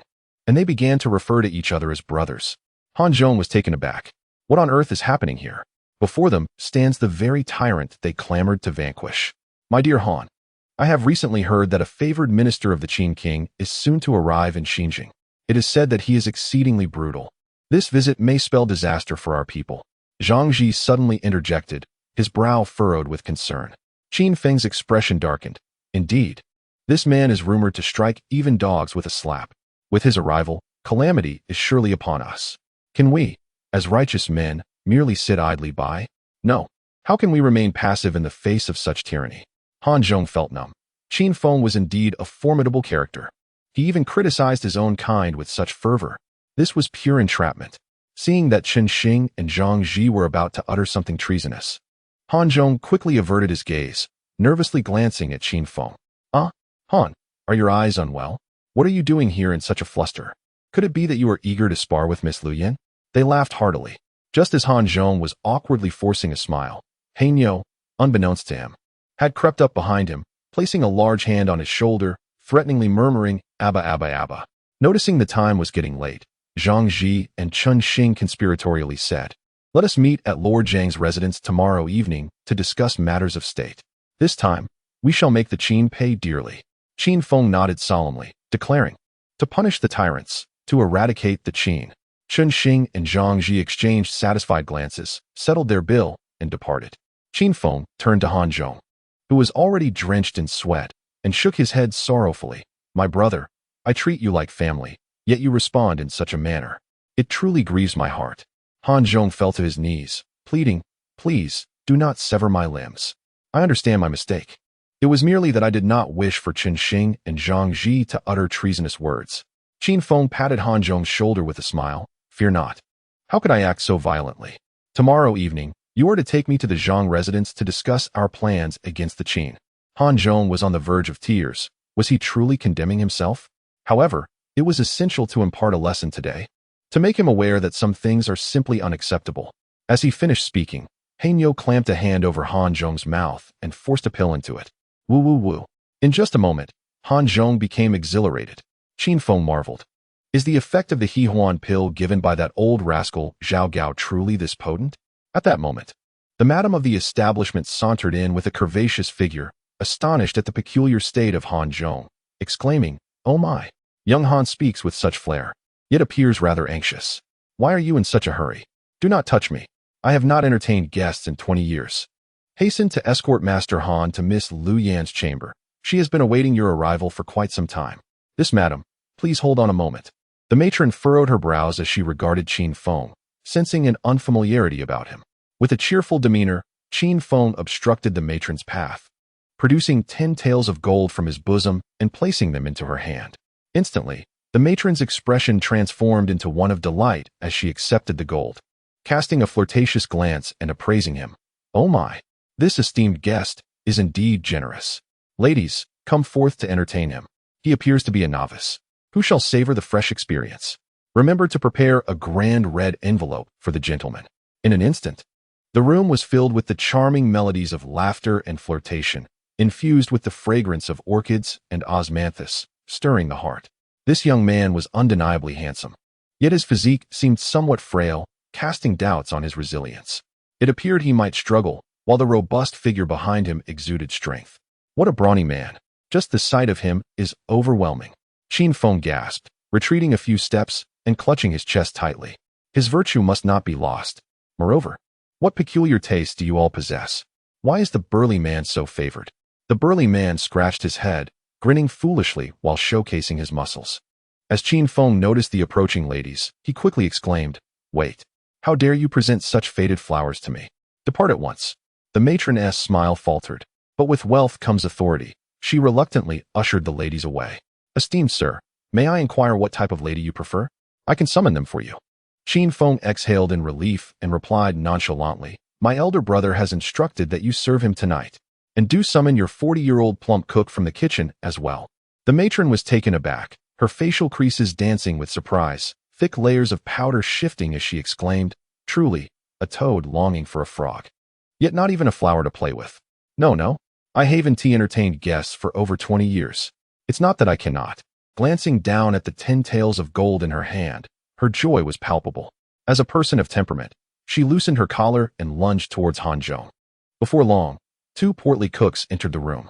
The bewildered Han Zhong, his body unresponsive, felt a shred of reason slip away, leading him to shed tears of regret. Observing this distressing scene, Qin Feng gasped and, along with the burly man, hastily fled the premises.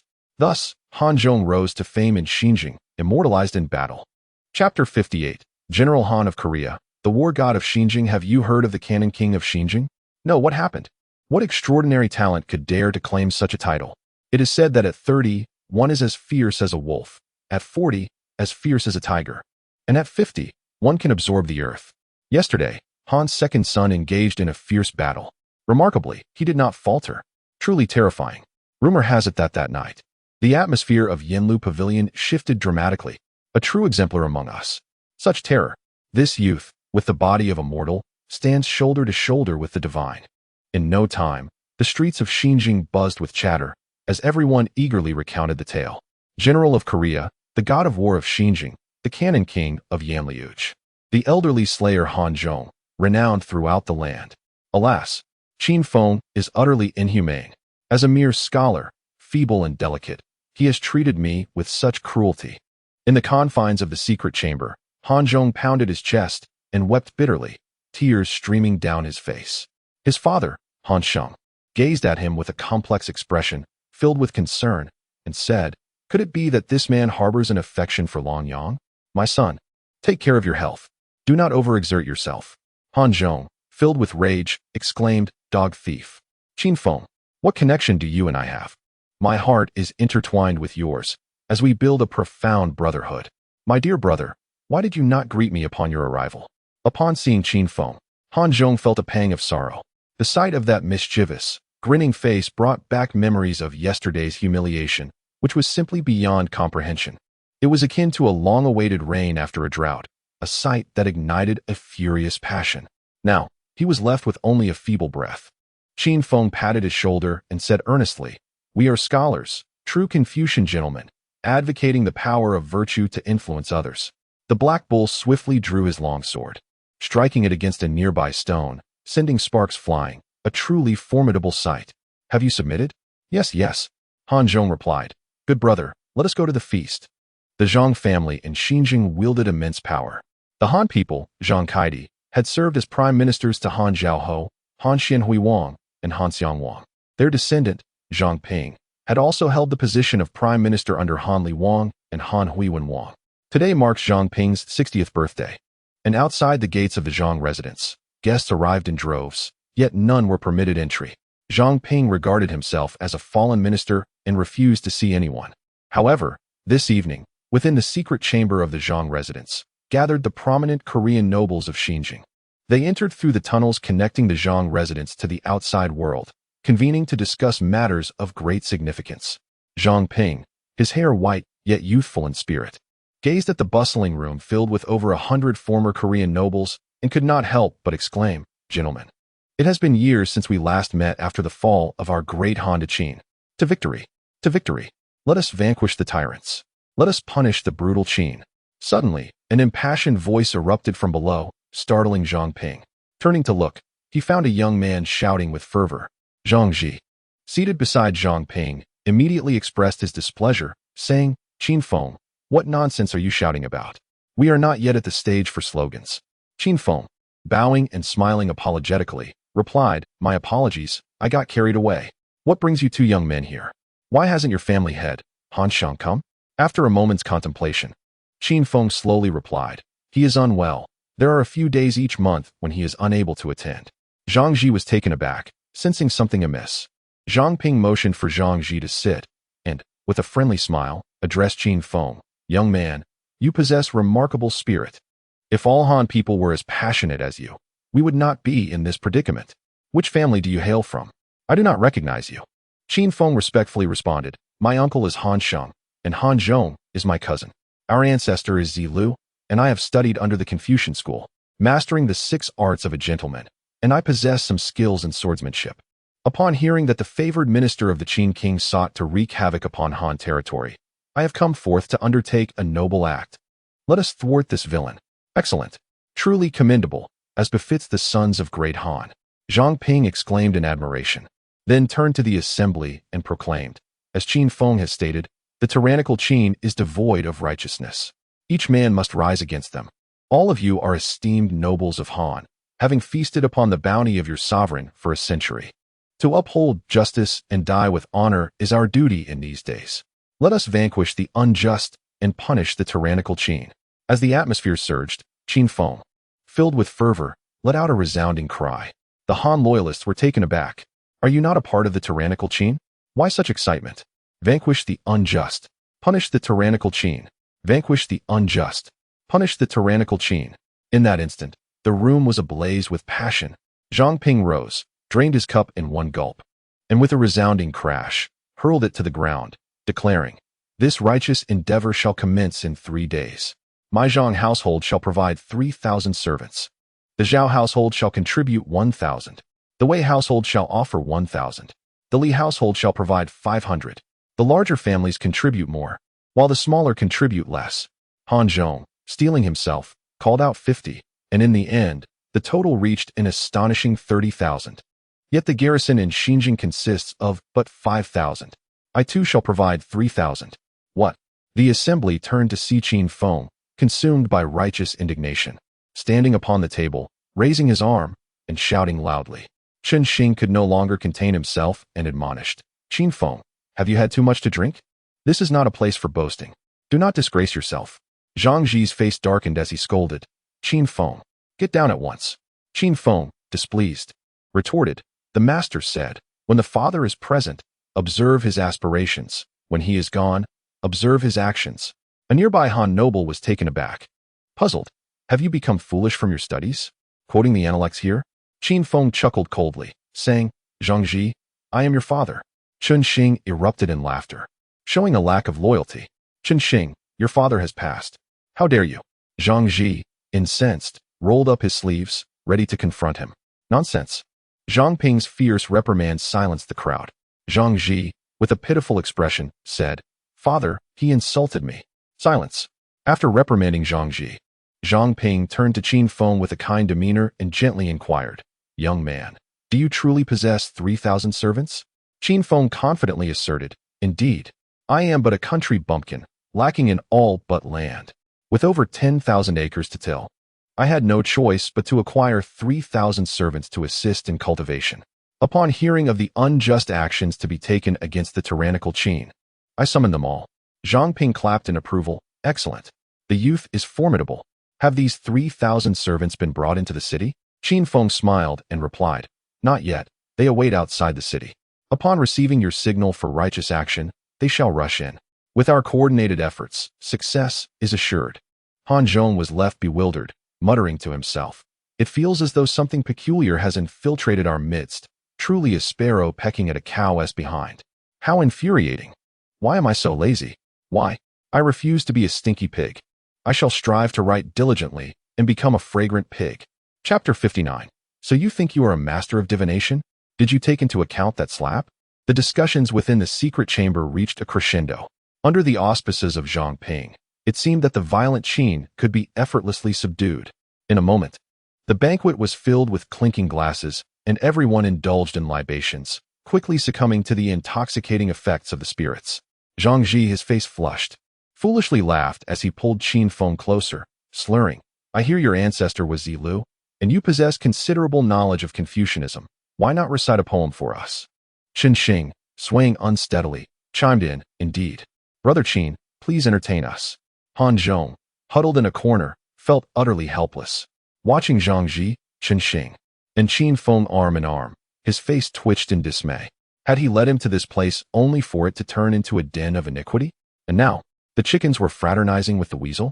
Observing everyone in a drunken stupor, even Zhang Ping's gaze foggy, Qin Feng unceremoniously kicked both Zhang Ji and Qin Xing away. After a moment's contemplation, he swayed and recited, I see mountains and rivers surge, with the shores separating me from my beloved. You gaze from the jade platform, falling into the sea of clouds. A poem dedicated to all the like-minded brothers present. A splendid poem, truly magnificent, as expected from a scion of Confucianism. Such culture, someone exclaimed. Could you write it down for me? I wish to frame it and pass it down through generations. In an instant, congratulations poured forth, and the inebriated crowd stumbled over to toast Qin Feng. He repeatedly declined. My father cannot handle his liquor, cannot handle it. As it became impossible to refuse further, he resorted to a strategic retreat. Where am I? After a considerable time, the directionally challenged Qin Feng scratched his head, bewildered by the vastness of the Zhang estate. How to return?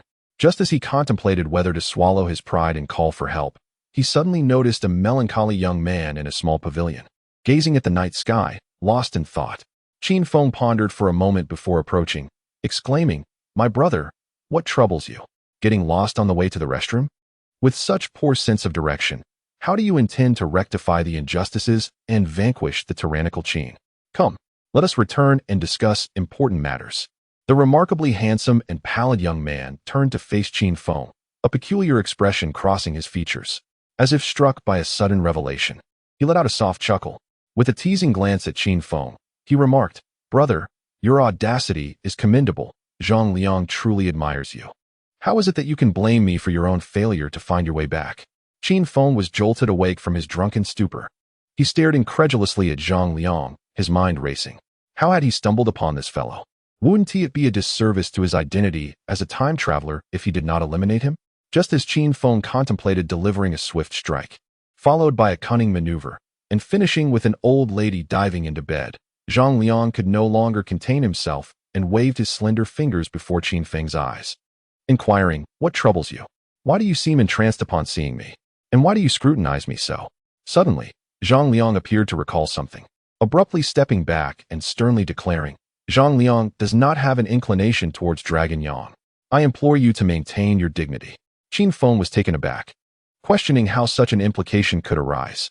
Please, do not tarnish my reputation. However, it was undeniable that Zhang Liang possessed a delicate beauty, with fair skin and a hint of heroism in his brow, which perhaps justified his wariness. Maintain my dignity? I have no affection for men. Qin Feng fervently asserted his innocence. Observing the indignation on Qin Feng's face, Zhang Liang found himself believing him to some extent, awkwardly chuckling. My apologies, brother. It was a misunderstanding. Thus, the two sat in the pavilion, enveloped in an uncomfortable silence. After a considerable time, Qin Feng finally inquired, What brings you to the Zhang residence? Were you also invited to partake in the uprising? Zhang Liang, caught between laughter and tears, replied, This is my home. Zhang Ping is my father. Qin Feng scratched his head, perplexed, and asked, Then you should be involved in the uprising. Why are you here gazing at the stars? Zhang Liang sighed deeply at this, stating, The uprising? To me, it is merely a farce. A mere few tens of thousands of servants. What can they accomplish? They would only add a few more lost souls to the count. The Qin army is composed of seasoned warriors. Even if they could catch 5,000 stationed troops off guard, they would undoubtedly face unprecedented retaliation from the Qin forces thereafter. Wang Bin's 100,000 troops are encamped just 100 miles away in Zhongmu, capable of arriving at any moment. At that time, the common folk of Han are likely to face a calamity. Qin Feng squinted, recognizing Zhang Liang's keen insight. He discerned the underlying issues with remarkable clarity. The so-called uprising was, in Qin Feng's eyes, nothing more than a trivial affair. His relentless pursuit to participate was merely an endeavor to eradicate these unstable nobles once and for all. How could he allow others to slumber beneath his very bed? He intended to establish a permanent presence in Xinjiang. Qin Feng concurred. Indeed, if we wish to revive the great Han, we must forge alliances with Qi and Chu. When they mobilize their armies, we shall then initiate our uprising, paving the way for national restoration. Zhang Liang slowly shook his head, sighing. Qi is a land of women, having long lost its valiant spirit. Chu, merely a monkey donned in a crown, is on the brink of annihilation. What we require is to await another opportunity, one substantial enough to shake the world. Qin Feng was momentarily stunned. Zhang Liang's perception was astonishingly profound. He instinctively cast his gaze upon Zhang Liang's fair and slender neck, contemplating how he might swiftly bring an end to this nuisance. Zhang Liang noticed Qin Feng's intense gaze and instinctively adjusted his collar, leaning back uncomfortably as he continued. I have observed the celestial signs, and I see an imperial star firmly rooted in the 9 provinces, unyielding. Thus, we must exercise patience, waiting for Yingzheng to pass away. Alas, my father and the others have lost their minds, eagerly seeking to restore the nation, but they will only pave their own path to destruction. Qin Feng inhaled deeply. Speaking lightly, waiting for Yingzheng's demise? Is this what you discerned from the heavens? Do you truly believe in such things? Zhang Liang, with an air of mystery, replied. No, it is not solely from my celestial observations. I have also encountered a fortune-teller in the world of Jianghu. He arrived at the same conclusion. With the death of the ancestor dragon, the world crumbles. The smile on Qin Feng's face gradually faded, his tone growing somewhat frosty as he inquired. The diviner? May I have the pleasure of meeting him? I hope he is not a charlatan. Zhang Liang, inexplicably excited, failed to notice the shift in Qin Feng's demeanor. Excellent. Follow me. The two traversed the garden, ultimately arriving at a secluded villa. There, they beheld an elderly man, clad in a voluminous robe, with hair like white silk and a demeanor of serene grace, seated cross-legged at the entrance. Zhang Liang approached respectfully, bowing. Zhang Liang pays his respects to the esteemed diviner. I apologize for disturbing your meditation. The elder nodded slowly, chuckling. I have roamed the world for 120 years, dwelling in cave homes, subsisting on wild grasses, drinking from mountain streams, only to end up with kidney stones? Cough, cough. And who might you be? The elder coughed, casting an annoyed glance at Qin Feng. Qin Feng, with a mischievous glint, appraised him coldly. You are the diviner, are you? Indeed, I am the diviner. Smack. Ah, did you foresee that slap? Goodness. Zhang Liang stood agape, utterly astonished. Heavens, heavens, heavens. Grateful for the divine certification from Dongqin Shengming. Love you. I shall add another chapter tomorrow. I am weary, haha. Good night to all dear ones. Chapter 60. Who urinated yellow? Wake him up. Diabetes is one thing, but don't let him savor the sweetness. Zhang Liang's gaze towards Qin Feng transformed, as he softly remarked, Brother, why such rudeness? Qin Feng replied coolly, As a disciple of Confucianism, one should embody benevolence. Ah, if one embodies benevolence, why then strike the diviner so? Because benevolence is the knowledge that divides people in two. Zhang Liang gasped, glancing at the diviner, who lay unconscious from the slap, silently offering a prayer for him. Qin Feng chuckled, earnestly saying, Brother Zhang, do not be alarmed, I was merely jesting. I truly wished to test whether the diviner possessed genuine abilities. If he could foresee this calamity, then he would indeed be a celestial being. Upon returning to the pavilion, Zhang Liang shook his head with a wry smile. In truth, brother, you already discern that this diviner is a fraud, do you not? He is indeed a charlatan. Yet I require his words to disseminate information. Only in this manner can we encourage virtuous men and women to lay low, conserving their strength while awaiting the imminent upheaval. Qin Feng could not help but glance at Zhang Liang's frail chest. With a single punch, he could shatter his ribcage. Those fractured ribs would swiftly pierce his heart. ending his life within 10 breaths. Zhang Liang cautiously tightened his garment, inquiring, "What is your esteemed surname?" Qin Feng withdrew his thoughts. "My humble surname is Qin, with the single name Feng." "Qin Feng, you should take your leave. Having lingered for a while, my father may be growing anxious." Qin Feng nodded, casting a long look at Zhang Liang, remaining silent for a considerable time before slowly asking, "Have you considered that perhaps unification could be a beneficial endeavor? Clinging to hatred only leads to further casualties among the common people, bringing about greater suffering." Zhang Liang gazed at Qin Feng, a slight frown creasing his brow. The notion of a unified empire is merely the tyrannical dominion of the Qin, which will only bring endless suffering to the common people. Why do you not aspire to rectify it, instead of merely seeking to overthrow it? Absurd. Can the cruel Qin truly change? In just a few decades, they have beheaded millions of soldiers from the 6 states. Such brutality is unprecedented. Zhang Liang's fervor intensified with each word. Yet, as he recalled the fate of the sage who had foretold his destiny, he hesitated to express his indignation further. The man before him possessed formidable martial prowess and displayed a blatant disregard for chivalry. It would be prudent to avoid provoking him. Being a wise man, Zhang Liang cast a cautious glance at Qin Feng and stubbornly asserted, "Regardless, the tyrannical Qin must be eradicated." Qin Feng nodded slowly, choosing silence as he strode away. As Zhang Liang watched his figure fade into the darkness, he finally exhaled in relief. However, before he could fully relax, Qin Feng turned back with a serious expression. "Brother Qin, do you have urgent matters? You have yet to inform me about our return journey. Proceed straight ahead, turn left, and upon reaching a flower bed, turn right. The 3rd room in the center will be yours." "Thank you." Qin Feng was vexed. He was acutely aware of Zhang Liang's worth. This man was unparalleled in wisdom. He had nearly taken the life of Ying Zheng with the Bo Lang Sha assassination.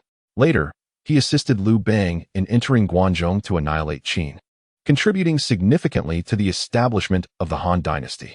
Now, this esteemed figure stood before him, and the decision to spare or eliminate him rested on a single thought. To win him over would undoubtedly be the most favorable outcome. Yet Zhang Liang was consumed by vengeance and the desire for restoration. Born of noble lineage, he remained oblivious to the plight of the populace amidst the chaos of war. Convincing him to relinquish his ambition appeared nearly impossible. However, to slay him, setting aside the question of regret, was another matter. The foremost issue was that Qin Feng had never killed so much as a chicken. How could he bring himself to take a life? Although he had acquired exceptional swordsmanship under the tutelage of Gainia, he had never had the opportunity to wield it in combat. While he could defend himself and intimidate others, the thought of actually killing someone left him paralyzed with indecision. Moreover, Zhang Liang was distinctly an idealist, his talents too precious to squander. After a brief acquaintance, he had proven to be rather likable. Qin Feng sighed deeply. "Zhang Liang, I hope one day I will not have to take your life with my own hands. But should you dare to attempt another assassination of the great Emperor Qin, do not blame me for my ruthlessness." A cool breeze swept through, granting Qin Feng a moment of clarity. He pushed open the door and discovered that the others had already succumbed to exhaustion. Han Zhong leaned against the wall, draped in clothing of uncertain origin, snoring soundly. Qin Feng dared not remain there overnight. What if he were ambushed? He gently nudged a few of the more alert nobles beside him and politely remarked, "Esteemed brothers, who among you has a full bladder? Kindly rouse Han Zhong." "Let it be," Han Zhong interjected reflexively, springing to his feet as he hastily secured his trousers. "I have had my fill tonight." Qin Feng chuckled heartily. "Let us return home."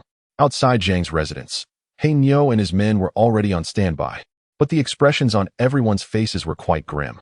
"He Niu, you scoundrel! Why didn't you let the boss take us in? If anything happens to him, I will hold you accountable." "Shut up. It's all my fault, huh? Does it even matter? I nearly got kicked to death. If you have the guts, go persuade him yourself." Just as Qin Feng emerged, a smile broke through He Niu's dark demeanor, and he muttered, "Boss, next time you undertake such perilous endeavors, don't involve me. I will report you to Princess Huayang. You promised not to put yourself in danger." Qin Feng paused momentarily, then slowly shook his head, replying, "He Niu, you would be wise not to report me, as doing so would adversely affect your stature." He Niu was taken aback, scratching his head. "Why is that?" "Because I shall break your legs." Hiss. Han Zhong couldn't help but gasp in shock. This man was utterly ruthless. Even towards his own comrades, he was so merciless. In an instant, Han Zhong's desire to resist diminished to nothing. All he wished for now was to appease Qin Feng, hoping to regain his freedom once he departed. Han Zhong, who is the governor of Yingchuan County, is he the chief official of Xinjiang? Returning to the boss, it is Fanzeng. Qin Feng furrowed his brow, inquiring, "Are you certain it's Fanzeng, not Fanzeng?" Han Zhong assured him with unwavering conviction, "It is indeed Fanzeng. He has served as governor for over 5 years. This man is a typical Qin official, known for his harsh sentencing, causing much suffering among the Han people. They harbor a deep-seated hatred for him, especially in Xinjiang. The seat of governance, grievances abound. If it weren't for the deterrence of the Qin army, unrest would have surely erupted." Qin Feng nodded slowly, still frowning. The nobility and common folk of Guangzhong had long adapted to the new laws over the course of a century. However, the 6 states of Guangdong have always enjoyed a more liberal atmosphere, with both commoners and nobility unable to endure constraints. The Qin officials, being exceedingly stringent and adhering closely to Qin law, naturally led to numerous conflicts. If that is the case, does he not realize that the situation in Yingchuan County's capital, Xinjiang, is already akin to fire and oil?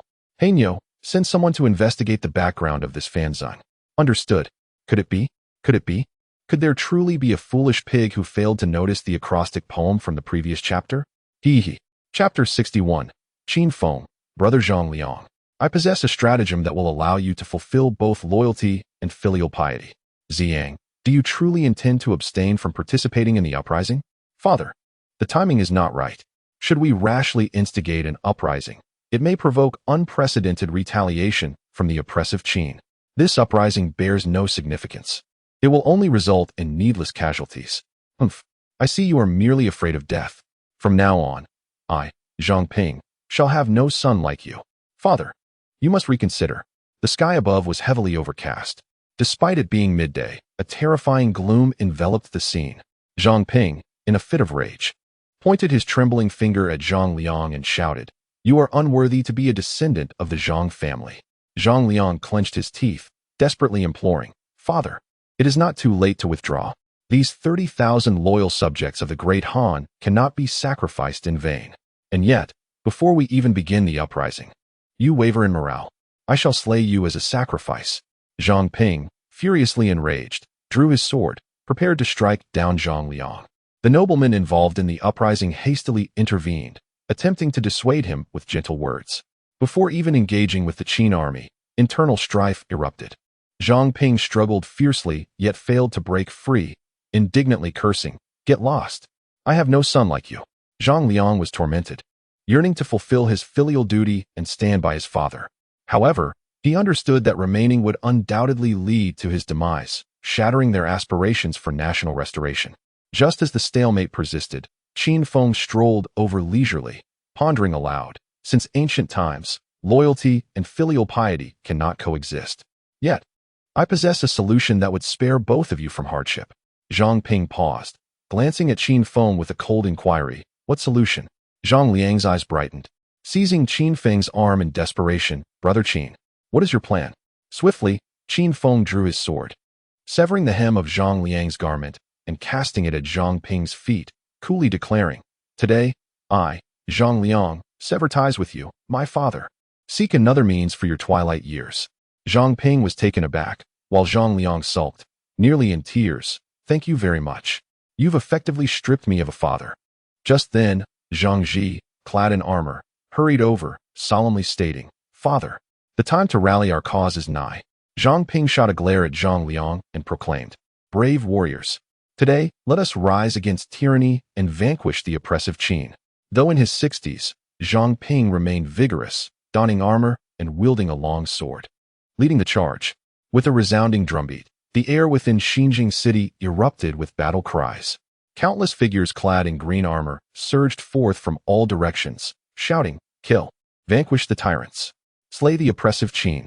Qin Feng, however, did not join the fray. Instead, he ascended the Zhang family's loft with 20 guards. Observing the tumultuous scene unfolding in Xinjiang, smoke billowed as the rebellion ignited. Houses were set ablaze. The first casualties were the Qin patrols within the city, caught unawares and surrounded by a multitude of Han rebels. Even as they fought valiantly against overwhelming odds, they were ultimately submerged by the throng. On the broad streets of the city, Zhang Ji drove a war chariot, with Zhang Ping standing atop, brandishing a long spear in his right hand and a sword in his left, exuding an imposing presence. Charge! Advance towards the governor's mansion. Slay Fanzeng. In that moment, over 5,000 Han rebels followed Zhang Ping's chariot down the expansive street, heading towards the governor's mansion. Boss, this doesn't seem quite right. The rebel forces appear excessively numerous. Black Bull remarked, astonished. Qin Feng cast him a glance, responding nonchalantly, I instructed you to deliver a message to Fanzeng. If he cannot defend the governor's mansion, he has no one to blame but himself. Observing the tide of rebels, Black Bull swallowed hard. This seems rather difficult to defend. Qin Feng, confident, replied, what is there to fear? We are rebels now too. Black Bull gave a thumbs up, clumsily praising, as expected of the boss. Your foresight is truly remarkable. Before the governor's mansion, the gates swung wide open. The garrison troops had long since discarded their armor and fled in disarray. Zhang Ji rejoiced immediately, exclaiming, Father, Fanzeng has escaped. Zhang Ping burst into hearty laughter, declaring, Heaven bless the great Han. Chen Xing, take your men to seize the armory. Zhang Ji, head to the granary. I shall personally lead the charge to capture the magistrate's residence. Understood. Just as they stood before the magistrate's residence, preparing to divide their forces amidst the chaos, a line of elite Qin soldiers clad in dark armor suddenly appeared atop the building. Their expressions were grim, and they wielded powerful crossbows. An elderly man with graying hair emerged on the rooftop, stroking his beard with a cold smile, and said, Zhang Ping, I intended to offer you a chance for survival, yet you refused to take it and seek your own demise. In an instant, Zhang Ping's face drained of color, as if he had plunged into an icy abyss. Retreat. There is an ambush. There is an ambush. Alas, it was too late. With a resounding clang, arrows rained down like a storm. Thud, thud, thud. The sound of arrows striking flesh echoed as the Han soldiers staggered and fell, blood spilling across the ground. Run. Save me. Don't kill me. Woe is me. Had I known, I would not have come. In a mere moment, the Qin forces atop the building had unleashed 3 volleys of crossbow bolts. 9,000 arrows descended like shooting stars, piercing through the bodies of the Han soldiers.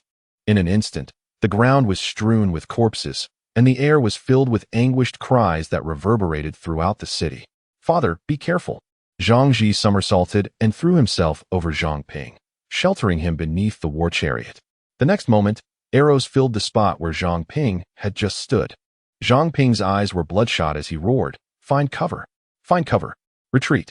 Fanzeng coldly observed the chaos, raising his hand and commanding, General Yang Xiong, go and slay Zhang Ping. The rebels will surely scatter.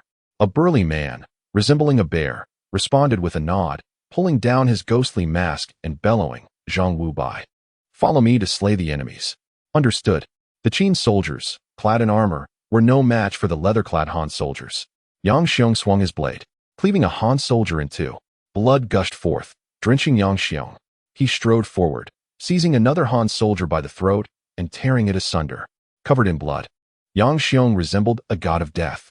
In no time, this personal guard of 500 cut through the ranks of their foes as if they were mere vegetables.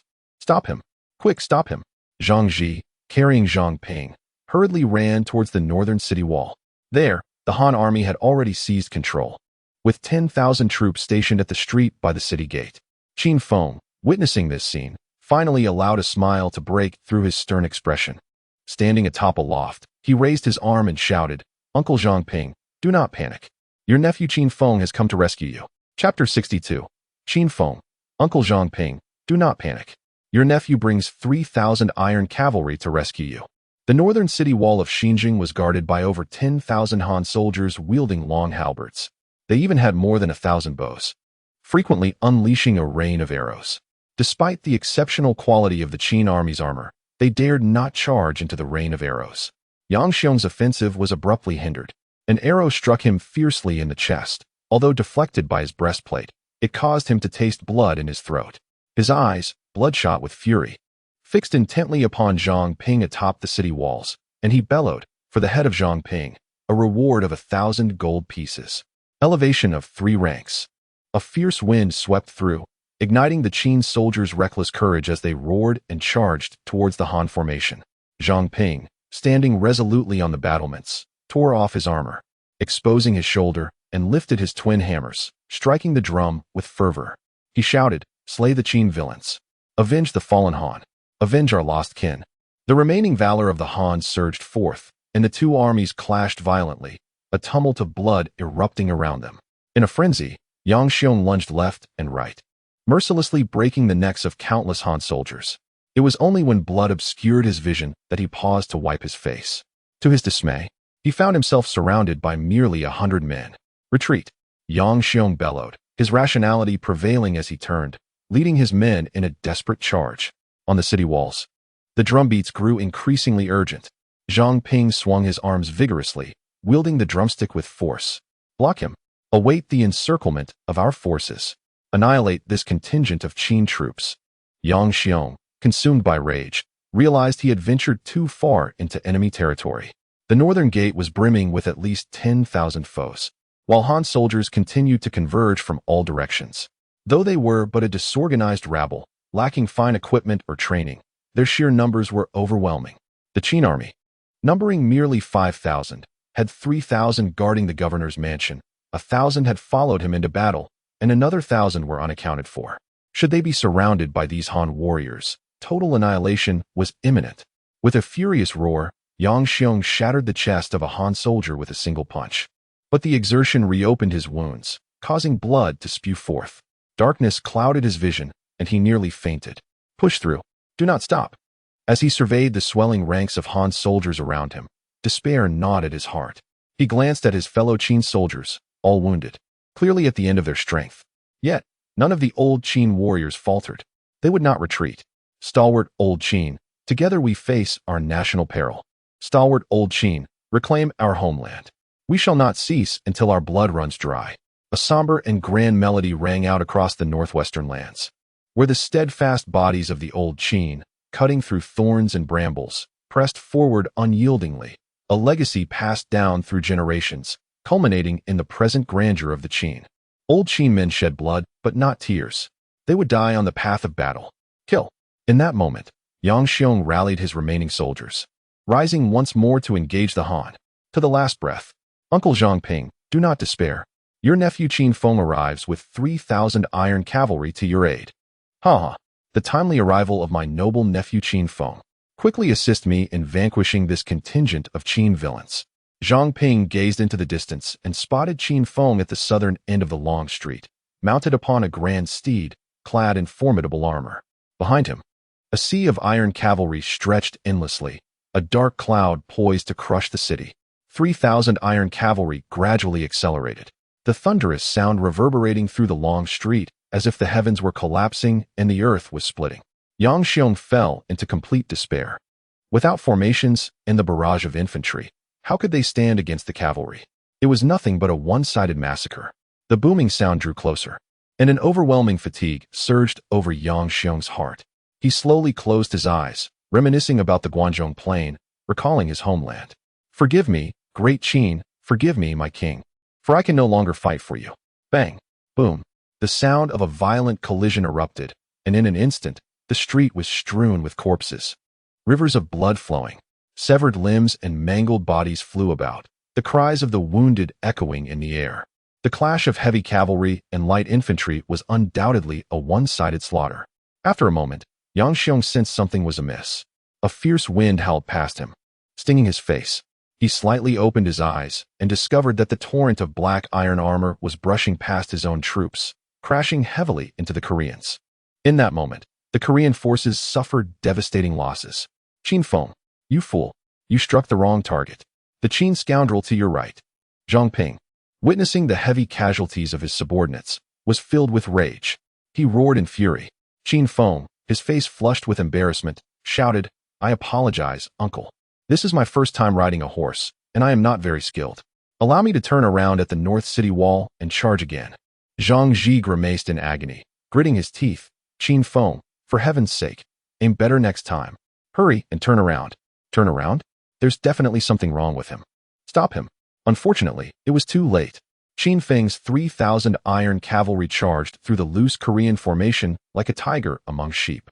With the speed of their galloping steeds, they only needed to wield their long spears horizontally to create a torrential downpour of blood. Their exceptionally strong armor was impervious to penetration. This was not a battle, but an outright slaughter. Zhang Ping dropped his drumsticks, drew his bow, and with a thunderous shout, shot like a meteor towards Qin Feng. Unfortunately, the ever-vigilant Ying Jia and Ying Yi, armed with long swords, easily deflected the arrow. There was no way to fight back. Woe is me. The Qin people are devils. I want to go home. I refuse to fight any longer. Woe is me. Devils indeed. At that moment, one of the Koreans, unable to bear the terror of being trampled by the cavalry, dropped his weapon and fled. In an instant, panic spread from 1 to 10, 10 to 100, and the Korean forces crumbled. Zhang Ping fell to the ground, watching the crowd scatter in fear, murmuring to himself, "The great Han is finished." He turned to the hills outside the city, forcing a smile. "Zifeng, father was wrong. You were right. I leave the rest to you." Father. Zhang Liang, having escaped outside the city, was already in tears. Zhang Ping straightened his attire and shouted angrily, "Qin scoundrel! I shall wait for you on the road to the Yellow Springs." As his words fell, Zhang Ping leaped from the city wall. "The scholar has perished. Father! Qin Feng, do I not share my fate with you?" Zhang Liang, halfway through crying, abruptly halted, staring in shock at the events unfolding on the city wall. Qin Feng pressed his lips tightly together, leaped forward, and fiercely grasped Zhang Ping's trousers. Zhang Ping, infuriated, shouted, "Let go of me." Qin Feng stubbornly replied, "No. My pants are falling down. You old fool, don't turn your backside towards me." Zhang Ping was nearly driven to madness. With tens of thousands in the city watching, he exclaimed, "Can you not pull my trousers off? I have a lifetime of reputation to uphold. Qin Feng, release me at once." Qin Feng clenched his teeth defiantly. "Absolutely not." Chapter 63. My king, there is one good piece of news and two bad ones from Qin Feng's side. Which would you like to hear first? In the midst of late autumn, the sound of the pastoral flute echoed through the Shanglin garden as the autumn breeze rustled through the reeds. A convoy of carriages approached slowly. Hu Hai, having not seen his elder brother in half a year, surely misses him greatly, does he not? Ying Zheng looked fondly at the lively young boy in the carriage. A glint of mischief flashed in Hu Hai's eyes as he innocently remarked, "Father, I miss brother Fusu so much after such a long time. He must miss Hu Hai too." "Haha, indeed." Ying Zheng affectionately ruffled Hu Hai's hair. "My king, we have arrived at the Wei River." Ying Zheng took Hu Hai's hand and dismounted from the carriage. Fusu, accompanied by Meng Tian, Li Xian, Mo Yi, Su Tian, and others, had been waiting eagerly. The autumn waves shimmered by the Wei River, and the warm sun beckoned a yawn from passers-by. Along the riverside, several roasting pits had already been set up, where the cooks, under the guidance of Xiao Yuan and Xiao Huan, began to grill the marinated meat skewers. The aroma wafted enticingly through the air. Beneath the golden maple trees, a few lounge chairs were set up alongside a tea table, where fragrant tea was brewed. "Haha, my son has grown taller since our last meeting. Taller than Qin Feng." Ying Zheng, standing at an impressive height of 185 meters, noted that Fusu had reached 180 meters, while Qin Feng stood at 175 meters, dressed in a flowing white scholar's robe that concealed his muscular form. Fusu's long hair was elegantly tied with a jade hairpin, and his face bore a gentle smile, reminiscent of a refreshing spring breeze. The seasoned General Wang Jian, who had not returned to Xianyang in quite some time, was dressed like a wealthy gentleman. Observing Fusu, he couldn't help but exclaim, "Young Master Fusu is a paragon of virtue, as gentle as jade, exuding the grace of an ancient sage." However, he soon realized that aside from Fusu and Hu Hai, the others regarded him with bewildered expressions. "What is happening? I merely spoke the truth. Why are you all staring at me? Did young Master Fusu commit some heinous act? Is he in grave danger?" The politically astute Wang Jian quickly feigned ignorance, smiling as he stepped aside to observe the grilling. "Do not be formal, everyone. We are here to enjoy the outing. You are all pillars of the nation, and your diligent efforts for the country are indeed commendable. Today, I invite you to relax and refrain from discussing state affairs." With that, Ying Zheng comfortably reclined in a lounge chair, took a sip of chilled honeyed sour milk, and was immediately refreshed, exclaiming in delight. As the king established a tone, his courtiers, including Wang Wan, Huai Zhuang, Li Si, Meng Wu, Wang Jian, Zhao Gao, and Xiong Qi, began to indulge in leisurely distractions. Wang Wan and Huai Zhuang observed Su Tian and Mo Yi, inquiring, "What is this?" "My lords, this is billiards. Would you care to take a couple of shots?" "How amusing." Let us play a few rounds. Wang Jian and Meng Wu approached Li Xian and Meng Tian, asking, "What is this?" "It is golf." "What a convoluted name for a game.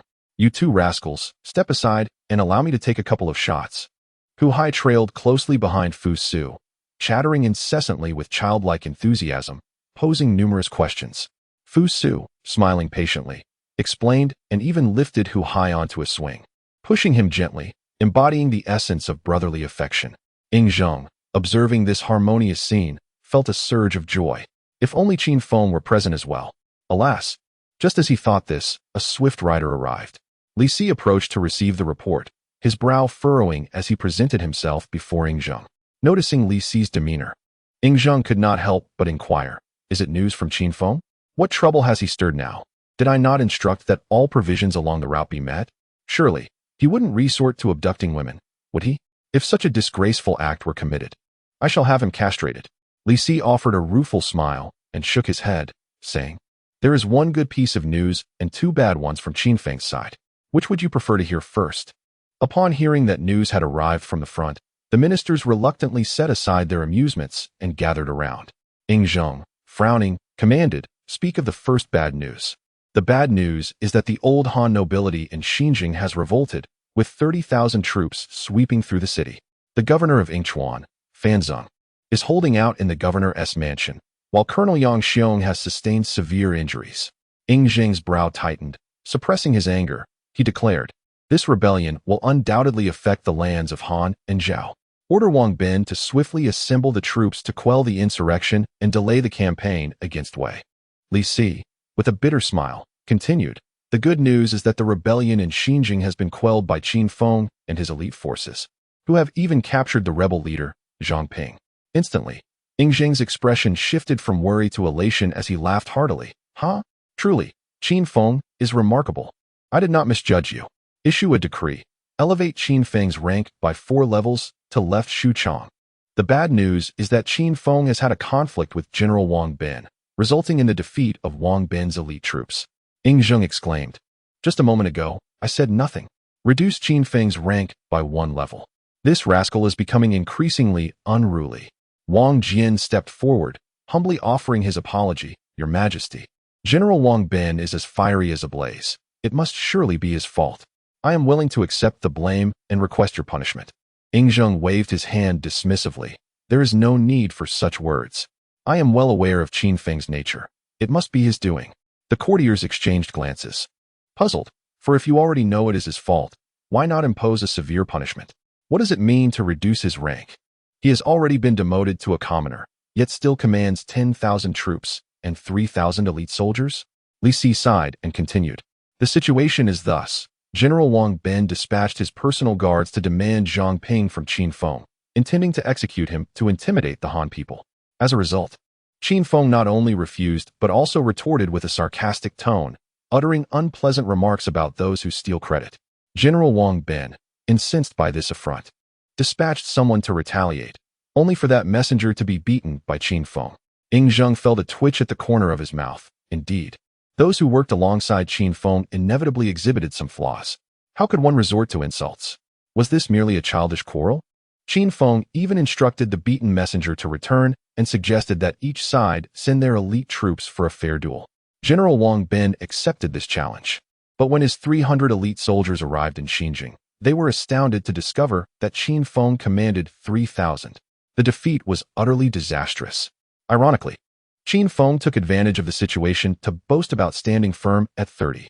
Li Xian, standing nearby, hastily interjected, I know. Young Master Fusu just lectured on this last night."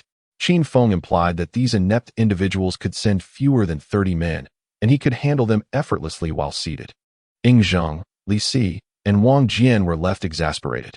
Thus, General Wang Bin, nearly driven to madness, sought an audience with the king to discuss how to deal with the insurrectionists in Xinjiang. Should they be executed on the spot to deter Han and Zhao? Qin Feng, however, suggested capturing the leader Zhang Ping and sending him to the Xiangling Garden to dig excrement. Chapter 64 Fusu, Foolish Younger Brother. Savor the pain. Wang Wan wiped the sweat from his brow and chuckled bitterly. Dr. Qin's insistence on sending Zhang Ping to the Xiangling Garden to dig excrement does carry a hint of personal vendetta. The Zhang family of Han has served as ministers for 5 generations. Would it not be a disgrace to subject him to such a task? Ing Zheng pondered for a moment before waving his hand. Since Qin Feng has made such a request, there must be a reason behind it. Let us proceed as he suggests. Li Si sighed and continued. Dr. Qin also advised that while the tens of thousands of Han rebels are detestable, slaughtering them would not benefit the Qin. Rather, it would be prudent to disperse them and assign them as laborers to construct roads. Ing Zheng considered this for a moment and calmly inquired, "What does General Wang Bin propose?"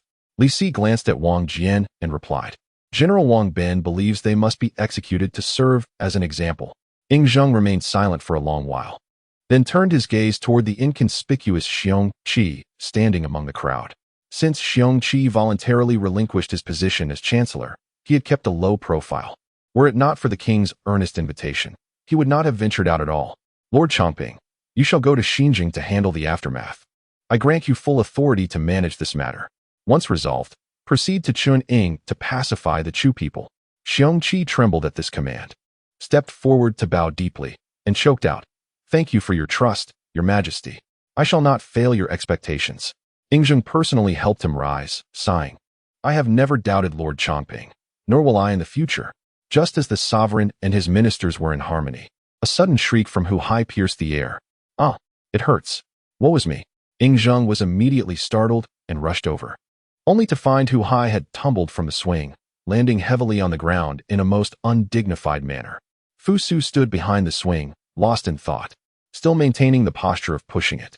Ing Zheng swiftly picked up Hu Hai and anxiously inquired, "Is my son unharmed? Have you sustained any injuries?" Hu Hai wiped away his tears and bravely replied, "I am fine, father. Do not worry." Ing Zheng took a handkerchief and gently wiped the scratches on Hu Hai's arm. Scolding, "You say you are fine? Look, you are bleeding. Imperial physician, how could you be so careless? You fell from the swing." Xiao Wuk hurriedly approached, meticulously tending to Hu Hai's wounds. Hu Hai, feeling aggrieved, glanced at Fu Su and timidly said, "I do not know why it suddenly flew up. I just fell out." Fu Su must not have intended it. He probably just wanted to play with Hu Hai. But who would have thought Hu Hai would be so inept? Unable to sit steadily on the swing? Upon hearing this, everyone cast peculiar glances at Fu Su. Is he already vying for the position of heir? Ing Zheng furrowed his brow, looking at Fu Su and admonishing, "Fu Su, your younger brother is still small. How can you be so careless? As the elder brother, you must protect him. Do not let this happen again." Fu Su appeared stunned, as if struck dumb, before quickly stumbling over, his face filled with concern. "Brother Hai, it is all my fault. Are you all right? I should have protected you." Ing Zheng, observing Fu Su's distressed expression, sighed and earnestly remarked, "I often say that between brothers, one must remember to be friendly and respectful. Especially you, Fu Su. As the elder brother, you must embody that role. Do not spend all your days simply exercising." Li Xian, unable to contain himself, quietly interjected, "That is not called exercising. It is self-reflection." Meng Tian stealthily kicked him, prompting him to reluctantly fall silent. "Yes, father." Hu Hai and Fu Su responded in unison. Seeing that there were no serious injuries, Ing Zheng finally stood up and beckoned everyone to resume their leisure. At that moment, Hu Hai's lips curled into a slight smile, casting Fu Su a meaningful glance. Zhao Gao, upon witnessing this, broke into a cold sweat and hurriedly pulled Hu Hai away with a forced smile. Fu Su was taken aback, standing in place, pondering for a long time. As if he had come to a realization, he closed his eyes, lifted his head, and exhaled deeply, chuckling softly. "Truly, the 7 fairies jump rope. How abundant it is. Silly brother Hai, feel the pain." Suddenly, Meng Tian appeared behind him, grabbing his arm. Caught off guard, Fu Su instinctively tightened his right arm. With a tearing sound, the previously loose robe abruptly ripped apart, revealing bulging muscles. Meng Tian staggered back 2 steps, unable to suppress a gulp, exclaiming, "It's me. It's me." Fu Su, startled, turned his face and apologetically said, "Sorry, I did not react in time." Meng Tian looked at Fu Su with concern, specifically worried that Fu Su might shout something like a gentleman is not heavy nor imposing, and inadvertently twist Hu Hai's head off. Initially, everyone thought it was merely an accident. Hu Hai's every action could be deemed impeccable, to the extent that even Ing Zheng was deceived. It was only his provocative gaze that revealed the truth, a truth perceived solely by Fu Su and the steadfast Meng Tian standing beside him. If they failed to recognize the underlying issues at this juncture, they would likely suffer from an acute case of folly. Fu Su remarked with an air of indifference. My master has been absent from Xianyang for merely half a year, yet these foolish individuals have the audacity to forget his authority. In light of this, I shall remind them of the terror once instilled by the might of Qin. The sanctity of the holy fire Miao Miao sect is not to be trifled with. Meng Tian gasped in alarm and earnestly advised, regardless of the circumstances, Hu Hai is still your brother. You must not resort to violence against him. Should you do so, I fear the king would not spare you. Fu Su shot Meng Tian a bewildered glance and replied, why would I commit such a foolish act? What of the laxative powder my master provided before his departure? Bring me a packet. Meng Tian, taken aback, scrutinized Fu Su as if he were a stranger and tentatively asked, is such cruelty truly necessary? That laxative is a weapon of mass destruction. During Qin Feng's experiments, the pigs in the courtyard were in a frenzy, and the stench was unbearable. Even the dogs were left retching. To this day, the rooms in that courtyard remain sealed. Fu Su frowned, yet those pigs were perfectly fine the very next day, exhibiting no side effects. It merely facilitates digestion. Reluctantly, Meng Tian produced 2 packets of powder from his robes and advised, if you must use it, then either refrain entirely or use both packets at once. Dissolve it in chilled honeyed sour milk, ensuring to stir it well. It should be colorless and tasteless. Fu Su nodded vigorously, understood.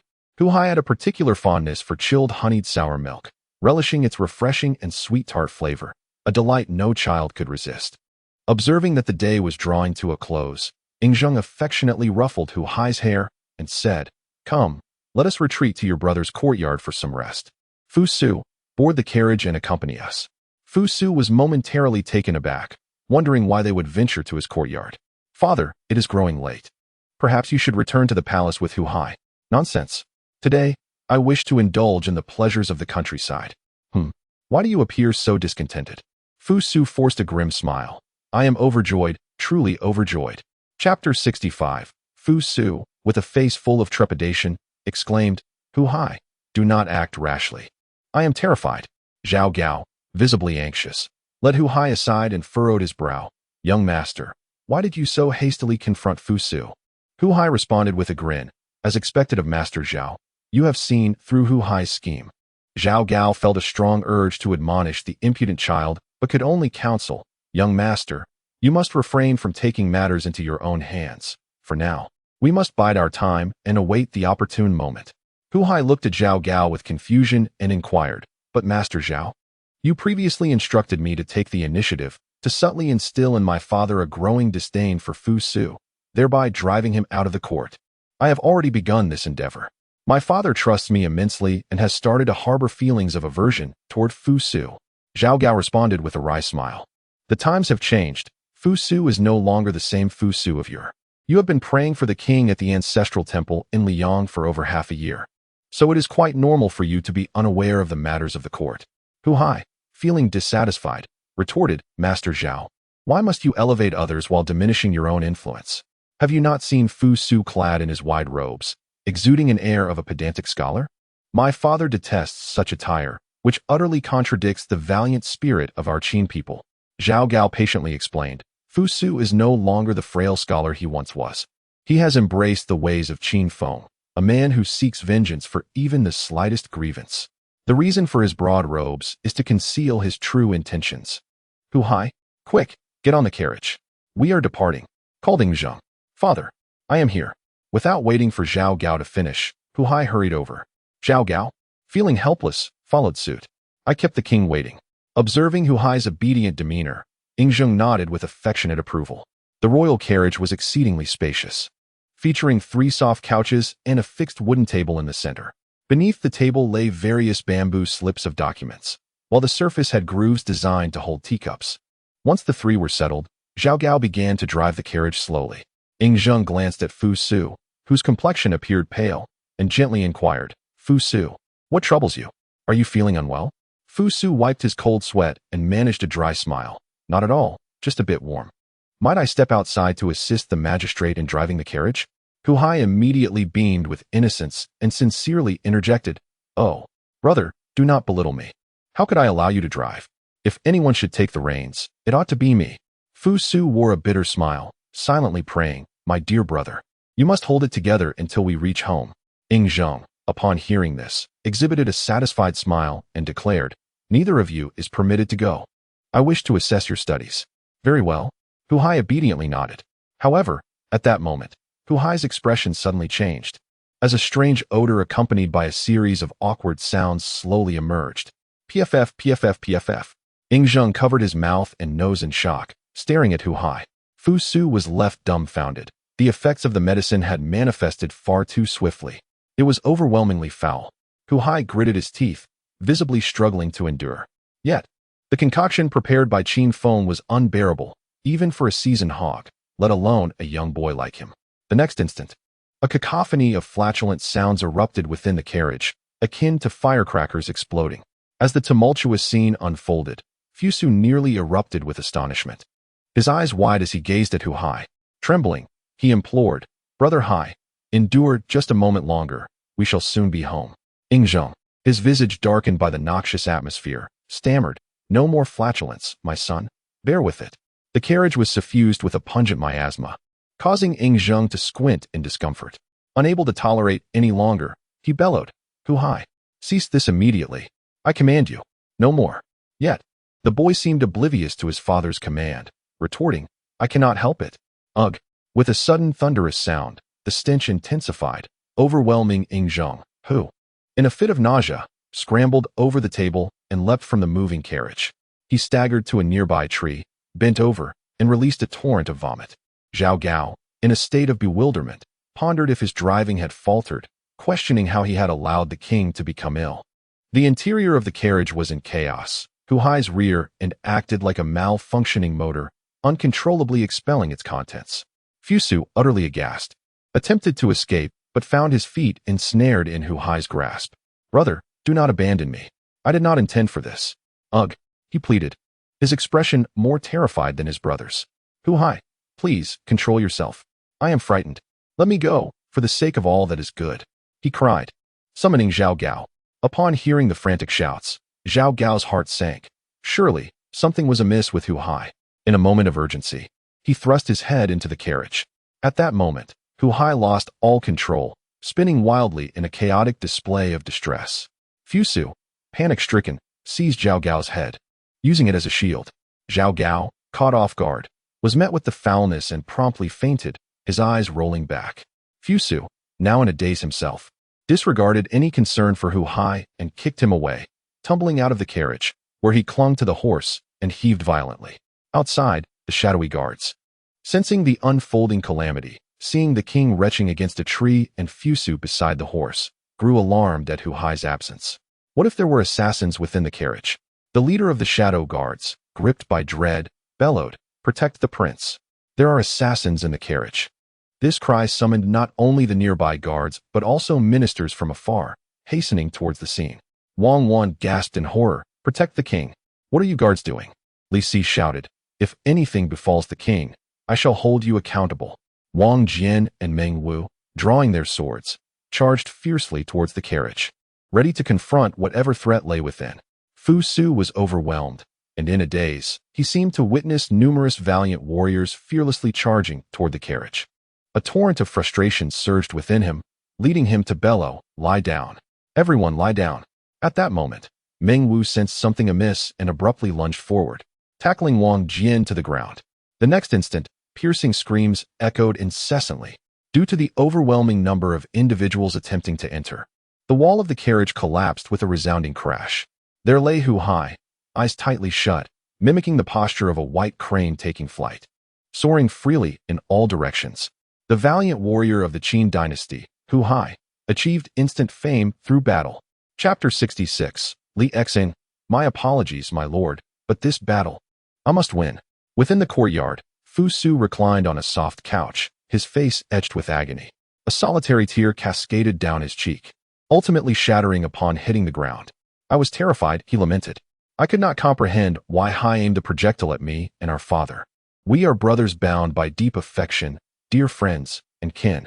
Hu Hai, utterly exhausted, lay on the soft couch, occasionally convulsing as if in reflex. Hearing this, tears streamed down his face as he weakly uttered, "I did not aim at you. I lost control." Jing's complexion darkened, and he waved his hand dismissively, exclaiming, "Enough. I feel ill." Silence. "What of Zhao Gao? Is he awake?" Li Si replied, his expression fraught with embarrassment. "The Chancellor has just regained consciousness." But then he screamed and fainted once more. Zheng turned to Xiao Wuk, inquiring, "What is happening? Could it be that there is poison in the excrement?" Cold sweat broke out on Xiao Wuk's brow, leaving him at a loss for words. How could he respond? Should he attempt to test it with silver needles? Or perhaps find a dog to try it on? Fu Su, pale as a ghost, interjected, "Master Qin has stated that this is a stress response." The recent shock to Chancellor Zhao was too great for him to process, triggering his body's self-defense mechanism, causing him to faint again. He will awaken once he accepts the reality of being splattered. Li Si and the others exchanged glances. Their faces drained of color as they recalled the magnificent yet horrifying scene they had witnessed from afar. However, Zhao Gao had been thoroughly doused. How could one come to terms with such an event? Fortunately, Zhao Gao was a eunuch. Had he been a dignified scholar, he might have plunged himself into the river to prove his innocence and end his life. Meanwhile, outside in the courtyard, Li Xian was doubled over in laughter. He discerned that Fu Su was undoubtedly the instigator. Such a boundless display could only be orchestrated by Qin Feng. With Qin Feng absent from the Shilin Garden, it was clear that Fu Su, the sole disciple, was behind this mischief. The motive was likely tied to the throne's succession.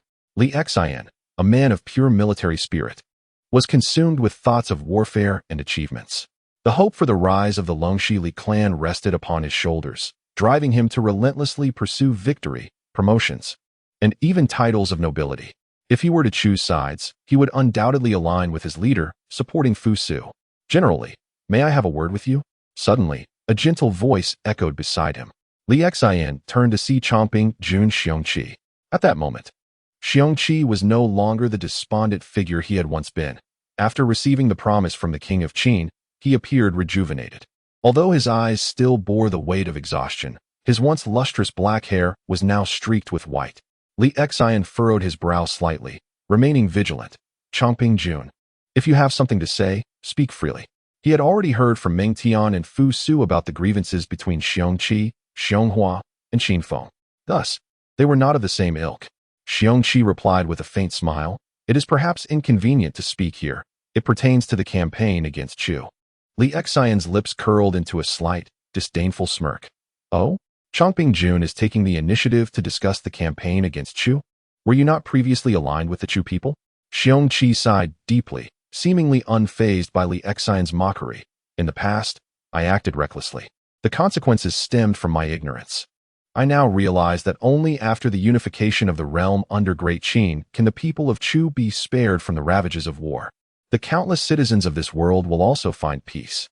Upon hearing this, Li Xian's demeanor softened, and he nodded. "It is good that Chongping Jun has come to this understanding. In the lands traversed by the iron cavalry of Great Qin, the long sword is raised only against those who resist with weapons. As for the common folk, they shall be regarded as the subjects of Great Qin." Chongping Jun nodded with a smile. "Indeed, General Li speaks wisely. May we step aside for a moment to discuss matters concerning the Li family of Longxi?" With that, he turned to leave. Li Xian's pupils constricted. After a moment's hesitation, he gritted his teeth and followed. The two men arrived at a secluded spot within a small grove. Li Xian could no longer contain his curiosity. "What do you mean by the Li family of Longxi?" Xiongqi chuckled lightly. "What could it possibly mean? It is merely an offer of immense wealth and honor." Li Xian exhaled deeply, yet his rapid breaths betrayed his agitation. He still did not comprehend Chongping Jun's intent. "No, you understand. The campaign against Chu is poised to commence, an arrow already drawn upon the bowstring. If General Li could lead the charge, the annihilation of Chu would be within reach.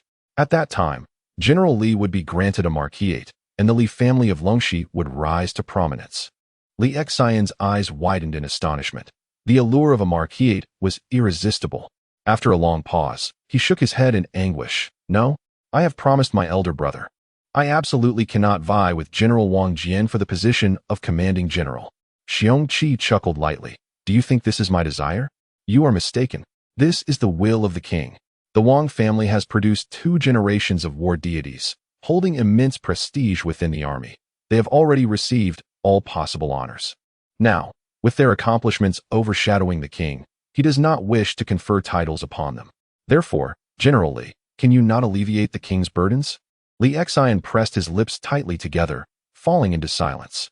Xiongqi then laughed lightly, his eyes filled with contempt.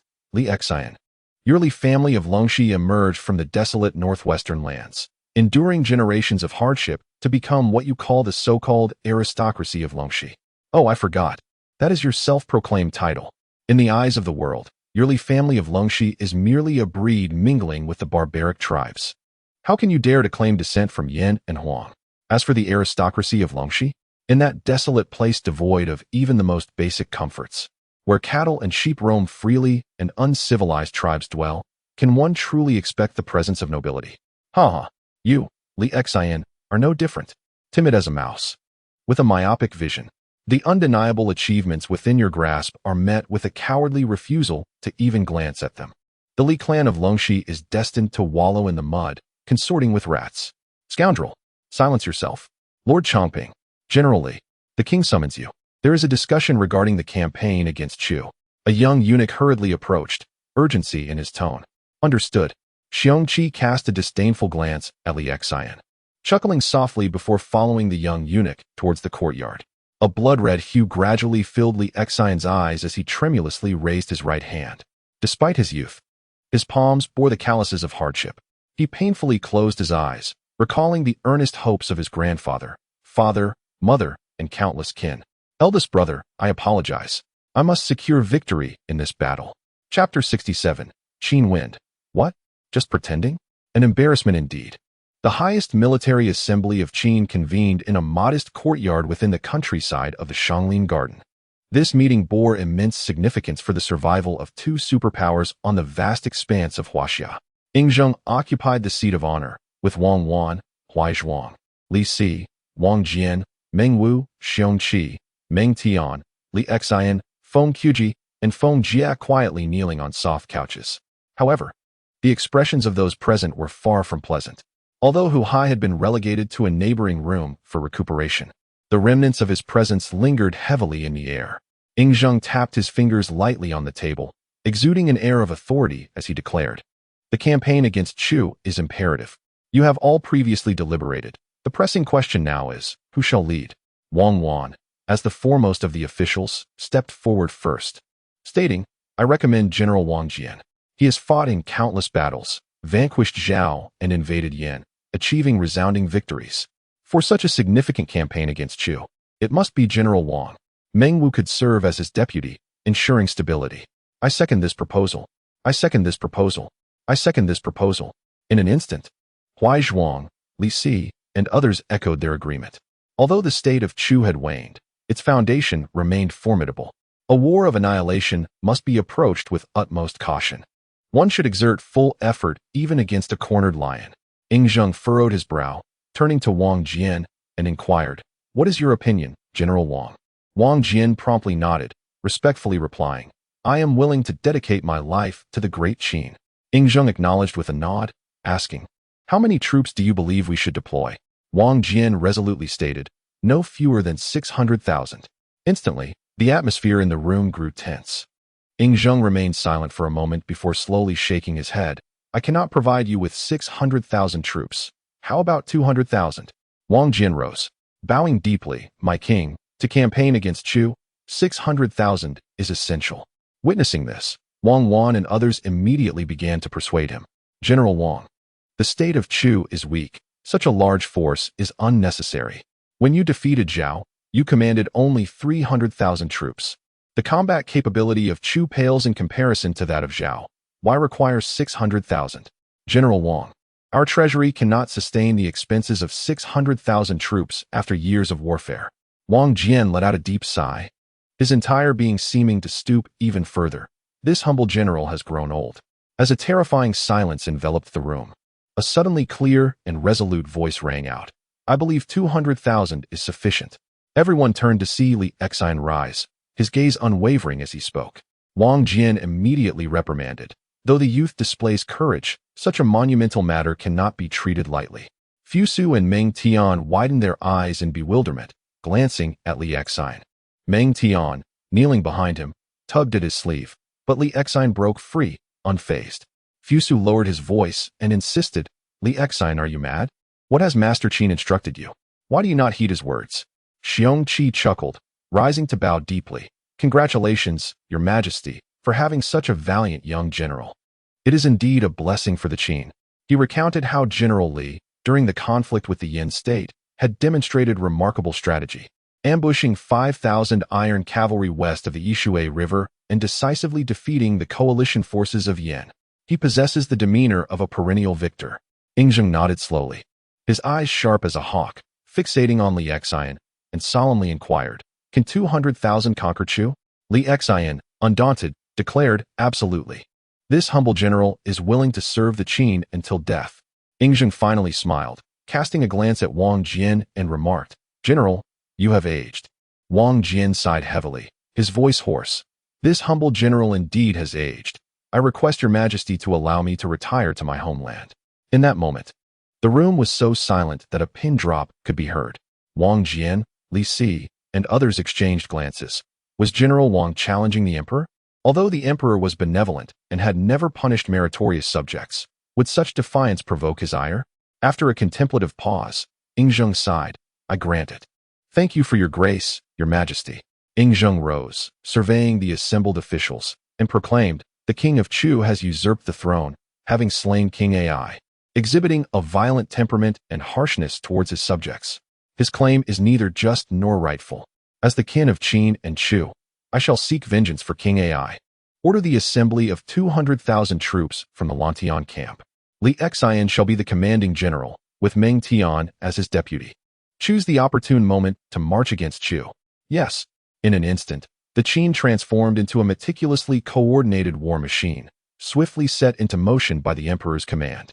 Li Exine, why do you not heed Master Qin's counsel? Once the crowd dispersed, Fusu pinned Li Exine against the wall, demanding answers. Li Exine struggled momentarily but found Fusu's grip tightening, making it hard to breathe.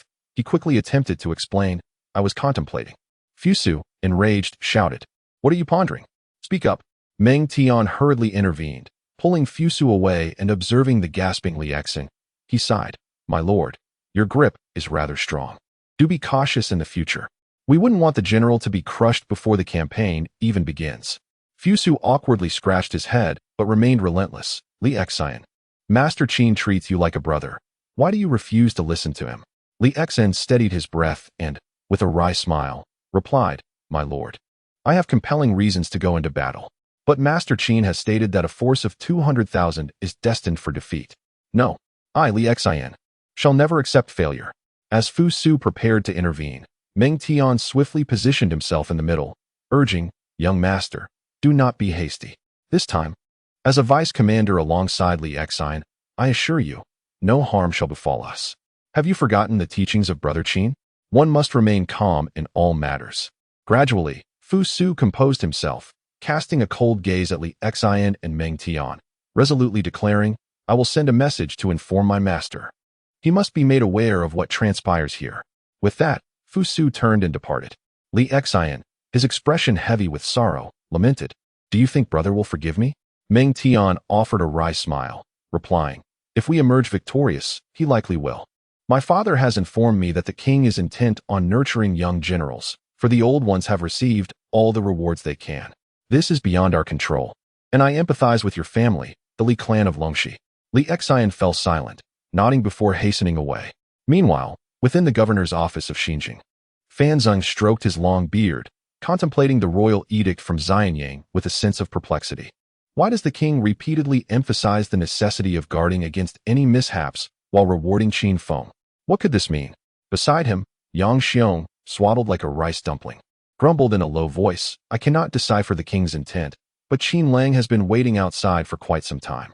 If we delay any longer, he may very well dismantle the governor's office. Fanzeng chuckled ruefully, acknowledging that he had suffered considerable setbacks while collaborating with Qin Feng in recent days. Since the king had issued an order to reward Qin Feng and his 3,000 loyal troops, there was little room for dissent. Fanzeng led Yang Xiong to the front hall, observing Qin Feng in hushed conversation with He Niu, and cheerfully remarked, I apologize for keeping you waiting, Qin Lang. Following the confiscation of properties from hundreds of former Han nobles in Xinjiang, treasures now abound. The king has specifically decreed that you may enter the treasury with 100 men and take as much as you can carry. Qin Feng raised an eyebrow, surprised, and questioned, 100 men?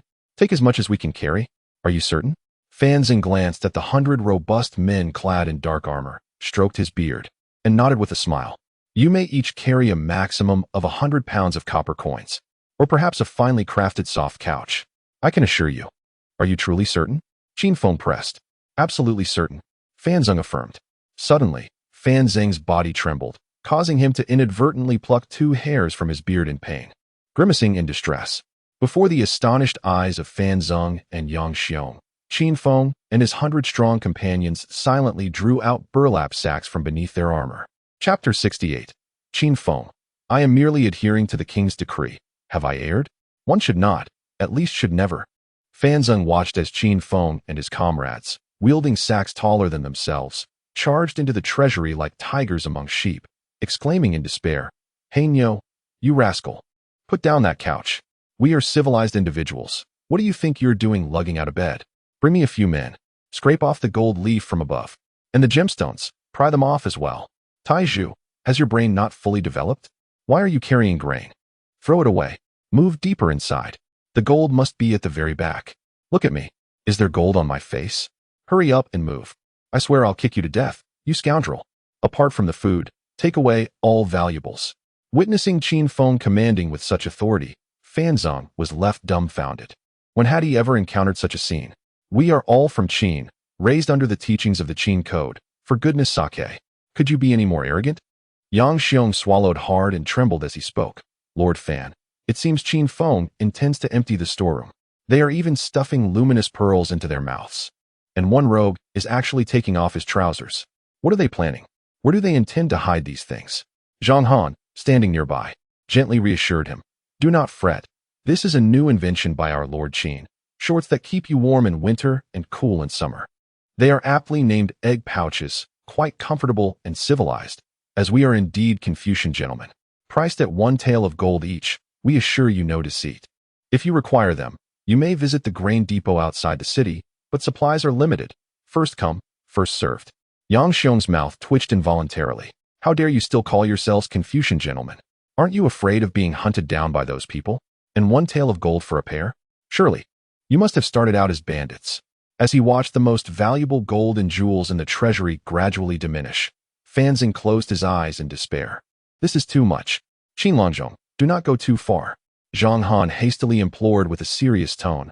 Lord Fan, tread carefully with your words. Our Lord Qin could have easily emptied everything, yet he has left you a morsel of grain. Shouldn't you express your gratitude to him? Do not lose your treasures and receive a beating as well. Fan Zeng was instantly enraged. How dare they threaten me within the governor's residence? This is utterly outrageous. Just as he was about to summon the 500 guards stationed at the governor's residence, a messenger rushed in hurriedly. Governor, it's terrible. The 500 soldiers guarding the governor's residence have suddenly scattered. We urgently request you to requisition some civilian latrines. There aren't enough in the residence. Fan Zeng was taken aback. This was clearly a problem. What on earth is happening? Why has there been such a sudden outbreak? The messenger, glancing fearfully at Zhang Han, stammered. Just now, Qin Longzhong instructed his men to distribute pastries to the brothers, claiming it was a reward for the troops. Those honey cakes were incredibly sweet, and the brothers couldn't resist, each indulging in 2 pieces, and then it turned into this. Yes, it was that burly man who distributed the cakes. Zhang Han's eyes widened in horror as he lamented. This is slander. He is slandering us. Lord Qin was merely showing concern for your hard work by bringing the pastries. How could you say such things? It is truly heartbreaking. Fan Zeng felt darkness closing in as he nearly fainted. In that moment, he finally understood why the king had repeatedly instructed in his edict to be wary of Qin Feng. He had never anticipated falling into his trap. I have dedicated my life to my duties, having never made a mistake as a Qin official, and now I feel utterly ashamed to face others. Just as Fan Zeng felt dizzy and began to stumble backward, a strong hand timely caught his shoulder. Lord Fan, what has happened to you? Have you overexerted yourself? Please, take a moment to rest. The governor's mansion is well guarded by me, Qin Feng, and not a single chicken shall be lost. Hearing Qin Feng's gentle concern, Fan Zeng was nearly driven to the brink of rage. Even in my presence, you are so audacious. If I were not here, the chickens in the governor's mansion would surely be roasted and taken away by you. Lord Qin, do not go too far. Qin Feng, feigning innocence, replied. What is this you speak of, Lord Fan?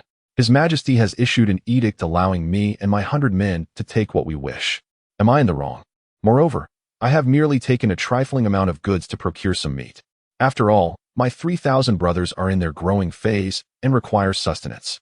Fan Zeng gazed at the 100 burly men behind Qin Feng, their physiques nearly identical and their faces adorned with excess flesh, and his beard quivered with indignation. Are they truly still growing? At this rate, they will soon waddle. With a humble demeanor, Qin Feng stated, if there are no further matters, I shall take my leave. The goods are rather heavy. Might I borrow a cart from the governor's mansion? Absolutely not. Qin Feng immediately retorted, Lord Fan, you jest. I saw the carts upon my arrival. Black Bull, go summon the cart so we can return swiftly and not delay our dinner. Such outrageous behavior. My lord, please remain calm. Fan Zeng erupted in fury, just as Yang Xiong firmly restrained him, offering a wry smile as he counseled, indeed. There is an edict from His Majesty permitting Qin Longzhong to take what he wishes. There is no disputing it.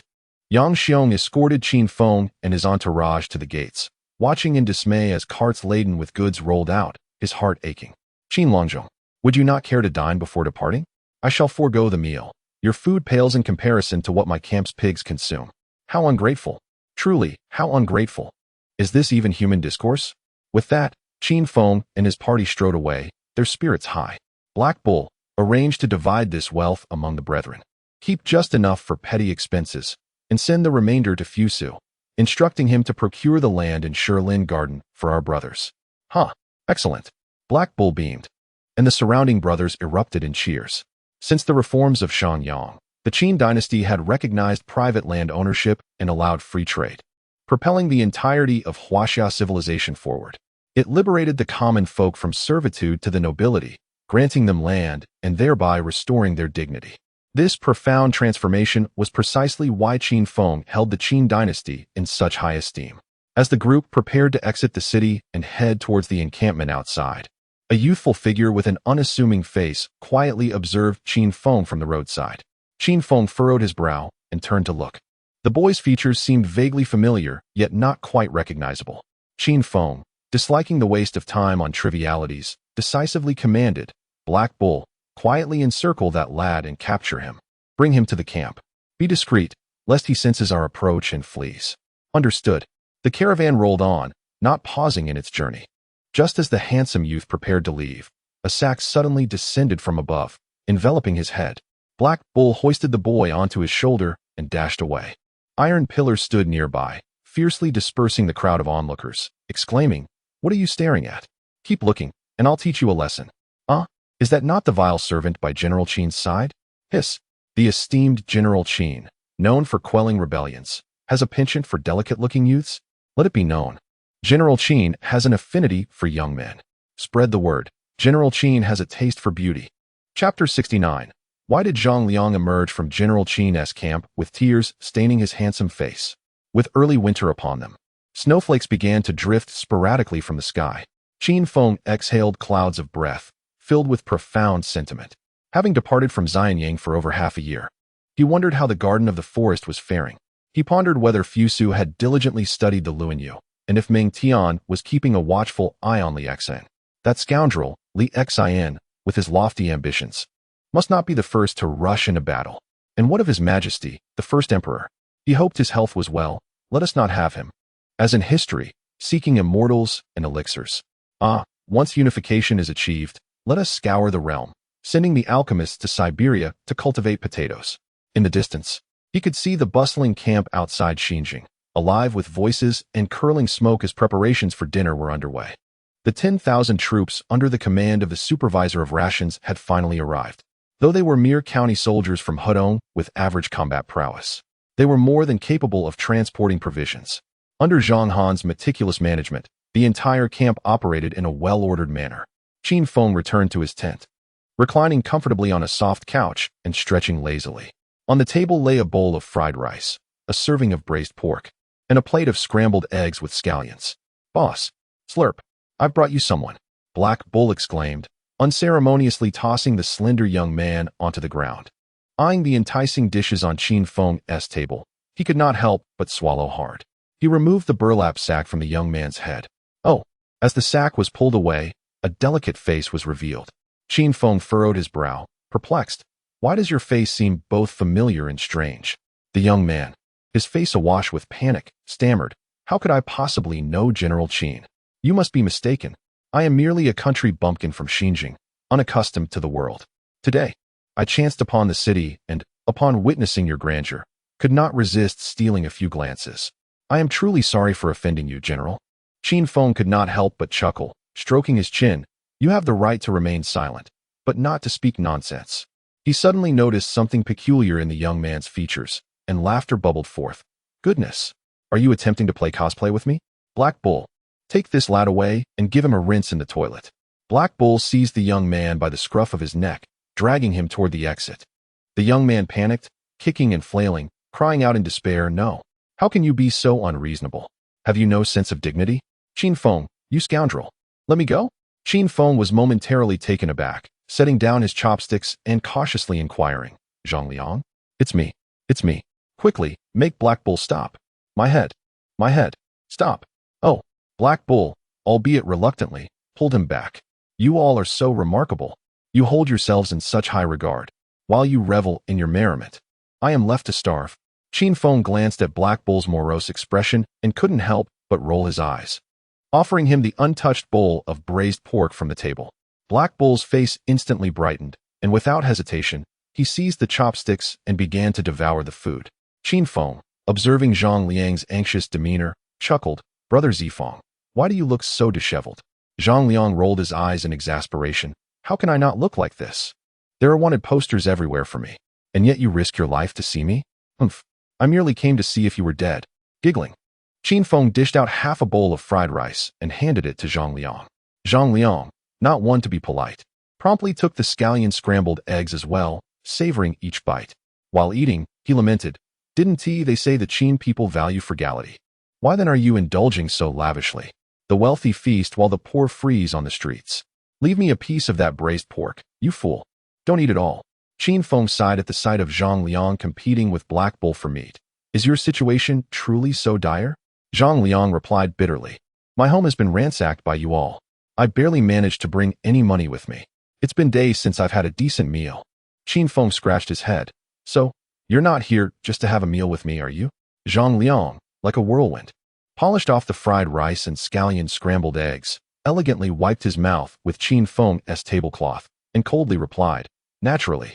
If it weren't for seeing you save my father, you would already be a ghost beneath Zhang Liang's hammer. Qin Feng, bemused, waved his hand dismissively. How amusing. Threatening me on my own turf? Take him away and flush him down the toilet. Zhang Liang's face turned pale with fear, his earlier composure shattered. Wait. Let us talk it out. No need for violence. We are all educated men.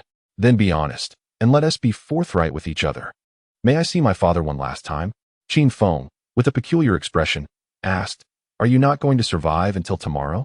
Zhang Liang's face flushed crimson. What do you mean by that? Your father is alive and well, vigorous and animated, able to scold me for 3 hours straight each morning. Today, I will send him to the Shangling Garden to work the fields as penance. Zhang Liang's expression transformed into one of astonishment. You mean my father will not die? Qin Feng confirmed. Of course, I have already sent someone to the king, who has agreed to find a condemned prisoner to take his place. Just to go through the motions. Overwhelmed with joy, Zhang Liang wept with gratitude. Quick. I want to see him. Very well. Qin Feng nodded, rising to lead the way. After a brief moment, they arrived at a heavily guarded tent. Qin Feng, you insolent wretch. I could hardly restrain my desire to devour your flesh and drink your blood. Qin Feng, does your mother seek her lost son? Qin Feng and Zhang Liang were momentarily taken aback, beads of cold sweat forming on their brows, as an awkward smile crept onto their faces. With a cheerful demeanor, Qin Feng glanced at Zhang Liang and remarked, I seldom frequent this place, as I constantly worry I might succumb to the temptation of twisting his head off. Ha ha ha, General Qin, do not take it to heart. My father's mind is a bit disturbed. Come, let us enter. With a long exhale, Qin Feng thought to himself that were it not for leveraging Zhang Ping to threaten Zhang Liang, he would have relished the opportunity to submerge the old man in a pig's trough to alleviate his pent-up resentment. Upon entering the tent, Zhang Liang observed Zhang Ping, who was feasting on a chicken leg in his left hand and a piece of egg pancake in his right, vociferously cursing as he ate. The moment Zhang Liang arrived, Zhang Ping erupted with excitement, shouting, "Qin Feng, you scoundrel! This matter has nothing to do with my son. If you have the gall, confront me directly." Qin Feng chuckled, his voice laced with mischief as he responded, "From this day forth, no, from this very moment, if you dare to utter another insult towards me, I shall render Zhang Liang a eunuch and send him to the palace to become sisters with Zhao Gao." Zhang Ping was momentarily stunned, instinctively retorting, "You wretched." But Zhang Liang swiftly covered his father's mouth. "You think you're so great. You are so high and mighty. You mock me, suggesting I become a eunuch." Naturally, when father and son reunited, they embraced in tears. Under the oppressive authority of Qin Feng, Zhang Ping regained his composure, refraining from uttering any extreme remarks, merely advising Zhang Liang to take care of himself. As dusk approached, Qin Feng urged Zhang Liang to depart promptly, asserting that outsiders were not permitted to stay overnight in the military camp. This rule must not be breached. Zhang Liang patiently reminded Zhang Ping to take care of himself and left the camp, turning back with every step. Qin Feng accompanied him, hands clasped within his sleeves, smiling as he said, "Brother Zifeng, if you do not wish to associate with me now, that is acceptable. However, I hope you refrain from undertaking any actions detrimental to the great Qin. Otherwise, I shall make your father a eunuch and send him to the palace to be sisters with Zhao Gao." Zhang Liang inhaled sharply, realizing the audacity of this rogue's threats. "Humph. Do not let me discover that you harm my father. Otherwise, I shall surely crush you. Simply tending to the fields can also strengthen the body. Until we meet again." With a flick of his sleeve, Zhang Liang departed with an air of pride. However, his demeanor did not go unnoticed by the onlookers surrounding the camp. Isn't that Zhang Liang, the eldest son of the Zhang family? Why is he emerging from General Qin's camp? Oh dear, is there still a trace of tears on that handsome face? What could have transpired? Could it be? Surely not. What if his father has rebelled? How is it that he was not apprehended? Could it be that the sins of the father fall upon the son? How terrifying. Chapter 70. Qin Feng, go find someone named Liu Bang and kill him. Boss, General Wang Bin has sent a message requesting the swift gathering of military supplies, as a full-scale assault on Daliang is planned for early spring next year. Finally, we are to eradicate Wei. Tell General Wang Bin that I am unwell and that Zhang Han will handle it entirely. In January 225 BC, heavy snow blanketed the land. The world outside was veiled in a hazy white, an expanse of ethereal nothingness. Inside the Yansha Pavilion, Qin Feng reclined comfortably on a soft couch, munching on sunflower seeds and sipping tea, utterly at ease. It is perplexing, for the young ladies of today do not exude their usual warmth. Instead, their gazes are tinged with an elusive smile, a stark contrast to their previous eagerness to engage in playful banter. The maidens of the Yanlu Pavilion are well aware that General Qin is but a novice, despite the external whispers of his formidable prowess and his tempestuous, bloodthirsty nature. In truth, his temperament is surprisingly amiable. He often shares amusing anecdotes with a cheerful demeanor, yet he never crosses the boundaries of propriety. Qin Feng, however, remains indifferent. Today, the Yanlu Pavilion showcases a new attraction, a young man of striking features, with rosy lips and pearly teeth, clad in a blue Taoist robe, who is passionately narrating an enthralling tale. He speaks of Emperor Exine, whose later years were marred by misrule, prompting the lords to rise against him. The young man's eloquence captivates the audience, who respond with enthusiastic applause. As for the Battle of Mai and Emperor Exine's eventual defeat, that tale shall be recounted another time. Well done. Let's have a reward. Qin Feng exclaimed with a cheerful grin. Reluctantly, the burly black bull retrieved a golden bean from his pocket and tossed it over, grumbling. "It's always you showing off while I foot the bill." Qin Feng shot him a disapproving glance and whispered, "Can you not embarrass me? Do you understand the stakes? Next month, I shall seek out Zhang Han." The young man in the blue robe smiled warmly, approached Qin Feng, and bowed deeply. "I am grateful, noble sir. But the golden bean is too precious. I feel unworthy to accept such a gift. If you truly wish to reward me, a few copper coins would suffice." Qin Feng chuckled, "A wise one you are. In these turbulent times, carrying gold is a perilous gamble. Here's the deal. I despise waiting. Consider this golden bean a prompt for you to conclude your tale today. The young man shook his head slowly, smiling. I regret, noble sir, but I abide by my own principles and cannot continue the story today. Qin Feng, tapping his fingers lightly on the table, declared with a hint of authority in Xinjiang. My rules are the law. Black Bull, bind him. Should he fail to tell the tale tonight, he shall be sold as a rabbit spirit. Understood. Just as the Black Bull approached to enforce the command, the young man executed a swift maneuver and evaded capture. Qin Feng's eyes sparkled with intrigue. Ah? You possess some skill. The young man, now incensed, retorted, How dare you be so rude? Do you know who I am? I am Zhang San, the grand ancestor of the Taoist lineage. I have roamed the Jianghu for over 2 centuries, eternally youthful. Step aside at once. Upon hearing this, Qin Feng's excitement surged. At last, he encountered a cunning trickster in the Jianghu. After a year in the Qin realm, he finally met a peer. He stroked his chin and inquired, And do you know who I am? Who are you? I am Qin Feng, the lance-wielding officer of the Qin Palace. Zhang San's eyes widened in disbelief, as though confronted by a specter, and he turned to flee. Alas, it was too late. Hundreds of armored soldiers had encircled them, each brandishing crossbows. The glint of their sharp arrows almost blinding. Qin Feng, with a tone of indignation, exclaimed, Why do you run? Is my reputation truly that dreadful? Zhang San, with a rueful smile, replied, You are the infamous Qin Wang's hound, a ruthless dog of the Qin, known for your erratic temperament, avarice, and a preference for handsome young men. Qin Feng. Qin Feng inhaled sharply, his hands trembling with indignation. What nonsense is this about a fondness for handsome young men? The sturdy Black Bull couldn't help but shiver, hastily whispering, Brother, you shouldn't speak so carelessly. The boss is really after you. Alas, it was too late. Qin Feng burst into laughter. Those familiar with him knew this was a manifestation of his utmost fury. Where did you hear such a thing? It's all over the streets. Qin Feng sighed dramatically. As Confucius said, when one hears slander, one should self-reflect. When one hears praise, one should be cautious. Zhang San immediately exhaled in relief, chuckling, General Qin, your magnanimity is commendable.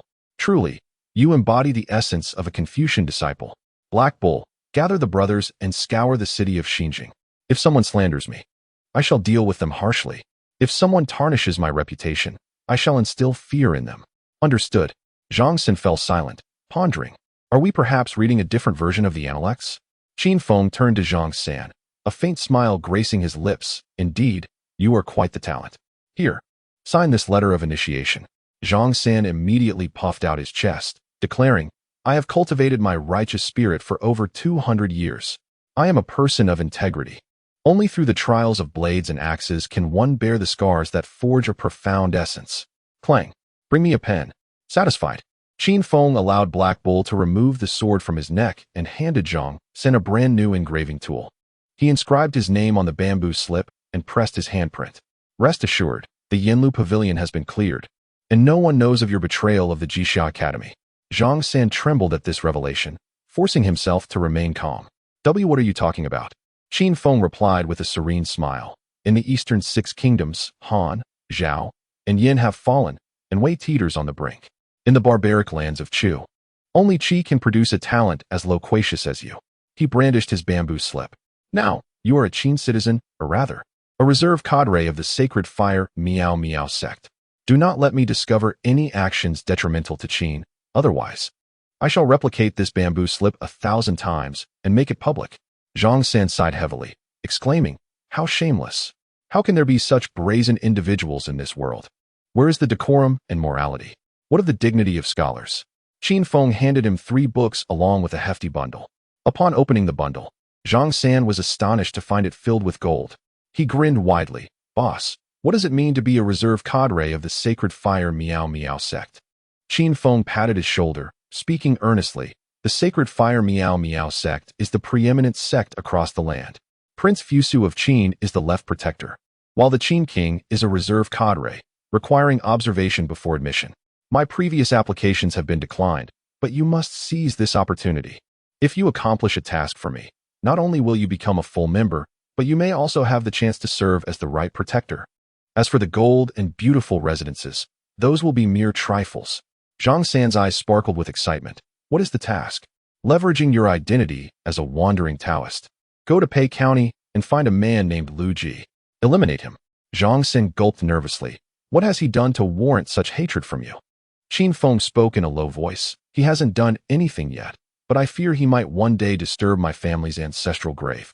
Today, I indulged in some delightful fried chicken, and I am pleased to anticipate another chapter shortly. Chapter 71. Xiong Qi's Mental Breakdown. My king, could you possibly show a little more favoritism? Boss, who is Lu Ji? A wanderer, to be precise, one who mingles in the underworld. Then why are you bothering him? He hasn't provoked us. Fusu is destined to become the heir of the Daqin underworld. All those in the underworld fall under his jurisdiction.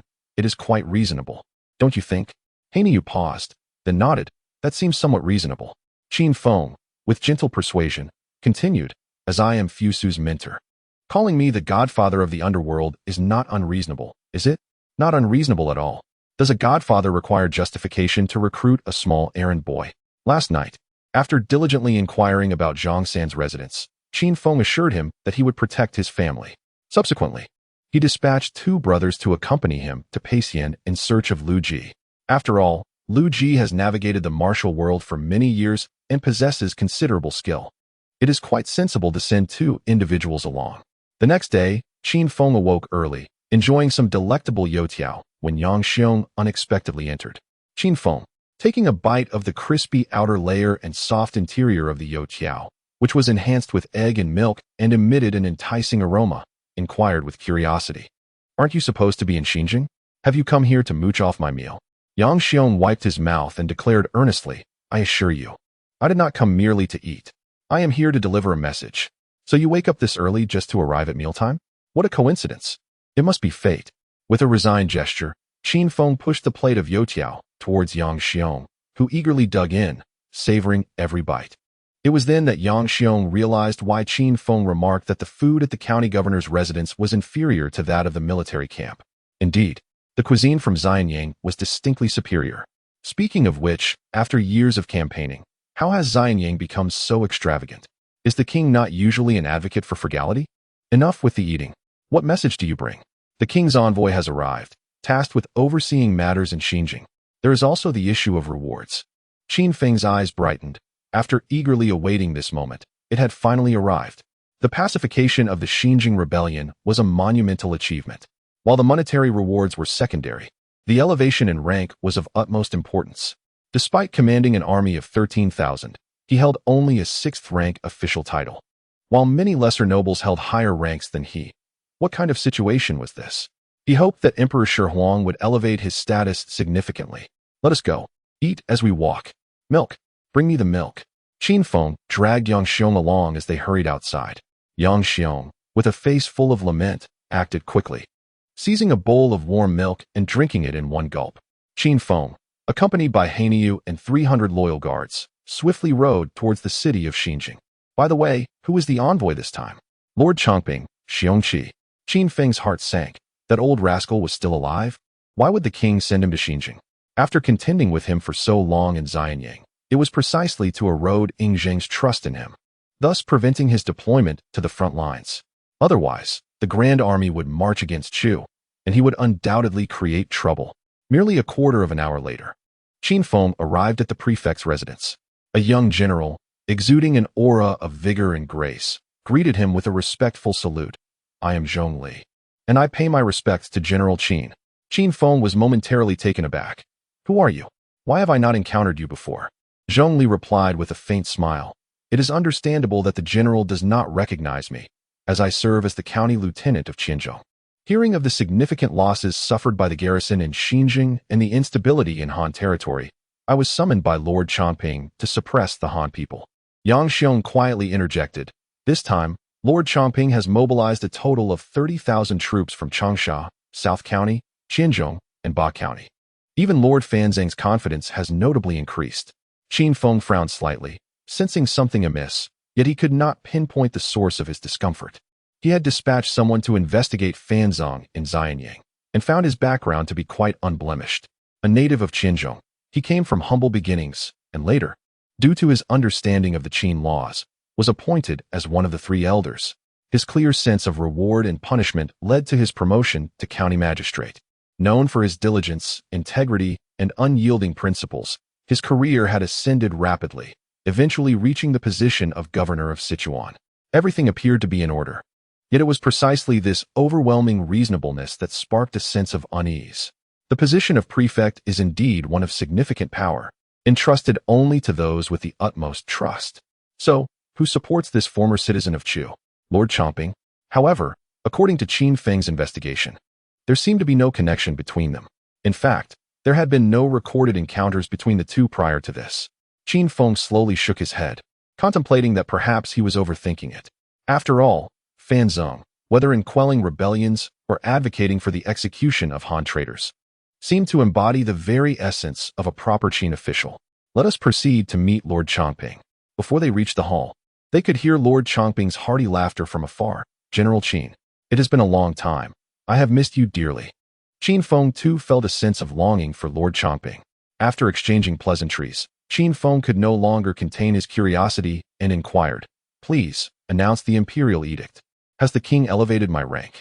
Surely, I should be awarded at least a 10-level promotion to the position of left minister." Upon hearing this, Lord Chongping let out a deep sigh and replied solemnly, "General Qin, I must regretfully inform you that the king had indeed intended to promote you by 5 ranks. But alas, Lord Li Si reported your misconduct in assaulting General Wang Ben's guards.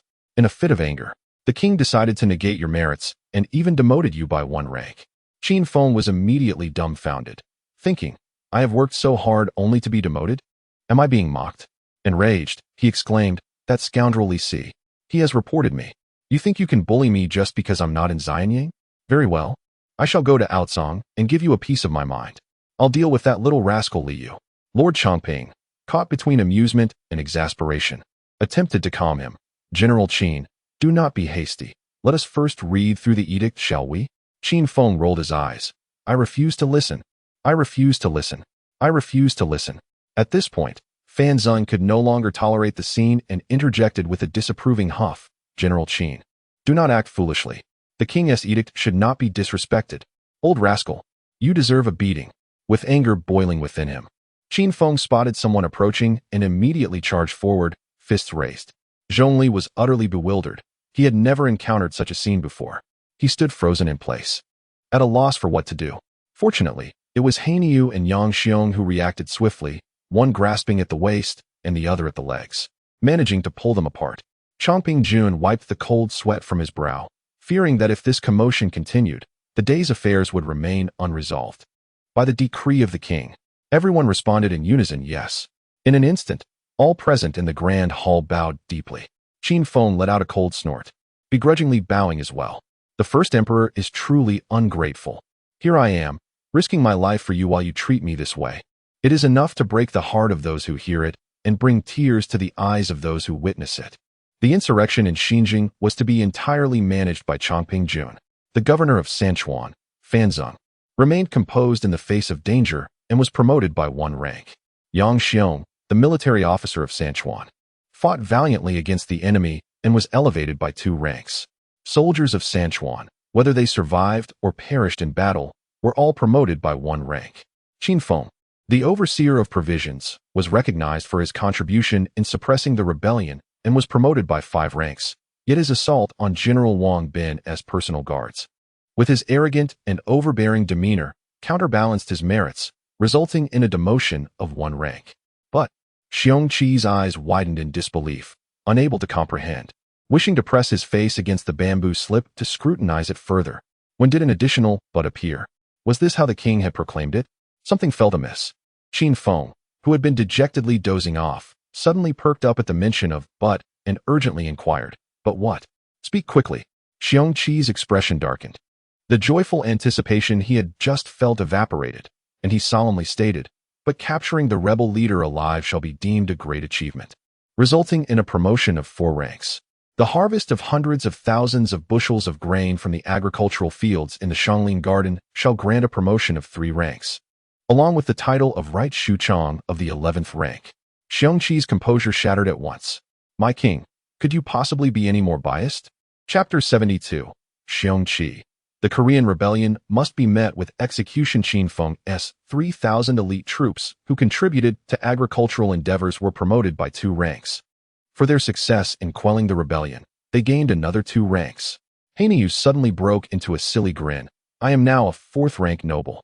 Qin Feng cleared his throat, rose from his seat, and surveyed the room with pride, declaring, Right Shuchong of the 11th rank, I humbly present myself. Yang Xiong scratched his head.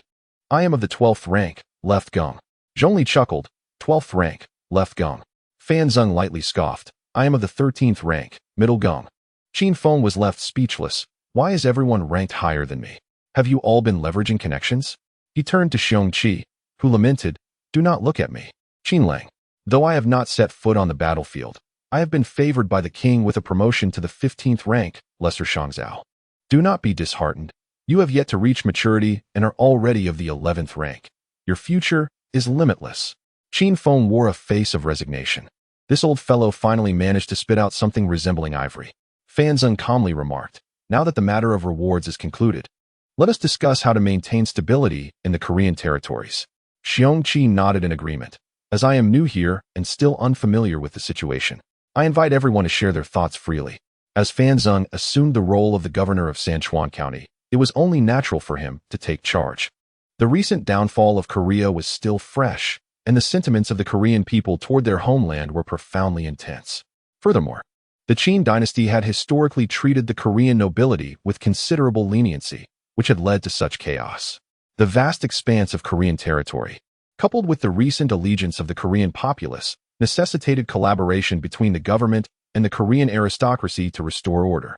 However, with nearly all the prominent nobles of Xinjiang embroiled in rebellion and the prisons overflowing, what was to be done? Xiong Qi nodded thoughtfully and remarked, I have heard that Lord Han Sheng of Hingyang and Han Xian, the illegitimate grandson of King Xiong of Han, possess a sense of propriety and have refrained from participating in the insurrection. We could support these two in collaborating with the government. Fan Zeng slowly nodded in agreement. Indeed, these 2 individuals are quite discerning. I have conversed with them, and as members of the Han royal family, they are solely interested in safeguarding the well-being of the Korean populace and are willing to cooperate with the government to maintain stability. Upon hearing this, Qin Feng displayed a look of dismay. Why didn't you mention this sooner? I have already sent Han Sheng and Han Xian back to the Shangling Garden. Humph. These 2 are not to be underestimated. They feign compliance, but when chaos descends upon the realm, they will surely amass strength and incite rebellion in Korea. 2 harbingers of disaster. It is a blessing I did not have them castrated and sent to the palace. Fan Zeng's brow furrowed in concern as he queried, General Qin, why did you not inform me when apprehending individuals in Xinjiang? As the governor of Sanchuan County, I should be entitled to such knowledge. Qin Feng quickly offered an apologetic smile. My sincerest apologies. You see, Zhang Ping was to be sent to the Shangling Garden for labor, and fearing his solitude, I sought to provide him with 2 companions for the task. Should I retrieve them now? As he spoke, Qin Feng turned to Hanyu and commanded loudly, Quick! Bring Han Sheng and Han Xian back. Just say there was a misunderstanding, and I will offer an apology, and we shall consider the matter resolved. Hanyu frowned, shaking his head vigorously, and replied solemnly, They have endured a long journey. I fear they may not adapt well and could suffer further distress upon their return. Qin Feng, feigning seriousness, nodded and addressed Fan Zeng with a look of resignation. You heard him, right? My brother fears for their well-being. Fan Zeng gasped in disbelief. We are the government. We are the officials of Qin, not mere ruffians. How have Han Sheng and Han Xian offended General Qin? Please clarify. Seeing that Fan Zeng was impervious to reason, Qin Feng's smile gradually faded. He remarked coolly, I believe these 2 will rebel in the future. Is there an issue with that? Is there not a single law in the Qin Code that deems them guilty? Qin Feng's expression grew increasingly somber as he spoke in a low voice. 60 strikes. Xiong Qi was taken aback, quickly positioning himself between the 2. He had heard from Li Xian about the implications of such a statement. Should Fan Zeng receive 60 lashes, it could very well cost him his life. Apprehending them is a trivial matter. It is merely a question of reinstating a few nobles. Why must it come to this? Qin Feng huffed lightly. I have a candidate in mind, Han Zhong, who is both talented and capable of shouldering great responsibilities. Xiong Qi, puzzled, inquired, Who is Han Zhong? I have never heard of him. Fan Zeng's face darkened. His lips moved slightly, but ultimately, he refrained from voicing his thoughts. Yang Xiong awkwardly remarked, "Each one is a talent, known as the Korean general, the god of war from Xinjiang, the cannon king of Yanlu Pavilion, and the slayer of old women." Xiong Qi remained silent for a moment before inquiring, "Are there any other candidates?" Qin Feng coldly replied, "There were previously, but not now, as they have all been sent to the Shanglin garden to dig manure. So what is left to choose? Apart from the cannon king, there is no one else."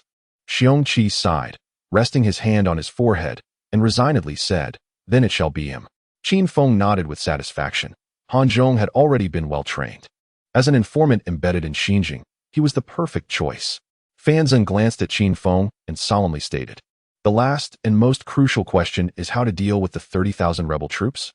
Qin Feng was taken aback and queried, "Didn't I already submit a memorial to the king regarding this? Did the king not provide guidance on how to handle it?" Xiong Qi slowly shook his head, saying, "The king did not specify, only stating that I have full authority to decide."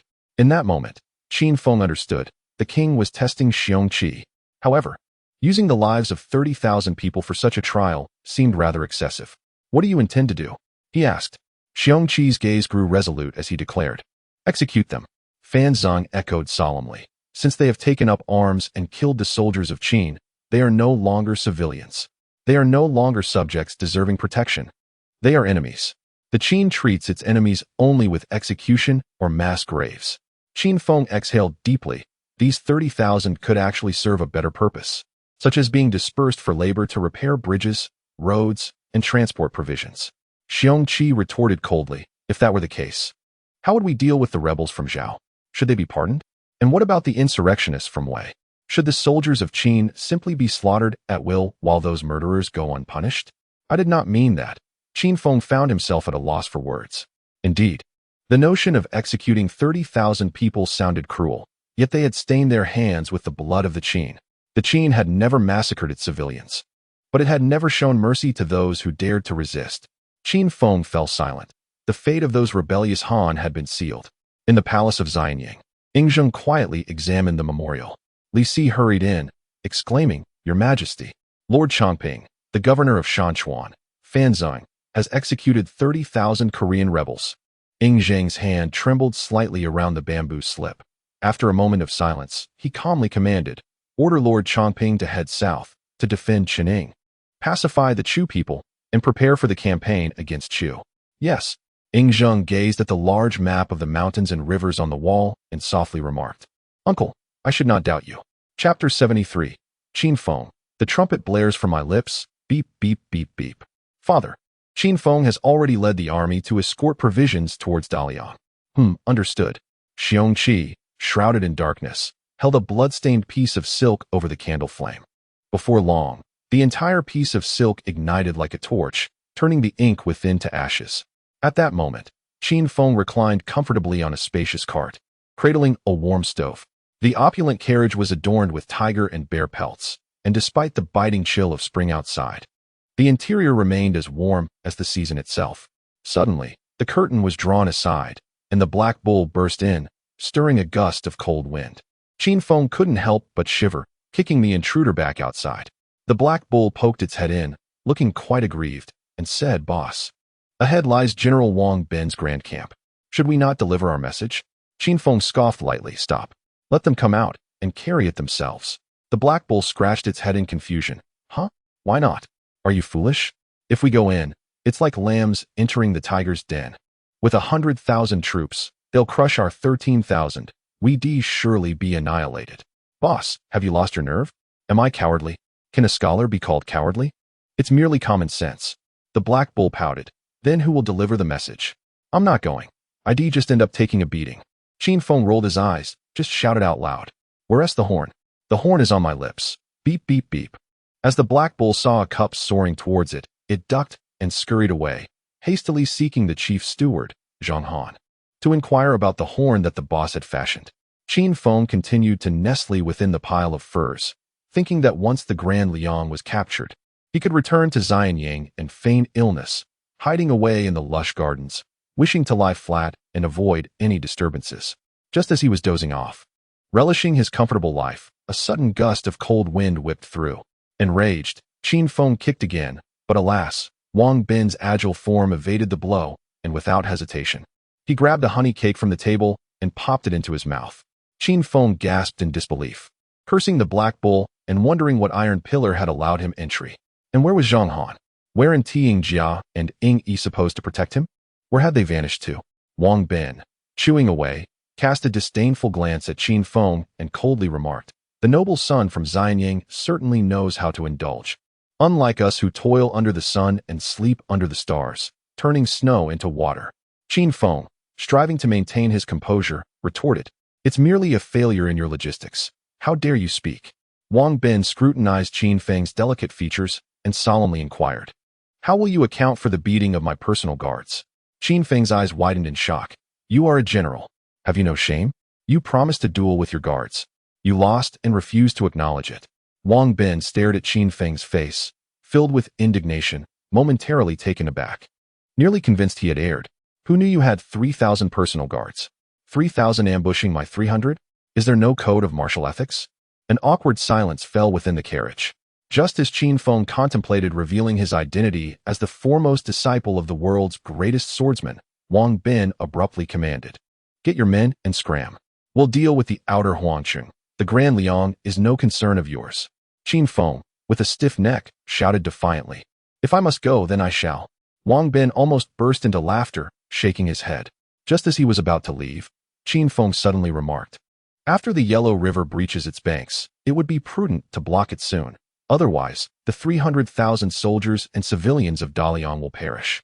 Wang Bin, who was about to dismount, paused in surprise, exclaiming, "You actually know that I intend to breach the Yellow River. I underestimated you before. However, blocking it is impossible unless the king of Wei feigns surrender. I cannot risk the lives of my soldiers to fill the deep trenches of Dalian." Qin Feng sighed, falling silent.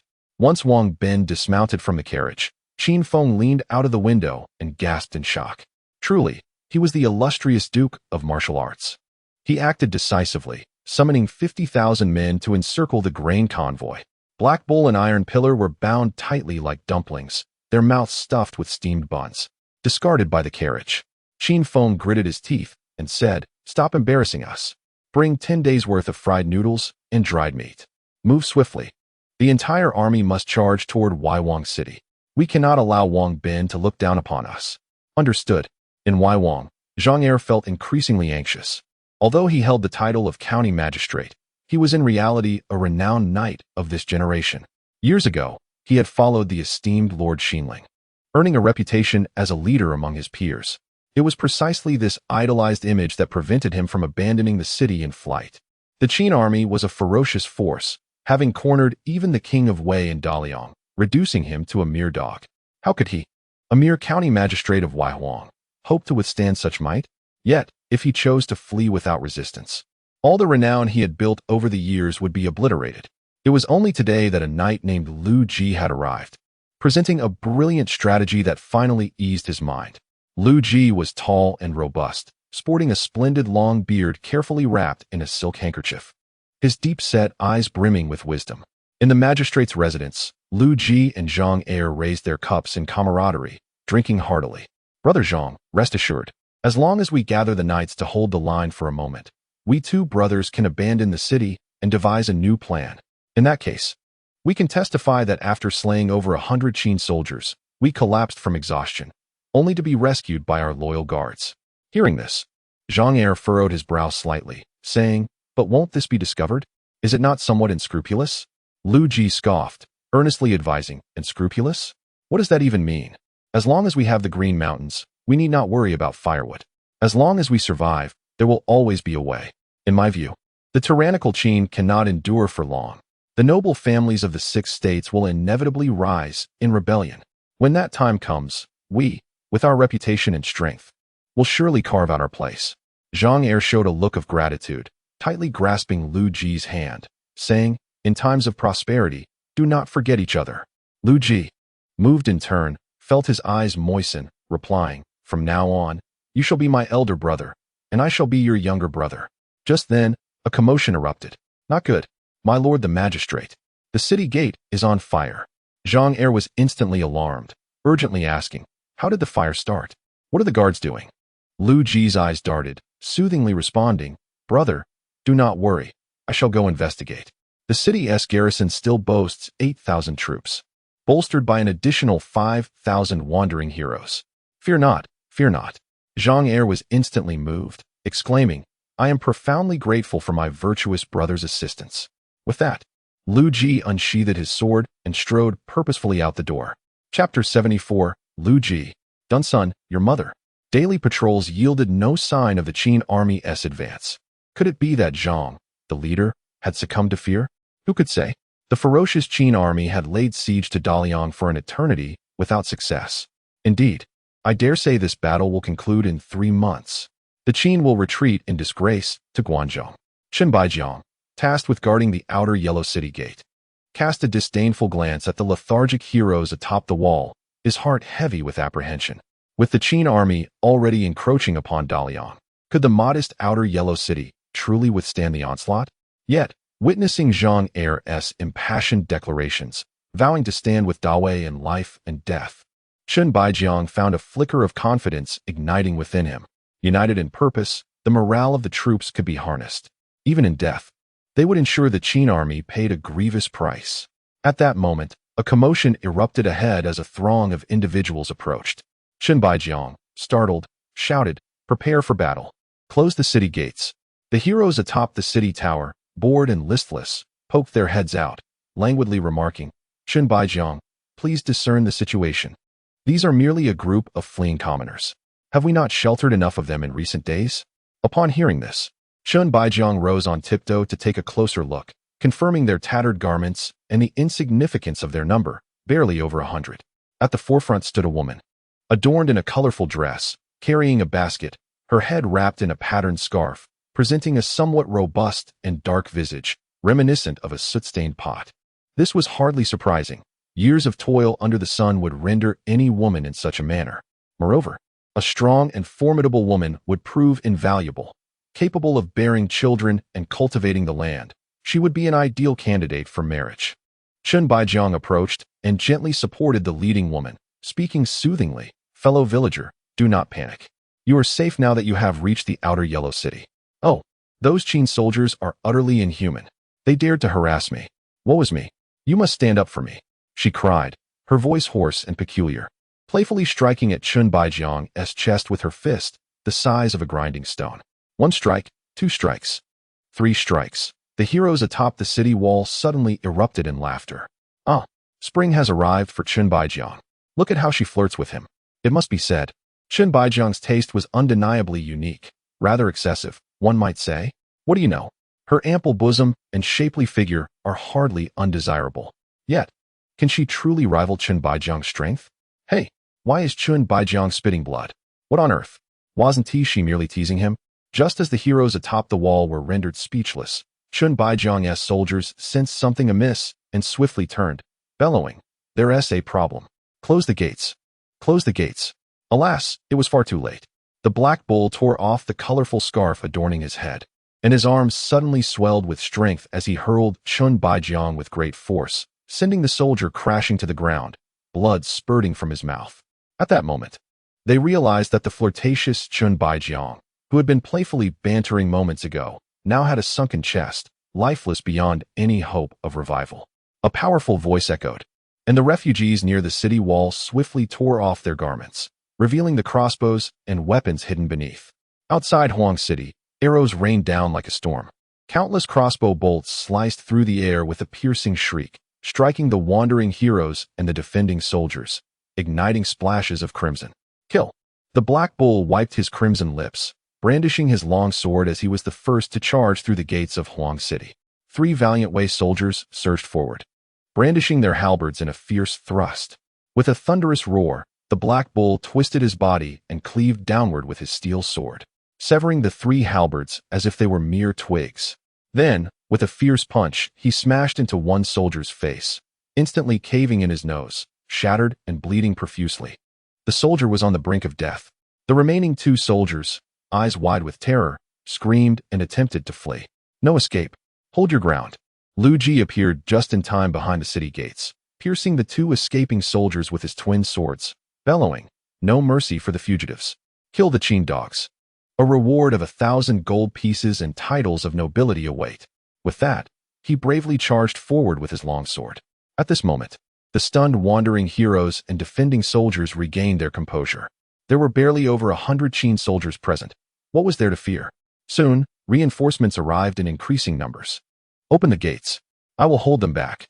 The Black Bull revealed a cruel smile as he sheathed his longsword, and with a mighty roar, he single-handedly lifted the heavy gate bolt, its sound echoing like a war drum. Any Wei soldier struck by it fell to the ground, bones shattered. In an instant, the Black Bull resembled a god of war, with no one daring to approach. Lu Ji, unbeknownst to him, had slipped into the crowd, quietly retreating with cautious steps. Something felt amiss.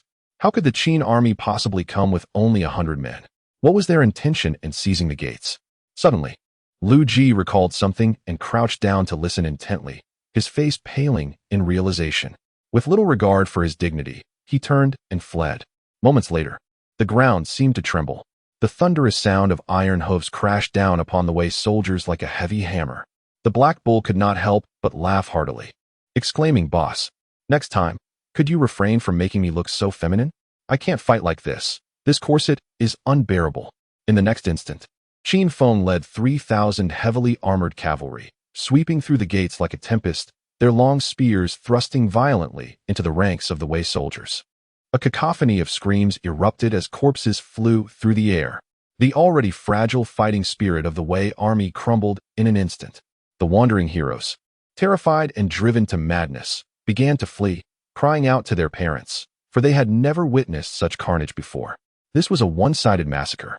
Qin Feng wiped the blood from his face, feeling a profound sense of ennui. Although he had just pulled down the ghostly mask, he still caught sight of a bearded man making a hasty retreat in the distance. Such talent amidst the Wei army? It was unfortunate that he could not capture him. Otherwise, he would have ensured the man's family was well cared for. Meanwhile, in the county office of Chengnan, Zhang Er arrived with 3,000 reinforcements and spotted Lu Ji from afar, unable to restrain himself from calling out, "My good brother, where are you off to?" Lu Ji fled in a frenzy, vanishing in the blink of an eye, turning his head only to curse. "Who are you? Are we familiar?" Zhang Er stood bewildered, pondering if a dog had just been drinking with him.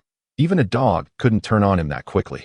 Yet, before he could process this, in a flash, Zhang Han appeared with a grim expression, raising his spear with deadly precision. Harnessing the terrifying momentum of his galloping steed, he closed in instantly, delivering a brutal thrust that pierced Zhang Er's body, pinning him firmly against the county office. Zhang Er, in disbelief, summoned the last remnants of his strength to gaze in the direction Lu Ji had fled, cursing bitterly, "Lu Ji, may your mother be damned." Chapter 75, Qin Feng's Fury. Do you truly believe I have not read the classics?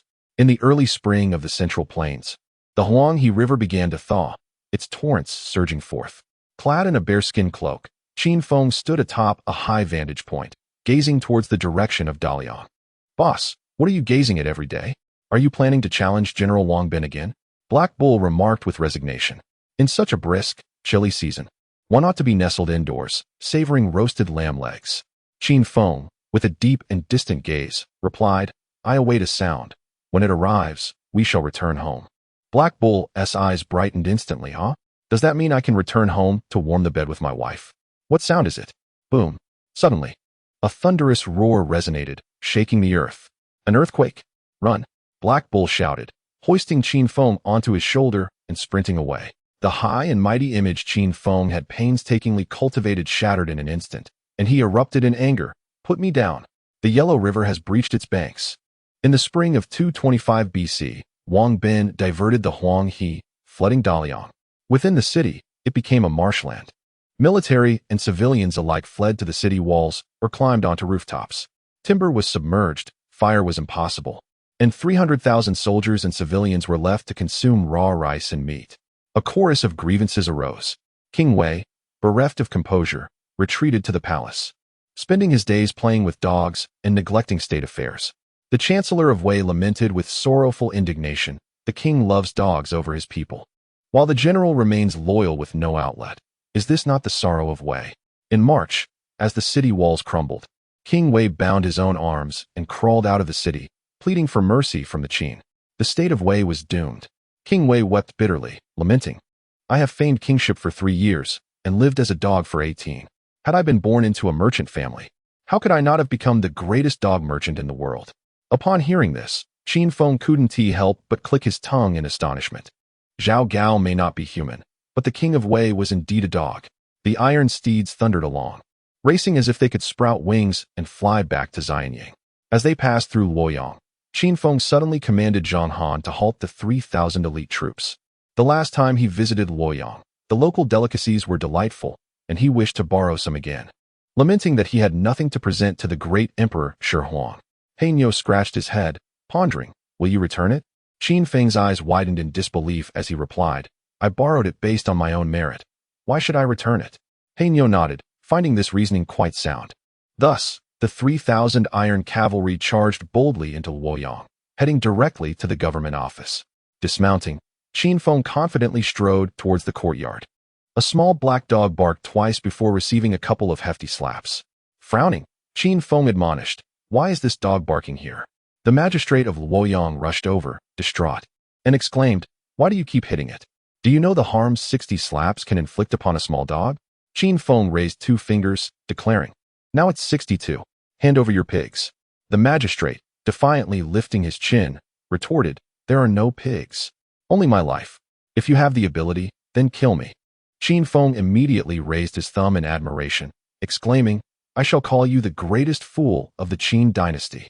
Heinyo, go and check if his parents are away.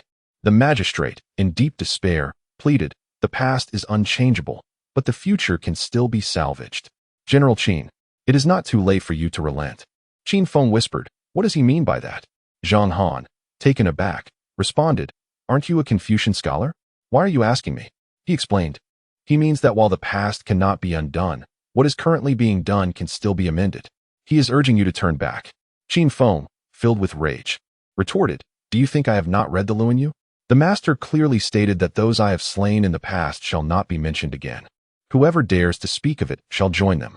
The magistrate shivered, realizing the rumors were true. This man was a thoroughgoing brigand, with a mind steeped in the logic of a robber.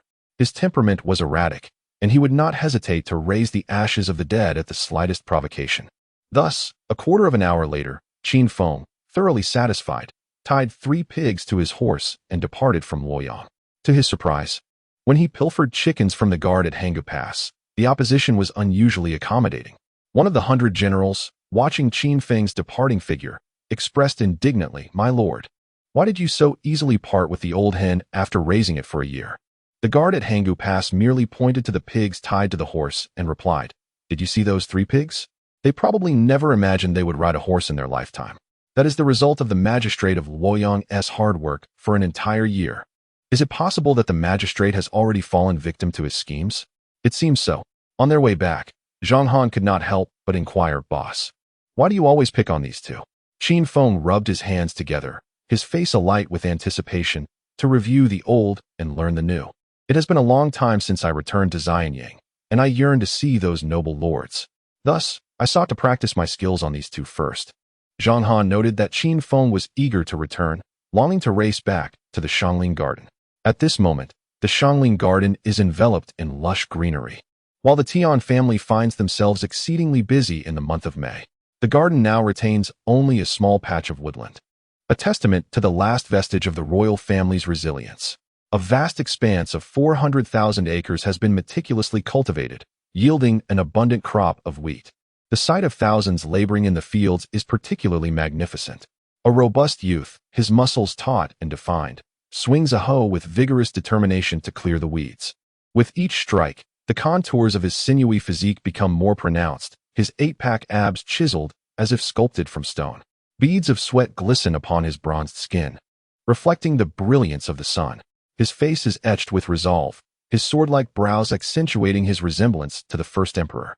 Qin Feng instantly recognizes Fusu, dismounts his steed, and exuberantly exclaims, I have returned.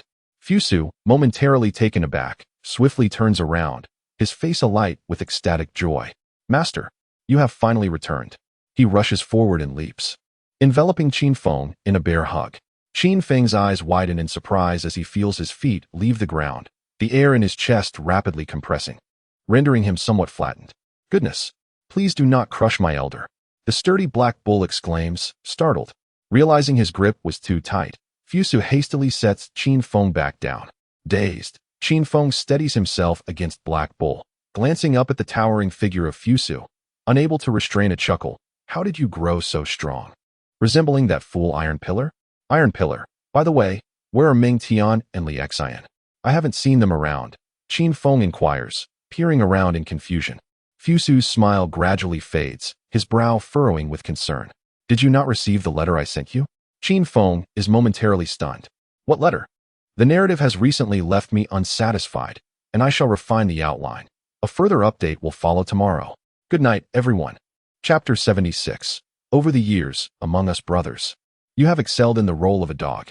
The messenger departed alongside Lord Chongping, so logically, upon his arrival, the messenger should have arrived as well. Fusu ponders. Could he have lost his way or encountered bandits? Qin Feng furrows his brow. Impossible. There must be an issue. That scoundrel Xiongqi is involved. Fusu, taken aback, gazes at Qin Feng in disbelief. Are you suggesting that Lord Chongping ambushed the messenger? That cannot be true. He is one of my father's most trusted confidants, having fought fiercely to aid my father in ascending to the throne. Why would he commit such an act of treachery? Qin Feng reflects. People can change. Fusu, perplexed, responds, but he bore the infamy of slaughtering 30,000 Han defectors at Xinjiang. Now, the entire eastern 6 states revile Lord Chongping as a lackey of the Qin. Why would he act in such a manner? Even in Chu, he is like a stray dog. Qin Feng slowly shakes his head and poses another question. When I departed, I dealt a heavy blow to Li Xian. Why would he suddenly change his mind and prepare for battle? Fusu shakes his head. I do not know. It was quite sudden. Qin Feng nodded slightly, falling silent. Should we first persuade the king? This matter is undoubtedly complex. Qin Feng shook his head, stating, without evidence, the king will not believe that Lord Chongping is at fault. Li Xian and Ming Tian have just set off for the Lantian camp. We still have time. Let us return home and rest first. With that, Qin Feng climbed into the carriage. Over the past year, the entire Shanglin garden had been paved with cement pathways. The carriage glided smoothly upon them, offering great comfort. Lying on the soft couch, Qin Feng took a bite of honey cake, savoring a sip of chilled peach honey yogurt, unable to suppress a contented groan. This, indeed, is the essence of life. Oh, why aren't you drinking? Please, don't hesitate. Fusu's expression shifted, a forced smile emerging as he replied, I'm not very fond of it. You go ahead and enjoy. Qin Feng sensed something amiss and resolved to inquire further once home. As they passed a fermentation pit, an unpleasant odor wafted through the air. Qin Feng frowned, peering through the carriage window, and was suddenly struck with inspiration. Stop! Stop! He eagerly leapt from the carriage and hurried to an elderly man, enthusiastically covering his nose and exclaiming, Uncle Zhang. It's me, little Qin. At that moment, Zhang Ping was clad in a coarse, short garment, looking rather disheveled, far removed from his former dignified appearance as a statesman. Squinting against the light, he initially failed to recognize the young man before him. Clearing his throat, Qin Feng lowered his voice, declaring, Down with the tyrants. Punish the oppressive Qin. Zhang Ping was momentarily taken aback, his lips quivering as tears began to fall. Qin Feng, where's my son? You haven't harmed him, have you? Qin Feng smiled reassuringly, saying, Rest assured, I share a bond with Zifeng as close as brothers. I would never harm him. Wiping away a tear, Zhang Ping regarded him with suspicion, asking, Really? Then why is there talk of your preference for handsome young lads? Qin Feng's expression stiffened. Turning to the foreman, he coldly remarked, How are you supervising? This old man has time to chatter with me while clearly not being overworked. Assign him to the first cesspool, where he can eat and sleep inside. Zhang Ping stood there, dumbfounded, utterly bewildered. Were you not the one who initiated the conversation? Qin Feng, you are inhumane. You lack chivalry. How could you turn against an old man like me? You should at least offer me a chance to apologize. Unfortunately, before Zhang Ping could utter another word, the foreman dragged him away. He Niu chuckled softly beside Fu Su, whispering, He is anxious. He is truly anxious. Qin Feng leapt up, delivering a sharp retort, saying, A child's misdeeds reflect on their father. Where do you think my impatience comes from? The village had begun to take shape, with over 500 quadrangle courtyards scattered across the Shanglin garden. Returning to his familiar home brought Qin Feng a sense of peace. Young master has returned. Xiao Huan sweetly called out, bouncing excitedly toward him. her eyes sparkling with joy and a hint of shyness. Qin Feng playfully patted her pert little bottom in encouragement. Meanwhile, Xiao Yuan, busy in the kitchen, also peeked out. The cherubic face of the infant glowed with a rosy hue, and within her bright eyes was the image of Qin Feng. "Young master, I am preparing meat sandwiches for you." Qin Feng, beaming with delight, affectionately ruffled her small head before briskly making his way to the hall, comfortably settling into his plush tiger-patterned sofa. Before long, the table was laden with an array of delicacies. The highlight of today's feast, of course, was the 2 large meat sandwiches positioned at the center of the table, steaming hot, with a crispy exterior and tender interior. The fluffy bread was filled with a perfect blend of fatty and lean minced meat, generously drenched in rich gravy, simply irresistible. Just as Qin Feng was about to indulge, Li Si unexpectedly entered. Qin Feng was taken aback. "Lord Li, what brings you here?" Li Si snorted lightly, unceremoniously taking a seat, and coldly stated, "I have come to discuss matters concerning my son, the second master." Qin Feng scratched his head awkwardly. Isn't having another second master a good thing? More second masters, more affection. The young man is already ahead in life. Li Si, incensed, retorted, "Then why did you specifically send someone to Outsong to beat my son? My son even sent someone back to inquire what offense he had committed against the second master. He begs for forgiveness. What in the world is this second master nonsense? What have you told my son?" Upon sensing the adversarial tone, Qin Feng exchanged a glance with Fusu and calmly remarked, "The gentleman speaks while seated. I shall act upon it." Fusu nodded slightly, rising to stand behind Li Si, quietly lifting a stool. Li Si felt a chill run down his back. Swiftly turning to face Fusu, bewildered, he asked, "What are you planning, young master Fusu?" Fusu replied earnestly, while the teacher discusses reasons seated. The disciple must stand ready to act at any moment. Li Si gasped, rising abruptly to leave. What a den of ruffians this is. Perhaps it should be called a bandit's lair instead of a garden. Qin Feng, amused, stood up and warmly urged, "Lord Li, please eat before you leave. Do visit often." However, as he looked down at the empty plates and then at the bulging black cow in his mouth, a wave of sorrow washed over him. And he lamented, "Black cow, among us brothers these years, you have truly excelled in your role as our faithful companion. You are formidable. Only you can consume such a feast. I apologize, my dear. I shouldn't have been lazy and not written. If you are still here, please let me know, for I still love you." Chapter 77. Qin Feng. Truly, the king is a remarkable being. He can review a document even when it is upside down.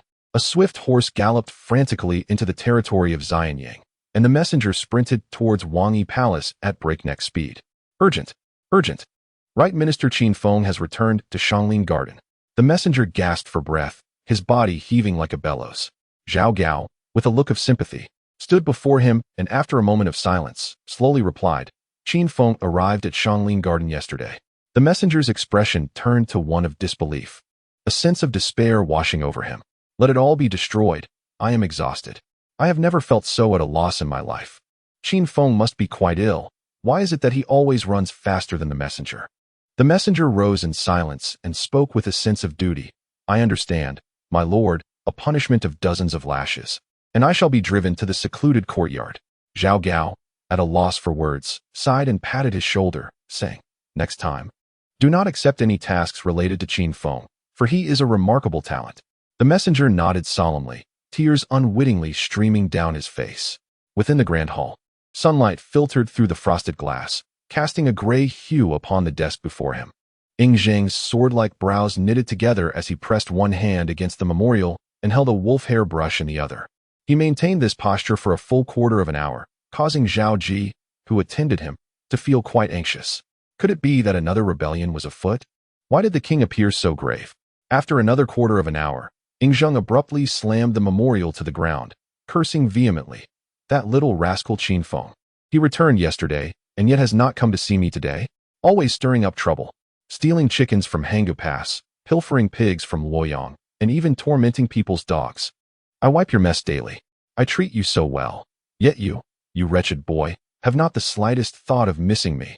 I should have you castrated and made to guard the hall alongside Zhao Gao. Is it true? They have already installed the glass. We haven't even done that at home. Umph. The first emperor is quite presumptuous. All my good items have been moved here.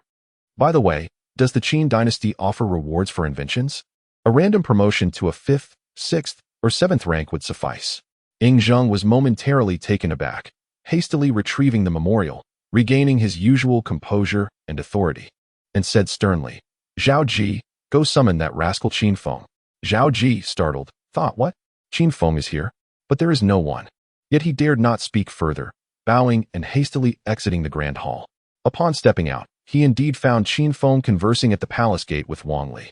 Wang Li, with admiration in his eyes, exclaimed, "Brother Qin, I have heard you caused quite a stir at Hangu Pass, Luoyang, Outsong, and Xinjing, even challenging my father. You moved through these places as if they were uninhabited, creating chaos without ever facing defeat. Is this true?" Qin Feng humbly smiled and replied, "Well, to summarize, we win people over with virtue and educate them with propriety. We are cultured individuals, not like common bandits. We first reason with them, and if they do not listen, we will then teach them a lesson." Wang Li nodded thoughtfully. "Brother Qin, I believe I understand. May I join the Sacred Fire Miao Miao sect?" Qin Feng glanced at Wang Li, smacked his lips, and said, "You? Not at the moment. What kind of people do we have in our sect? The left protector, Prince Fusu, and even the king himself is an honorary member. To join, you must undergo observation and pass the organization's tests." Wang Li nodded earnestly. "I will certainly endure the organization's trials." Qin Feng, seeing potential in him, patted his shoulder before entering the palace. Zhao Ji, astonished, remarked, "Right, Minister. You truly have come. The king predicted your arrival in advance." Qin Feng laughed heartily, discreetly tossing a gold coin that slid into Zhao Ji's sleeve. It had been over a year since they last met, and he greatly missed the inner servant Zhao. Zhao Ji Shi, with a beaming smile, respectfully remarked, "I too have greatly missed Lord Qin." As the two engaged in pleasantries, they made their way along the imperial path toward the grand hall. Noticing the vicinity was deserted, Qin Feng subtly parted his lips, "Zhao Neishi, during the morning assembly at the Shanglin Garden. Did you happen to see anyone when Li Xian assured the king of the 200,000 troops against Chu?" Zhao Ji maintained his previous smile and softly replied, "General Li Xian was in private discussions with Lord Chongping." A frown momentarily crossed Qin Feng's face, but he quickly regained his composure. Who else is privy to this information? Zhao Ji, keeping his gaze straight ahead, spoke with barely a movement of his lips. "Only I and Lord Qin are aware. It was I who sought them at the king's summons. I am immensely grateful, Zhao Neishi. This kindness shall not be forgotten. You flatter me, Lord Qin. Since my entry into the palace, you are the only one who has regarded me as a person." Qin Feng halted, glanced at the grand hall, and with a cheerful demeanor clasped his hands in gratitude. "I appreciate your guidance, Zhao Neishi." Zhao Ji, also smiling, bowed deeply. "It is my duty." Upon Qin Feng's entrance into the grand hall, Zhao Gao, with a grim expression, suddenly appeared behind Zhao Ji and ominously questioned, "Ah, so you dare to conspire with Qin Feng behind my back?" Zhao Ji immediately fell to his knees, banging his head against the ground in distress. "I would never. How could I dare to commit such an act of treachery?" Zhao Gao seized Zhao Ji by the hair, lifting his head with a fierce glare. "Humph. Then what were you two just discussing? What did Qin Feng inquire of you?" Blood seeped from Zhao Ji's forehead as he earnestly replied, "Just now, Qin Feng asked if the king was angry. He has caused such great troubles and fears that the king may hold him accountable to extract information from me. He even offered me a piece of gold." As he spoke, Zhao Ji trembled as he retrieved the gold from his robes, extending it towards Zhao Gao. Zhao Gao scoffed and patted his cheek coldly. "I doubt you would dare deceive me. Who would have thought that even you, Qin Feng, could feel fear? I believed you were fearless. Zhao Ji, you must recognize who your benefactor is, who can determine your fate. The love from a benefactor is something a child can never forget." Zhao Ji prostrated himself, weeping profusely. Satisfied, Zhao Gao nodded and departed, leaving Zhao Ji respectfully prostrated on the ground. "Qin Feng, I pay my respects to the king. Long live the king. Humph. Rise. If you wish for me to live for 10,000 years, cause me less trouble." Qin Feng rubbed his hands together, chuckling as he stood. Zheng, holding a bamboo slip, scrutinized the memorials with impatience, admonishing, "If you have no business, refrain from bothering me. I am inundated with affairs of state. I have no time for idle chatter with you." Qin Feng couldn't help but extend his thumb in admiration, exclaiming, "Indeed, your majesty is remarkable." Zheng paused, perplexed. "What do you mean? You managed to review the memorial even though it was upside down." For a moment, The atmosphere in the grand hall seemed to freeze. Ying pondered for a while, silently setting aside the memorial, and retrieved a feather duster from behind him. Chapter 78. Qin Feng, Your Majesty, you deceive. An ambush. Today, the atmosphere within the Wangyi Palace was heavy, shattered by the anguished cries of Qin Feng. When Qin Feng first presented the feather duster, Ying was thoroughly pleased. Now, his satisfaction had only grown, for the act of striking Qin Feng was remarkably effortless. The palace maids and eunuchs paused their tasks, covertly glancing towards the grand hall of Wangyi Palace. Who is that? They wondered. Why is he circling around the pillar with the king? I cannot tell. But judging by the king's furious shouts, this person's surname must be Qin. Could it be the latrine officer, Qin Feng? But why is he so audacious? The king strikes him, and yet he dares to flee? I suppose he is simply tired of living. Wang Li cheered while explaining to the newly arrived physician beside him. Did you see that? The king's technique is swift, precise, and fierce. No hesitation whatsoever. He landed a solid blow on Brother Qin's backside. Marvelous. The king's pillar-circling technique is simply unmatched. Everyone should take note. Truly, he is the king. The feather duster dances with the elegance of a halberd. Qin Feng circled the pillar for quite some time, unable to shake off Ying, who occasionally landed another strike with the feather duster, prompting Qin Feng to grimace in pain. I was careless. I should not have circled the pillar. His Majesty possesses an imperial-level skill, the Qin King's pillar dance. After enduring countless strikes, Qin Feng finally turned to dash towards the imperial garden. However, at nearly 9 meters tall, Ying pursued him relentlessly with long strides. After a quarter of an hour of relentless striking, Ying finally paused, panting heavily and drenched in sweat. Qin Feng also gasped for breath but cheekily raised his thumb in praise. Your Majesty's valor is unparalleled, and your pillar-circling technique is unmatched. My respect for you flows like the endless waters of the Yangtze, akin to the overflowing Yellow River. Ying shot him a glare and lifted the feather duster to deliver another strike to his backside. Qin Feng winced in pain. It's quite pleasant to accompany His Majesty in exercise. It is certainly better than languishing in the Grand Hall, reviewing memorials daily. A little sweat each day would surely benefit His Majesty's health, and then he would not need to seek out immortals or remedies constantly. Ying felt warmth in his heart. Just as he was about to set down the feather duster, he heard another thought and suppressed the emotion within. With His Majesty's blessings, I could spend my days lounging in the Shilin garden. Ying, exasperated, gritted his teeth. You rascal. You spend your days dreaming of idleness. Cannot you take the initiative to alleviate my burdens? Qin Feng stepped forward, hiding behind a tree, and lamented. I think of serving your Majesty day and night.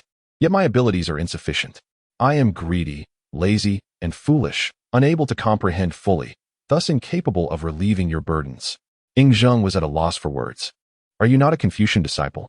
Is your ancestor not Zilu? Qin Feng replied with conviction. Indeed, Confucian disciples study the Analects, while true Confucian disciples study the Luanyu. Ying. Qin Feng sat on the ground, while Ying crouched beside him. They rested for quite some time before gradually regaining their composure and wobbling towards the grand hall. Qin Feng, with a sense of accomplishment, exclaimed, Your Majesty, I have brought you some local specialties. I shall have Zhang Han deliver them to you once they are prepared. What specialties? Ying inquired. 3 free-range piglets and 10 hens that have been raised for a year. When the time comes, we can roast the pork belly and serve it with hen soup. It will be absolutely exquisite.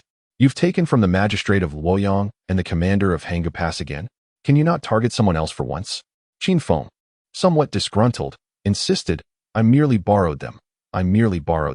Ying let out a light scoff and earnestly admonished, Qin Feng, as the right minister, you must embody the dignity of your position.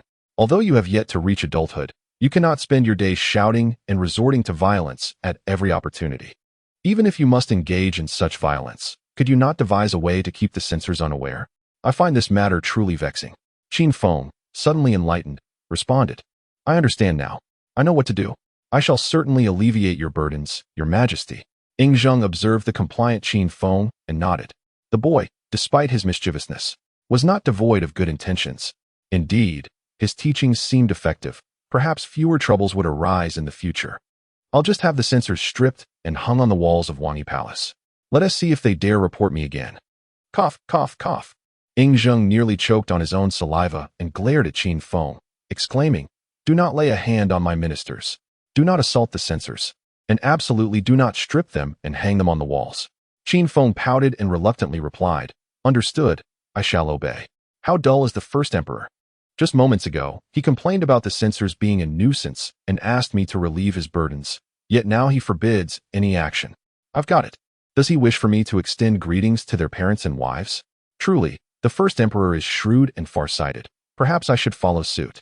In a fit of exasperation, Yingzheng playfully pinched Qin Feng's backside, causing him to leap in surprise. What nonsense are you spouting? From this day forth, you shall accompany Fusu and study the 6 arts of a gentleman with Uncle Sun Tong. As they walked, Qin Feng suddenly noticed a girl with bright eyes and a radiant smile hidden among the flowers, discreetly waving at him. Over the course of a year, Yingshu had blossomed into a captivating young woman. I must concoct an excuse. Otherwise, I shall miss seeing Sister Yingshu. With a quick thought, Qin Feng feigned discomfort, clutching his stomach and exclaimed, Oh dear, my stomach aches terribly. Your Majesty, I must find a restroom. Yingzheng chuckled coldly, no matter. You may take care of it here. Qin Feng paused in surprise. Is it truly so wild? Would that not be inappropriate, Your Majesty? What is inappropriate? I have witnessed far more stimulating scenes than this. Alas, the first emperor is indeed breaking apart the lovers. With a dejected demeanor, Qin Feng followed Yingzheng back to the grand hall. Yingzheng, shedding his black dragon robe, gazed at his protruding belly and could not help but sigh. I am 34, entering my twilight years.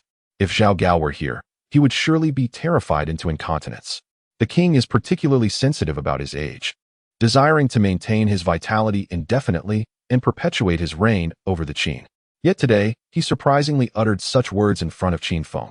To his astonishment, Qin Feng widened his eyes in disbelief and exclaimed, What? 34 is considered old age? In my hometown, an 80-year-old could easily keep pace with the youth on a crowded bus. Even a centenarian can engage in a sweet romance with a 90-year-old lady. Yingzheng's eyes brightened at this, yet he remained skeptical, questioning, Is that truly the case? Few in Qin have survived through 50 winters and summers, yet you claim some have lived past 100? Indeed, it is true. As long as you exercise daily with Fusu, avoid the harem, refrain from anger, and take fewer official documents to review while indulging in leisure, you shall surely thrive. Qin Feng continued enthusiastically. Look at that turtle. The great emperor still suffers from a lack of knowledge. I should enlighten him about the art of rhetoric someday. Yingzheng's smile gradually faded as he observed Qin Feng's relentless discourse on health, quietly retrieving a tickling stick from behind him. I am neither heavy-handed nor imposing. Ah, great king, you deceive. You ambush. I am but an honest man. This is not how a gentleman behaves. Ouch, ouch, ouch. Chapter 79. Heed Uncle Feng's advice.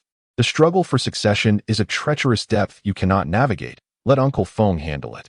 After a meandering conversation, Yingzheng became preoccupied with his duties, prompting Qin Feng to take his leave. Once outside the grand hall, the smile faded from his face, and he murmured to himself, What shall I do? How can I convey the matter of Lord Chongping to the king? It is of great importance. Without evidence, how can he believe me? Shaking his head, he was about to return to the Shangling garden when a sudden, excruciating pain gripped his abdomen. Where is the restroom? I can't hold it any longer. A nearby attendant hurriedly led him to the side of the palace. Just as Qin Feng was comfortably squatting, a sudden, furry sensation on his hand startled him, nearly causing him to lose his balance. Upon closer inspection, he found it was the plump yellow dog belonging to Yingshu, energetically wagging its tail at him. Observing the dog's fervent gaze, Qin Feng couldn't help but threaten, Go away. If you don't leave, I'll use you to wipe. At that moment, a distant voice drifted in. Is it possible that it was once a white fox? Qin Feng was momentarily stunned, exchanging a wide-eyed stare with the yellow dog before hastily wiping himself with a cloth and pulling its ear as he stepped outside. There stood a handsome young man, clad in a dark, fitted gown, arms crossed, watching Qin Feng with a half-smirk, exuding an impressive aura. Qin Feng scrutinized him and cautiously inquired, Are you the great warrior of Qin, soaring freely? Uchiha Trashkin. Hu Hai was momentarily taken aback, before exclaiming in a vexed tone, Do not speak nonsense. I am Hu Hai, son of the king of Qin. Qin Feng nodded. Very well, who's soaring? It is Hu Hai. All right, Hu Jet. Hu Hai's composure began to unravel. He was merely a precocious child under Zhao Gao's guidance, and had never encountered such brazen antics before. Witnessing the other's stubbornness, And recalling the words of Master Zhao, I feigned composure and said, Qin Feng, while I was in the restroom, I heard a considerable commotion outside. Have you angered father again? Qin Feng retorted, mind your own business and eat your food. Hu Hai's eyes widened in disbelief, his face flushed, and he stammered, why you? How can you still be so oblivious? With a sudden outburst, Hu Hai shouted, raising his fists and charging toward me. I resignedly held his head down, allowing his short arms to flail helplessly without reaching me.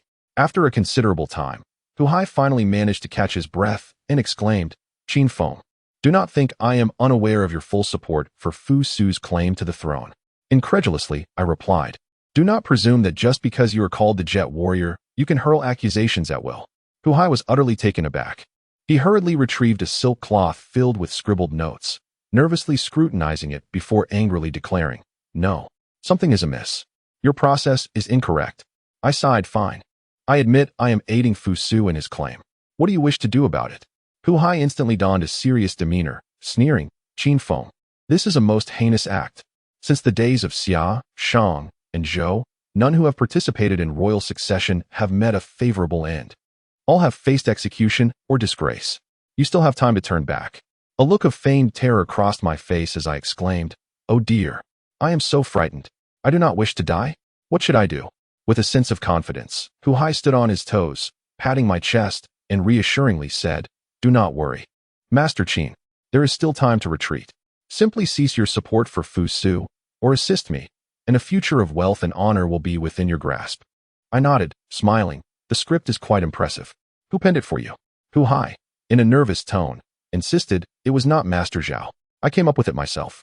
I sighed deeply, stroking Hu Hai's head, and earnestly advised, allow me to offer you a piece of wisdom.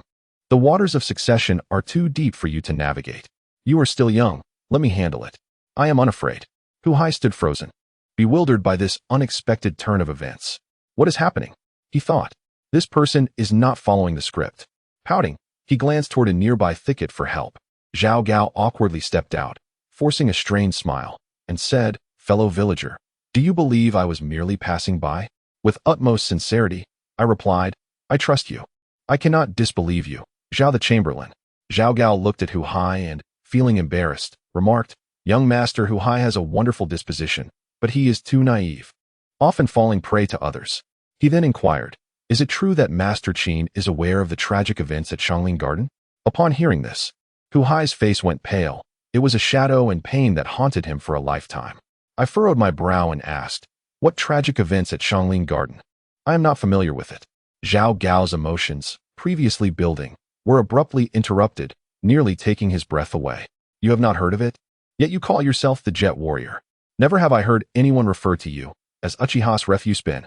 Hu Hai, his patience finally shattered, exclaimed, you shall pay for this. How dare you offend me, the young master? I will summon my father to judge this matter. You will face severe punishment, perhaps even castration. Upon hearing this, Qin Feng couldn't help but laugh. It had been ages since someone had threatened him. How delightful. With a sigh, Qin Feng slowly reclined onto the ground and said nonchalantly, if you insist on saying such things, Uncle Feng might just collapse. Hu Hai and Zhao Gao exchanged bewildered glances. What was he doing? Surrendering without a fight? Suddenly, Qin Feng adjusted his tone and, in a theatrical manner, shouted, help. Young master Hu Hai is assaulting me. Along with the inner servant Zhao. Is there no one to intervene? This is unbearable. Zhao Gao and Hu Hai were left dumbfounded. Are you out of your mind? Don't draw the king's attention. Zhao Gao, employing flattery and beseeching, finally managed to coax Qin Feng to his feet, offering an apology, before hastily escorting Hu Hai away in shame. Qin Feng gazed meaningfully at Zhao Gao's retreating figure. Was the pressure he exerted truly so immense that even the crafty Zhao Gao could not endure it, prompting him to have Hu Hai confront him? From this day forth, the camaraderie among them had become unreliable. Though they had tactfully avoided a complete rupture, a rift had undoubtedly begun to form. Ying Shu, bouncing joyfully from the flower thicket, affectionately took Qin Feng's hand and shyly inquired, you simply let them go? That shouldn't have been the case. Qin Feng regarded the youthful maiden before him, smacking his lips thoughtfully, and earnestly replied, how many times must I reiterate? We are scholars. We cannot resort to violence at every turn. When will you propose to my father then? Let us wait a while longer, for should I bring it up now, Your father is quite likely to arrange for my execution. Immense gratitude to the esteemed Qin Shun from Wanjie Mountain for the generous sponsorship and for the explosive updates. Love you for the extra chapter. Another will be released tonight. Chapter 80. Zhang San was astonished. Why was the Lun Yuan effective against Lu Ji? In the state of Chu, Pei County. Although relations between the Qin and Chu states had become increasingly strained, there were still those who believed that conflict would not arise. Even if it did, it would merely be a skirmish, with the king of Chu conceding territory to seek peace. After all, the Qin army's advance was directed at the Chu capital, Shouchuan. What concern was it of Pei County? Thus, Pei County remained a picture of tranquility after completing their agricultural tasks. The citizens flocked to the tea houses to listen to a newly arrived Taoist priest narrate stories. This priest was exceptionally talented, possessing an abundance of fascinating tales. Indeed, the story of a man and three beasts was utterly captivating. Yesterday, he recounted how Sun Wukong wreaked havoc in the heavenly palace, causing chaos, and how the celestial generals, including Yang Jian, battled him for 300 rounds without a victor. Surely today, the outcome could be discerned? Perhaps the storyteller had a knack for dragging out the narrative. If he incited the ire of the audience, he might just end up in a sack, taken home. Zhang San had been in Pei County for over a month, yet had still failed to capture Lu Ji, leaving him somewhat disheartened. After wandering the Jianghu for so many years, could he truly fail to complete the first task assigned by the leader? Fortunately, before his departure, Qin had bestowed upon him 3 thick bundles of silk, a book titled Luanyu, not the complete version, another named A Tale Between a Man and Three Beasts, and yet another called The Complete Guide to Quarreling. Presently, he relies on these 3 volumes as sustenance for his spirit. The more he reads, the deeper his admiration for Qin Feng grows. Truly, he is a master of profound wisdom. As Zhang San observed the increasing crowd below, he cleared his throat and proclaimed, "Today, let us set aside other tales and delve into the story of Lu Ji's carelessness leading to the loss of his ancestors." At once, the audience erupted in uproar, with many departing in discontent. Continue with the tale of the Monkey King. Yesterday's ruckus in the heavenly palace was for naught. What did the 7 fairy maidens do afterward? You failed to mention that, did you? This criticism is quite unjust. Can anything be derived from this? Shouldn't you retreat to your bed and conjure your own fantasies? Nevertheless, the remaining few, a mere dozen or so, awaited with eager anticipation. Do tell, how did Lu Ji lose his ancestors through carelessness? Zhang San cleared his throat again, smiling as he began. Once upon a time, Lu Ji of Pei County roamed the land, aspiring to achieve the name of a hero. At that moment, as Qin besieged Wei, Zhang Er, the magistrate of Waiwang County, valiantly held his ground. Lu Ji, a scoundrel, sought to join him and proclaimed themselves as brothers. Zhang Er, deeply moved, treated him as a true sibling. However, when the Qin army dispatched 100 vanguards to scout the path, Lu Ji, in cowardice, fled for his life, a veritable craven. Before Zhang Er fell in battle, he shouted vehemently, "Lu Ji, I curse your ancestors." At this, the audience erupted in laughter. Yet, at that moment, a tall figure with a flowing beard and a long sword entered, causing the crowd to hush and disperse in haste. Zhang San's eyes lit up as he approached, inquiring with a smile, "Good sir, what is your esteemed surname?" Lu Ji pondered for a moment before clasping his fists and replying, "My humble surname is Sun." Sun, as in lavender? Sun, as in Wukong. Zhang San was momentarily taken aback, and after a brief pause, he responded, "My surname is B." B as in parting? B, as in the dragon horse. For a moment, both men fell silent. Zhang San gazed at Lu Bang and suddenly asked, "Lu Ji?" Lu Ji looked around in astonishment and exclaimed, "Lu Ji? That scoundrel isn't here. Are you searching for him? I've long harbored disdain for that rascal. If you encounter him, do inform me." Just then, a burly man with a bushy beard came running from afar, shouting, "Lu Ji! Lu Ji! What are you running about for? We can't find you. Fan Kuai, you beast! I curse your mother." Once the words left his mouth, Zhang San and Lu Ji exchanged knowing smiles. In the next moment, with a resounding clash, both drew their swords and struck hard against each other. Big Tiger, Second Tiger, kill Lu Ji. Before Zhang San could utter another word, 2 robust men suddenly surged forth from behind the storytelling platform, brandishing long swords as they charged. Sensing the peril, Lu Ji let out a shriek and swung his sword at Zhang San. Zhang San deftly dodged, delivering a swift kick that sent Lu Ji tumbling. Unexpectedly, He harnessed this momentum to pivot and dash toward the crowd, shouting, "Fan Kuai, Xiaohoing, let us three vanquish them together." Just as Zhang San was about to pursue, a robust man drew his sword and blocked the way. The two clashed in a fierce duel, yet neither emerged victorious. Seeing this, the two tigers wished to assist, hoping to overpower Xiahou Ying with their combined strength. However, at that moment, Fan Kuai surged forward, wielding a wooden board in his left hand and a long knife in his right, effectively halting both adversaries. As for Liu Bang, he had already sprinted over 100 paces away, showing no intention of joining the fray. Zhang San felt a mix of astonishment and fury. It was infuriating that after waiting so long for Liu Bang's appearance, he had managed to escape so effortlessly.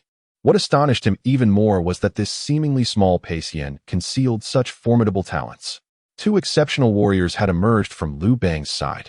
The more Zhang San fought, the more desperate he became, bellowing fiercely, "Liu Ji, you cannot escape. Your parents are here. Sooner or later, they will fall into my hands." With parents present, one must not wander far. Wandering must have a purpose. To his surprise, upon hearing this, Liu Ji burst into laughter, waving his hand and shouting, "What do I care about those old geezers? You can have them." Zhang San was momentarily taken aback, standing there in a daze. Sensing the situation was dire, the two tigers hastily lifted Zhang San and ran. They sprinted 2 miles until they reached the safety of the woods, where Zhang San numbly retrieved the Luan Yu, incomplete version, from his bosom. Engulfed in doubt and self-doubt, Old Qin told me that the principles of the world are largely contained within this text, and no one can escape the wisdom of Luan Yu, especially the infallible adage that one must not wander far from their parents. Why has it failed today? Is it my fault or the fault of Luan Yu? Fortunately, the not-so-bright big tiger and second tiger immediately affirmed, "It's definitely not your fault. It's impossible that it's the boss's book that's at fault." Zhang San stared at them, perplexed. Then whose fault is it? Of course, it's Liu Ji's fault. Think about it. Why did Old Qin send us to eliminate Liu Bang? It's because this guy refuses to abide by the rules. The boss said that from now on, Luan Yu will be the rule of the road. Anyone who disobeys must be dealt with. Suddenly, Zhang San's eyes lit up. Nodding vigorously, yes, it's all Liu Ji's fault. Since he refuses to follow the rules, then he must be eliminated. Cautiously tucking the Luan Yu back into his clothing, his gaze grew resolute. Let us go. We shall continue the hunt for Liu Ji. My computer is definitely leaking electricity. I almost turned into a roasted pig. Good night to all my dear readers, sending love your way. Chapter 81. Qin Feng was astonished. Sir Mo, are you constructing a Gundam? Qin Feng reclined comfortably in a rocking chair, the shade of the trees shielding him from the scorching sun, sipping on chilled plum soup with immense satisfaction. On either side, Xiao Huan and Xiao Yuan obediently massaged his shoulders with gentle hands. If the currents of history cannot be altered, then so be it. At worst, I shall lead my troops into battle again to avenge Li Xian. Even in my absence, General Wang Jian would undoubtedly vanquish Chu, and the Qin would still unify, allowing Emperor Shi Huang to ascend as the eternal sovereign. So why should I exhaust myself? I have toiled in my past life. Is it not fair to indulge in this one? Qin Feng's mind incessantly sought justification, endeavoring to ignore the fate of the 200,000 youths from Guangzhou. Increasingly at ease with his decisions, Chongping Jun would rebel, and Li Xian would face a significant defeat. Such declarations would hardly be believed, as an air of urgency and greed permeated the entirety of Qin. The only two who held faith in him were Ying Shu and Fu Su. If De Huang could speak, he might also count as a believer. Observing Moe, who paced restlessly before him, Qin Feng could not help but express his irritation. If you find yourself with nothing to do, why not assist in the latrine instead of wandering aimlessly here? Moe sighed deeply, subtly grasping a bowl from the table to sip on the plum soup, sorrowfully replying, "Lord Qin, I implore you to speak with my father. He is on the verge of madness." Qin Feng chuckled. "What a filial son you are. Your father is perfectly well. How could he possibly be mad?" Moe sighed again. "Is it not due to that so-called chicken you mentioned? Now he spends every waking moment in the workshop, obsessively researching the grand teapot. Over the course of the year, an unimaginable amount of steel has been consumed, yet there remains no progress." Qin Feng smacked his lips and tasted a chilled, sweet peach preserve, saying, "Why is your father so stubborn? Did I not mention that current technologies are incomplete, rendering it impossible to create such a thing? I merely spoke in jest." Yet, He has become entrapped in this endeavor, endlessly chanting about completing this divine artifact and achieving sanctity. Sometimes I wonder if you have brainwashed him. Qin Feng could not restrain a roll of his eyes. Stretching lazily, he stood and declared, "Let us go and visit the workshop." Mo promptly summoned the prepared carriage, and the two set off towards the Weishui. The golden wheat waves undulated, and the troops of Wei Liao's blue field camp, numbering 100,000, lay in wait, eager to embark on a campaign against Chu following the harvest of 40,000 acres. Today, Li Xian and Meng Tian would lead an advance of 10,000 soldiers. As they approached the Qin workshop, Qin Feng began to catch the scent of smoke, prompting him to furrow his brow and peer out the carriage window. Before him, thick smoke billowed over the Weihua River, accompanied by the resounding clamor of iron forging, a cacophony that was deafening. An unceasing flow of vessels traversed the waters, transporting iron ingots, glass, and cement outward, while iron, ore, coal, and gravel streamed inward. Qin Feng recognized that the organizational prowess of Qin was unparalleled, yet he was astonished to witness the subtle emergence of an industrial chain within just over a year. As the populace grew, small-scale commercial trade flourished. Along the riverbanks, a series of rudimentary tea houses sprang up, providing weary travelers with a place to rest. Additionally, makeshift shelters offered lodging for those navigating the waters. Countless citizens traversed the path, peddling food and goods. The once picturesque landscapes along the banks of the Wei River are gradually fading, as industrial development inevitably brings about environmental degradation. Qin Feng found himself reflecting on this change.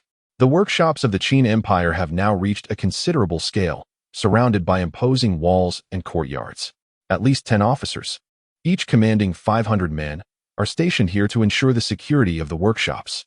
It is said that the king of Qin himself visited and inscribed a plaque. Qin Feng took a moment to study it carefully and couldn't help but exclaim, "The handwriting of the king resembles mine quite closely, both crooked and uneven." Moe, somewhat speechless, retorted, "The king wrote in small seal script, while your script resembles that of an earthworm. How about this? Zhao Gao is in need of a loquacious individual. Might you consider applying?" No, that's unnecessary," Qin Feng replied. Mo then guided Qin Feng into the workshop, twisting and turning until they finally arrived at a rather secluded, large room. Atop the roof stood a towering chimney, billowing thick smoke. An acrid odor wafted through the air as they approached. Pushing open the door, Qin Feng was met with an iron behemoth occupying an area the size of half a basketball court. Beneath it, coal blazed fiercely, while above, white steam billowed forth, punctuated by the sounds of machinery whirring within. Qin Feng was momentarily rendered speechless, staring at an elderly figure before him, astonished. Are you actually constructing a Gundam?" The venerable Mo Gong of the Mo family, now looking considerably aged, appeared quite disheveled, his unkempt beard smeared with soot and singed in places. Upon hearing the voice, he slowly turned around, and the dim light in his eyes suddenly ignited with remarkable intensity. He lunged towards Qin Feng with surprising agility. Startled, Qin Feng raised his sleeve towards Mo Gong and shouted, "Calm down." Mo Gong skidded to a halt, eyeing Qin Feng's sleeve with a hint of amusement. "Is it not a tad disrespectful to aim the crossbow I gifted you at me?" Feeling embarrassed, Qin Feng chuckled awkwardly and quickly clarified, "My lord Mo, my earlier remarks about the steam engine were merely a jest. Please do not take them to heart. With our current technology, it is entirely unattainable." Mo Gong shook his head slowly, his voice grave. "You are correct. The more I delve into this, the more I uncover the myriad challenges. Yet, I have also gained much knowledge. Such is the nature of truth in this world. Without suffering, how can one attain holiness?" For a moment, Qin Feng found himself at a loss for words. This esteemed leader of the Mo family possessed lofty ideals and convictions, and once he set his mind on something, it was impossible to sway him. Mo Gong's gaze bore into Qin Feng, and he solemnly extended his hand. "Now that you are here, you must at least provide me with some solutions. I am currently faced with challenges. While I am making some progress, it is lamentably slow. Although I can drive the machinery, the steam conversion efficiency is woefully inadequate. You must devise a way forward. You are responsible." As Qin Feng observed the potentially volatile Mo Gong, he could not help but swallow hard. He dared not flee directly, for he was a prominent figure of the Mo family, and it was likely that the house was riddled with traps. Should he provoke the man, a mutual destruction could ensue. Thus, Qin Feng was compelled to exhaust his meager intellect, reluctantly sketching a rudimentary diagram of the principles involved before making a hasty escape. The MO craftsman regarded it as a treasure. Once he had sprinted out of the workshop, Qin Feng removed the silk cloth covering his mouth and nose, inhaling deeply. At that moment, a voice filled with surprise reached his ears. "Oh, is that not Master Toilet Officer? Long time no see." Qin Feng was momentarily taken aback. Indeed, few dared to address themselves in such a manner in the Guangzhou region, as no one desired to live the latter half of their life relying on a cane. Just as he stooped to pick up a brick from the ground, he was astonished to find that the speaker was an elderly man. With a hint of confusion, Qin Feng inquired, "Good sir, we have had no grievances or enmities in the past. Why must you compel me to strike you?" The old man chuckled. "Young man, such words are ill-advised. If you continue, I might just collapse from back pain." Suddenly, recognition dawned on Qin Feng, and he exclaimed, "You are the gentleman from the past incident? You're still around?" The elder's eyes widened. "Young man, were it not for your immense contributions to Shanglin Garden, I would have had you experience the might of the great Qin battle formation." Qin Feng set the brick down, perplexed, and asked, "I made a significant contribution?" The old man replied with a smile, "Indeed. In the past, our Shanglin Garden was a desolate place, lacking both visitors and care. However, since your arrival, the villagers have been able to exchange their refuse for grain. Moreover, I can sell some food along the Weha River, earning a little extra to support my family. Life has been improving." Feeling a bit bashful, Qin Feng scratched his head and humbly said, "Do not speak such words to me. Have the villagers write a letter of gratitude to the king." The elder could not help but give a thumbs up, exclaiming, "You are truly straightforward. No wonder you are one of us from Qin. Speak your mind. The king even accepted your suggestion regarding labor relief. I do not quite understand it, but it seems the army is marching against Chu, employing the villagers to tend to the tens of thousands of acres of land in Shanglin Garden, providing them with a daily ration of millet." The old man grew increasingly animated as he spoke. Qin Feng listened with great interest, thinking to himself, "This is all my doing. I too have made a contribution to the great Qin. With conditions improving, the old man has arranged a marriage for his son with a farmer's daughter, robust and evidently capable of bearing children. Once my son aids General Li Xin in vanquishing the state of Chu, the wedding will take place. If you have the time then, would you honor me with your presence?" Qin Feng's smile abruptly faltered. The elder, noticing the change in expression, awkwardly scratched his head and said, "No matter. No matter. If you are busy, then let it be." The old man casually remarked, "You young folks are destined for greatness. Just like General Li Xin, who, despite his youth, has achieved numerous victories, embodying the spirit of the renowned Wu Jun. Once this war concludes, peace will reign, and my son will marry and bear children, leading a life of bliss." Yet, the smile on Qin Feng's face gradually faded, and an overwhelming urge to weep surged within him, a heavy weight settling in his heart. In truth, the aspirations of the old Qin people were never extravagant. A simple life of marriage and sustenance was all they sought. But must even this modest existence be stripped away? Qin Feng swallowed hard, his voice hoarse as he asked, "Have you ever contemplated the possibility of Li Xian's defeat?" The old man was momentarily taken aback, then burst into hearty laughter. "What are you babbling about, you silly lad? Our great Qin could never falter. That Zhao kingdom may be strong, but after donning their clothing and mastering cavalry, they could shoot us like rabbits, and yet they were still vanquished. And what of the king of Chu, who murdered his brother to seize the throne, with powerful lords and ministers hoarding their armies, the people's hearts divided? 20,000 young men from the Guangzhou region could easily extinguish them." The bitterness in Qin Feng's mouth grew as he pressed on. "But what if we were to lose?" The old man, rising abruptly and thumping his thigh, scowled. "You foolish boy. If anyone else heard you, they would surely thrash you. Heaven bless great Qin. How could we ever face defeat? Away with you. I have business to attend to, saving up dowries for my future daughter-in-law." Having said this, the old man picked up his yoke and began calling out to sell pancakes, seemingly with decent success. Qin Feng's eyes were filled with complexity as he sighed deeply, rising to his feet and murmuring, "A gentleman knows when to act and when to refrain."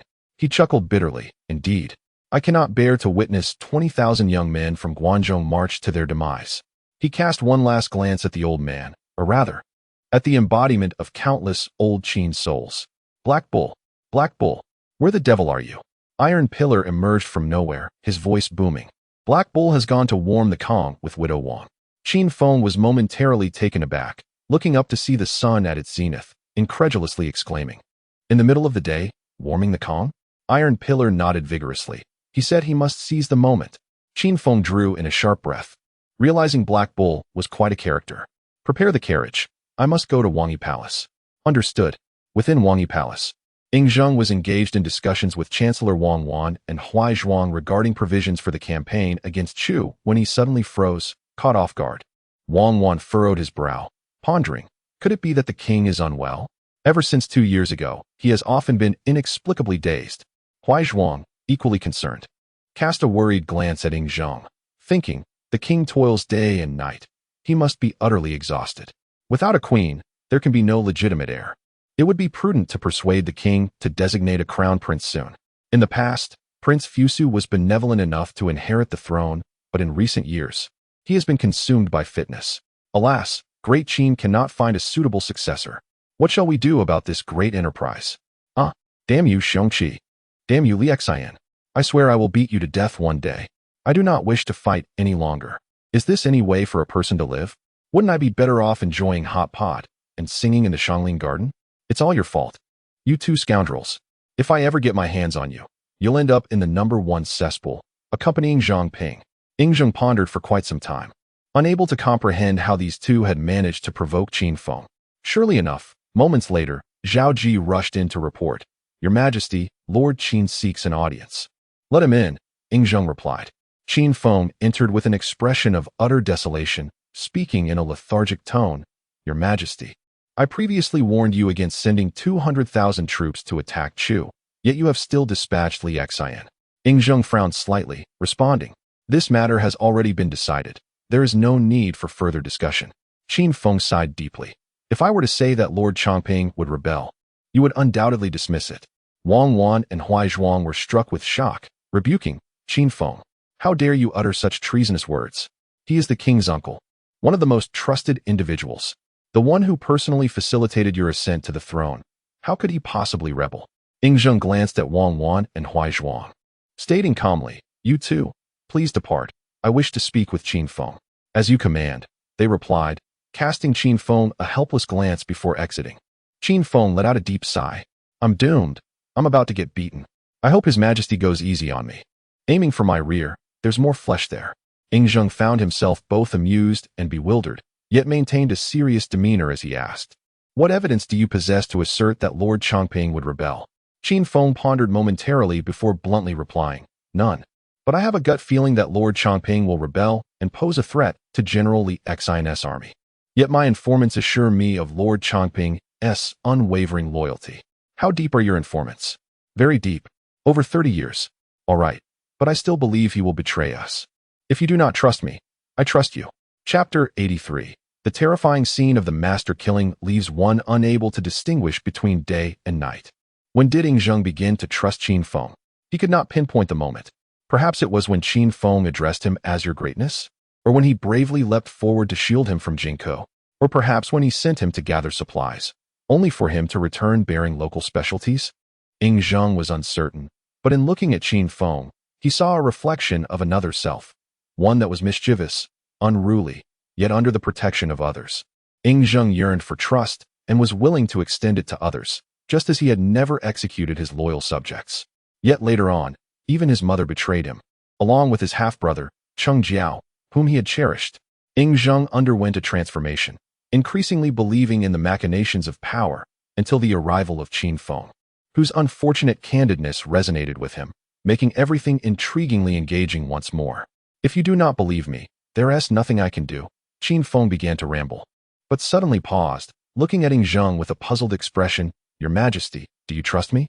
Does that mean you too believe Lord Chongping will rebel?"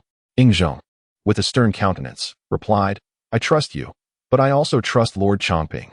Thus, I command you to lead our Qin army, along with an additional 20,000 local troops, to Chening, under the pretext of escorting provisions, and to establish a stronghold there."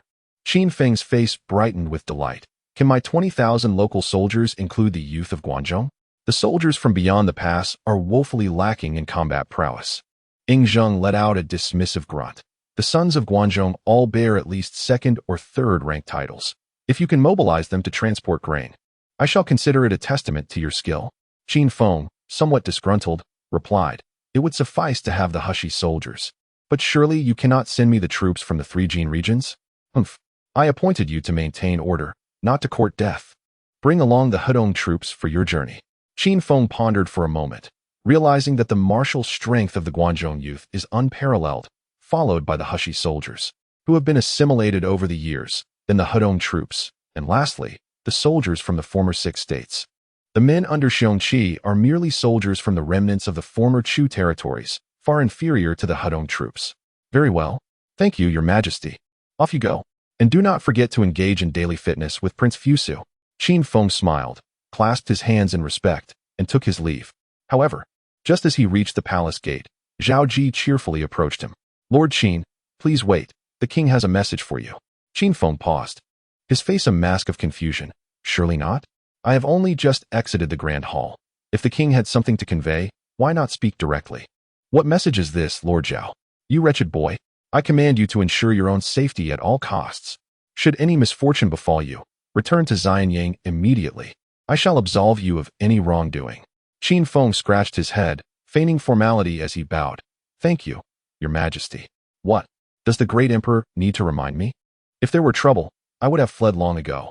Only a fool would remain.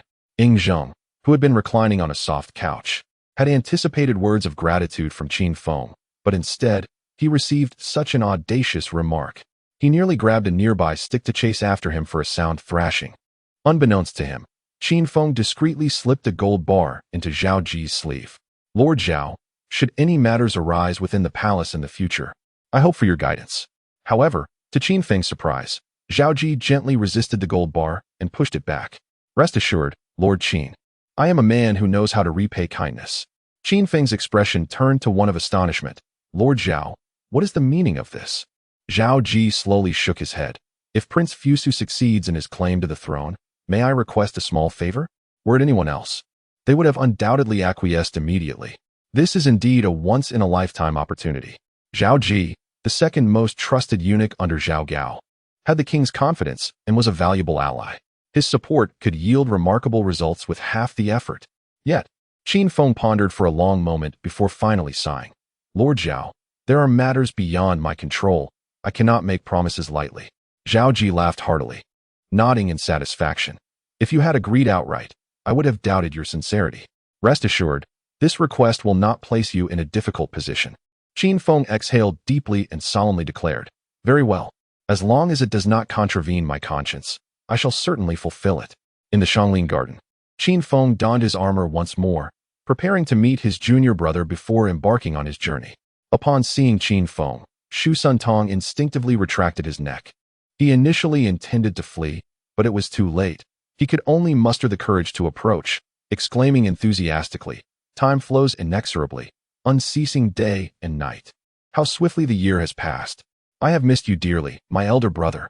Qin Feng reciprocated warmly, enveloping him in a bear hug and correcting him gently. Oh, dear brother, that expression is not quite fitting. The Master's intent was to convey the terrifying nature of death, which blurs the distinction between day and night. Shu Suntong's smile faltered momentarily, but he quickly agreed. Ah, indeed. Qin Feng, with a playful grin, playfully punched Shu Suntong on the chest, inquiring. I've heard you've been tutoring young Master Fusu in the ways of etiquette? Clutching his chest, Shu Suntong nearly gasped. The king's wishes are paramount, and I dare not oppose them. You must instruct him well. Do ensure he does not stray from the right path. Rest assured, junior brother, such a thing will never occur. Shu Suntong felt on the verge of tears, lamenting the absurdity of his task. Was there truly room for Fusu to be misguided? Although the lad possessed a kind heart, his current approach to matters had gone awry. Were it not for the undeniable fact that the unification of the Qin was inevitable, he might have found himself fleeing like Chunyu. Observing Shu Suntong's compliant demeanor, Qin Feng nodded in satisfaction and proceeded to mount his steed. At that moment, the 3,000 loyal troops had assembled. With the exception of the lethargic Black Bull, the others appeared well. Gainya, sword in hand, and with a stoic expression, regarded the imposing Qin Feng and remarked coldly, I never imagined a man so fearful of death would volunteer for the front line. Qin Feng, taken aback, retorted, rolling his eyes. That's not fear of death, it's fear of pain.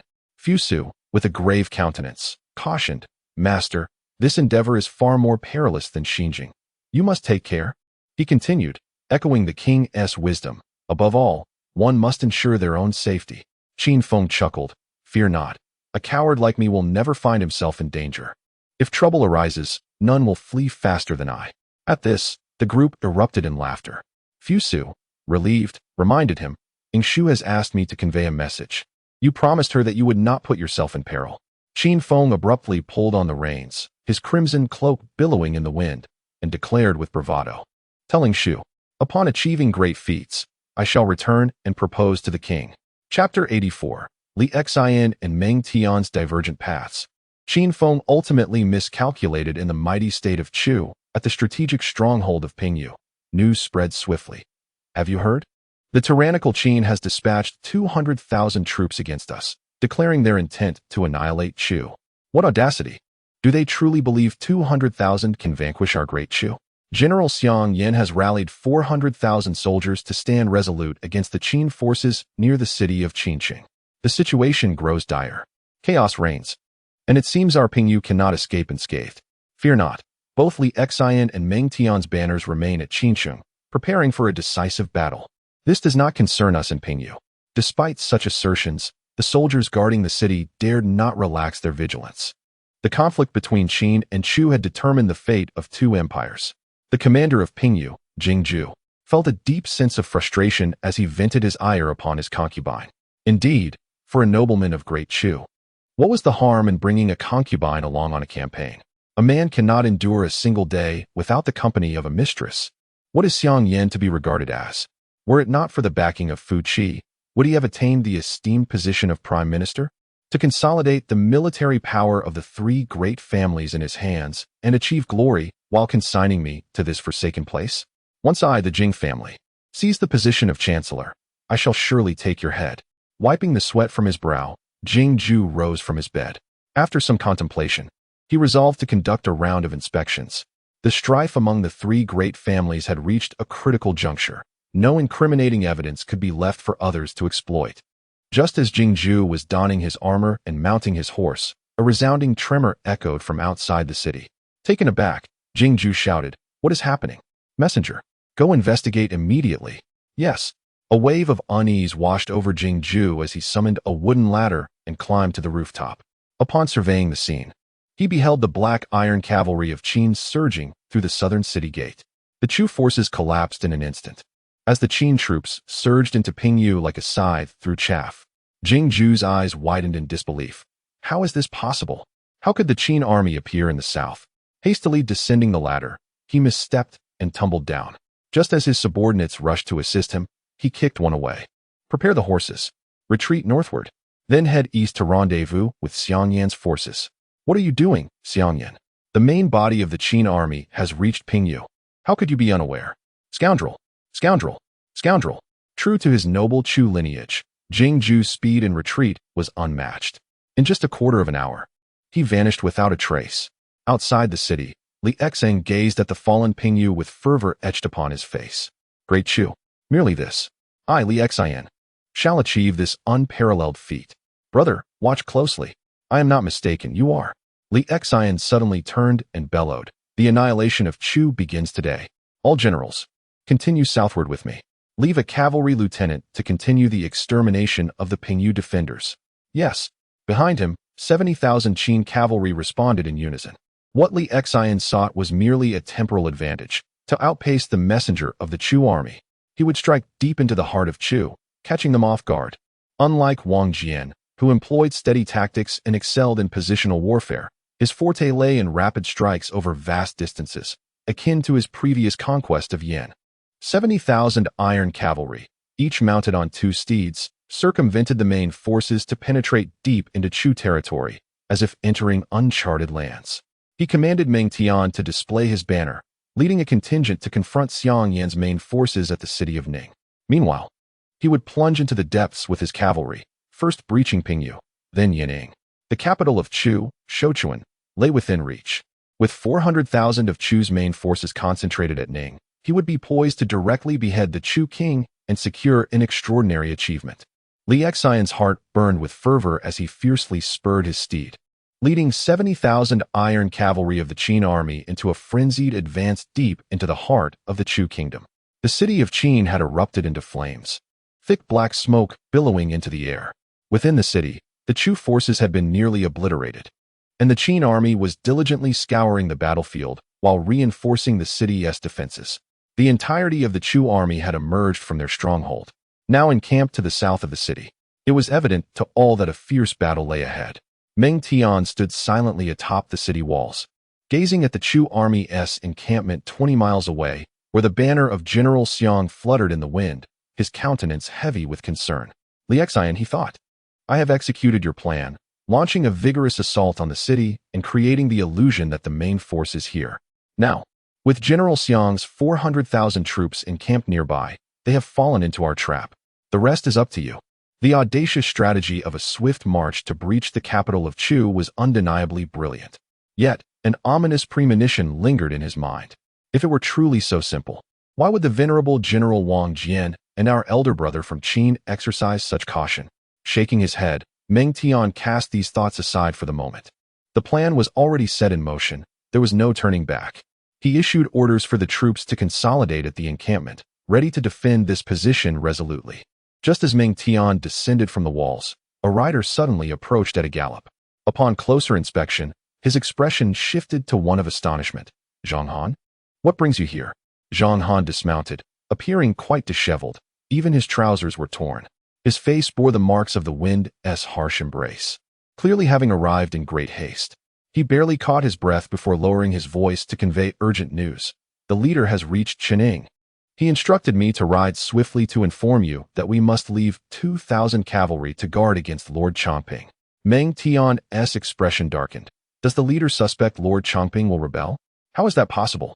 Zhang Han nodded emphatically yes, although there is no solid evidence. The leader is quite certain. Moreover, the king has dispatched 20,000 soldiers to accompany him under the pretext of transporting supplies, stationed at Chening. Yet, the leader remains concerned about unforeseen events, thus emphasizing the need for 2,000 cavalry to be on standby at all times. Meng Tian bowed his head, falling into a deep silence. Zhang Han glanced around, puzzled. Where is Li Xian? Why isn't he with you? Meng Tian forced a wry smile. You have arrived too late. He has taken all the cavalry with him. Once Meng Tian divulged their plans, Zhang Han froze in place. Possessing a similarly high command aptitude, he quickly grasped the implications and shouted in a hushed voice. Do you realize what this means? If our retreat is cut off, it spells disaster for the entire army. Li Xian's 8,000 cavalry will be utterly lost. Meng Tian sighed deeply. Opportunities are always entwined with risks. This is Li Xian's only swift method to defeat Chu. If 200,000 troops from Guangzhou were to confront the 400,000 of Chu directly, the casualties would exceed half. But by proceeding in this manner, you are condemning them all to death. Yet, thus far, it seems to be going smoothly. Furthermore, Lord Chongping may not necessarily rebel. Even if he did, he lacks sufficient power unless he colludes with the Chu army. Montian wore a bitter smile on his face. He was merely a deputy and had no influence over Li Xian. Similarly, despite his steady command of troops, he found himself with no options, forced to steadfastly defend the palace. Zhang Han gritted his teeth, enduring the pain as he staggered back onto his horse, coldly declaring, I must return to inform the leader. He must be prepared. Montian nodded, his voice hoarse as he replied, Please convey my apologies to the leader. Zhang Han turned his horse and galloped far ahead, his voice echoing back, No need for apologies. If there is a change, you must retreat from Chening. The leader has said that even at the cost of his life, he will ensure a safe escape for you rascals. Chapter 85. In the presence of the virtuous, the once spirited Black Bull, after a long journey, appeared even more weary.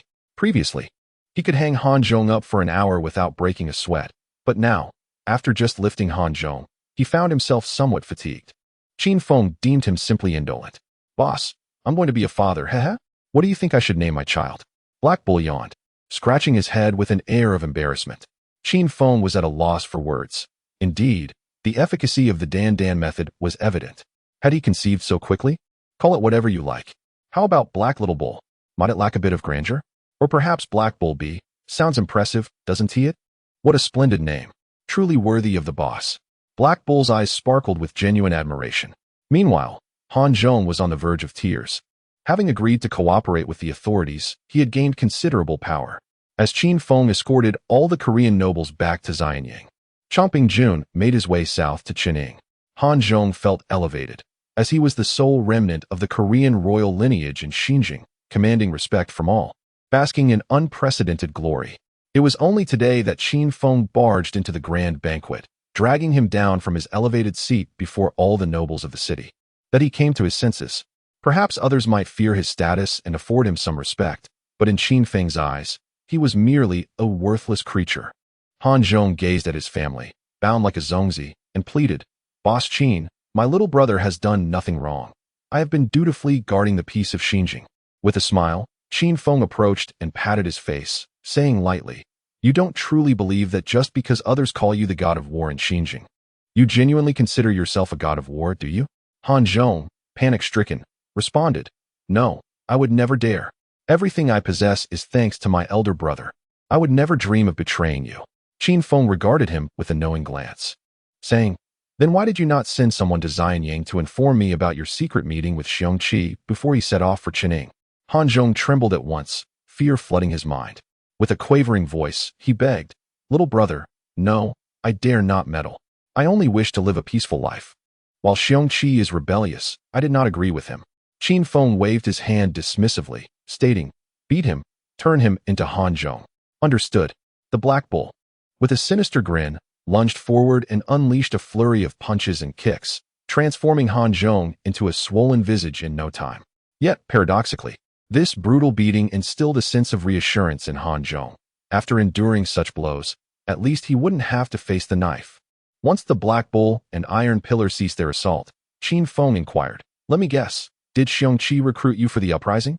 Han Zhong, his face resembling that of a pig's head, whimpered, "It wasn't so direct.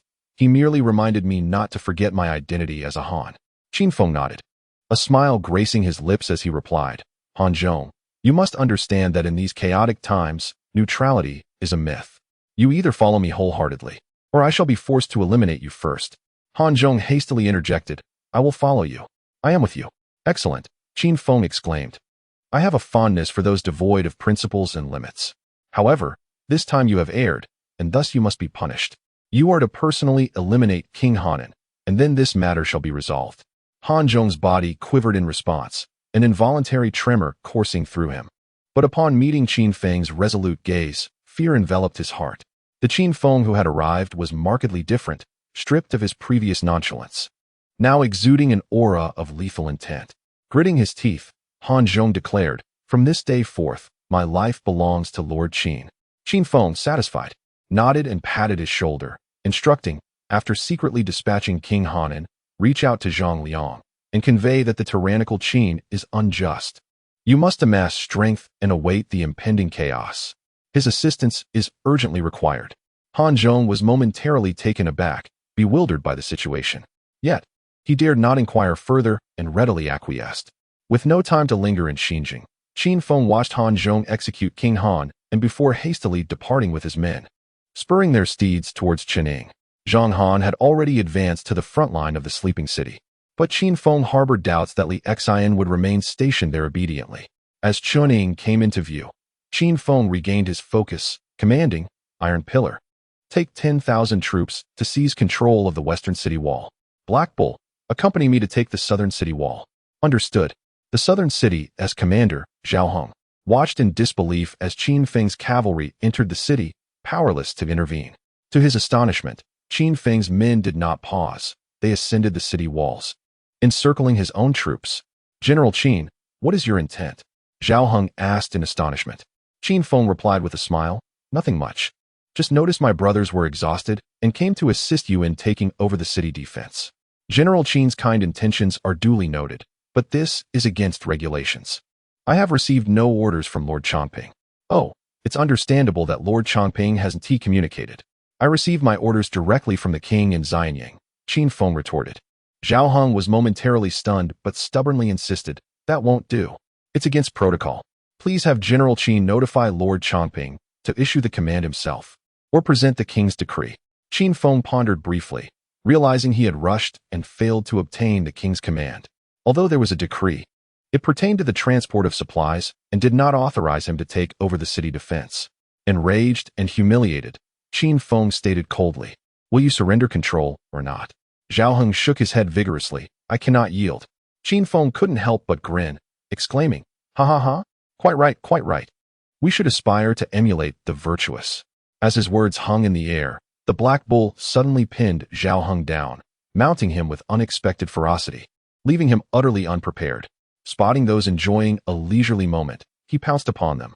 Meanwhile, 3,000 loyal troops simultaneously sprang into action, overwhelming the defending soldiers. Catching them off guard, Qin Feng nodded in satisfaction, declaring, "Did you see that? This is indeed the power of knowledge." Those evening study sessions were not in vain, were they?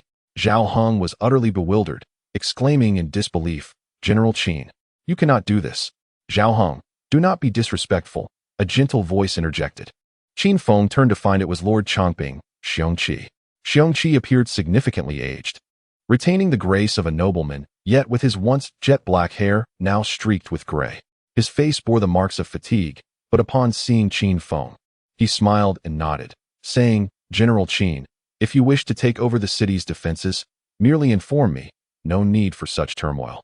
Qin Feng furrowed his brow slightly, returning the gesture with a bow. "I have acted rashly, and I hope Lord Changping will not hold it against me. Such words are unnecessary. We are all striving for the glory of great Qin and the triumph over Chu, and we ought to collaborate wholeheartedly. With the situation urgent, Xiongqi decided against hosting a welcoming feast for General Qin. "Of course, please proceed," he replied, before escorting Zhao Heng and the defending soldiers down from the city wall, leaving Qin Feng standing there with an impassive expression. The black bull scratched his head, perplexed. "Wait, boss. This old fellow seems rather loyal to the state, doesn't he?" Qin Feng's expression grew increasingly grave. "Send someone to contact the king's clandestine network and deliver this signal arrow to him. Should Lord Changping betray us, let this arrow be the signal to eliminate him. I shall bear all consequences." "Understood." Chapter 86. Xiongqi. Better to sing in the rain and die than to live under another's roof. Within the city of Chening, dark clouds obscured the sun. Xiongqi walked quietly through the streets, feeling an innate affinity for the Chu people around him.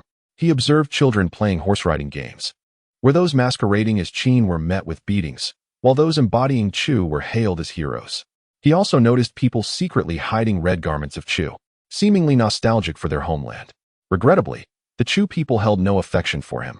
He heard numerous insults directed at him, such as Qin's lapdog, the butcher of the brutal Qin, and the executioner of Han patriots. Yet Xiongqi accepted them all with a smile, acknowledging the truth in their words. For decades, he had indeed been a mere dog, a dog of Qin. Xiongqi slowly returned to his residence, confining himself within his chambers. His brother, Xianghua, fervently handed him a silk handkerchief, inscribed with blood and signed Fu Chao. In the tumultuous times of spring and autumn, some wept in despair. Others sought shelter from the rain, while some borrowed umbrellas and donned ponchos. Yet we, of Great Chu, shall never shy away from the rain. Better to sing in the rain and die than to live under another's roof. He declared, "Brother, the camellias of our homeland have bloomed. Fu Chao awaits your return." Xiongqi was already in tears, kneeling on the ground, curling up in agony, murmuring, "Better to sing defiantly in the rain and die than to live as a mere guest under another's roof." Time seemed to stretch indefinitely until a thunderclap erupted, and suddenly a torrential downpour descended. Changping Jun rose, rolled up his silk handkerchief, and tucked it into his chest, his face now a picture of resolve. "Fu Bo, assist me in donning my armor and patrol the city defenses." "Understood." Mi Fu, stooped and entering from outside, began to help Xiongqi don his armor by the dim candlelight. "Young master, the rain outside is too heavy. Perhaps we should reconsider." Xiongqi did not respond, but gazed at Fu Bo with a complicated expression, quietly asking, "Fu Bo, have you been with me for 30 years? Mi Fu chuckled softly, his voice hoarse as he replied, 33 years, 4 months, and 21 days. "And when did you join the Haibing Tai?" Mi Fu's pupils contracted sharply, his body freezing momentarily. But it was too late. A sharp blade suddenly pierced his chest, the tip dripping with crimson blood. Xiongqi grasped the hilt of the dagger, his face etched with sorrow. "Why did you betray me?" Mi Fu managed a bitter smile, slowly shaking his head. "Betrayal? There has been no betrayal. Mi Fu has always been loyal to Empress Xian of the Great Qin. Xiongqi's body trembled, his spirit waning. So from the very beginning, Yingzheng never trusted me. Mi Fu felt his strength ebbing away, his lips beginning to tremble. Chongping Jun, had you not rebelled, the great king would have continued to trust you. It is not too late to relent. If I must perish, so be it. But if you choose rebellion, countless lives will be lost, not just thousands, but hundreds of thousands. At that moment, a bolt of lightning illuminated the night sky, revealing that Xiongqi was not clad in the dark armor of the Great Qin, but in the blood-red armor of the Chu people. Xiongqi exhaled deeply, his eyes ablaze, and roared, "Why should I relent? Today, I shall finally stand proudly as a man of Chu. I, Xiongqi, am the son of King Cao Lai of Chu, a true man of Chu." Mi Fu fell into despair, the light in his eyes fading, collapsing weakly to the ground. Just as Xiongqi began to release his grip on the hilt, Mi Fu suddenly sprang up from the floor, letting out a fierce shout. He dashed for the door, using the last vestiges of his strength to trigger the hidden arrow. A sharp, piercing sound shattered the silence, echoing throughout the city of Xinjiang. Mi Fu turned his head, a mocking smile on his face as he looked at Xiongqi, gradually losing his breath. Xianghua, in a fit of rage, burst out, severing Mi Fu's head with a single stroke, furiously cursing, "Dog thief! You have thwarted my great plans." Xiongqi tightened his armor, bow in his left hand and sword in his right, coldly stating, "It matters not. Gather the troops and follow me out to slay the Qin wind." Understood. In the Chongping Jun's residence, 3,000 armored soldiers swiftly assembled, charging forth alongside Xiongqi. The city was drenched in rain. The fiery red armor of the Chu people flickered like flames amidst the downpour. The Qin wind had already gathered 3,000 elite troops, bows drawn and crossbows readied, quietly waiting outside the Chongping Jun's residence. The confrontation between the dark and fiery colors mirrored a life-and-death struggle between two empires. Rain coursed down along Qin Feng's armor, deeply penetrating his body, leaving him in a chill. Yet, paradoxically, he felt an intense heat enveloping him. Qin Feng gazed at Xiongqi, a sinister smile creeping across his face, instilling an even greater sense of dread. "Xiongqi, you have indeed rebelled. Let me ponder your trump card. Is it the 30,000 county troops led by Zhongli?" Xiongqi slowly shook his head, his cold gaze fixed on Qin Feng as he spoke. "Qin Feng, withdraw your men from Qining, and I shall spare your life." "Ha ha ha! Spare my life? Xiongqi, do you truly believe you can kill me?" Xiongqi let out a deep sigh, and suddenly, a sharp sound sliced through the air. An arrow struck Qin Feng's chest. Though deflected by his protective mirror, it sent him staggering, a mouthful of blood erupting forth. "Boss, I'm fine." He Niu, along with Ying Jia and Ying, were utterly taken aback. They gaped in horror at the origin of the arrow, which was none other than the position of the Qin army. There stood Fan Zeng, who should have been a Qin official, drawing his bow with a frigid demeanor, declaring, "Churen's Fan Zeng, today, I shall take your head."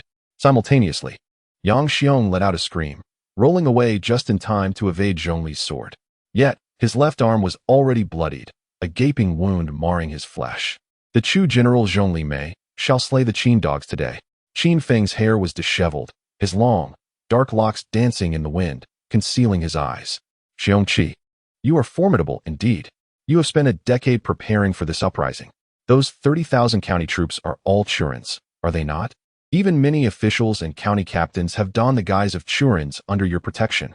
Qin Feng conceded, feeling utterly outclassed. Xiongqi's voice turned icy once more. "Qin Feng, withdraw your men from Qining. I shall grant you mercy." "Ha ha ha! Grant me mercy? Xiongqi, today, I shall flay you alive and scatter your remains to the wind. One and all, you shall perish." Qin Feng's head shot up, his eyes ablaze with madness.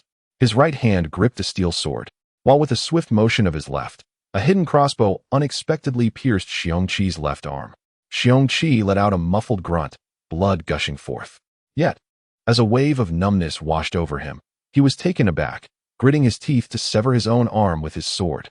"Father, quickly, someone, stop the bleeding!" Xianghua cried, his heart shattered.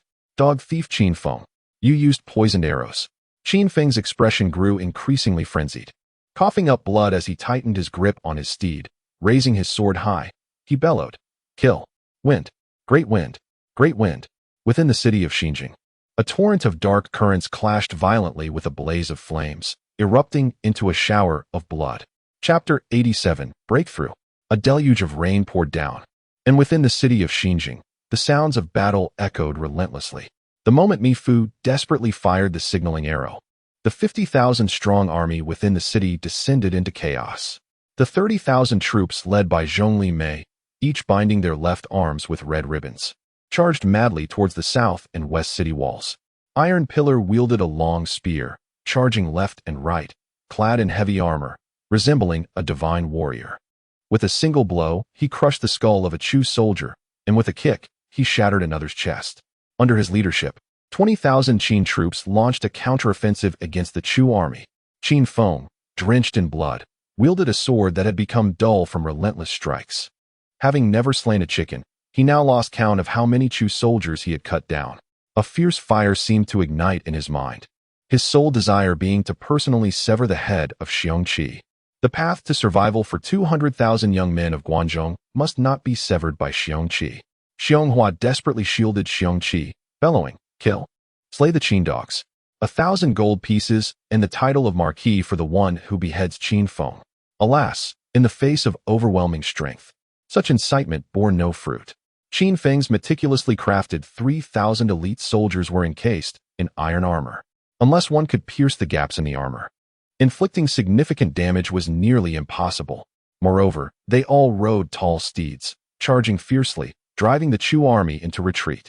Qin Feng was protected by Hanyu, Ying Jia, and Ying Yi, who shielded him as he fired a crossbow, eliminating another would-be assailant from the Chu ranks. At that moment, he lifted his head and caught sight of the pale lips and blood-red eyes of Lord Chongping. A cruel smile spread across Qin Feng's face. If only he were granted 10 more breaths, he could breach the Chu battle formation and personally sever Xiong Qi's head, and the leaderless rebellion would naturally dissipate into nothingness. But then, an unexpected turn of events unfolded. The previously closed doors of a residence burst open. Chu citizens, bound in blood-red ribbons, roared forth fearlessly. Some wielded benches. Others brandished wooden sticks, and still others carried iron pots. Kill the tyrannical Qin. Protect Lord Chongping. Slay the Qin dogs. Qin Feng's heart sank as he realized his oversight. The city was filled with 200,000 Chu citizens. In an instant, hundreds of Chu citizens were slain, yet more rushed beneath the horses, desperately striking at their legs. Despite the screams of those trampled, many surged forward to grasp the horses' legs, even pulling riders from their mounts. In that moment, the momentum of Qin Feng's 3,000 elite soldiers was completely stifled, and casualties began to emerge. Xiong Hua's eyes blazed red as he tore at his chest armor. Roaring, "Chu people, follow me to death." Instantly, morale surged. Thousands of Chu soldiers and citizens, under Xiong Hua's command, launched a frenzied suicidal charge against Qin Feng. Qin Feng felt a surge of anger, and an old ailment resurfaced. A sharp pain shot through his chest, and he spewed forth blood, his form teetering. Indeed, Lord Chongping's ability to cut off the retreat of Li Xian's 200,000 troops relied heavily on the Chu people of Qining. "Big brother, you go first." Hanyu roared, crushing a Chu soldier, then grasping Qin Feng and lifting him onto Ying Jia's mount. "Protect the boss. I'll hold them off." Qin Feng gritted his teeth and shouted, "We must leave together. Retreat from Qining. Here, everyone is a soldier. We are at a severe disadvantage. To the west of Qining, to the Wild Wolf Valley. Hold your ground." 3,000 iron cavalry, like an extension of their own limbs, instantly pivoted at the command, charging forth towards the city's outskirts. Ying Jia and Ying Yi remained remarkably composed, having faced even grander spectacles in the past. One shielded Qin Feng, while the other took the lead, as they surged towards the west gate. The heavy cavalry galloped forth, unstoppable. Yet, the valiant commoners of Chu, undeterred by the threat of death, attempted to intercept them. In an instant, over 100 fell from their mounts. Hanyu, witnessing his brothers, with whom he had shared countless days and nights, being engulfed by the sea of enemies, was filled with fury, almost spitting blood. "Break through. Break through. Hanyu, heed my words. Do not mind me. Protect Qin Lauda. I will slay 10 of those Chu dogs. You, Hanyu, I swear. If anything happens to Qin Lauda, I will haunt you as a ghost." In that moment, the fallen soldiers fought desperately to obstruct the pursuers, sacrificing their lives to buy time for Qin Feng and the others. They bit and clawed, until they were met with the fatal blow of ruthless blades. Hanyo wiped away his tears fiercely, howling to the heavens. Xiongqi, you wretched scoundrel. The battle at the West Gate had reached a fever pitch. Blood seeping from the corner of Tai Zhu's mouth, his iron armor on the left chest caved in, pierced by Zhong Li Mei's long spear. Zhong Li Mei was not faring any better, having been struck by Tai Zhu's fist on the shoulder, rendering him nearly incapable of wielding his spear. The Qin and Chu armies were entangled in a deadly embrace, indistinguishable from one another, flesh and blood flying. They were all acutely aware of the West Gate's significance. Should the Chu army seize it, Qin Feng and his companions would be trapped within Qining. Conversely, if the Qin army could hold it, an escape would remain a possibility. Zhong Li Mei gasped for breath, raising his hand as his spear shot forth like a dragon, piercing a Qin soldier. Yet, even in his dying moments, that soldier staggered forward, delivering a fierce blow to Zhong Li Mei's shoulder armor. With a grunt, Zhong Li Mei sustained yet another injury, causing his spear to fall. Just then, the earth trembled ominously. The remaining 2,000 iron cavalry of Qin surged wildly from behind.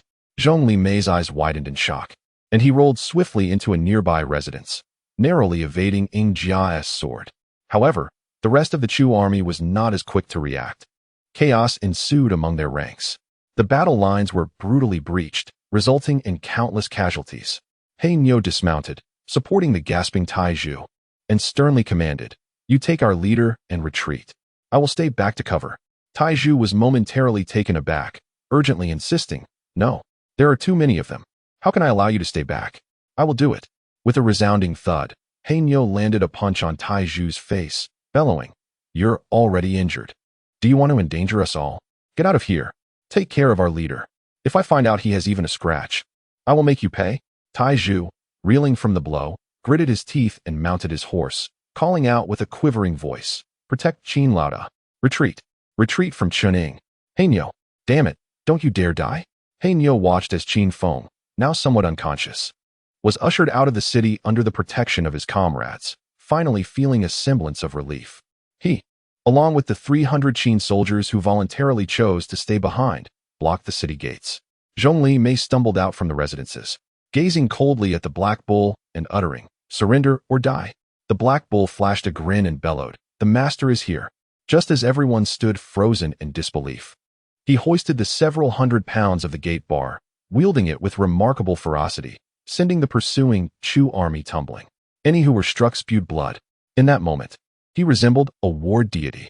Zhong Li Mei, having lost his patience, roared, "Kill him." Instantly, arrows rained down.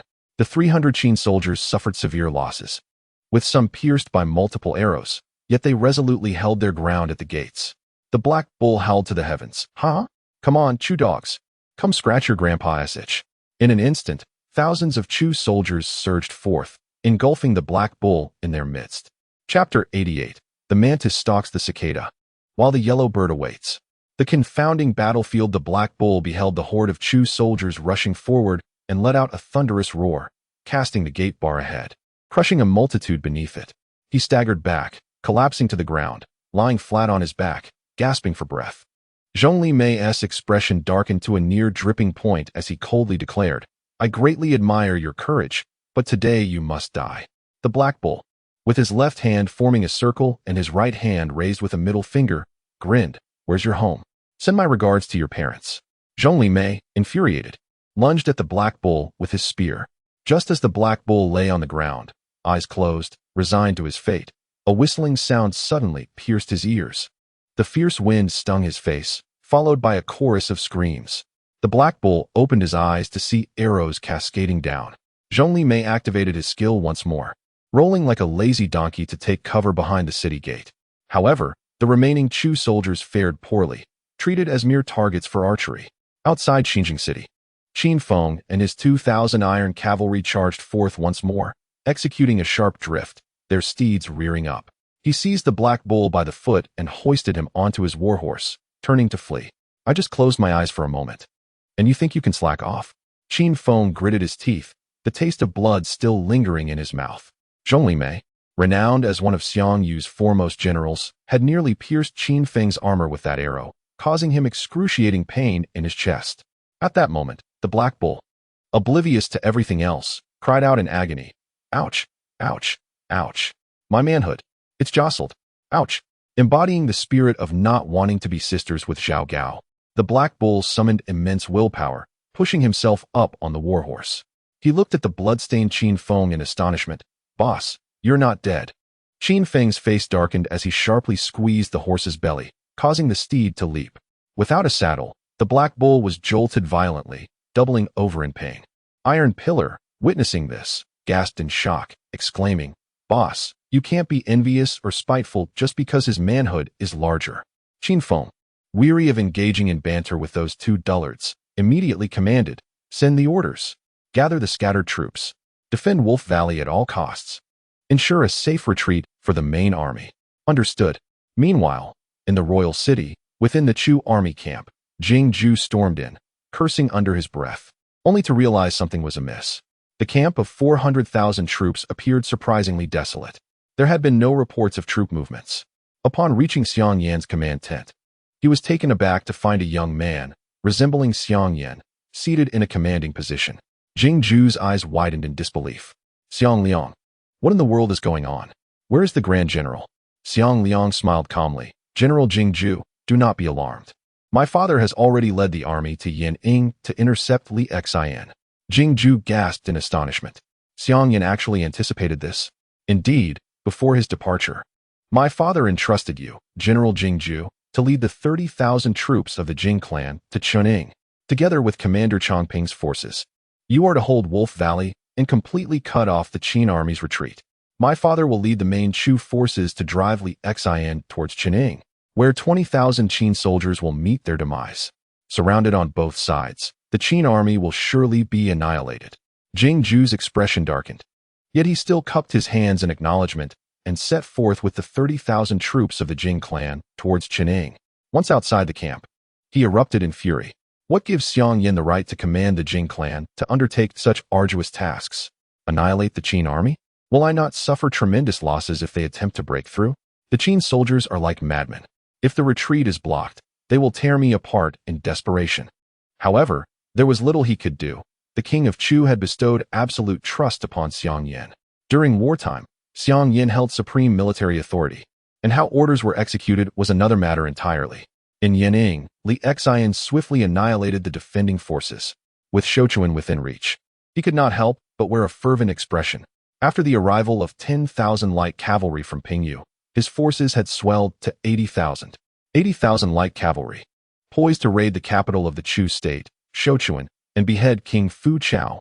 Victory was imminent. Just as Li Xian prepared to achieve this unprecedented feat, a disheveled light cavalryman rushed in. General, bad news. There's a rebellion in Chunning. Commander Chongping has turned against us. Li Xian froze. Grabbing the messenger by the collar, his teeth clenched as he demanded, What did you say? Commander Chongping has rebelled in Chunning.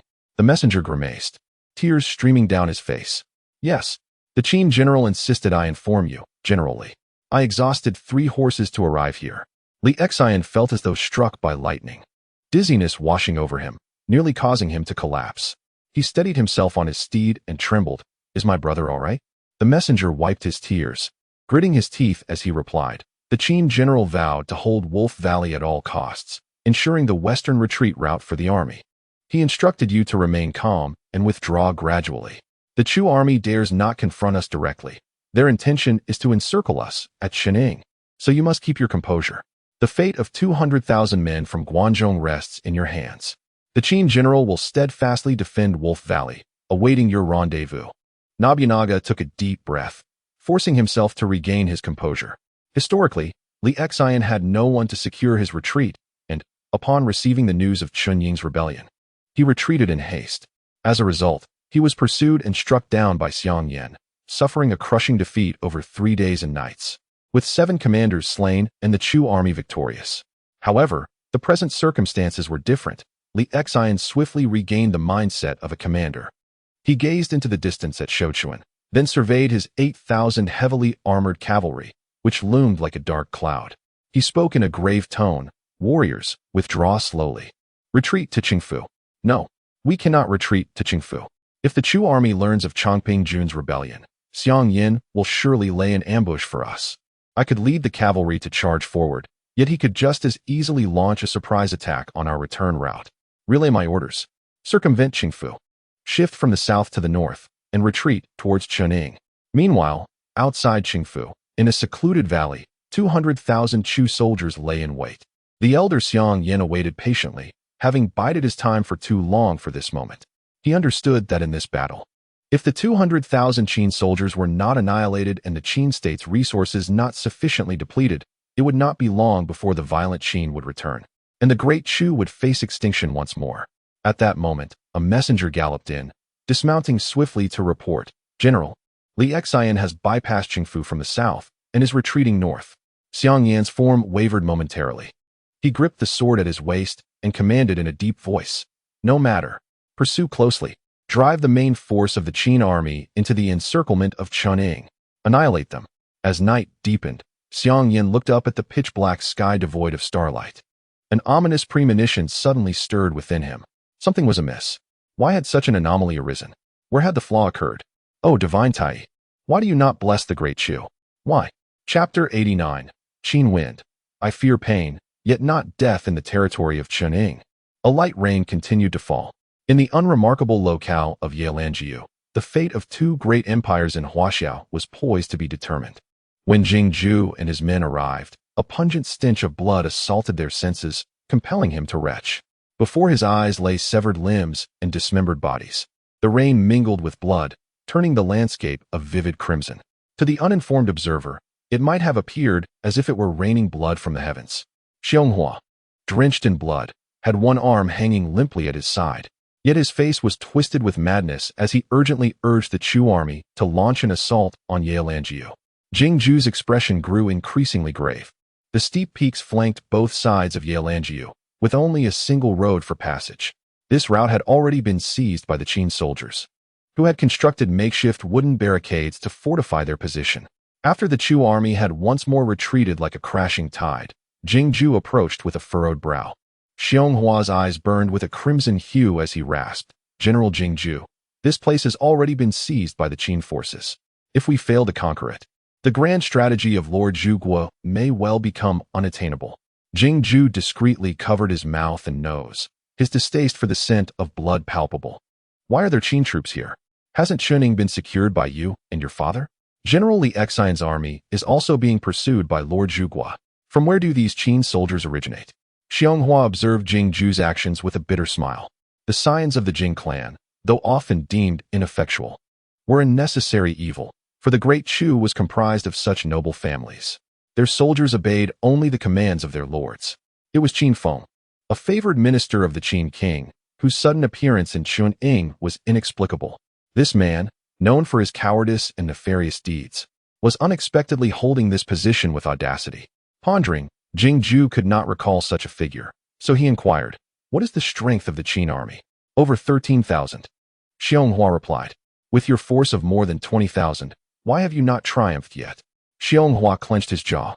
Had it not been for his need of assistance, he would have relished the opportunity to land a punch on that insipidly fair face. "I am at a loss, and I beseech General Jingju for aid." Jingju, maintaining his composure, nodded slightly.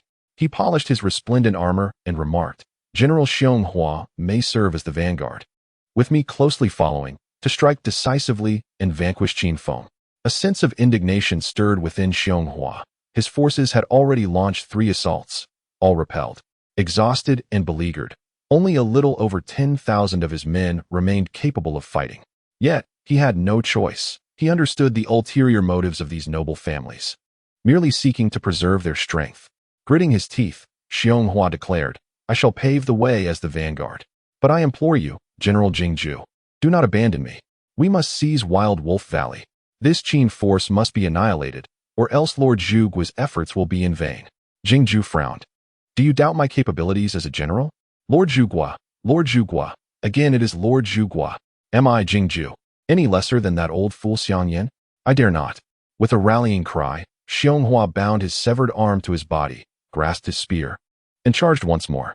The war drums thundered, and the battle cries echoed incessantly. As Xianghua surged forward, a torrent of arrows descended, inflicting severe casualties. Shield in hand, he pressed onward with fervor, knowing that if he did not fight with all his might, all he and his father had endeavored would be for naught.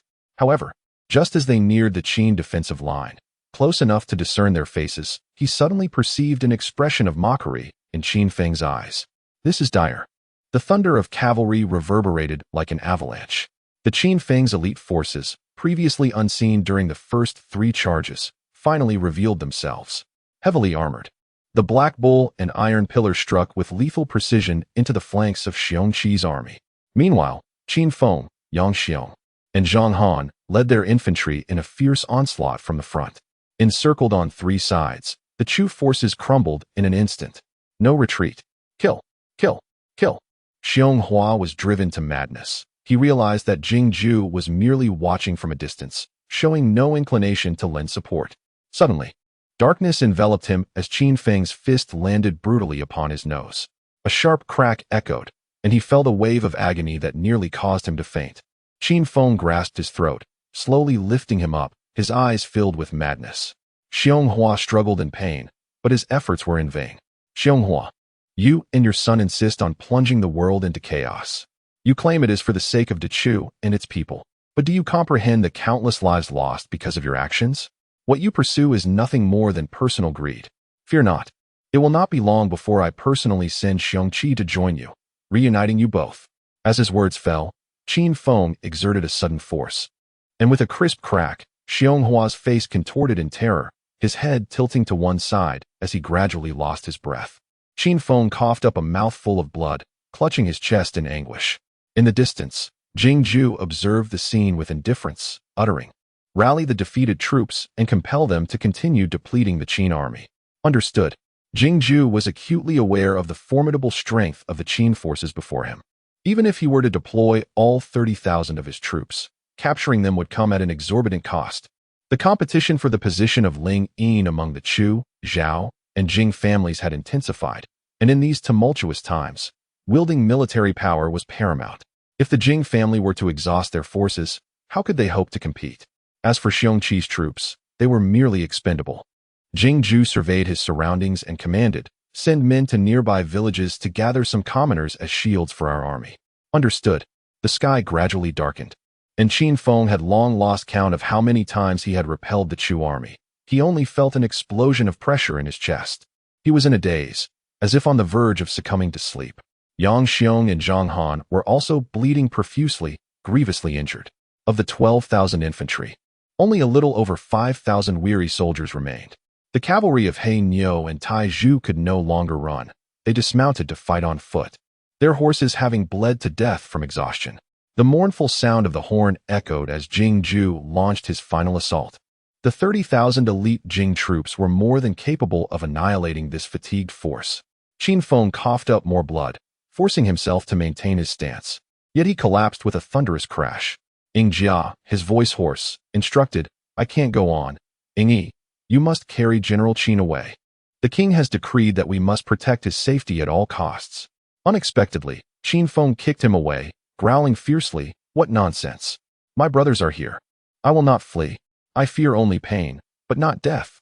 Qin Feng raised his head, the world before him drenched in crimson, rendering everything unclear. A wave of dizziness surged through him, and he uncontrollably fell backward. "This is a disaster. I need to traverse time once more." Just then, a pair of warm hands caught him, and Qin Feng was momentarily stunned, groggily asking, "Li Xian?" Li Xian, bloodied and tearful, nodded vigorously, gritting his teeth.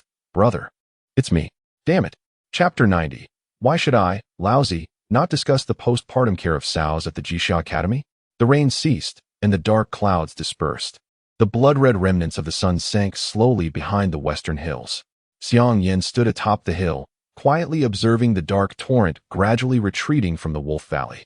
His hand gripped the hilt of his sword tightly, trembling slightly, betraying the turmoil within his heart. Xiang Liang forcefully hurled his iron helmet to the ground, exclaiming in frustration, "Jing Ju, you fool! You have ruined my great endeavor." A gentle breeze stirred Xiang Yan's white hair as he hoarsely remarked, "This is not Jing Ju's fault. Even if we had sent the Zhao family, the Chu family, or other prominent clans, the outcome would have been the same." When this Qin army, undaunted by death, resolutely held their ground at Wolf Valley despite heavy casualties, The noble families, in their bid to preserve their strength, lost the courage to fight. Xiang Liang struck a tree with his fist, blood seeping slowly from the wound. We have been defeated. What shall become of Great Chu? Xiang Yin let out a bitter laugh. Indeed, we have lost. The king, with great effort, persuaded Lord Chongping to defect from Qin, convinced the noble families, and mobilized 400,000 troops of Great Chu, expending countless resources. Yet we have only beheaded 30,000. 17,000 Qin soldiers have fled. If they return, I fear we shall be utterly helpless. Xiang Liang, Zhong Li Mei, and the other generals wore somber expressions, understanding that the future of Great Chu was shrouded in uncertainty. Xiong Qi stumbled up the Wolf Valley, clutching Xiong Hua's head tightly in his arms, weeping uncontrollably. The wound that had just stopped bleeding reopened, and the man, aged 40, appeared to have aged into a 60-year-old overnight. In Qi State, in the city of Linzi, at the Jixia Academy, a fierce debate erupted as the conflict between Qin and Chu raged on. Chun Yu, having fled from Qin, stood upon the podium, passionately decrying, "The tyranny of Qin is intolerable. Since Zheng ascended to the throne, he has first annihilated Han, then Zhao, and subsequently Yin. Now, Wang Bin has unleashed the waters of the Yellow River to flood Daliang City. The people of Wei suffer in dire straits, countless lives lost." He continued, "Li Xian commands 200,000 fierce troops southward against Chu. They pillage and burn, leaving a trail of devastation. Among the 6 eastern states, Qin has conquered 4. If our great Qi does not send troops to aid Chu, I fear Chu may serve as our cautionary tale." Chun Yu's words dripped with sorrow, evoking tears from those who heard him. In an instant, the Jixia Academy was ablaze with righteous indignation, with many clamoring to write to King Jian of Qi, urging the dispatch of troops to aid Chu in resisting the tyranny of Qin. Chun Yu's speech lasted a full hour, until the Grand Scholar of Jixia Academy, Lord Ho Sheng, struck the ceremonial bell, signaling the end of his discourse. Observing the crowd's reaction, Chun Yu could not suppress a satisfied smile. Indeed, he felt destined to oppose that wretched Qin. Wherever he stood, his adversary found it impossible to advance. Now that he had returned to Qi, he felt as if he were a fish returned to water. Lord Ho Sheng, maintaining a calm demeanor, surveyed the assembly and inquired, "Is there anyone willing to debate with Mr. Chun Yu?" "I will." "Zhang San," a youthful voice rang out, drawing the attention of the crowd. Chun Yu suddenly felt an ominous premonition, as he sensed a familiar aura emanating from this young man. Yet, after much contemplation, he found himself at a loss for words. Zhang San, with an air of calm confidence, stepped onto the stage, opened the tome entitled The Comprehensive Guide to Disputes, cleared his throat, and proclaimed, "I must present an alternative interpretation of Mr. Chun Yu's viewpoint. I believe that the postpartum care of sows must commence prior to giving birth. In the 4 to 5 days leading up to farrowing, the feed quantity should be gradually reduced to alleviate abdominal pressure. If the sow consumes less before giving birth, it will be able to eat more afterward. Conversely, an excessive intake prior to parturition not only prolongs the birthing process, but may also lead to postnatal gastric distension." Suddenly, observing Zhang San animatedly gesticulating, Chun Yu was taken aback. "Are you seriously discussing the postpartum care of sows in such a prestigious institution as the Jixia Academy? Surely, you must be unwell." A vision of a young man with a sinister smile surfaced in Chun Yu's mind, sending a shiver down his spine. Such audacity is unparalleled across the land. "Zhang San, you are a disciple of the sacred Fire Miao Miao sect. You are an emissary of the tyrannical Qin. Has Qin Feng dispatched you here?" Chun Yu exclaimed, losing his composure. He had never anticipated that Qin Feng would send someone to pursue him here, that eternal nightmare. Zhang San furrowed his brow and reproached, "Sir Chun Yu, how can you be so impolite? In the academy, discussions of knowledge must not be interrupted within the hour. Do not disrupt the decorum." Chun Yu, however, could no longer contain himself. The mere mention of Qin Feng had provoked an overwhelming response. His eyes reddened as he rose in agitation, demanding, "Are you a spy sent by the tyrannical Qin? Are you dispatched by Qin Feng?" Instantly, Zhang San's eyes widened in disbelief as he exclaimed, "This is slander. He is defaming me. Will you not intervene, my lord? I am but a humble farmer's son. What is inappropriate about discussing agrarian thought? How can you discriminate against me for my background? How can you deny me the opportunity to expound upon the philosophies of my kin?" In an instant, The crowd of farmers' sons erupted in fervent protest against Chun Yu's unethical behavior. Ho Sheng furrowed his brow slightly and admonished, Chun Yu, do not be disrespectful. If you have questions, please save them for after the hour. Chun Yu, deflated, resigned himself to endure an hour of discourse on postpartum care of sows, his mind in a haze. Finally, as Ho Sheng struck the bell, Chun Yu rushed forward, impatiently pushing Zhang San aside. Ladies and gentlemen, what Chun Yu has stated is not mere alarmism. The tyranny of the Qin grows ever more brazen, especially that capricious favorite of the king, Qin Feng. His temperament is erratic, and his deeds are nefarious. What we urgently need to do is not only to dispatch troops to aid Chu, but also to send assassins to eliminate the Qin king and Qin Feng. We cannot afford to delay any longer. Hesitation will lead to our downfall. An hour passed in the blink of an eye. Zhang San, with a deliberate demeanor, ascended the stage once more, cleared his throat, and continued, I hold a differing opinion from Mr. Chun Yu. In the West, there exists a small nation called Vatican City, with a mere 800 inhabitants, while in the South, a vast land known as Australia boasts a population of 47 million kangaroos. If kangaroos were to invade the Vatican, each resident would be required to confront and vanquish 750 kangaroos. You remain oblivious and indifferent, solely concerned with your own matters. Chun Yu's mouth gaped in disbelief, leaving him in a state of utter astonishment. How shameless! Such a desperate tactic to delay time. He could not restrain himself from questioning loudly. What sort of household is this? Surely it cannot be a farming one. Zhang San swallowed hard and spoke gravely, an expert in zoology? Chun Yu? Yet what plunged him into despair was the sight of the scholars below, thoroughly engrossed in the absurdity. Chapter 91. The Death of Qin Feng Under the Luminous Moon. In the courtyard of Chun Yu's modest abode, he declared, I have communicated with Lord Chongping. The grand army of Chu, numbering 400,000, is poised for a frontal assault, while Lord Chongping will cut off their retreat at Qining. At that moment, the Qin forces, totaling 200,000, will face annihilation. Should this transpire, Li Xian will undoubtedly be summoned to answer for his failures. As Qin Feng, Li Xian's brother, I must hasten to Xianyang to exonerate him. This is our opportunity. Chun Yu's voice resonated with excitement from the dimly lit room.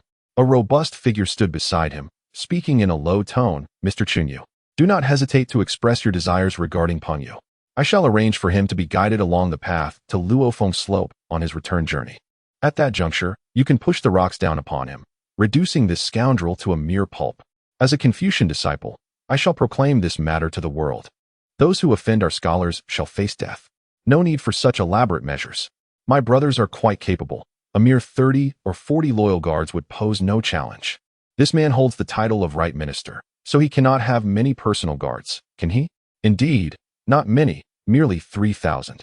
Peng Yu, gazing at the somewhat sinister expression of Chun Yu, replied solemnly, I owe you a life, and thus I can undertake this task.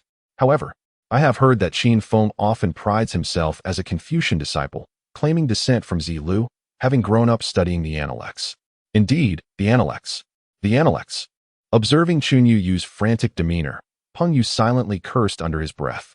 Where on earth was Chun Yu from? How could he mispronounce such words? Unable to distinguish between Luan and Luan. His tongue must be incapable of articulation. It was likely an internal conflict among the Confucians, masked in lofty rhetoric. Disinterested in correcting his pronunciation, Peng Yu clasped his fists in farewell and turned to leave. He took great care, not exiting through the door, but rather scaling the rooftop, vanishing in a few agile leaps. Chun Yu's heart raced with excitement at the thought of Qin Feng soon meeting his demise at his hands. Suddenly, a knock echoed from outside. With heightened vigilance, Chun Yu inquired, Who goes there? It is I, a fellow villager. Open the door and let warmth in. Chun Yu was momentarily taken aback. Fellow villager? He had never heard that voice before. Who are you really? Stop with the theatrics. I am Qi's Prime Minister, Ho Sheng. After a brief silence, a familiar voice resounded from outside. Though puzzled by the late visit, Chun Yu approached the door, smiling as he asked, Prime Minister, what brings you here at such a late hour? Ho Sheng, with an air of nonchalance, stood outside the door, a smile gracing his lips as he spoke. There is no urgent matter, merely a message for you from your fellow townsmen. An ominous feeling surged within Chun Yu, prompting him to inquire, what message? To hear the way in the morning is worth dying in the evening. Qin Feng. Chun Yu felt the instinct to flee, but it was too late. A dagger plunged mercilessly into his abdomen as Zhang San appeared behind Ho Xing, a grin on his face. Chun Yu, his expression one of disbelief, clutched his wound and staggered back, collapsing onto the ground. You have allied with the Qin people? Ho Xing, with sleeves gathered, replied with a hint of resignation. I had no choice. Their offer was far too tempting. Zhang San commanded Dahu and Eru to close the door and step inside, gripping the dagger tightly, twisting it slightly. Instantly, Chun Yu was drenched in cold sweat from the pain. Yet, his mouth was stuffed with socks, rendering him unable to scream.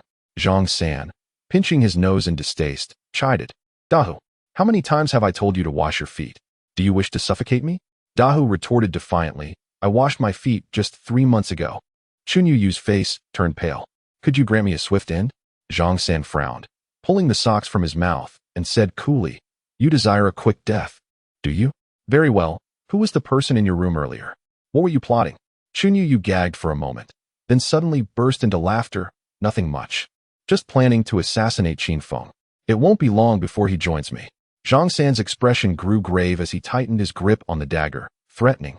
If you refuse to speak, I shall torment you for 3 days and nights, making you wish for life, yet unable to escape death. To his astonishment, Chun Yu's smile only broadened. He suddenly drew a dagger from behind him and plunged it deep into his own neck. Warm blood sprayed across Zhang San's face. Within the city of Xinjiang, Qin Feng slowly regained consciousness. He felt pain coursing through his entire body, as if every part had been rusted. He had been guarded by Hanyu, who, upon hearing Qin Feng's voice, sprang to his feet, eagerly pouring water into his mouth while shouting, Boss has awakened. Someone, come quickly.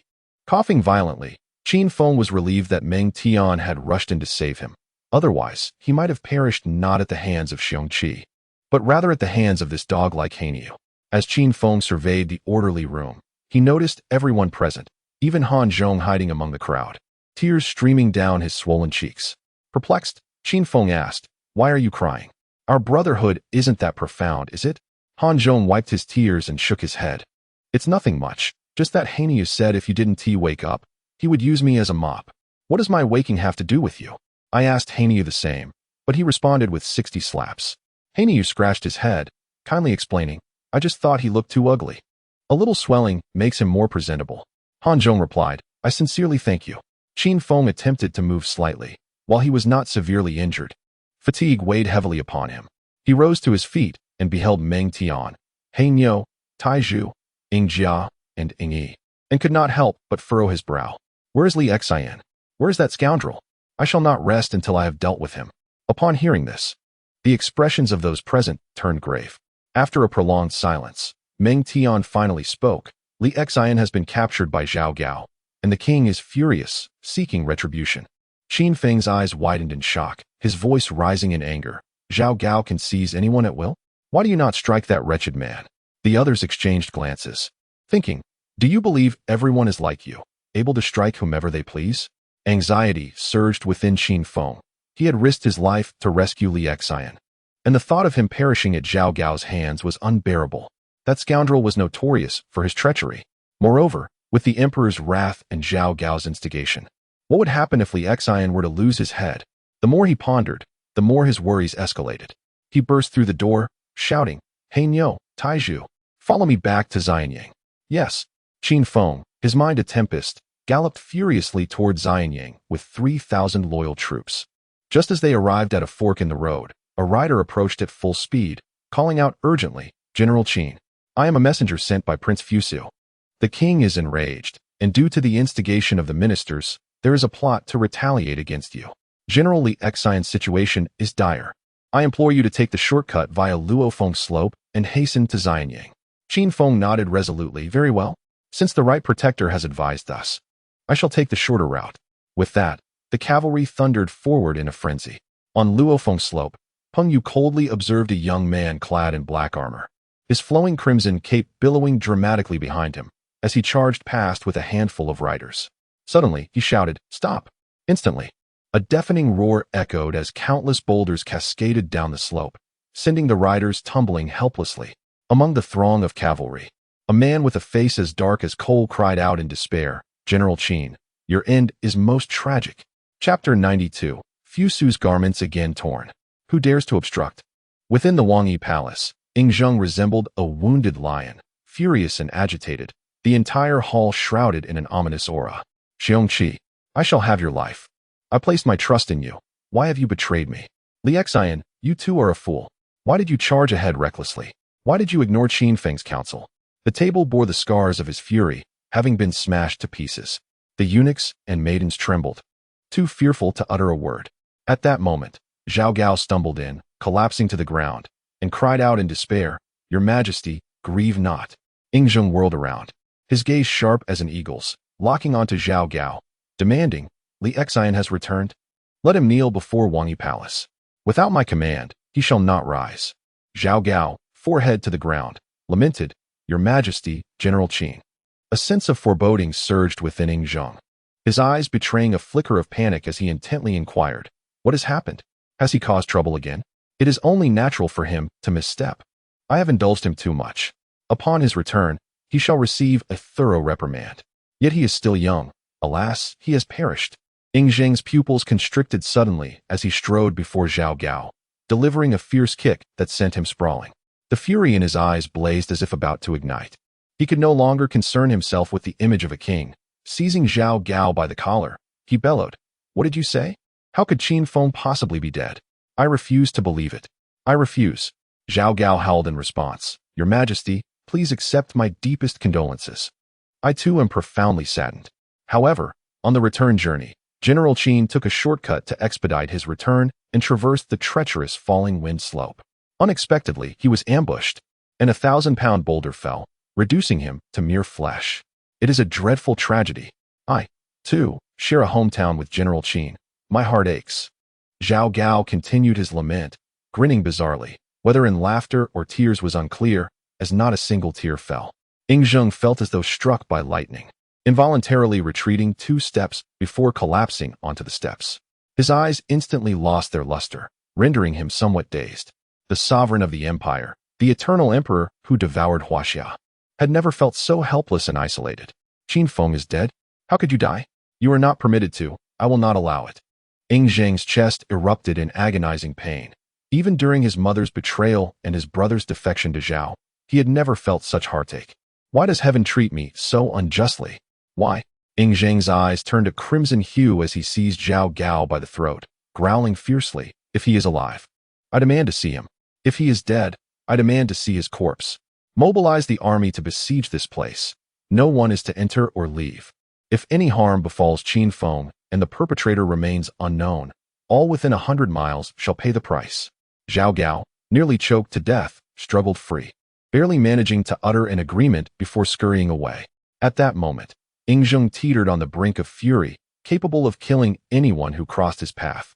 Li Xian knelt despondently at the entrance of the grand hall, utterly dispirited and lost.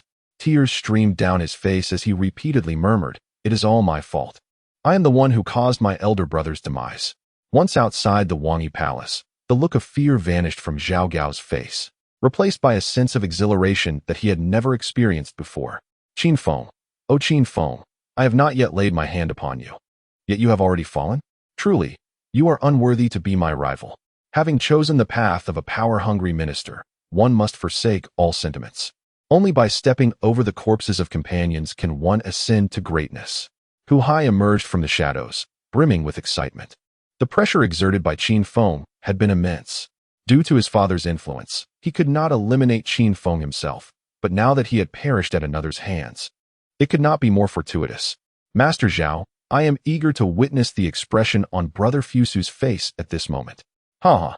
Might I accompany you to the Shangling Garden? Zhao Gao, infected by Hu Hai's jubilant demeanor, nodded with a smile. Very well. I shall accompany you to the Shangling Garden to offer comfort to Prince Fusu. Ah, yes. Comfort my dear elder brother. Ha! At that moment, news of the failed campaign against Chu had already reached the Shangling Garden. Not merely Shangling Garden. The entire Guanzhong region has been shrouded in a veil of despair. 30,000 sons of Guanzhong have perished. 30,000 families are engulfed in sorrow. Fusu has already wept profusely, though he is more robust than the foolish Tai Zhu. He remains merely a child yet to don the crown of adulthood. It is not only he, Moe, Su Tian, and others cannot contain their tears. And even the usually stoic Gaine's countenance is marred with distress. My lord, please accept my condolences. You must not falter. You must carry on the legacy of General Qin. Fusu gritted his teeth, his voice trembling as he declared, investigate. Uncover who is responsible. I shall ensure the perpetrator meets a fate most gruesome. At that moment, a light, mocking laughter emanated from outside, jarring the somber atmosphere. Fusu looked up in astonishment. It was Hu Hai, accompanied by Zhao Gao, approaching. Hu Hai wore an innocent expression, drawing closer and feigning sorrow. Brother Fusu, do not be disheartened. Though General Qin has departed, I too feel quite. Ha ha ha. Apologies, but I cannot seem to mourn. Ha ha ha. Zhao Gao admonished from the side. My lord, such behavior is unbecoming. Do refrain from this. After all, General Qin was a fellow villager of our subordinate, and indeed, I feel. Ha ha ha. Quite saddened. Immediately, the expressions of those in the room turned dark. Yet, due to the status of the two, they dared not act rashly, simmering in indignation instead. Fusu's eyes blazed with fury as he coldly commanded, You are not welcome here. Leave at once. Hu Hai furrowed his brow, feigning innocence as he replied, Brother Fusu, why are you unable to recognize goodwill? I came to console you, fearing your heart might be too burdened. Fusu's gaze grew even colder, piercing through with an intensity that was almost unbearable. Zhao Gao felt a chill, for that gaze bore an uncanny resemblance to that of King Qin. In just over 2 short years, the once weak and ineffectual Fusu has transformed so drastically. Hu Hai, unperturbed, approached with an air of false sorrow. Brother Fusu, your gaze is quite terrifying. You wouldn't dare strike Hu Hai, would you? Hu Hai is quite frightened. If you were to hit me, wouldn't father punish you? Unlike Hu Hai, who only feels pity for father. Why are you silent, Brother Fusu? Are you afraid? Silence begets chaos. Zhao Gao was momentarily stunned. He attempted to intervene and pull Hu Hai away, but was blocked by Gaine. Suddenly, Fusu landed a powerful punch into Hu Hai's abdomen, causing him to double over in agony, akin to a boiled shrimp. Have you ever witnessed the might of a sandbowl's fist?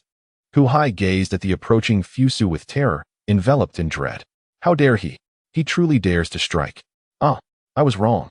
I was wrong. Help! Fusu is attacking. To their astonishment, the surrounding guards paid no heed. Fusu attacking someone? Isn't that quite normal? Those who associate with Qin's eldest are bound to have a touch of violence. Zhao Gao, witnessing Hu Hai being used as a punching bag, shut his eyes in despair, protesting this uncivilized act of brutality with his very thoughts, due to his belief that even if he took action, he might not necessarily prevail against Fusu. He found himself in a quandary. Chapter 93. I apologize, my brother. I may have overstepped. I hope my visage remains unscathed. The king had neither eaten nor drunk for 2 days, sitting alone in the Wangyi palace, not uttering a single word. What should we do? If necessary, we shall barge in and offer our earnest counsel. But how can we enter? The Iron Eagles and fierce warriors have surrounded the area, and the lord of the minor court has just been expelled. It would be futile for anyone to attempt it. At this moment, the high-ranking ministers of the Qin dynasty had gathered outside the Wangyi palace, their faces etched with anxiety. Yet, Li Si remained remarkably composed, adept in the art of power. He sensed a unique opportunity and mused to himself, this might actually be a chance. Qin Feng's demise comes at a most opportune time. Otherwise, given the king's fondness for Qin Feng, another powerful minister akin to the long-serving Chongqing Marquis Lao Ai would inevitably arise. What Li Si desired was to wield influence over the court, to be second only to the king. For this ambition, he was willing to sacrifice his own disciple, Han Fei. Thus, the appearance of Qin Feng was the last thing he wished to see. Inside the dimly lit hall of the Wangyi Palace, no one dared to light a single lamp. Ying Zheng sat quietly on the soft couch, resembling a wounded beast. He silently gazed at the blueprints of the Qin plow and the water wheel, and no one knew what thoughts consumed him. Suddenly, Zhao Ji, risking punishment, rushed in and fell to his knees with a cry, saying, My king, it is dire. Princess Ying Shu has jumped into the river.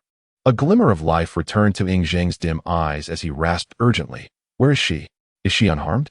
Just as Ying Zheng stood up to rush forth, he stumbled, nearly losing his balance. Fortunately, Zhao Ji was quick-witted and caught him. With profound sorrow, Zhao Ji implored, My king, you cannot continue in this manner. General Qin has departed, and we are all deeply saddened. Yet, the Qin still needs you. You must not succumb to further grief. If General Qin were aware, he would surely not wish to see you in such a state. At the mention of Qin Feng's name, Zheng appeared as if stirred by a powerful force. Bloodshot veins gradually surfaced in his eyes, and a foreboding aura enveloped the hall.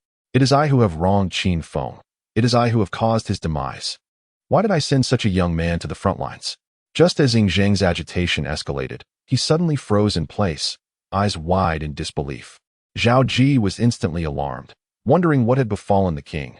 Could it be that he was about to succumb to his fury? Curse it! You all have just perished. Get lost. Damnly see. What kind of gaze is that? Look again, and I shall strike you.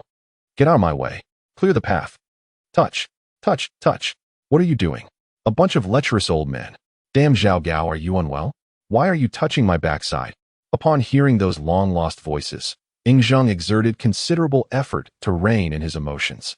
He staggered to the entrance, only to feel it inappropriate to proceed further. Returning to the soft couch, he adjusted his demeanor and expression before the bronze mirror, and in that instant, the formidable King Qin re-emerged. Yet, the rapid rise and fall of his chest betrayed the turmoil within. With an imposing countenance, Zheng commanded, "Accompany me forth." Yes, Zhao Ji, momentarily perplexed, recognized that the king had come to a decision, willing to venture outside. Subsequently, Zheng rose, contemplated briefly, then silently grasped a scratching stick and strode forth with a commanding presence. Outside the grand hall of Wangyi Palace, Qin Feng appeared disheveled. Several days of relentless travel had left his already frail body on the verge of collapse. Thus, he did not resist as civil and military officials laid hands upon him. And in a sudden ambush, the wretched Zhao Gao had even struck him upon the backside. Such a disgrace. It was understandable that the officials doubted his vitality. His complexion was ashen, devoid of color, with blood-tinged froth at the corners of his lips, a truly alarming sight. Coupled with his lack of rest, his bloodshot eyes bore an uncanny resemblance to a specter returned from the depths of hell. Stumbling into Wangyi Palace, he immediately spotted Li Xian, kneeling and weeping on the ground. Upon seeing Qin Feng, Li Xian was taken aback, abruptly inhaling sharply, and dumbfoundedly inquired, "Elder brother, you're not dead." Enraged, Qin Feng delivered a swift kick to Li Xian's face, and before he could react, landed a powerful punch upon him. The swelling on Li Xian's cheek was visibly pronounced. Yet he bore no resentment, overwhelmed with joy, alternating between tears and laughter